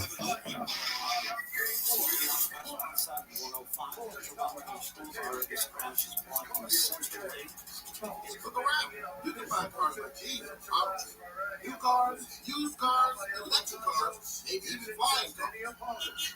Okay, no flying cars, but as soon as they get addicted, they'll be on auto trader. Just stupid. Auto trader.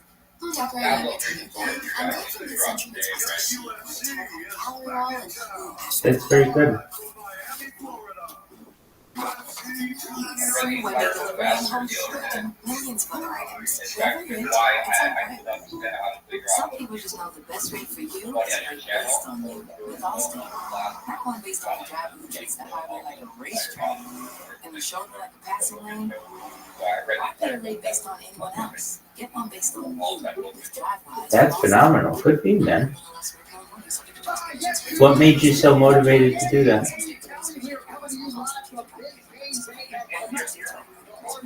Right? So that was your motivation?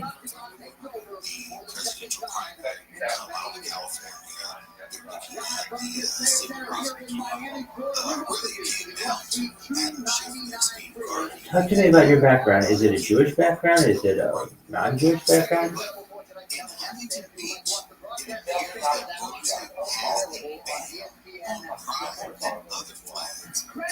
That's right. I forgot you said that. All right. Well,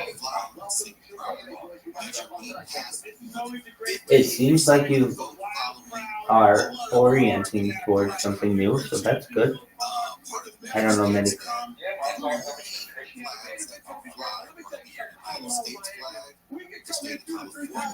Well, in the big scheme of things, that's not that long. So you never know what they were before then. Like you said, if you have some Jewish roots, you never know. You may have other Jewish roots.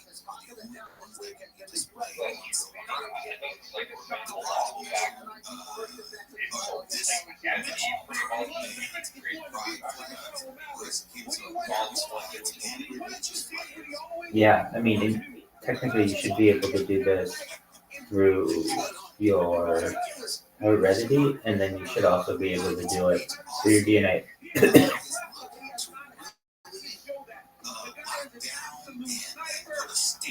But do you want to know the big secret, JH?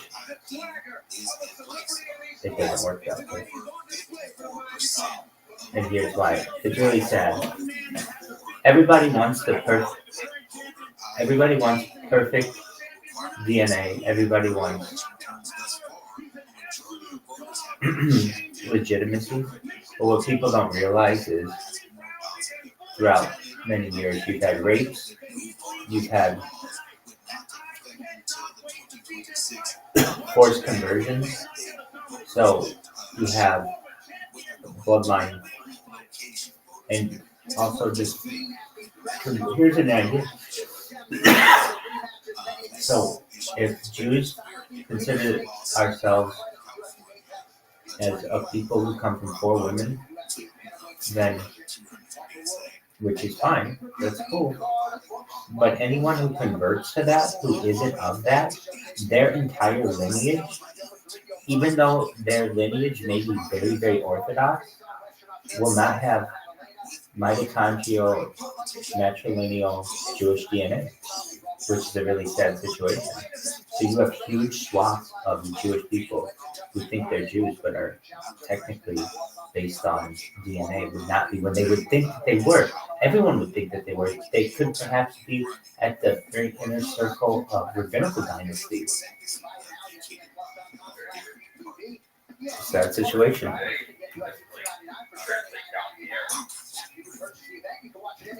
Well, as I've said previously, when Mashiach comes, he'll figure it all out.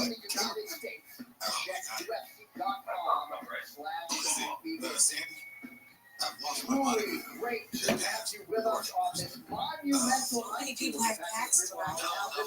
Alright, so I did this thing. I tried to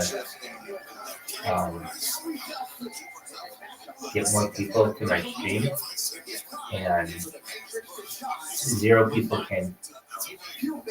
So it's like, well, why did 0 people come? Dog, your guess is as good as mine. I'm going to try a new VPN. This one's in New York. And it's wild. Like, I'll either get a bunch of people or literally no one. It's never like anything in the middle. So it tells me, from what I've read online, of being shadow banned by their algorithm for whatever reason.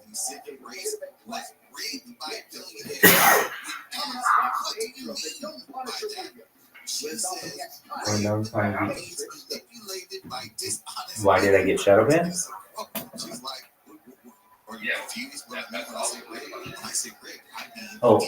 So I was showing UFC 299 on my main account and it got banned. Just like 10 minutes into it for showing copyrighted material. So, yeah, so it flagged my IP address. So I'm using VPNs to try to avoid that flag. You know what VPNs are? They're basically like anonymous IP addresses. And I don't know why I explained that to you. I'm sure you know what that was. Anyway, but I am running into the issue where every account that I'm trying to use is basically shadow banned. So I gotta find one that I have that isn't. I have over 1,000 TikTok accounts. Of those 1,000, of the 1,000, only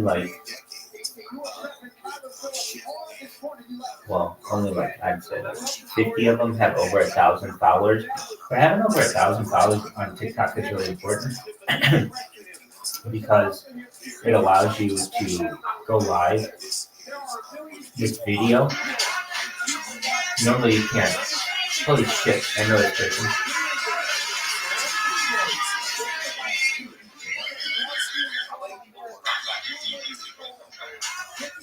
I think I know that person. Yeah.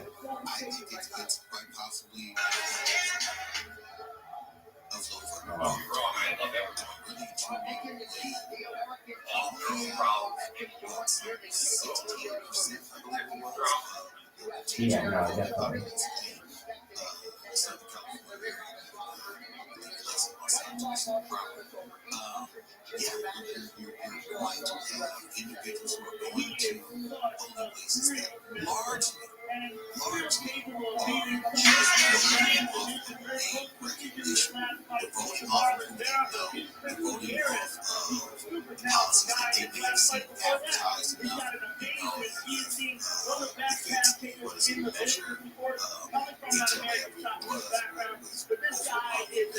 we're going to blow that one have a lot of African, so that's how it works. Name recognition means something when it comes to elections. Case in point, Janice Hahn won her re-election bid for the 4th District on the San Francisco Board of Supervisors. She won through caucus with a 56.9% lead over. No, I mean, I go outside and I stream my life. And I just do that on different platforms. I don't do it on YouTube or I only do it on Instagram or TikTok or Twitter. So if you're not following me on those, you won't see them. So it will only look like I'm only here.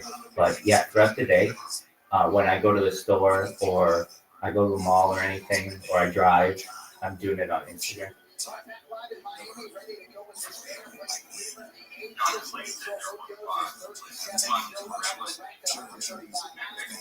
No, I mean, yeah, I mean, you can only, keep people occupied for so long.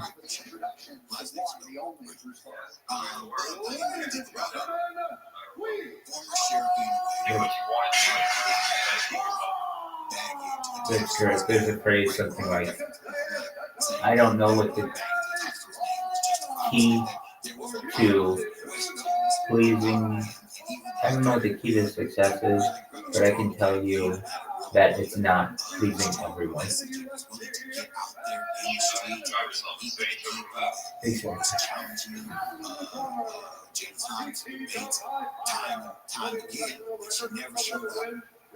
She said, you know what? I know what the voter turnout's going to be.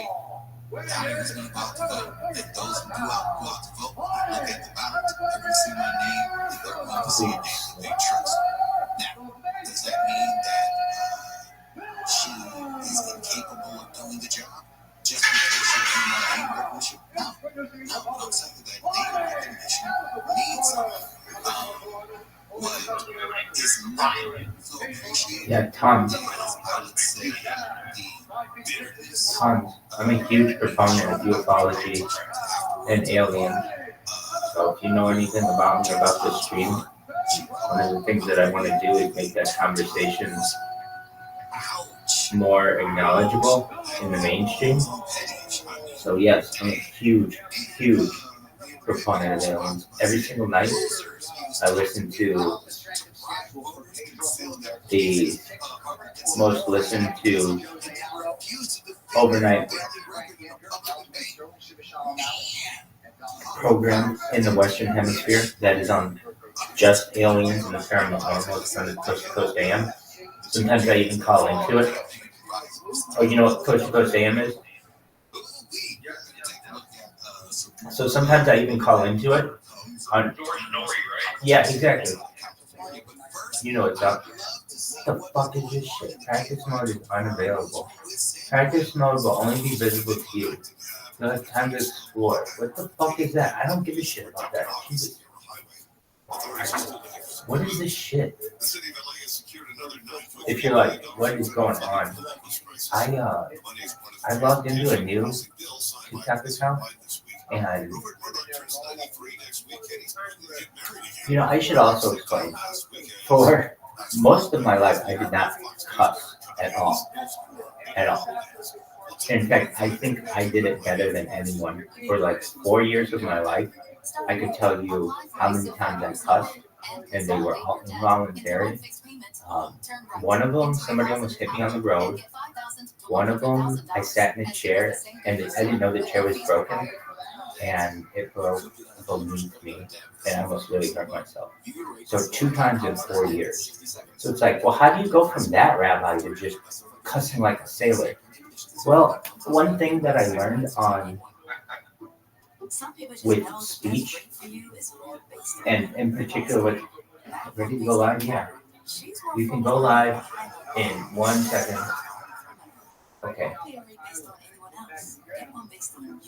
Let's see if this works.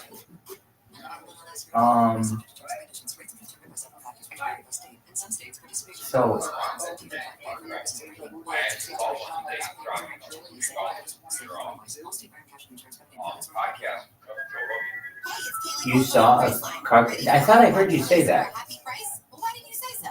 Where did you? Right now, it's like 60% off hotels. So whether it's Cousin Kevin's music concert in Kansas City, Go Kevin, or Becky's Bachelorette Bash in Bermuda, you never have to miss a trip ever again. So download the Priceline app today. Your secrets are waiting. Right, exactly. But as I started streaming my life, so at the beginning of the stream, you'll see for like a year and a half, I don't cuss. But then I realized that the powers out there were trying to take away words from people. And I really thought longly and hardly about it. And I didn't want anyone to be able to say that I can't say something. And I want to be able to say all the words, no matter what it is, under the right context, whether for educational purposes or just to express emotion. But like, so with that said, I end up then starting to cuss just when I would do like little comedy routines, and then I would cuss. I would do karaoke and I would cuss when I would sing rap songs.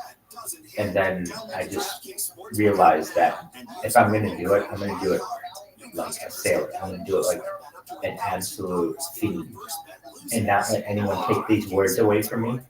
And also, it's for emphasis. I recognize this. Like, I'm the biggest proponent of telling people cussing never made anyone sound any more intelligent.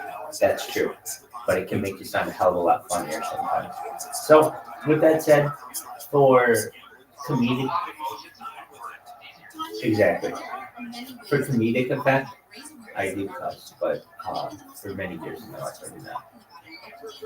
Wow, this, I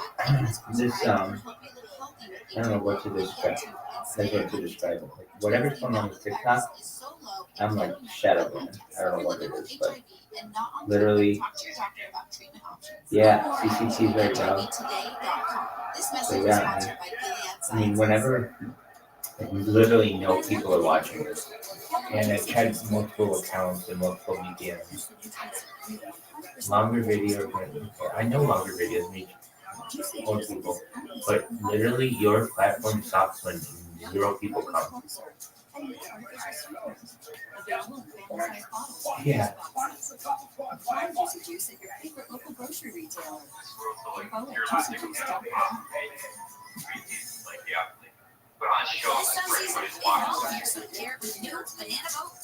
Do you know what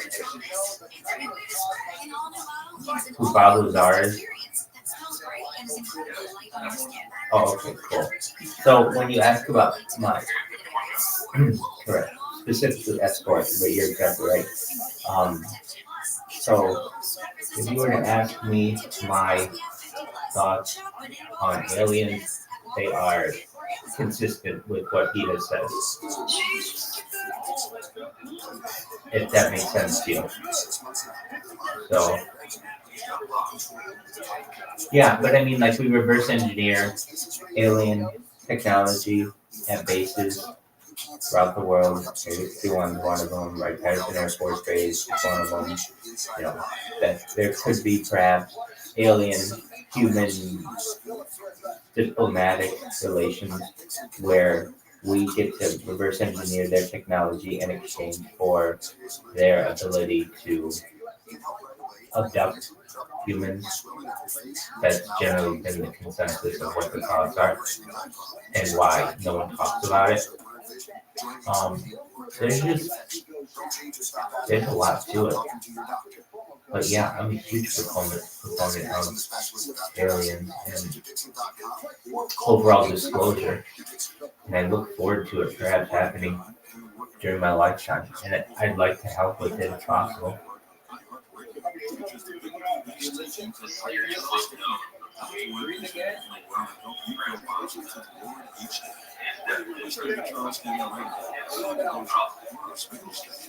Dog, there's so much evidence, it's ridiculous.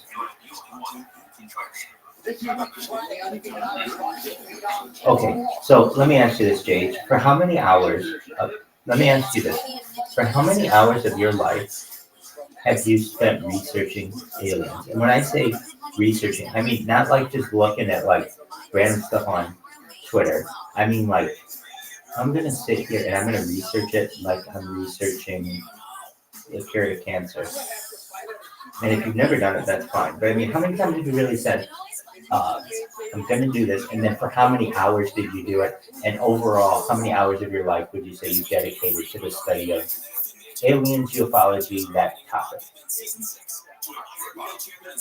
Okay, that's good. That's a very good foundation.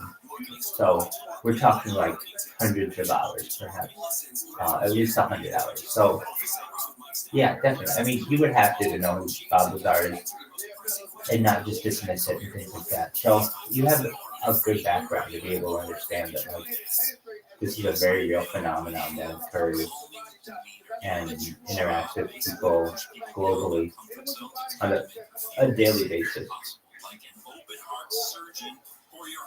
Pardon me?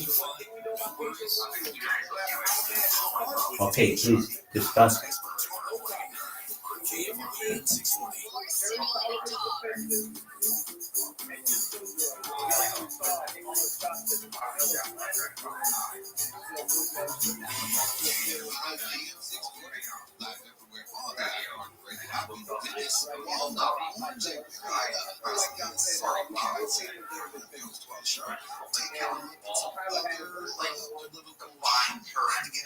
Yeah. This was the big one. This is the one that, everyone was Okay, so it moves faster than anything else you've ever seen in your life.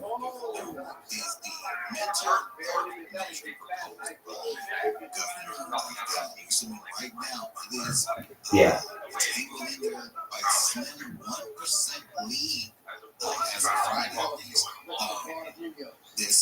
Certainly. Without doxing yourself, do you live anywhere near O'Hare International Airport?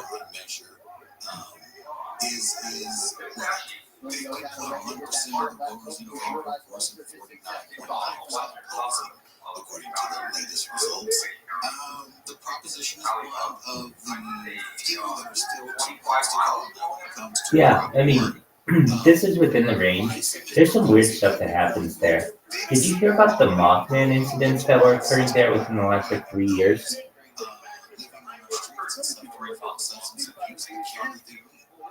West Virginia, more specifically. Kentucky, though, it's right on the border, and then you got Ohio as well. I actually saw video footage of this from O'Hare. I want to say maybe within the last 2 years of like some kind of, it was like somebody in a jetpack, but it wasn't a jetpack, with like these red eyes, and they were flying over O'Hare, and there were like multiple reports. It looked like that. That's really what it looked like. But it's very consistent with what was discussed during the Mothman flash. And so that's a different discussion. Mothman is different. Okay, so you had a close encounter to some extent. Did you?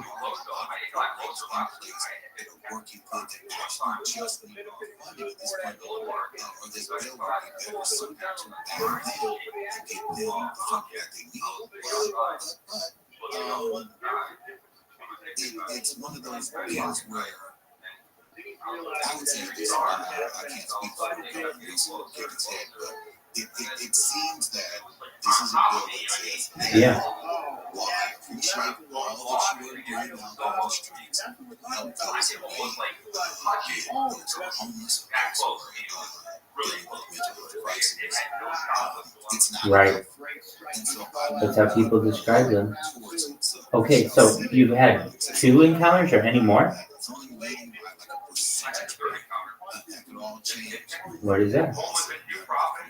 But to that end, there is a federal judge here in the Los Angeles court system asking requesting for an independent accounting of the homeless programs and how they include Mayor Bass's signature inside Safe Initiative as U.S. District Court. China syndrome? David O'Carter made his remarks during the oral argument. Oh yeah, big trouble in Little China.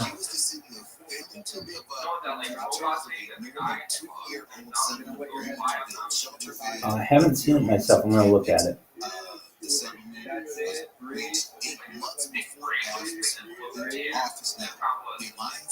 I'm gonna look at it right now. It's a robot.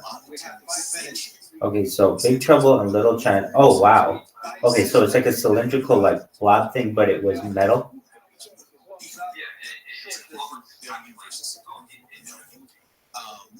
Oh, very cool.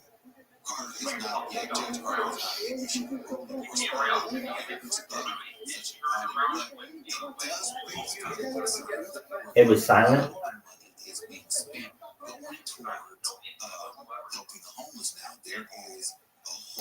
Now,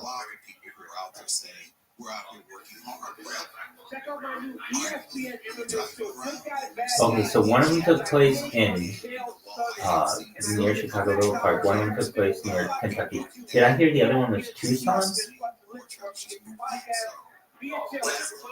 Oh, Plano, Texas? Oh, okay.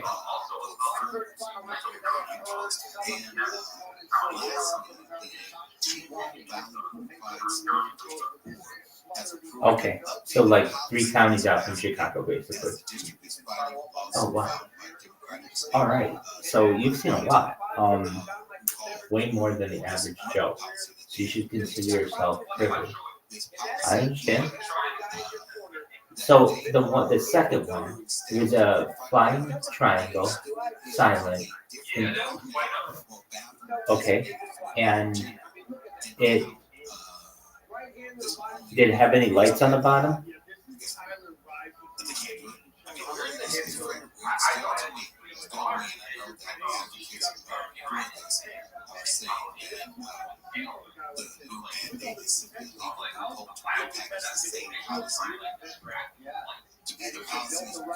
Yeah, I do. Very strange is correct.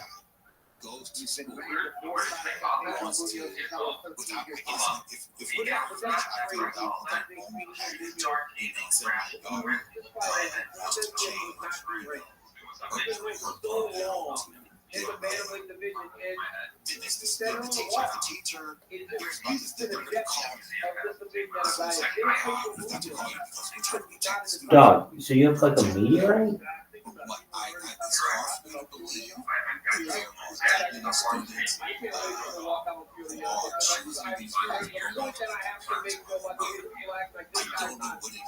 Wow, that is a phenomenal story.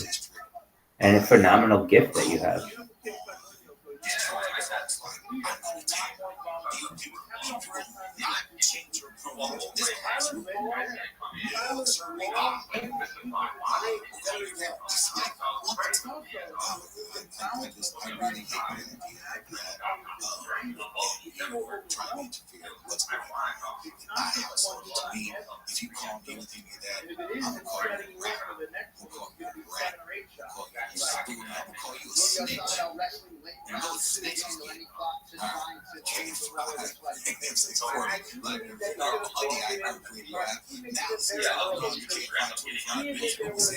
No way. That's wild. That's absolutely wild. So, what color is the meteorite? Both. Students have been expelled from Beverly Vista Middle School for creating fake nude photos of classmates. Eighth graders were kicked out of the school for allegedly using artificial intelligence to add the faces Wasn't it of like super hot? photos of nude bodies and then spreading those photos across campus. Criminal defense attorney David Rothschild says the Oh, okay, so let me understand this. So, I'm sorry, I may have misunderstood. You see this thing in the air and like right above you it explodes. And then it took you 2 years to find the 2 pieces of it, correct? Gotcha. Okay, so when it came in, it was like a blue. When it first crashed. See, I gotcha. And then when you found it, what color was it?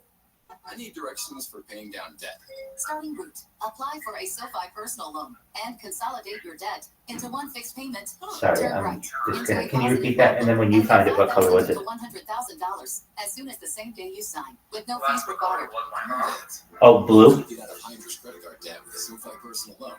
You can write at SoFi.com/debt in 60 seconds. No impact to your credit score. Loans originated by SoFi Bank and Have you shown it to anyone else?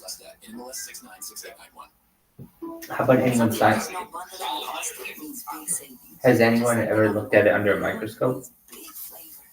They know honey on pizza is where it's at, and olive oil on ice cream is really cherry on top. And they know what the guacamole on steak. Oh, like the size of a quarter? Bundle savings are listed and are not available in every state. Save up to 25%. Oh, okay.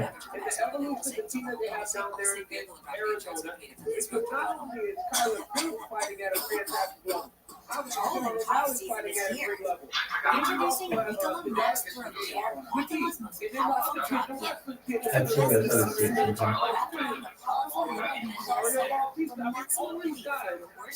it's thinking. Right. Right.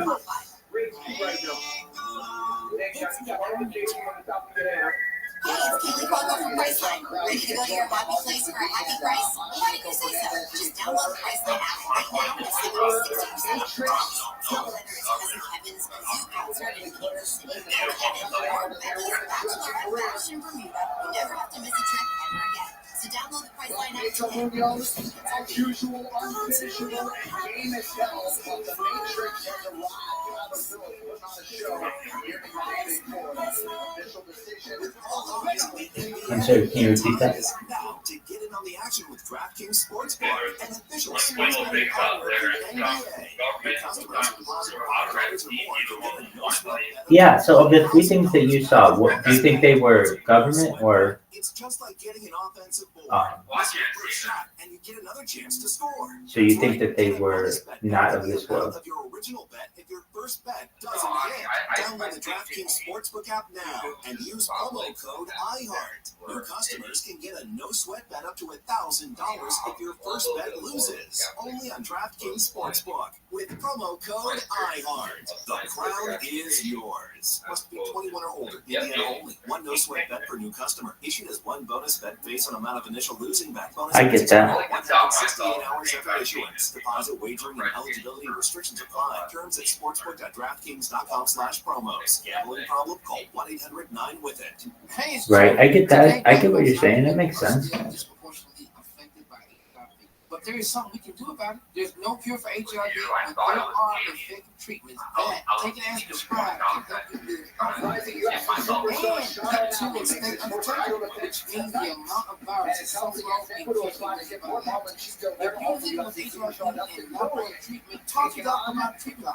Learn more at treathivetoday.com. Dismiss responsible. Hey, let's get out of here. I'm in agreement with you. Weird for all astronauts that tries to save Earth from disaster. Maybe go for a ride with the founder of the world's biggest sneaker brand. We could get the time out of real-life Media Mogul succession drama.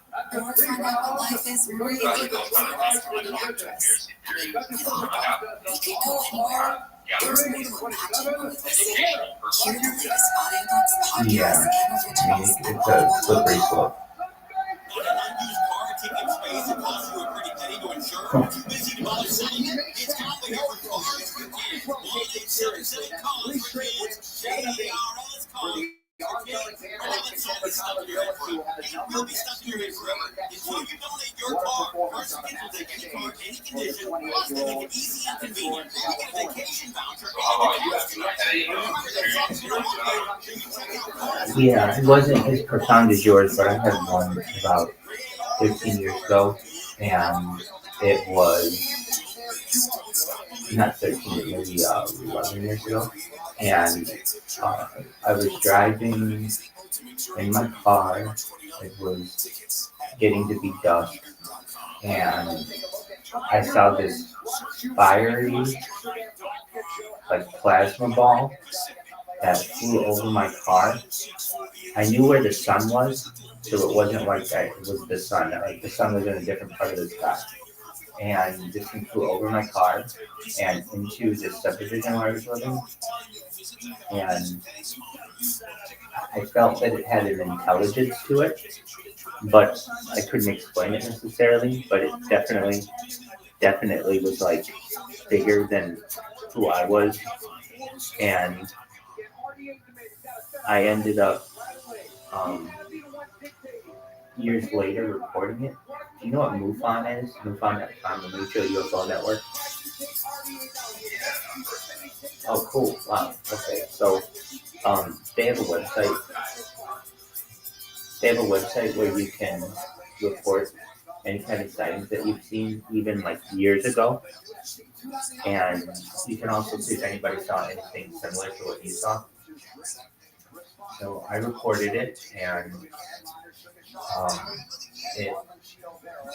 it happened during when there was a flap of these. So it's pretty common to see what I was seeing at that time. What up, Larry? How are you, baby? Thank you, Larry.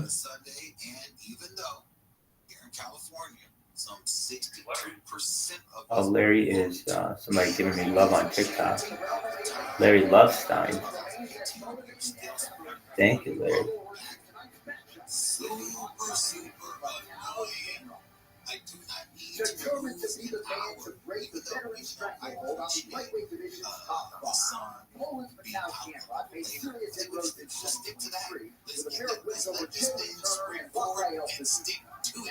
All right, let's just get one time. No spring and forward jumping back, no daylight saving time. But in a look at a brief history of the daylight saving time, before the establishment of time zones, did you just say something? There were more than one. Yeah. So I asked you if there was in like America. A what then? Small time differences between adjacent towns and cities. Oh yeah. Do I know what a Foo Fighter is? Like what was reported during World War II as extraterrestrial aircraft, or how they were described?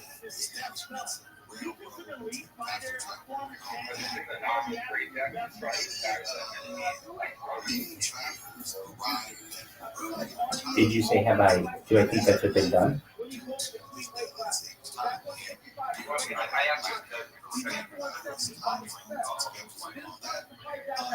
Oh, what I experienced? Well, okay, so let me explain. A Foo Fighter, to my knowledge, was just a name for any non-terrestrial craft seen during World War II.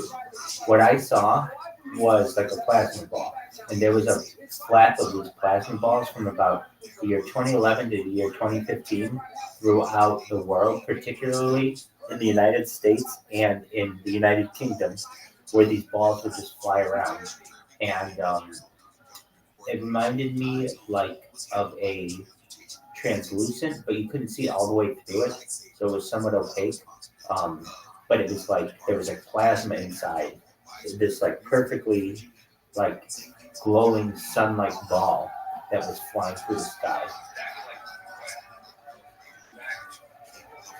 Okay, so like when you say that, I recognize what you mean, like a glowing ball in the sky that they used to see during World War II, right?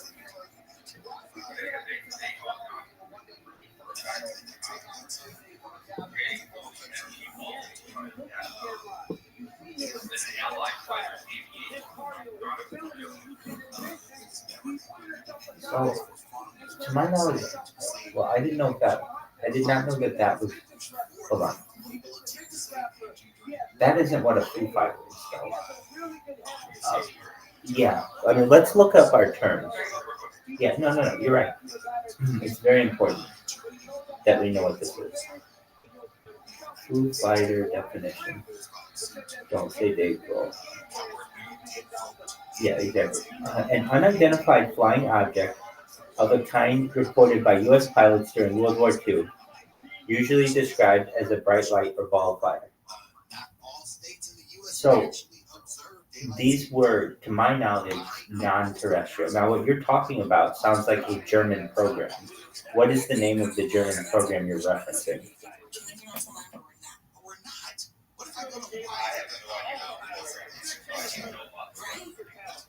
Exactly. So, what did we teach you that you could do to maybe find out the answer recently?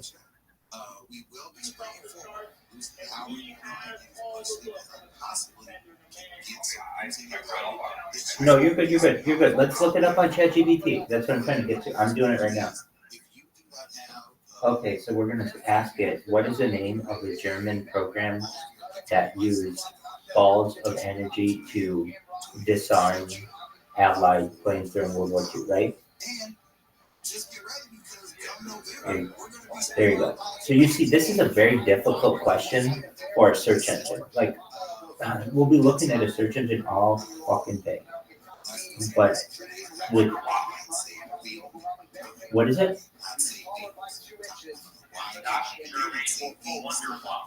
Oh, okay, so you found it. Okay, let's look at this.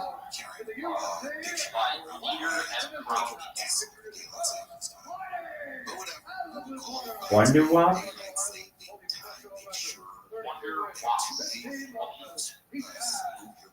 I got you. Really, truly, I mean, like that's where we're at. And then I honestly don't think, really, like if I wasn't announcing it and it wasn't really just being publicized, would anyone notice? Because our phones would just go forward, period. Our phones would automatically just move. I usually only notice when it's time to heat up some food and my microwave time is off, or I get in my car and my car time is off. But typically, I don't notice until it's time to eat or go somewhere that I lost sleep or gained sleep. See, that's what I'm saying. Like, you know, I mean, it's not like I'm going to get up tomorrow at a different time. I'm still going to be getting up around noon because, Sundays I sleep. Now, hold on a second. This is different. This is all of the German super weapons, including like the V2 missiles and stuff, which isn't what you're saying. Again, Foo Fighters are different. Foo Fighters are the discussion of non-terrestrial craft. What you're talking about is a German program.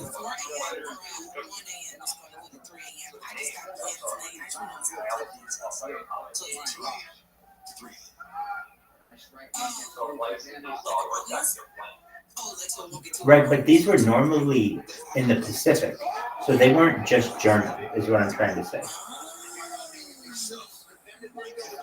So what I'm doing is I'm asking ChatGPT, what is the name of the German program within the Wonderwall that specifically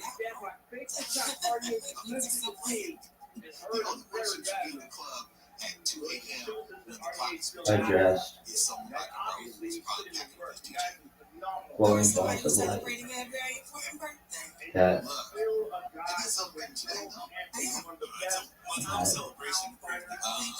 disarmed Allied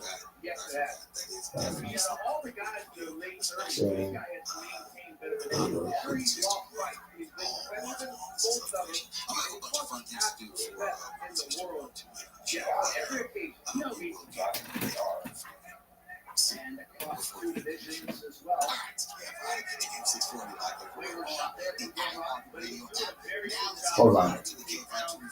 Because what it's saying is exactly what you're saying, but it's still confusing. It says that program is most likely referred to the phenomena of Foo Fighters, but it doesn't say that Like, if that was a thing in Germany, it would have a sub. It would have a sub name, and Foo Fighters were predominantly seen in the Pacific, not the Atlantic or in the European.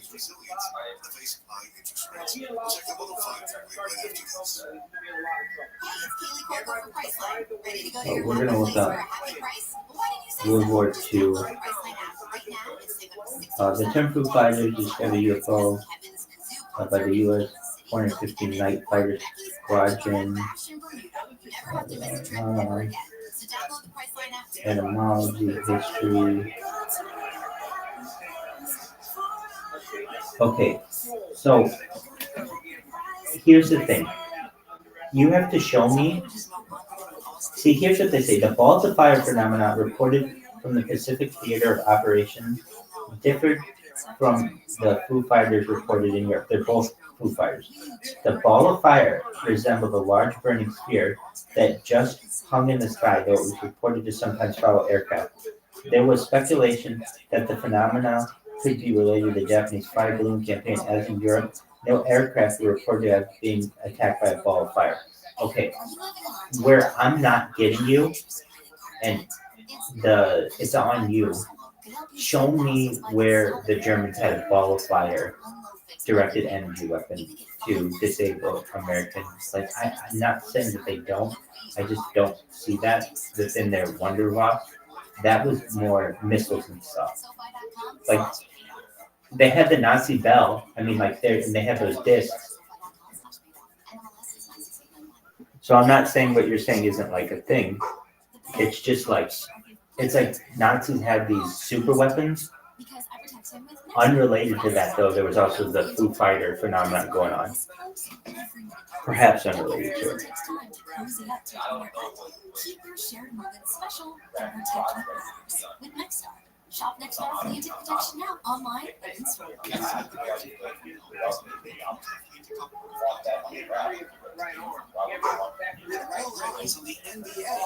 Well, I mean, the Winners writes a history book, and the Allies were able to open up the German secret classified documents, and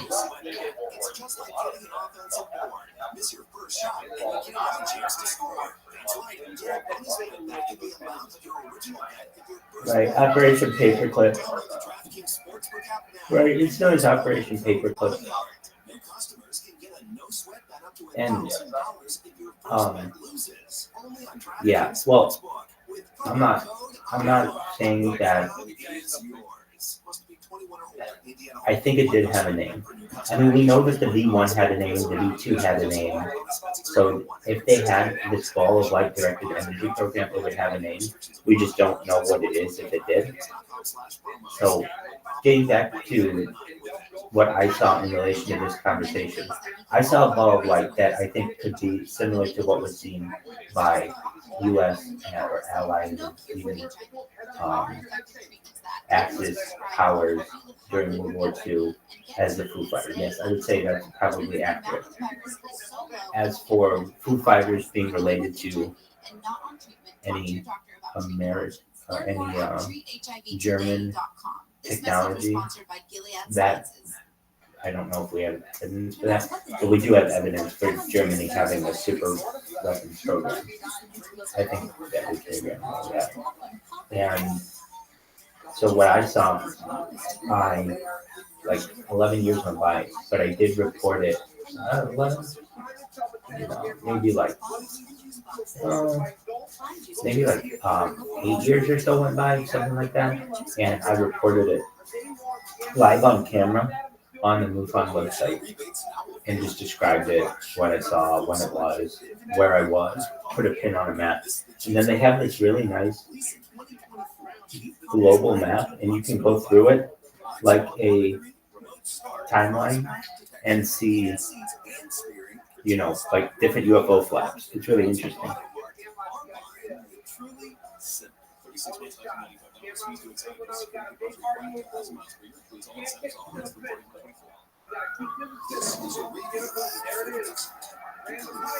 Prescription medicine for people 6 months and up with moderate to severe eczema that is not well controlled with topical prescription therapy. But since this is radio, you can't see the effects of Dupixent.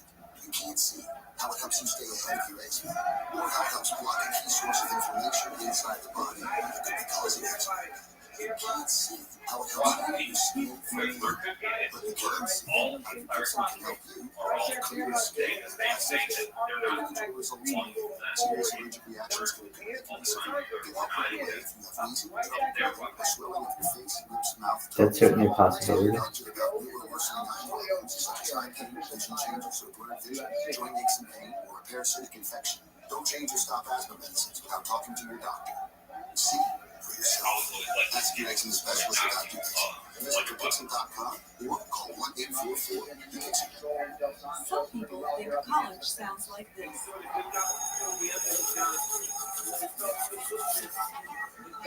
But at Ball State, we like to think it sounds like this.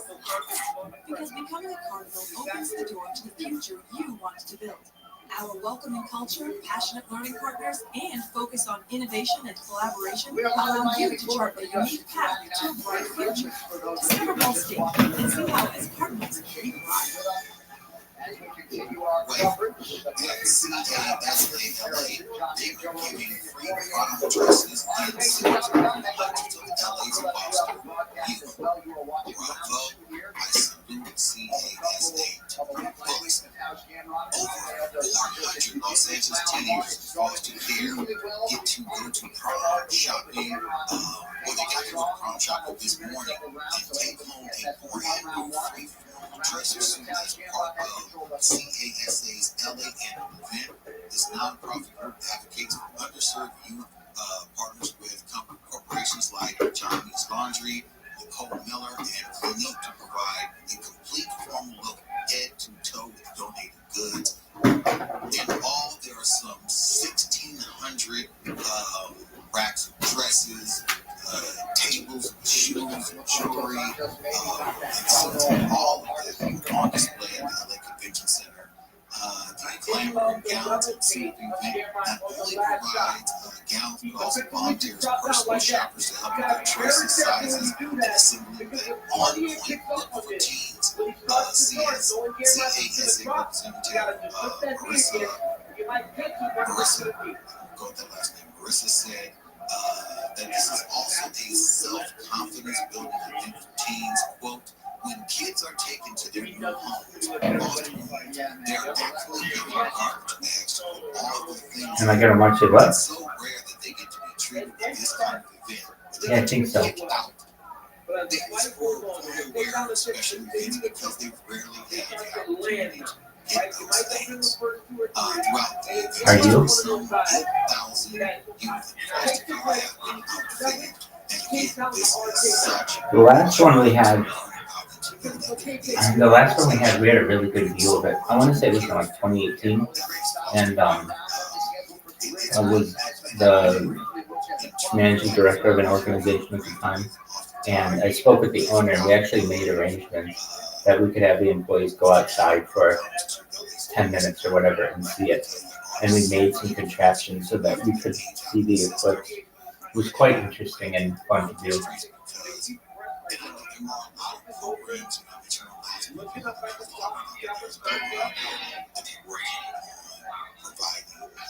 Yeah, that can happen too.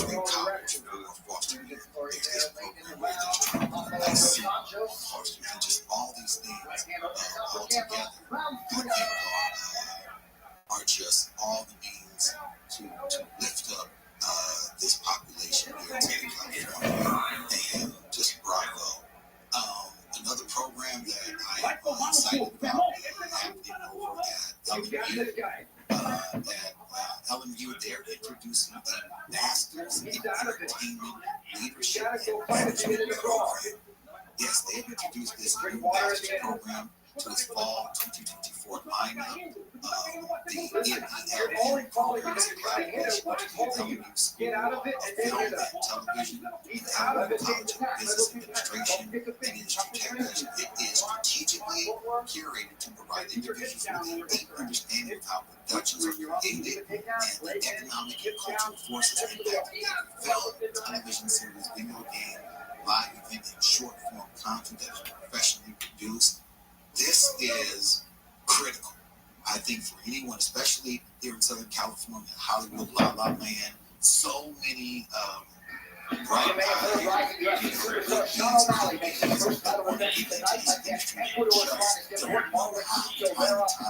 I believe in them?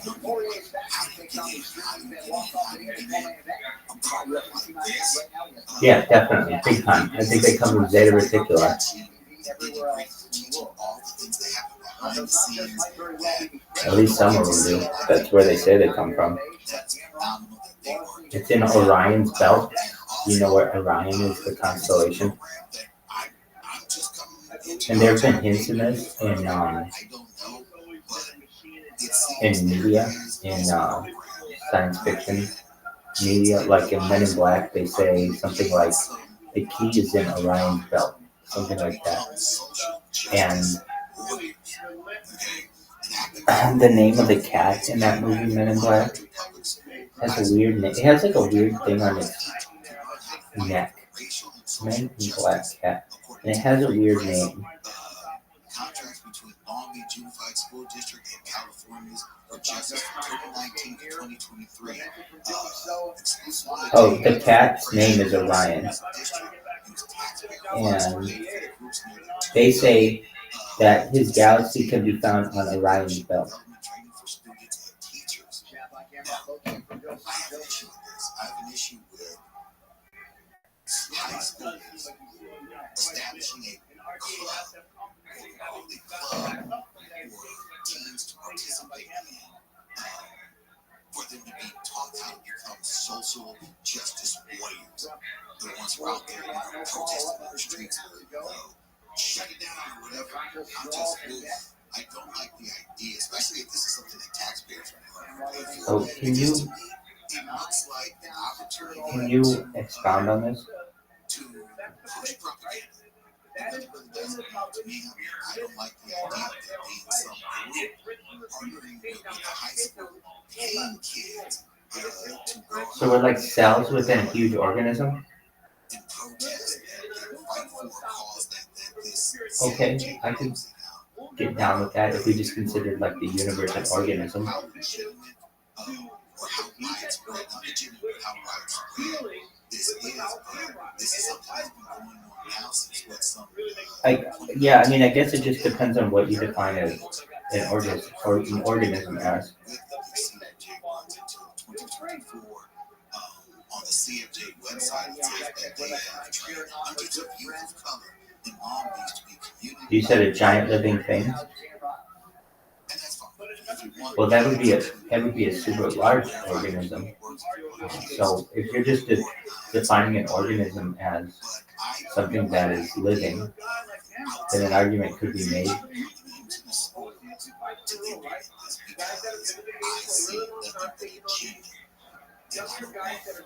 Hey, Squirrely?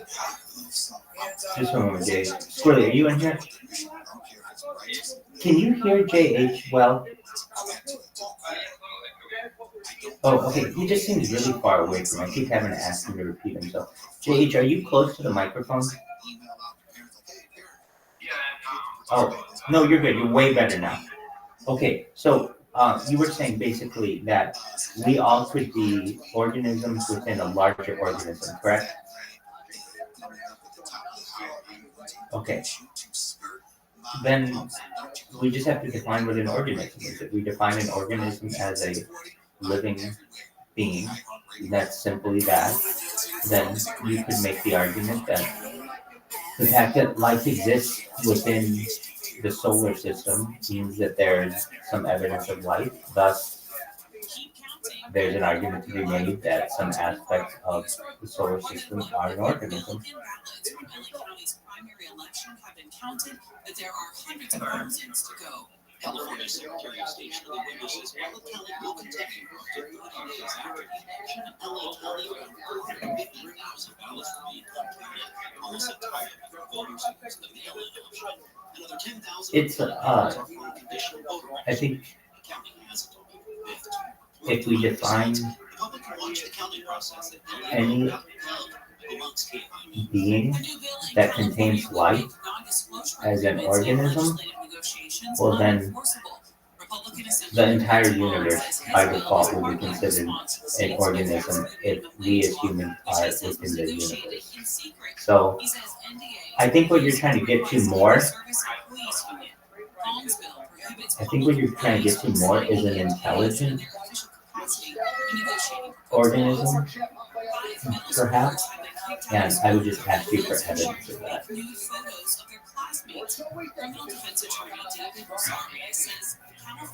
Certainly there is. You drop a ball and it accelerates towards the center of the earth at negative 9.81 meters per second squared.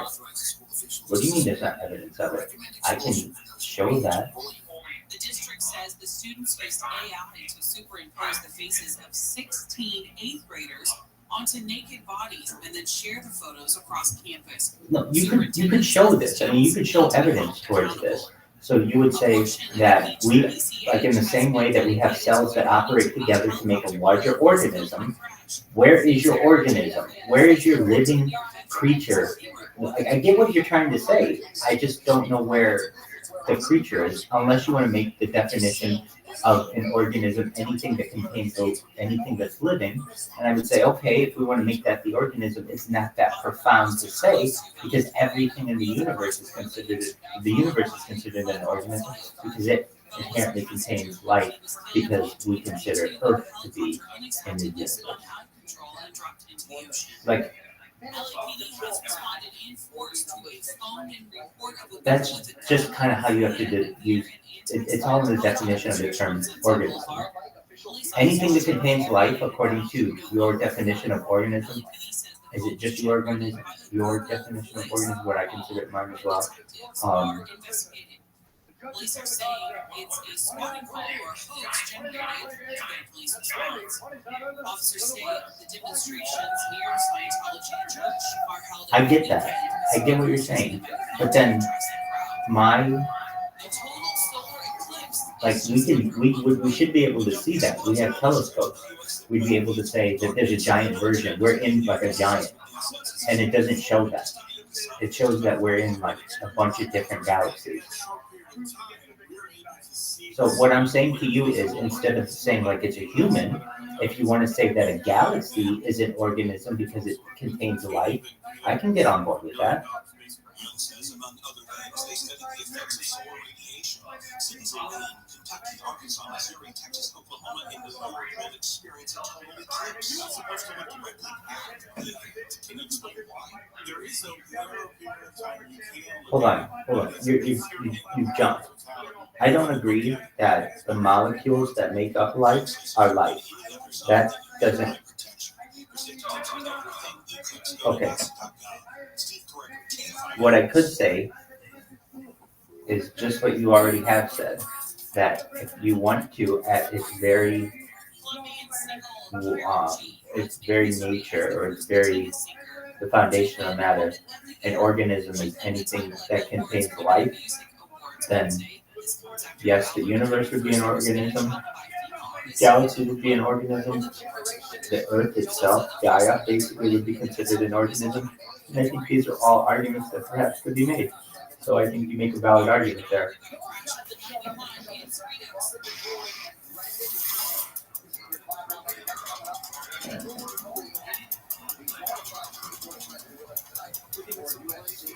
There's video evidence of this.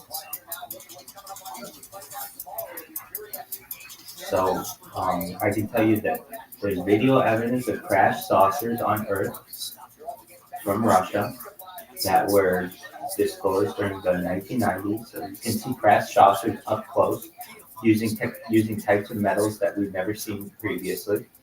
So that's some good evidence. We have a plethora of evidence of this stuff flying in the skies. just exactly what you saw. In the first description that you gave in Villa Park, where there was like a metallic ball that was in one location and then very quickly accelerated to another location, just like effortlessly, completely silently, without any exhaust. Well, that to me is evidence of some type of intelligence. I don't want to get into the intelligent design argument because that gets into a creator discussion. That's not for me to discuss.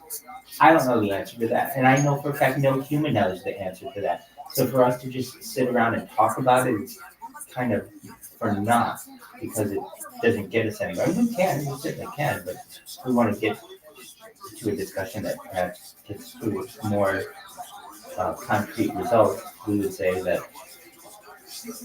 there's a lot of, one could say, there's a lot of evidence for aliens here on Earth. On top of that, you can go into antiquity, thousands of years of art going back even further than the hieroglyphics. But you see these discs in the sky of the hieroglyphics, and also you see it in Christian art throughout the medieval period. And you get into wood carvings into medieval Germany, and you get into written documentation into the seventh. Beautiful day in Southern California, 62 in Costa Mesa, 64 in Anaheim, 63 in Long Beach, and 63 in Santa Clarita. You just haven't looked at it, JH. You and I haven't looked at the same things. I've seen an alien autopsy. That's evidence to me. I mean, have I seen it in real life? No, but I've seen it in documentary. If you want to know what the name of the documentary is, it's the Top Secret KGB UFO Files. This is a very important documentary that was disclosed in 1998. It stars Roger Moore, former James Bond actor, and he is the host of this documentary where they do all these interviews with people who worked for the KGB after Russia fell or after the Soviet Union fell, and all of this footage went on the black market, and a lot of it was purchased. And so, what do you see in this? I mean, look, I don't know if the alien autopsy that they show in that is true, but if you want to see an alien body, it's out there. So, I mean, if you're like, what evidence is there? It's there. I mean, whether I've done DNA evidence on it, no. So I can't tell you exactly what it is. But I can tell you, like, there are bodies up close with other humans there. That's evidence on camera. And there are saucers on camera with people going up to it and making contact with it. In fact, just give me a moment. I'll send you the documentary. It's fascinating.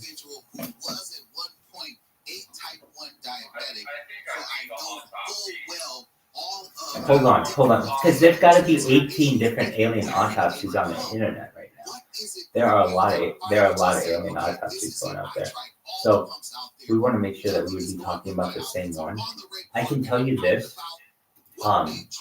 This to someone I say makes it a little bit more legitimate. There's also footage that I've seen of a living alien. It's called the Bob. He's called Bob the alien. Like, that's just the name that he's been given. But on Reddit, no, J-Rod's a different alien. There are multiple aliens. It's not one, man. J-Rod is a very famous alien as well, but this is Bob. So J-Rod is at Area 51 or was supposedly like from the perhaps crash at Roswell. Well, the two stories, well, Bob Lazar, I don't believe has ever mentioned the term J-Rod. And I've seen everything that Bob Lazar has put out multiple times. He has never mentioned that word. So whatever program of which he was a part, he was in advanced propulsion. He was not in the EVE, the extraterrestrial biological entity portion of it, which is different. So, but when it comes to alien autopsy, there were a lot of these that went around, especially during the 90s, to kind of fake people out on what the real one would be. The one, okay, so the Bob alien though, there was on Reddit, I believe it still stands. There's a very famous like clip of an alien. There are two clips. One is just this clip looking up at an alien and it blinks or like it like is just staring at you from the 1950s. And there was an offer that was put out on Reddit, and it still stands, I believe. It was $10,000 last I checked, and it had been up for years that no one could discredit this video of Bob the alien. So I'll send you that video, and then I'll also send you the top secret UFO video. Now, there is a video of what is purported to be J-Rod being, it's called the Alien Interview at Area 51. And I've watched that one as well. I'm going to tell you, that one has been, there's a lot more evidence, I would say, that one is a hoax than what Bob is. So that one, I think, the one that shows J-Rod, I'm not saying J-Rod isn't real. I think J-Rod is real. I'm just saying I don't think that we have him on camera. That's the thing. If you've ever seen that one, supposedly.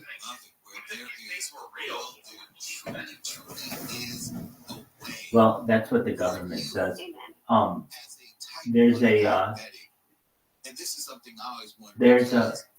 kind of funny. I heard this story one time. It was like a meme, but basically, somebody was at a Wendy's in, let's say, Steubenville, Ohio. I don't know where it is, but they're at a Wendy's in Steubenville, Ohio, just eating their lunch. And all of a sudden, out of nowhere, Bill Murray, the actor, walks up to them, takes a French fry, dips it in their ketchup, eats it, looks him dead in the eye, and says, "No one will ever believe you," and then walks away. And that's kind of a funny thing because they're right. Any rational person, well, like if you were a really close friend of that person, you might believe them. But if they're telling that story at a coffee or wine and cheese party, and it's like, yeah, so this one time I was at a Wendy's and somebody took a French fry, or Bill Murray came and took a French fry and ate it and told me no one will ever believe you. Like, are you supposed to believe that story? I mean, it's kind of far-fetched. And in the same way, when you get a far-fetched story like advanced propulsion aliens coming from interdimensionally, perhaps, or interstellarly, definitely, to visit us,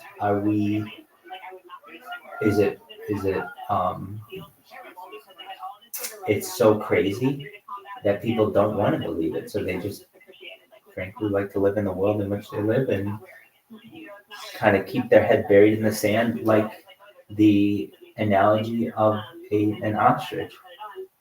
It's become a part of me, and I kind of love it, and I love that we've created online.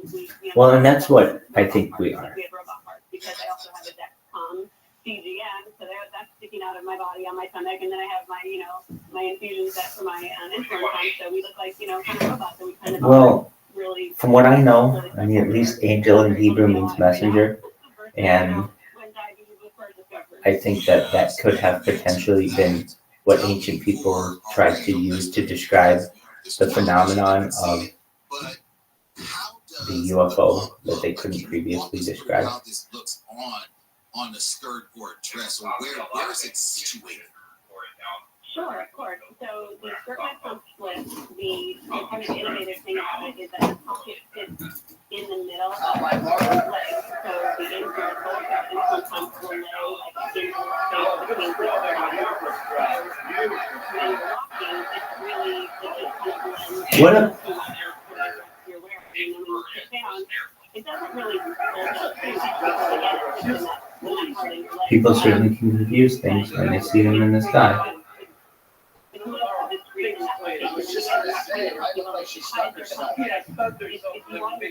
be the shining star of the evening, then this is what I want to tell people, like, hide your pumps, don't show it off. I tell mine off all the time, but again, like you said, if you're the tubing getting caught or something, that is a very big issue with us. And when it gets pulled out of your body, you have to go through and replace it. And right now, I just moved You've had what? one house to another, and I don't know where my pump is. I can find I have an excellent Talk to me about it. If I really activate one, so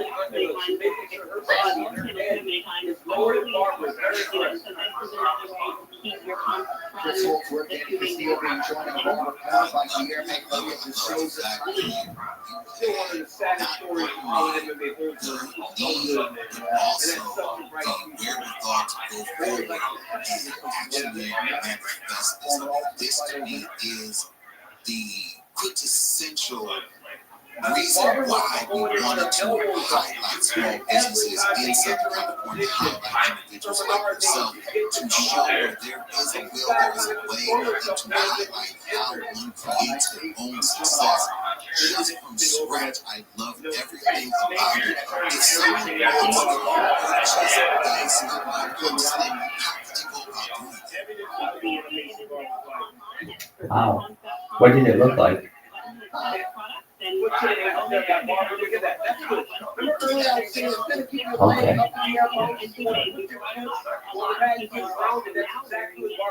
it look like? I know, I saw a friend of mine and Kim Whitley, and when she was hosting 1 million about a year ago, actually, I saw her and I was like, oh, can I send you this shirt? I was like, I don't know what they were doing in my time, but she was like, yeah, that was me. She was like, oh, like, every 4 hours and very couple and like, very separate. So that, again, if I do make contact in the same way that I have been, something I've learned too, that I don't know, using it to hide my because you can't see them. Right. Wow.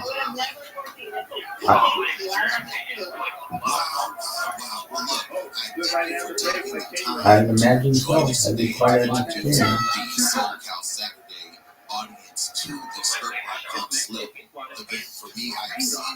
Like an internal one. You can never tell. I love the fact that you are shining bright in every single thing you do. So thank you for joining us today to introduce Skirt My Pump.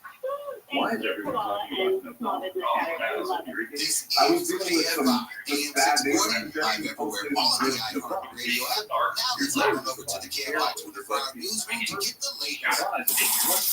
I'm Heather Brooker, live at KFI 24-hour newsroom. A large oil sheen off the coast of Huntington Beach has produced tar balls on the beach and left at least 5 birds in the care of wildlife officials. U.S. Coast Guard says the oil sheen was about 2.5 miles wide. 2 people were killed in a crash involving several cars in the Baldwin Hills Crenshaw area.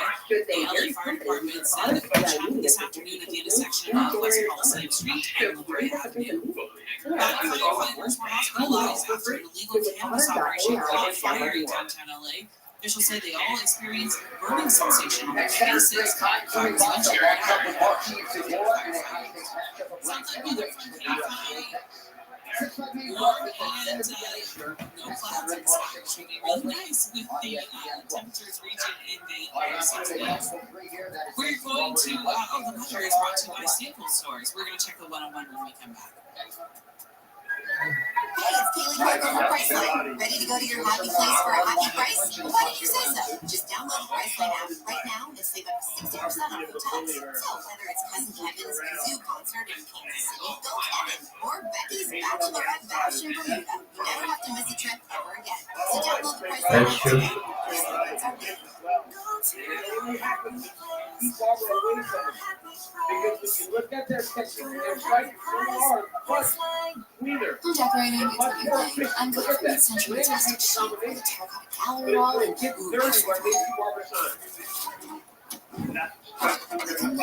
free one-day delivery and home decor. Millions of other items. Whatever you rent, it's on Prime.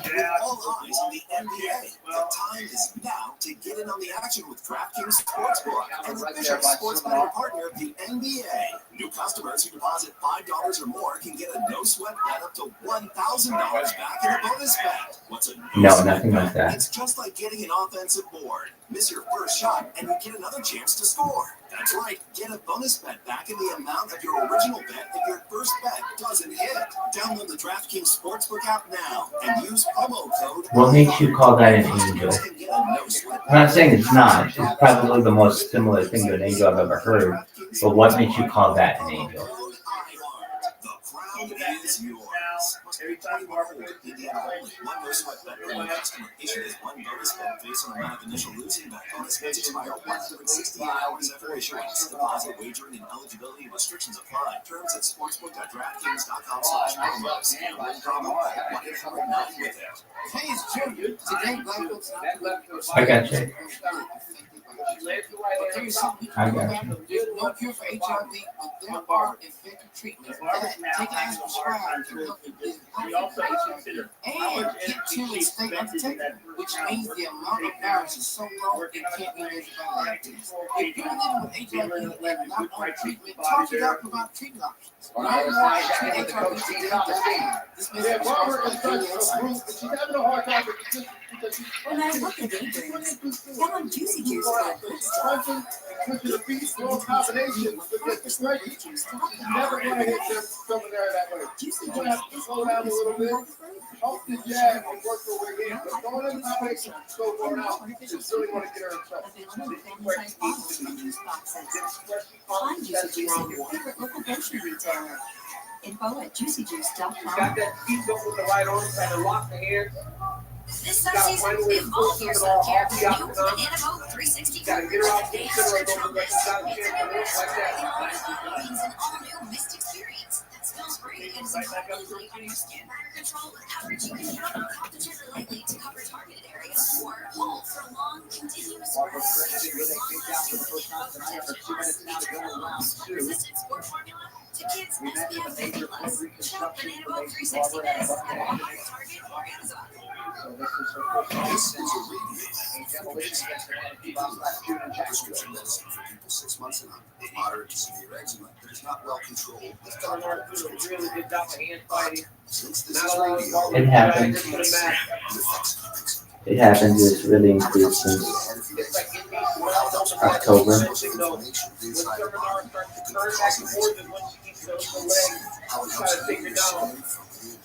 Seminar is very aware of what they trying to do. Individual results may vary. Serious allergic reactions can occur that can be severe. Get help right away if you have wheezing, trouble breathing, swelling of your face, lips, mouth, tongue. Tell your doctor about new or worsening eye problems such as eye pain, vision changes, or blurred vision, joint aches and pain, or parasitic infection. Don't change your style after talking to your doctor. See for yourself. Ask your specialist about your visit. With your seminar, the moment your back gets back to the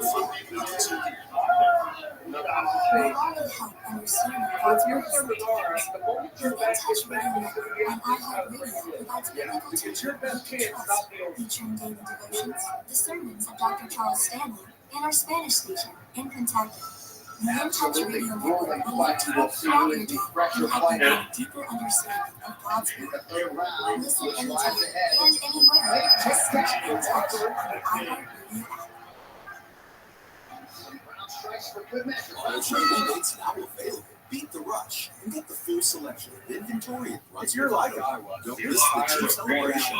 Release of 2024 Jeep Compass Latitude Plus 4x4. Blind spot monitoring, remote start, cross-path protection, heated seats, and Like demon possession? I do not. I can tell you maybe traditionally certain people did, but I think probably people would more have mental health issues nowadays. I don't necessarily agree that it's something nefarious on like an underworld level that is affecting people.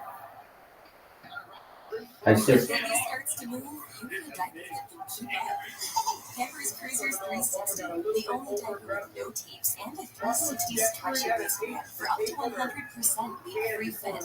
No tapes or tabs means they're easy to put on, and babies have all the stretchy freedom they need to bust their wild moves. Pampers Cruisers 360, live wild and free. Tap the banner to learn more. iHeartRadio Did You Know? Presented by iHeartRadio. You know what you're listening to right now. Did you know that iHeartRadio gets better the more you tell us what you like? Every time you thumb up or thumb down a song, follow a station, podcast, or playlist, we pay attention and change the app just to suit your taste. That's right. No two iHeartRadio apps are exactly the same. The more you thumb up and I plan to do it for the remainder of my life, God willing. do of helping you discover the next song, playlist, or station that you'll fall in I hope so. Follow those podcasts you listen to the most, you'll notice, and we'll make sure to recommend your binge-worthy podcast just right for you. iHeartRadio is going to get better and better. Hey, somebody's got to do it. So make sure you share with us what you like by thumbing and follow. And as you listen, we'll make sure there's many great listening moments coming your way. And of course, it's all free. iHeartRadio, number one for music, radio, and podcasting, all in one app.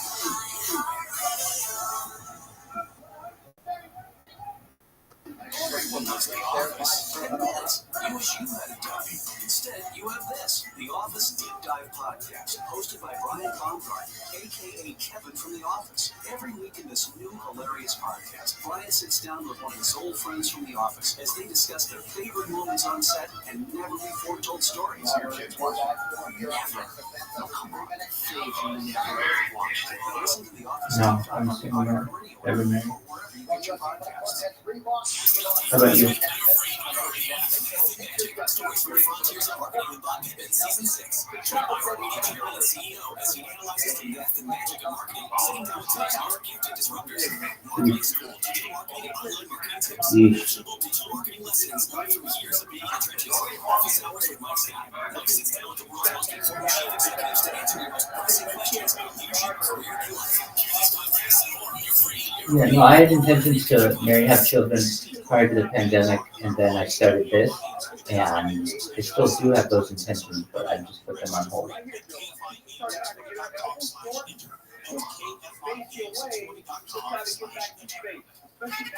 Definitely, it's hard out there for right.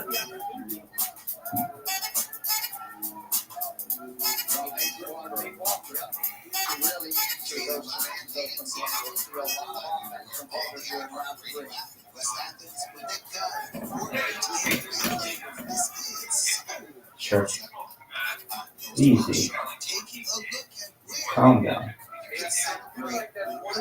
Right.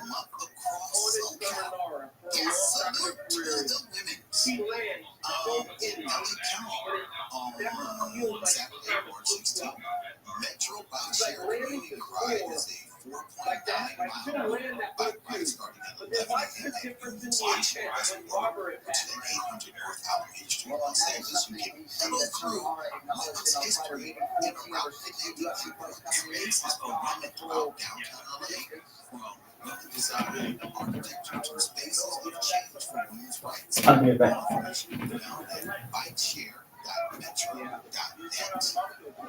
On Wednesday, March 20th, Pasadena Unified School District's 7th Annual Women's History event is happening at Marshall Fundamental Secondary School, which is at 99 North Allen Avenue, Pasadena, from 6 to 7:30 p.m. The event will include an art exhibit, readings, and speakers. More info at www.pusd.us. I went to Marshall. Or I don't get so but I take it differently. We that's Marshall. On March 24th, the Mothership Experience is happening at 1056 South Fairfax Avenue in LA from 3 to 8 p.m. Gallery highlights West African art by building together technology and imagination, plants and cultural heritage for reservations, and over to Eventbrite. And in Long Beach, there is the, that was today.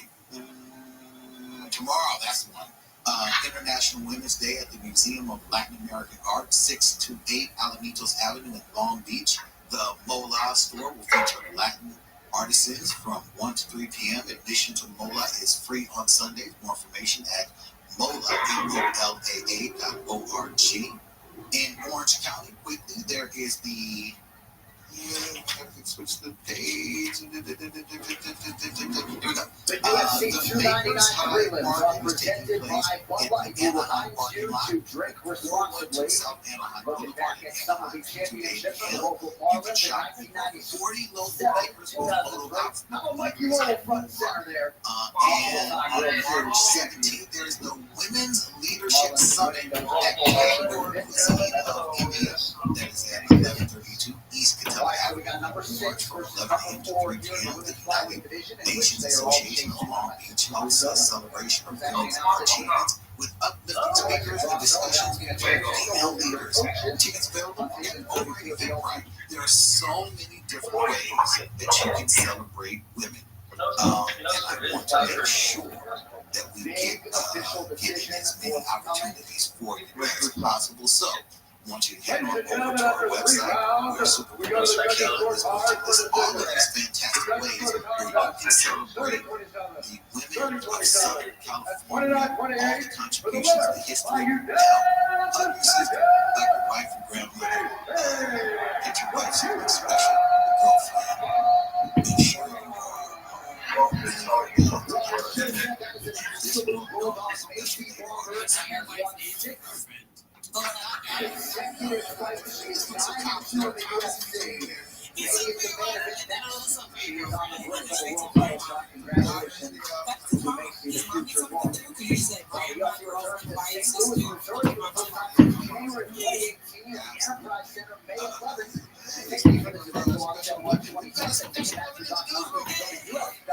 I'll take it. KFI 25 News Home to see what's cooking. The LA City Council has called for a professional evaluation of the LA Homeless Services Authority. Councilmember Bob Lieberfeld says the agency is not transparent. He says other city agencies in the fight against homelessness may also need to get their act together. If the housing department can't be the lead agency in the city to manage homeless contract, we also need to get our administrative council. The council voted yesterday to order the evaluation of contracts and processes and also to make quarterly updates on homeless-related litigation. President Biden has signed a package of bills into law to keep the government funded and avert a shutdown that a majority What a gesture from Malia Chino from heavyweight contenders. You know, to be able to allow for this young man to live his dream. You know, this is very special by Dayutin Almeida, and it shows me that he's very aware of not only what it means to these kids, but also his position in the world of fighting, right? Because he gave that kid a very special moment to fight one of the baddest men on the planet. And look at the smile on this young man's face. It always brings tears to your face. Apply SoFi personal loan and consolidate your debt into one fixed payment. Turn right into the and get $5,000 to $100,000 as soon as the same thing you sign, with no fees required.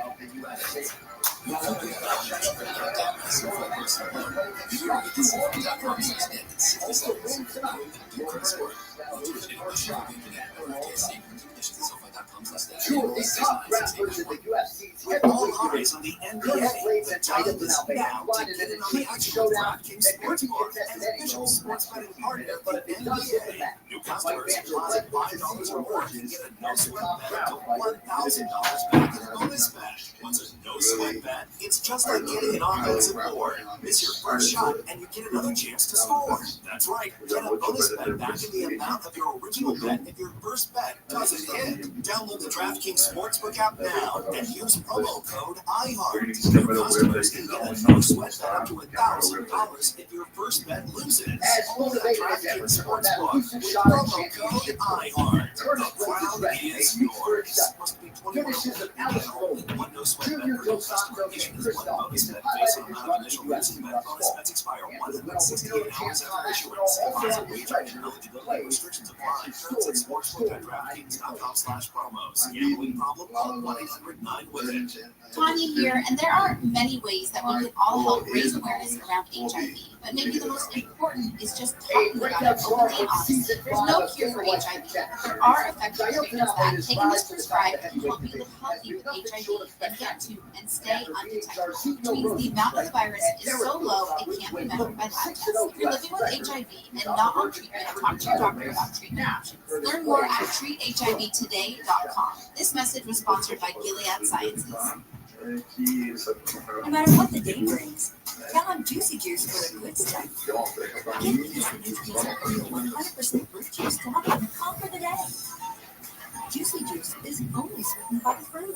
No sugar, very happy to taste one soda, and no artificial sweeteners. Available in family-sized bottles for juice boxes. Find Juicy Juice at your favorite local grocery retailer. Follow JuicyJuice.com. Promotional rebates are available. Beat the rush. Don't miss the gym celebration. This 2024 Chicago is added to months more by the Wide Spa Marketing, Moon Star, Cross-Mouth Protection, Heating Seats, and Steel for just $59 a month. It's with AutoMart, our buying is truly simple. It's really so bland, but that experience is a much heavier ride with so much knockout power. Really taught me a lot. I am a better fighter for it. Always better than what off of a win which I hope this year, let me go in and say, can't come down to the ground without it. Absolutely. It's the guy who's data. He said that while Curtis played with tremendous pressure, he said you see guys like Alex Olsen taking down. Maybe that was the surprise factor. But he said he will be relentless. The idea is going to score takedowns, and that is going to allow him to get in his first place. He's very aware also of the title, knowing that John Jones is female fight. Right now, no, he looks like he wants to get active. He feels like if he can get the job done tonight, he hopes Maxwell wants to fight in Brazil later in the year, or he said he'd be willing to go to London to fight a for that interim championship. I'll say for. Research that helps you breathe easier, sleep better, and feel healthier. Get Navage today and make winter a little more bearable. Navage is available online at Navage.com or in stores at Walmart, Walgreens, CVS, Rite Aid, and Target. Navage. Clean nose, healthy life. Let's get out of here. With Audible, we could work for law astronauts who tries to save Earth from disaster. Maybe they're from that with the founder of the world's biggest speaker brand. We could get the tea on real life medical succession drama. Or find out what life is really like for an Oscar with an actress. I mean, with Audible, we could go anywhere. There's more to imagine when we listen. Hear the latest audiobooks, podcasts, and originals at Audible.com. When a disaster strikes, there's no time to panic. You and your family should be ready to evacuate your home in 5 minutes. Sign up for alerts. Make a plan for how you will evacuate and notify family or caregivers. Put together an emergency supply kit and any prescriptions or medical equipment you need. Have a plan for pets, service animals, and livestock. Your California firefighters are on your side. For more tips for everyone in your family, visit firefightersonyourside.org. Or call 833-4CA. This is Jacob Ryan. You've been involved in a motorcycle accident called me for 24 Join us Monday night for our 2024 iHeart Podcast Award, presented by the Hardcore Live South by Southwest. We'll honor the very best in podcasting for the past year and celebrate the most innovative talent and creators in the industry. Watch Monday night starting at 9 p.m. Eastern, 6 Pacific on iHeartRadio's YouTube channel. Presented by the Hartford Small Business Insurance. Learn more or start a quote at thehartford.com/small business. The insurance designed for your small business. The bucks get your back.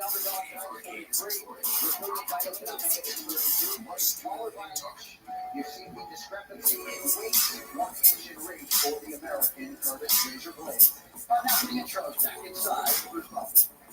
Ladies and gentlemen, this fight is 3 pounds to the U.S. On this iHeart Radio app in Portillo, Buena Park in 1,000 pounds. This is SoCal and I don't often talk about entertainment on SoCal Saturday, even though we are broadcasting live right here from the Hollywood.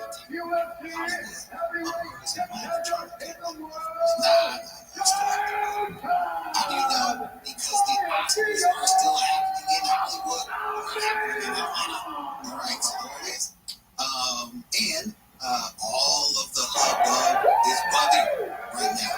The prep, celebrity fashion stylists, they're setting up their stations. The red carpet is being carpeted. It is going down in Hollywood right now. I drove by yesterday, and then I was taking my daughter to an audition and how very Hollywood it was. And we drove by where their clothes are off. It looks beautiful. They've got this beautiful off-white drop this year. Lots of light was set up already. I wasn't testing lights, but it looks really pretty. I mean, it's insanely beautiful just to see. I'm just seeing the images online because the traffic getting down there, it is insane right now. The street closures was to be a UFC main event last November. Tonight, tomorrow, 12 a.m. All the way through Sunday. Remainder of Hawthorne Alley from Orange Drive to Highland Avenue will be closed. Orange Drive from Hollywood Boulevard to Lanewood Avenue. The north sidewalk of Hollywood Boulevard from Highland Avenue to 300 feet east of Highland Avenue. No pedestrian access. That makes sense. South sidewalk of Hollywood Boulevard from Highland Avenue to 300 feet east of Highland Avenue. And 8-foot pedestrian access is there. I'm still getting closer. South sidewalk of Hollywood Boulevard directly in front of north-south Hawthorne Alley. No pedestrian access across the alley. I've seen the alley. It's right there. Yep, it's right there. If I'm Gaiosa right here, I'm going to step left and attack the sequence. All of the studios, all of the there it is. was in that area. So I think one of the first stations that worked at the station was right there off the Highland. But it's before it was all. It's right off of the Plantations, right? We have more lighting here. What up, James Slammer? How are you doing, baby? You living like a peasant. Hey, JH, do you use Twitter? Excellent. Well, we got some people in Twitter space right now. In fact, the developer of the coin. He's a big deal. He was in a recent MMA fight versus Bitcoin. Did you see that? Yeah, so this happened like 2 weeks ago, Friday, something like that, and he did really well. He knocked down one of the top 10 crypto influencers, like just punched him in the face and knocked him out, and did really well. So we're all really proud of him. And the coin that, like that, where this Telegram is doing really well. I mean, like all-time highs. So it's really bullish, really exciting. There's some terms you're gonna hear that you probably don't normally hear in society. Normally, bullish is very good, like a bull market. Bearish is very bad. FUD is fear, uncertainty, and doubt. Jeeting is like a positive thing. It's like, there's just words you're gonna hear that normally people don't use, but they're using crypto. So, yeah, good stuff.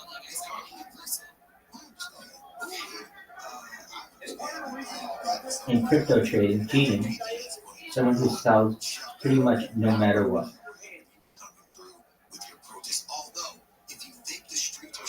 A compressed pronunciation of the word you and you. Oh, no.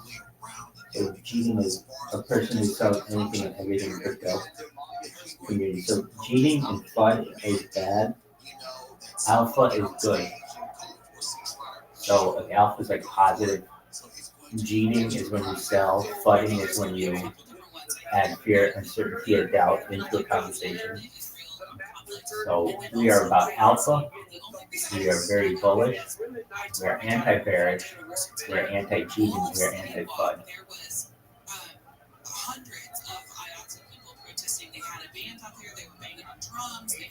The main event is supposed to be in 15 minutes or so.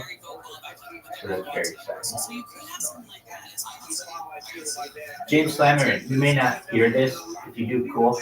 I bought a new phone just to be able to stream on Twitter Spaces. Hopefully it's coming in clear. And if it works, great. I had these other phones, I had old iPhone 8s that I was using. They would end up freezing up. What up, Playboy? How you living, baby? We're streaming the UFC right here. No need to pay for it. Why give pay-per-view your money when you can watch it for free with your favorite rabbi? Hell yeah, baby.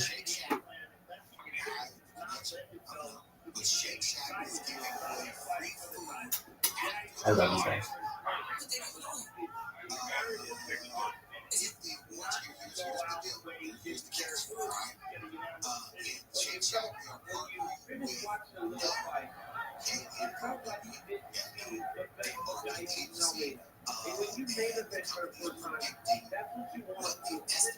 Hell yeah, Jimmy Clams. Jimmy Clams is in this bitch. We got Jimmy Clams in here. Welcome. We're happy you're here. Hey, Fomakev. Fomakev, how you doing? Dog, we got a Twitter space going right now. I'm going to put the link in the chat. It's a video space, so you can watch the fight with everybody else. And it's live on Twitter. I just put, hell yeah. Hell yeah, more likes watching Rabbi stream the fight. So, Fomakev, if you can, go to the link that I put in the Telegram, and you'll be able to watch it live.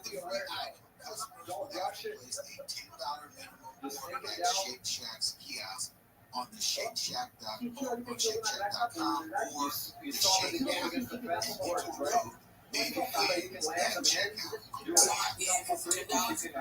Hell yeah, dude, Fomakev is in both. Fomakev is a legend. Oh, you're wonderful. This guy is cool. Okay,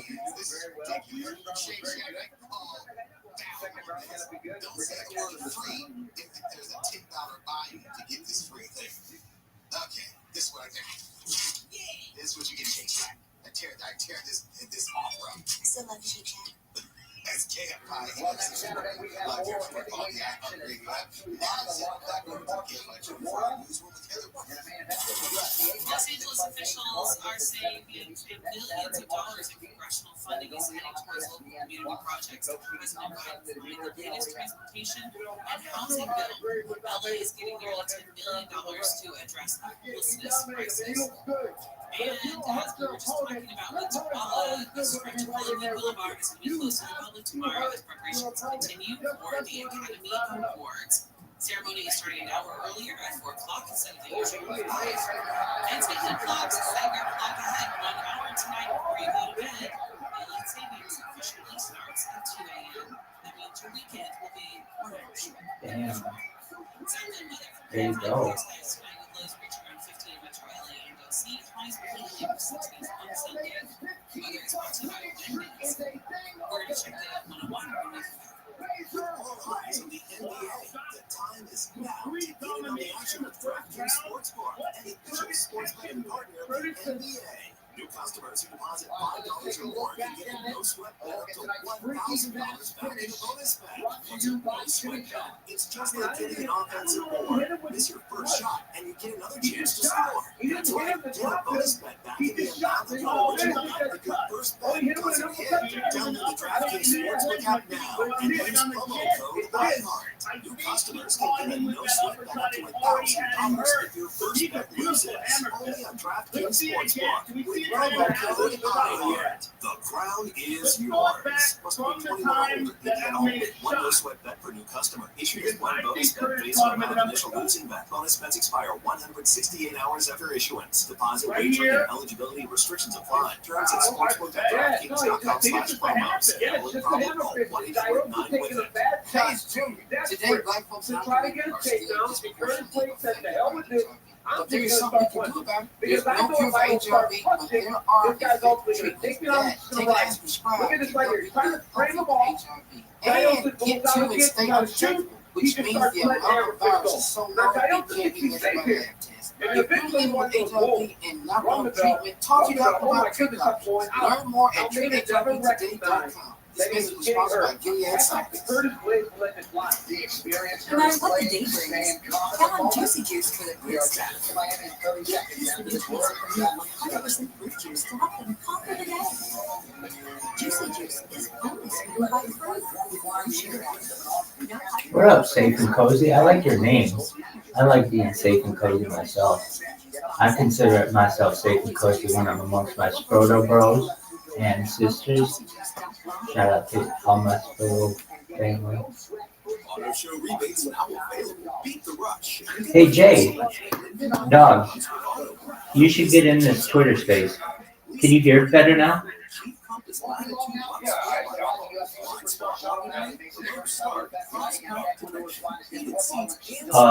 You should get in this space if you can. There are some people from the community there. I'll send the link in the Telegram. Did you know that Twitter offers video spaces now? It's quite an interesting little setup they have. So I've got one going and I'm streaming the fight there. And we have some other people for our community. Wapowu, how are you? Wapowu.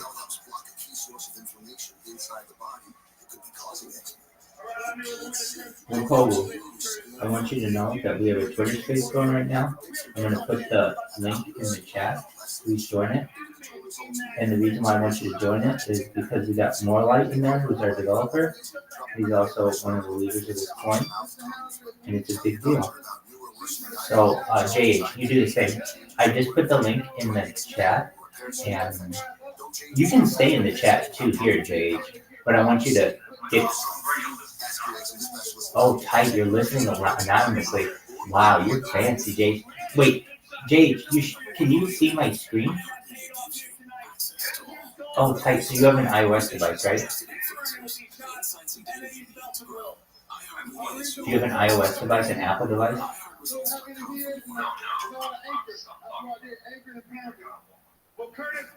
Oh, no, wait. So you have an Android device, but you can see my screen? Oh, maybe they did an update. Hey, Sari, how are you? Here at Civic Sense, we are unraveling the intricacies of government and civic life without judgment. Over the course of the semester, Yo, dog. Thanks, I appreciate it. How are you? Listen to Civic Sense wherever you get your podcast. How was your day going? No, I know. I heard you the first time. Hey, we're watching UFC 299. Do you have a favorite?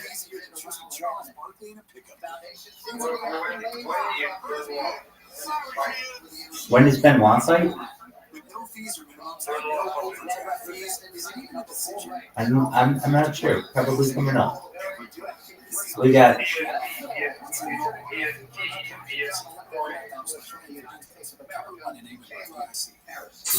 don't know if I can hear you.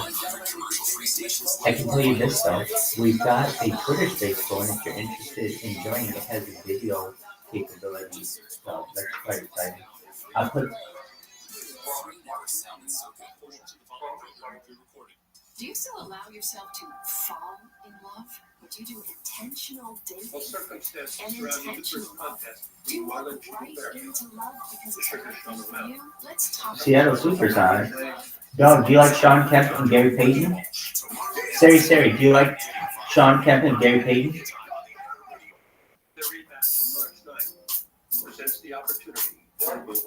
Do you like Sean Kemp and Gary Payton of the Seattle Supersonics?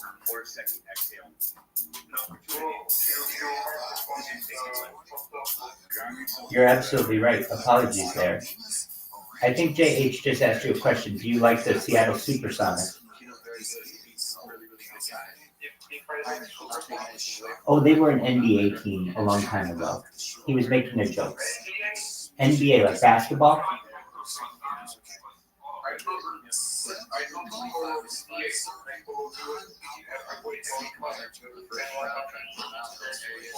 Oh, tight. You're cool. Well then, excellent. It should be coming up.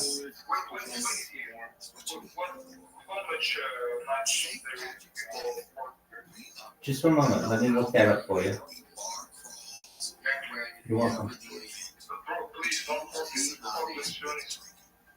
Sure, man.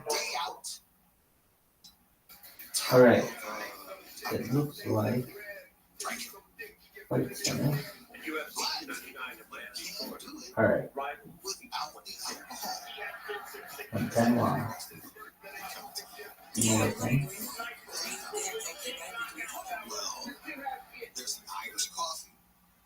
Okay, you want Benoit St. Denis, right? That's 1, 2, 3. That's in 4 fights.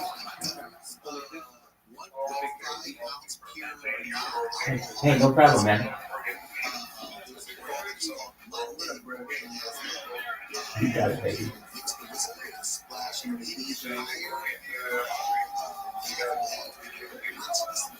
Hey, man, I just want world peace. I don't want any war anymore. I think we can agree on that. Absolutely. Hey, Sari, we're in here 24 hours a day, 7 days a week, 365 days a year. So whenever you want to connect, we're here. Whenever there's a big MMA match, we're here. And if there's ever any type of MMA that you want to watch, let me know, and we'll put it on here for you. Absolutely, baby. Take care, my friend.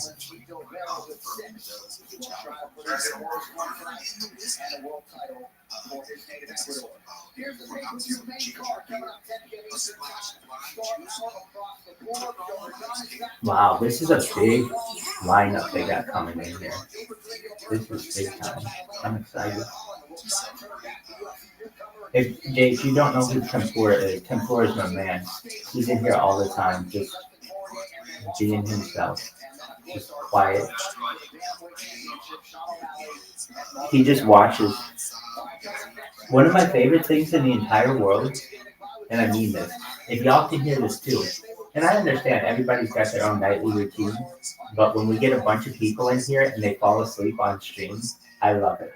It makes me feel like we're all connected, and sometimes people snore on stream, and it's funny. I won't name names, but what up, Matt? How are you? Welcome. Matt just came in and out, just dipped his toe in, came back. Okay, short break in progress. Please stay tuned.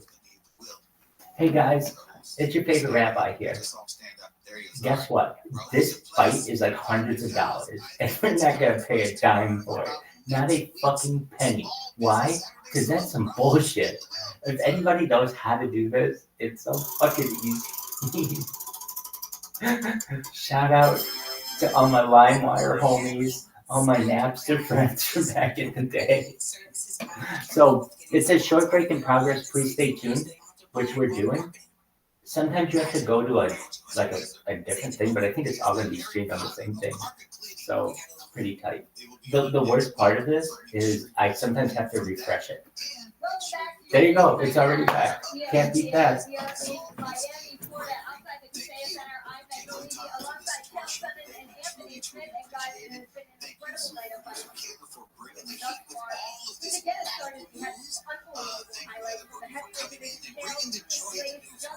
Thank you. I was supposed to be here. Well, thank you for letting me take this. Look, I don't know his match. I'm talking about the opponent here. Thank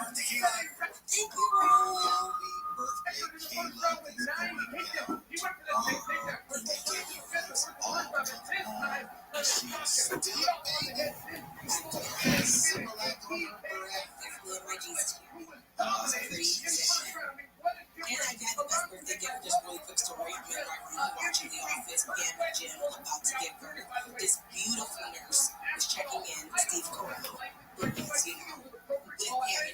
And I'm like, it's freaking Heather Booker in my bedroom. What? I'm up there at night for my birthday? Happy birthday, Caleb. And Heather's the nurse in my bedroom. I wanted nothing more. I'm so glad I could give you that gift from the past all the way to today. Thank you, Felix. The minute she said that, I was walking in the hall and she said, Heather, I saw you in the office. She's a Pam in there, baby.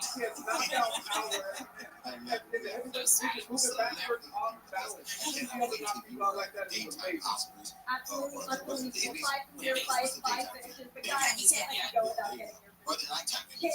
There's just the prime time games. That's all. No shade to the soap opera daytime People receive that. I would like to also see that. Thank you. And I hope you, and I let you guys shine bright as well. This is such a supportive show. Like, let's just keep going. You know, we don't need to talk about the news and bomb everybody out. Let's just keep going.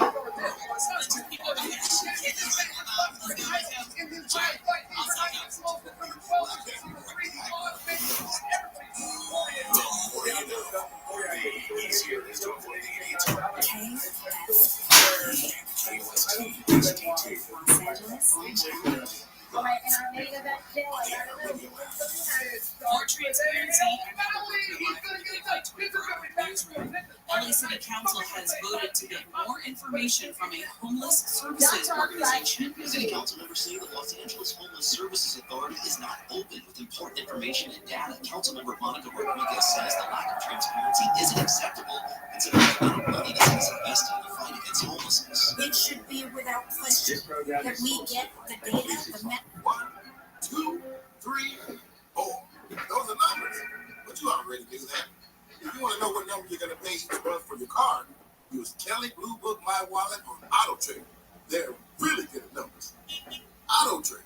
With all eyes on the NBA, the time is now to get in on the action with DraftKings Sportsbook, an official sports betting partner of the NBA. New customers who deposit $5 or more can get a no-sweat bet up to $1,000 back in a bonus bet. What's a no-sweat bet? It's just like getting an offensive board. Miss your first shot and you get another chance to score. That's right, get a bonus bet back in the amount of your original bet if your first bet doesn't hit. Download the DraftKings Sportsbook app now and use promo code IHEART. New customers can get a no-sweat bet up to $1,000 if your first bet loses. Only on DraftKings Sportsbook with promo code IHEART. The crown is yours. Must be 21 or older in Indiana only. One no-sweat bet per new customer. Issued as one bonus bet based on amount of initial losing bet. Bonus bets expire 168 hours after issuance. Deposit wagering and eligibility restrictions apply. Terms at sportsbook.draftkings.com/promos. Gambling problem? Call 1-800-9-WITH-IT. Unexpectedly spun out of control and plunged into Bay. In Orange County, Corbin Carson can't find news. A new bill in California would declare non-disclosure agreements and legislative negotiations to be unenforceable. Republican Assemblyman Vince Baum. His bill is partly in response to the state's new fast food minimum wage law, reportedly being negotiated in secrecy. The bill further prohibits public employees from signing non-disclosure agreements in their official capacity when negotiating proposed laws. The delegation of Los Angeles officials in Paris, France, to see how the city is preparing for the 2024 Olympics Games is scheduled to tour the Olympic and Paralympic Village. That includes visiting the arena that will be used for badminton, rhythmic gymnastics, para-badminton, and para-powerlifting. The delegation led by Mayor Bass is also set to meet with Mayor Matthew Hamilton of the Paris suburb of St. Denis to discuss preparations in his city to host the Olympic athletes, as well as the legacy the Olympics will leave for St. Denis and its people. The LAPD has received more than 1,200 new job applications so far this year. Chief Choi said that's way up from last year. Now, the next question is, what's causing this? We're looking into that, but I think there could be a shift in time. We have 2 months in a row of record numbers of applications. Choi says he thinks sign-on bonuses and incentives could also be working. The Muslim holy month of Ramadan begins tomorrow at sunset. Ramadan marks the 9th month of the Islamic calendar and is the month that is thought the Prophet Muhammad was given the Quran, Islam's holy book. Practices during Ramadan include daily fasting from sunrise to sunset, acts of charity, and reading the Quran. The Oscars are being handed out tomorrow at the Dolby Theater in Hollywood. Jimmy Kimmel will host the Academy Awards for a 4th time. I've seen all the movies, seen all the short movies, I've seen the short documentaries, the long documentaries. There's a lot of very long movies. They were worth it. 3 films have the most nominations this year. Killers of the Flower Moon with 10, Poor Things receiving 11 nods, and Oppenheimer topping the list with 13. The award show begins at 4 o'clock on ABC. Right now, I'm going to crash on the 60 in industry.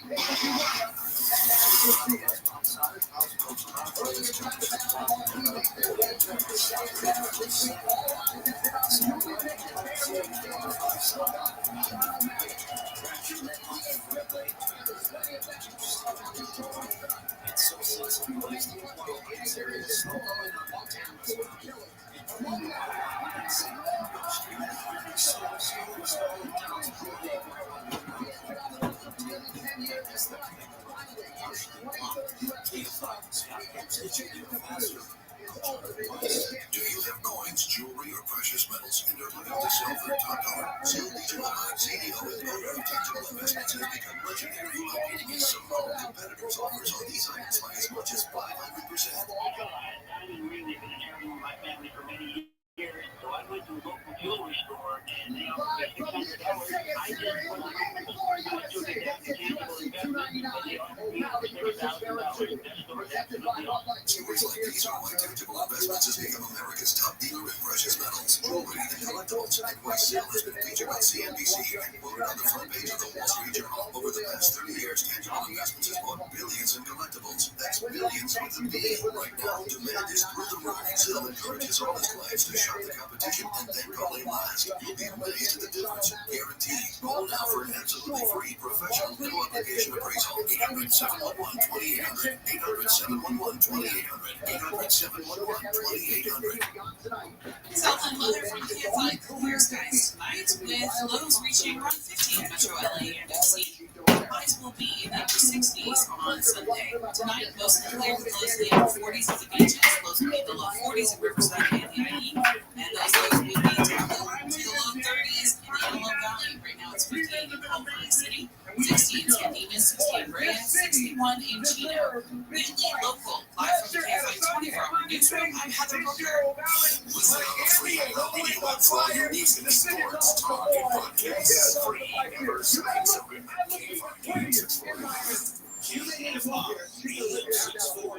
Live everywhere on the iHeartRadio app. Presented by DraftKings Sportsbook. Download the app today. Sean O'Malley is the biggest betting favorite on this fight card here tonight. Minus 260. The comeback on Marlon Chito Vera is at plus 210. And here we go, folks. This is a rematch of a fight that's On any given day in Southern California, hundreds of investigators are working more than 10,000 unsolved cases. That's thousands of friends and families who have lost loved ones, thousands of people who got away with a crime, and thousands of murderers who still walk the streets. Killers who may be your neighbor, donate your church, or could be your close friend. For the next 2 hours, we'll highlight cases that have gone cold, and investigators who just lose that 1 minute to speak out.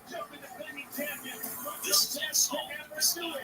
He's got a real shot at that. But tonight, he has to get past the only man to beat him, Marlon Chito Vera. Yeah, Marlon Chito Vera, for everything you said In this episode, we go over journalists have gone before the inner sanctum of the Los Angeles County Sheriff's Department's Fraud and Cybercrimes Bureau. The campus is well lit and serves as the Air Center for monitoring cybercrime, conducting investigations and training.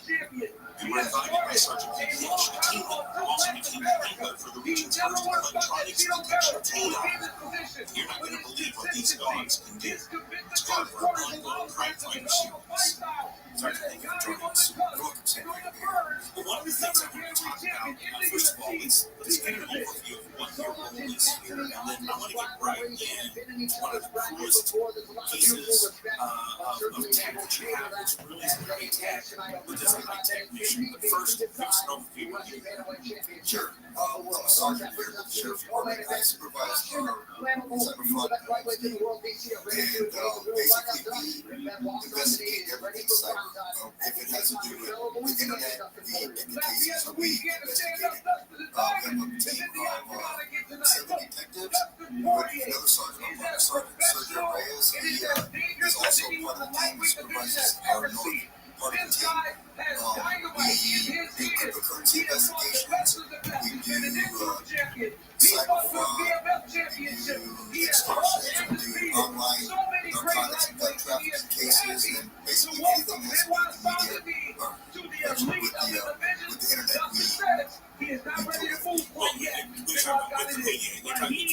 is also not only is it journalism, but it's also like you call hard drives and whatnot. That's also Oh yeah, that's all digital media. it's all digital media. So that's what you're dealing with. How busy are you? Extremely busy. It's incredibly busy, and it is getting busier exponentially as time goes on. As technology advances, it makes it easier for criminals to do things. They do it more frequently and easier, and they're really facing the citizens really coming out of a lot more. It's all coming your way. Going back to the story, Sergeant, do you remember this bureau came to be? I do recall it was USC 299.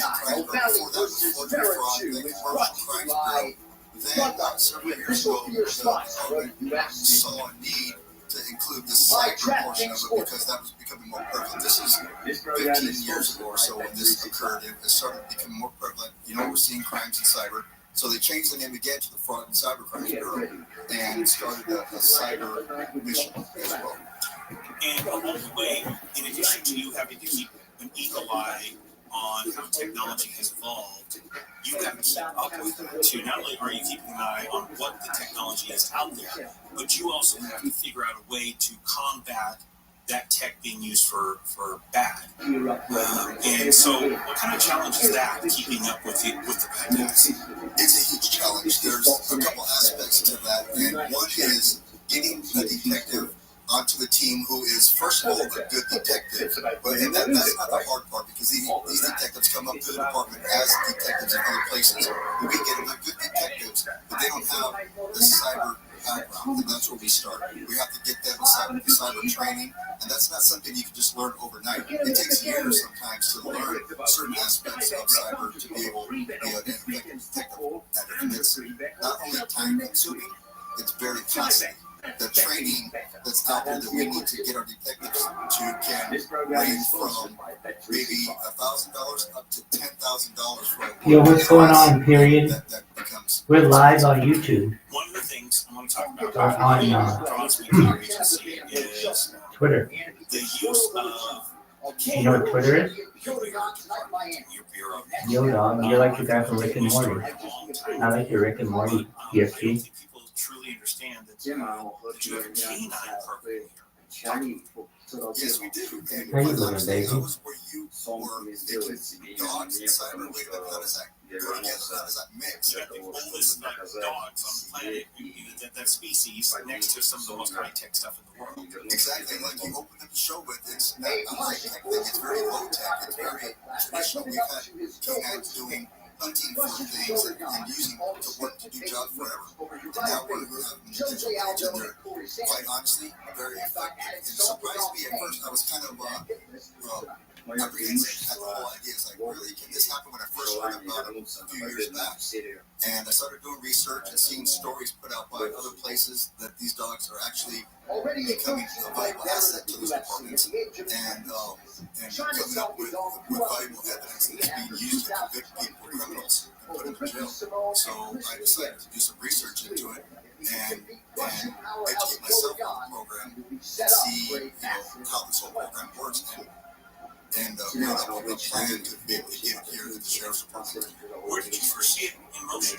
Well, I didn't see it. I heard it. The Homeland Security investigations, we were doing a mission with them unrelated to canines, and one of the special agents came up to me and said, hey, I know that there was a program out there that can assist your department in obtaining a trained canine and using them. And he kind of let me in on the program and who this nonprofit organization was, and so I did some research on them, and after a while I contacted them and said, hey, we might be interested in this. Can you explain to me how this works? And they gave me all information they gave me. And I wrote up the plan and presented it to my chief. They were apprehensive too, like I was. I'm waiting for them. I never heard of this was going on. Right? And but after a while, they called me to and kind of just give a shot and see what happens. And that's a good thing about our department. Is we're always trying to look for legal things. Even if we're going to take a chance on something like it can help the community, it can be something that's going to set our department, let's give a shot and see what happens. And what year were we talking about? This was 2020 is when we started to put all this together a few years back. I'm trying to remember, because that was right in the forefront of the pandemic. Yeah, and I think I did my first story on it probably in 2021. And so early 2021. Yeah. And so we're talking about is Satoshi. Yes. Tell us who Satoshi is. Satoshi is our dog, my dog. He's a blind English Labrador retriever male, and I've had him for about 2.5 years. He was donated to us by the nonprofit that I spoke about, Operation Underground Railroad. And I don't know if Bob Dobbs, how are you? Bob Dobbs, did you know that we have the whole crew in a video on Twitter right now?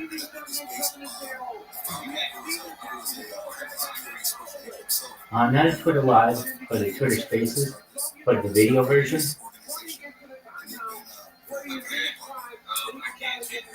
Wait, hold on. I want you to try it because somebody who is in there did so without an iOS device and they were able to see it, and there might have been an update. Can you please check it for me?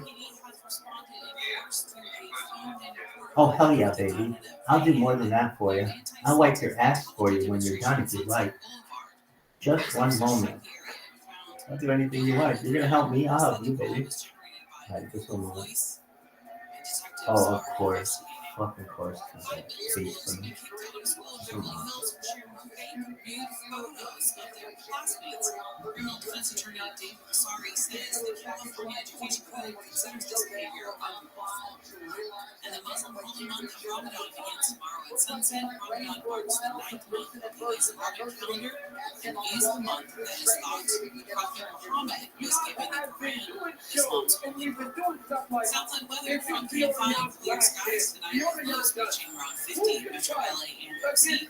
Highs will build up for 60s on Sunday. Weather is brought to you by Wendy's. We're going to check 405 when we come back. With all eyes on the NBA, the time is now to get in on the action with DraftKings Sportsbook. Bob Dobbs, I just sent it in the messages. You will check it out. Hey, yo, the guys from Rick and Morty, you can check it out as well. I see Bob Dobbs just said, read. I'm going to reply to him. And I just did. I just fucking did. Kids, we're going to get an update from Bob Dobbs soon. Everyone's really excited about it. Oh, Yo-Yo puts up the shield. Yo-Yo puts up the shield. How did I do what?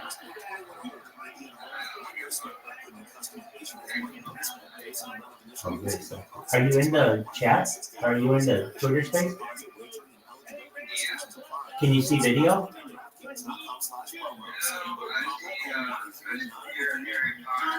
And there are many ways that we can all help raise awareness. Got it. Okay, that's all right. We got you in here. I'm happy you're here. There's no cure for HIV, but there are effective treatments that Welcome, everyone. can help you live healthy with HIV and get to and stay undetectable, which means the amount of the virus is so Come on in. We're watching UFC 299. We've got a Twitter shield going on. Kangaroo. We'll be able to talk to you once the Twitter shield is on.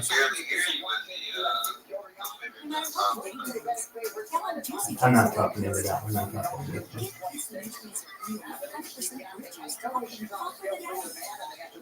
Juicy juice is only certified by the fruit, with no sugar, no high fructose corn syrup, and no artificial sweeteners. Damn, yeah, and Gardner joined the chat. And Tangu. Tangai. Man, this chat is lit. This sun season, evolve your sun care with new Banana Boat 360 cover with advanced control mist. It's a new way to spray. An all new bottle means an all new Bob mist Dobbs was in like a experience. pimp And is incredibly light all on your day, skin. Thursday. Lightly to cover target Second. Bob Dobbs, get that current reply going and get that current bookmark going. Bob Dobbs, get that current reply going. Get that current bookmark going, dog. Oh my Christ, we need you to get that fucking bookmark going. Get that. you stay ahead of your eczema, or how it helps block a key source of inflammation inside the body. It could be causing eczema. Sending messages is now allowed How on it helps Twitter. heal your skin from bleeding. But you can see how Dixon can help you have clearer skin and less itch. Individual results may vary. Serious allergic reactions can occur that can be severe. They help right away if you have wheezing, trouble breathing, or swelling of your face, lips, mouth, tongue, and throat. Tell your doctor about more worsening eye problems such as eye pain, vision changes, or blurred vision, joint aches and pain, or a parasitic infection. Don't change or stop asthma medicines without talking to your doctor. See for yourself. Ask your eczema specialist about Dupixent. Visit Dupixent.com or call 1-844-DUPIXENT. Born on America's darkest day of 9/11, the Tower to Towers Foundation has been helping America's heroes ever since. People who put their lives on the line for our country and our communities need your help now more than ever. Join Tower to Towers on its mission to do good in their honor. Never forget 9/11 or the sacrifices. I think I'm going to give myself a boxing nickname. From here on out, I'm going to be known as Sugar Rabbi Rothschild. Either that or Lights Out Rabbi Rothschild. Maybe Sugar Lights Out Rabbi Rothschild. So from now on, I'm going to be like Prince. I will be the artist formerly known as Rabbi Rothschild, currently known as Sugar Lights Out Rabbi Rothschild. Please adopt any boxing nickname you wish. If you feel you're marvelous, go out there and you be marvelous, more like Marky Mark. If you want to be out there with the Funky Bunch, you're more than welcome. Really, anybody out there, if you want to be Iron 7 VLS, you go do you. You go do you. Fun lessons, catchy songs, and guaranteed results. One great double jump or your money back. Right now, get free access to Hooked on Math and Spelling apps, plus your first month for just $1. Visit hookedonphonics.com today and unleash your child's reading potential. Lucky Land Casino asking people, what's the weirdest place you've gotten lucky? Lucky? In line at the deli? In my dentist's office. More than once, actually. Do I have to say? Yes, you do. In the car before my kid's PTA meeting. Really? Yes. Excuse me, what's the weirdest place you've gotten lucky? I never win and tell. Well, there you have it. You can get lucky anywhere playing at LuckyLandSlots.com. Play for free right now. Are you feeling lucky? Everything right. I know we always talk about the skill level. This week's Marketers Report, we hear about the importance of local radio. Alison Griffin, head of marketing at State Farm. iHeart has such a broad broadcast reach that it's local, and for us to be able to touch customers with a local feel but at a national scale is so efficient and important for us. As the #1 audio company, iHeartMedia gives marketers access to the audiences, trusted influencers, and data you need to grow. If you're a marketer, go to iHeartResults.com. This week on How to Money, thieves are trying to steal your tax refund. Plus, Bitcoin is going to the moon. Does that mean you should be investing? We'll talk about all that and more. How to Money with Joel Larsgaard. Tomorrow at noon on KFI. Connect on demand anytime on the Even Charlotte Valley. KFI AM 640. Live on demand on the iHeartRadio app. I'm Steve Gregory. This is Unsolved. That is the level at which you're young. Welcome back. We are at the LA County Sheriff's Department's Fraud Cyber Bureau. We've been talking to Sergeant Ish, not only about the Bureau itself, but part of the tools that make them one of the leading sort of crime fighters in the cyber fraud and cyber crimes industry. Sergeant, before the break, we were just getting into your Black Lab Satoshi and talking about the nonprofit that sort of makes it possible. You did the research. When was the first time you actually saw either Satoshi or one of these dogs in training, and it convinced you that it was going to be valuable? No, I didn't. It was all in the name of faith. I didn't see an actual dog do this job until I flew to Indiana to where the trainer is for Satoshi and watched the dogs actually do the job. I went on video on YouTube, on YouTube or any other video online. You can look these dogs up and there's demonstrations on there and things like that. I like that just to see how these What up? I. What up? I. How are you? We're watching UFC 299. We hope you're doing well. If you want a link for it, we can provide it to you. The other canines that are on tactical with LAPD that I know, I mean, they've all got very specialized training, but the handler has to be part of that training too. Is that the case with you? Yes, that's very much the case. These dogs are quite different in the way they work than you would see a narcotics dog or a gun dog or a money dog. They work differently, and the training the handler has to have to be able to work a room or an area in a specific way is quite different than how another type of dog would work. It's a little more intimate, a little bit more detailed in the way you find things, because quite honestly, the odor that these devices emit is very minute. It's very small, and it's very, very difficult for a canine to pick up this odor in most circumstances. So it's very important that the handler is trained in a way to be able to see the room and work the room in a particular way to give the dog the best opportunity to pick up these things. And that scent, it's a very faint scent, if memory serves. It's the coating that's on the hard drive, right? Correct. The manufacturers of these chips that store the data coat the chip with a particular chemical that keeps it from overheating. So every device that can store data into it has this coating on it, and that's the chemical that these canines are trained to identify. Now, who came up with that? I don't know who came up with that. However, our trainer, Jordan, out in Jordan Detection Canines, I believe his company's named out in Indiana, refined it. He took the skills he knew from an accelerant dog and incorporated them into just so for people to know, an accelerant dog is what fire departments use. They sniff out like gasoline and paint thinner. They sniff out petroleum products that are used to start fire. Correct. You have an arson. Yeah, you have an arson in the house, and the person who started arson poured kerosene in particular corners. They sniff that out. They sniff that out.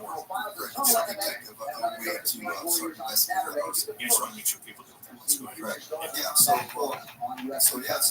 So he kind of transitioned an accelerant dog into a electronics dog because of the chemical sense. They're not similar, but it's kind of the same process in training a dog. It's a whole different thing when you get a brand new green dog and you have to train them to smell something and tell you that they smell it, here it is. So that's a whole process that took 4 to 5 months. Satoshi had to do that 4 to 5 months without me in Indiana to learn how to identify that smell, link it with his reward, and then tell me where that smell is exactly where it's at. So when did you link Satoshi? I mean, how does that partnership work, or how do they partner you up with a dog? So the trainer, prior to me arriving in Indiana, sent me this questionnaire about me, my personal life, what I do, my family, all these different things, and he picked a dog that he thought would match my personality. And that way, that increases the chances of that dog bonding with you. The bond that dog has with the handler is highly important. These dogs can't be switched around from handler to handler because there's a certain bond that these dogs achieve with their handlers that they'll jump through fire for you, really. And they'll do a lot for you, including trying to find that scent because of that bond. What kind of questions were in the questionnaire? Like, what hobbies do I have? What's my family life like? Do I like to drink? Do I like to party? Do I like to sit on the couch and watch TV? Am I an outdoors person? All those kind of questions about me to try to kind of like a profile about me, so that way he can say, okay, I have 10 dogs here. Which dog is going to go to Pete? So, are they always black labs? You don't have like a Chihuahua or a Pomeranian? I don't know if the Chihuahua would have the want to do this job. Dominantly, the dogs that come out of his organization are Labrador Retrievers. He did try to work with Golden Retrievers, but I don't know that they worked, but they didn't work as efficiently as a black lab. Our dogs here are Satoshi's an English Labrador Retriever. The difference between an American lab and an English lab is quite significant. If you can think in your head a lab, you think of a tall, kind of thinner dog with a pointy face, right? That's an American lab that are trained to hunt. You shoot a bird out of the sky, the dog goes across the lake and puts the dog, the bird up and takes it back, right? That's a sporting dog. These guys are English labs. They were bred in England to assist the fishermen back in the 1800s to pull nets out of the water for the fishermen. So they're very stocky. They have a broad chest, a big head, very strong dogs, and very low profile to the ground. And they're very good workers. That's what they are. That's what they want to do. And when you first met Satoshi, what was it like? It was interesting. I drove up to the first day of training. I haven't met Satoshi since, but before that, and I drove up to the trainer, and Satoshi was in the back of his car on the cage, and he lets him out, and Satoshi jumps out, looks at me, and he's like, "Who the heck are you? What's going on here?" So then Todd, the trainer, hands me the leash and says, "Here you go. Here's your dog." And his name wasn't Satoshi at first. His name was Bear, but I can tell you a little bit if you want to know why or how we came up with his name. Good. Yeah, let's hold on for a second there. We've got to take a break. We'll come back now with Sergeant Pete Hish. But first, this is Unsolved with Steve Gregory, KFIU 640 Telegraph for News Update.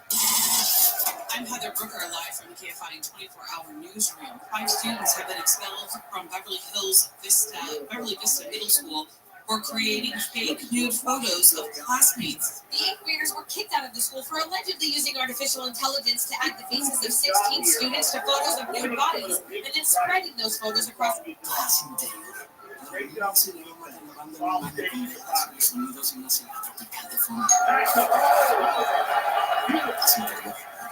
Entregas gratis en un día de bombas de baño y millones de productos más. With all eyes on the NBA, the time is now to get in on the action with DraftKings Sportsbook, an official sports betting partner of the NBA. New customers who deposit $5 or more can get a no-sweat bet up to $1,000 back in the bonus bet. What's a no-sweat bet? It's just like getting an offensive board. Miss your first shot, and you get another chance to score. That's right, get a bonus bet back in the amount of your original bet if your first bet doesn't hit. Download the DraftKings Sportsbook app now and use promo code IHEART. New customers can get a no-sweat bet up to $1,000 if your first bet loses. Only on DraftKings Sportsbook with promo code IHEART. The crown is yours. Must be 21 or older. Indiana only. One no-sweat bet per new customer. Issued with one bonus bet based on amount of initial losing bet. Bonus bets expire 168 hours after issuance. Deposit, wagering, and eligibility restrictions apply. Terms at sportsbook.draftkings.com/promos. Gambling problem? Call 1-800-9-WITH-IT. Hey, it's Junior. Today, black folks in our community are still disproportionately affected by HIV. But there is something we can do about it. There's no cure for HIV, but there are effective treatments that, taken as prescribed, can help you get healthy with HIV and get to and stay undetected, which means the amount of virus is so low it can't be measured by lab tests. If you're living with HIV and not on treatment, talk to your doctor about treatment options. Learn more at treathivtoday.com. This message is sponsored by Gilead Sciences. No matter what the day brings, count on Juicy Juice for the good stuff. Give kids the nutrients of real 100% fruit juice to help them conquer the day. Juicy Juice is only sweetened by the flavor with no sugar added, no high fructose corn syrup, and no artificial sweeteners. Available in family-sized bottles and juice boxes. Find Juicy Juice at your favorite local grocery retailer and follow at juicyjuice.com. This week's marketing report, Roger Rothschild, Chief Marketing and Communications Officer of MasterCard, talks about measurement. Measuring sonic and sonic branding and sonic initiatives across the globe. The principles of measurement are the same, but the parameters that you measure are different. We measure, and what we find is our investment is paying for itself in oodles. We have been partnering with iHeart across multiple platforms, both for brand enhancement as well as for performance promotion. I think the cut-through of the message and the recall of the brand are much higher. Also, I think it's been very beneficial for us to integrate some of our campaigns into the native content because it's been a very nice partnership and it continues to be strong in the future. As the #1 audio company, iHeartMedia gives marketers access to the audiences, trusted influencers, and data you need to grow. If you're a marketer, go to iHeartResults.com. Live from the KFI 24-hour newsroom, I'm Heather Brooker. Sick of looking at the world through old, ugly, outdated windows? Bill and Kathleen from American Vision Windows offers you a wildly generous opportunity to save big. For a limited time, we'll pay the tax, or you can choose free expert installation. There's never been a better time to buy. And enjoy. I can't wait to see the next customer. I am 23 years later very energized about what we sell. We have people. That's why we've literally given half the company. Please, those are the dollars that come to your house. And want to live up to that. That's a regular treatment. We pay the tax or free expert installation. It's our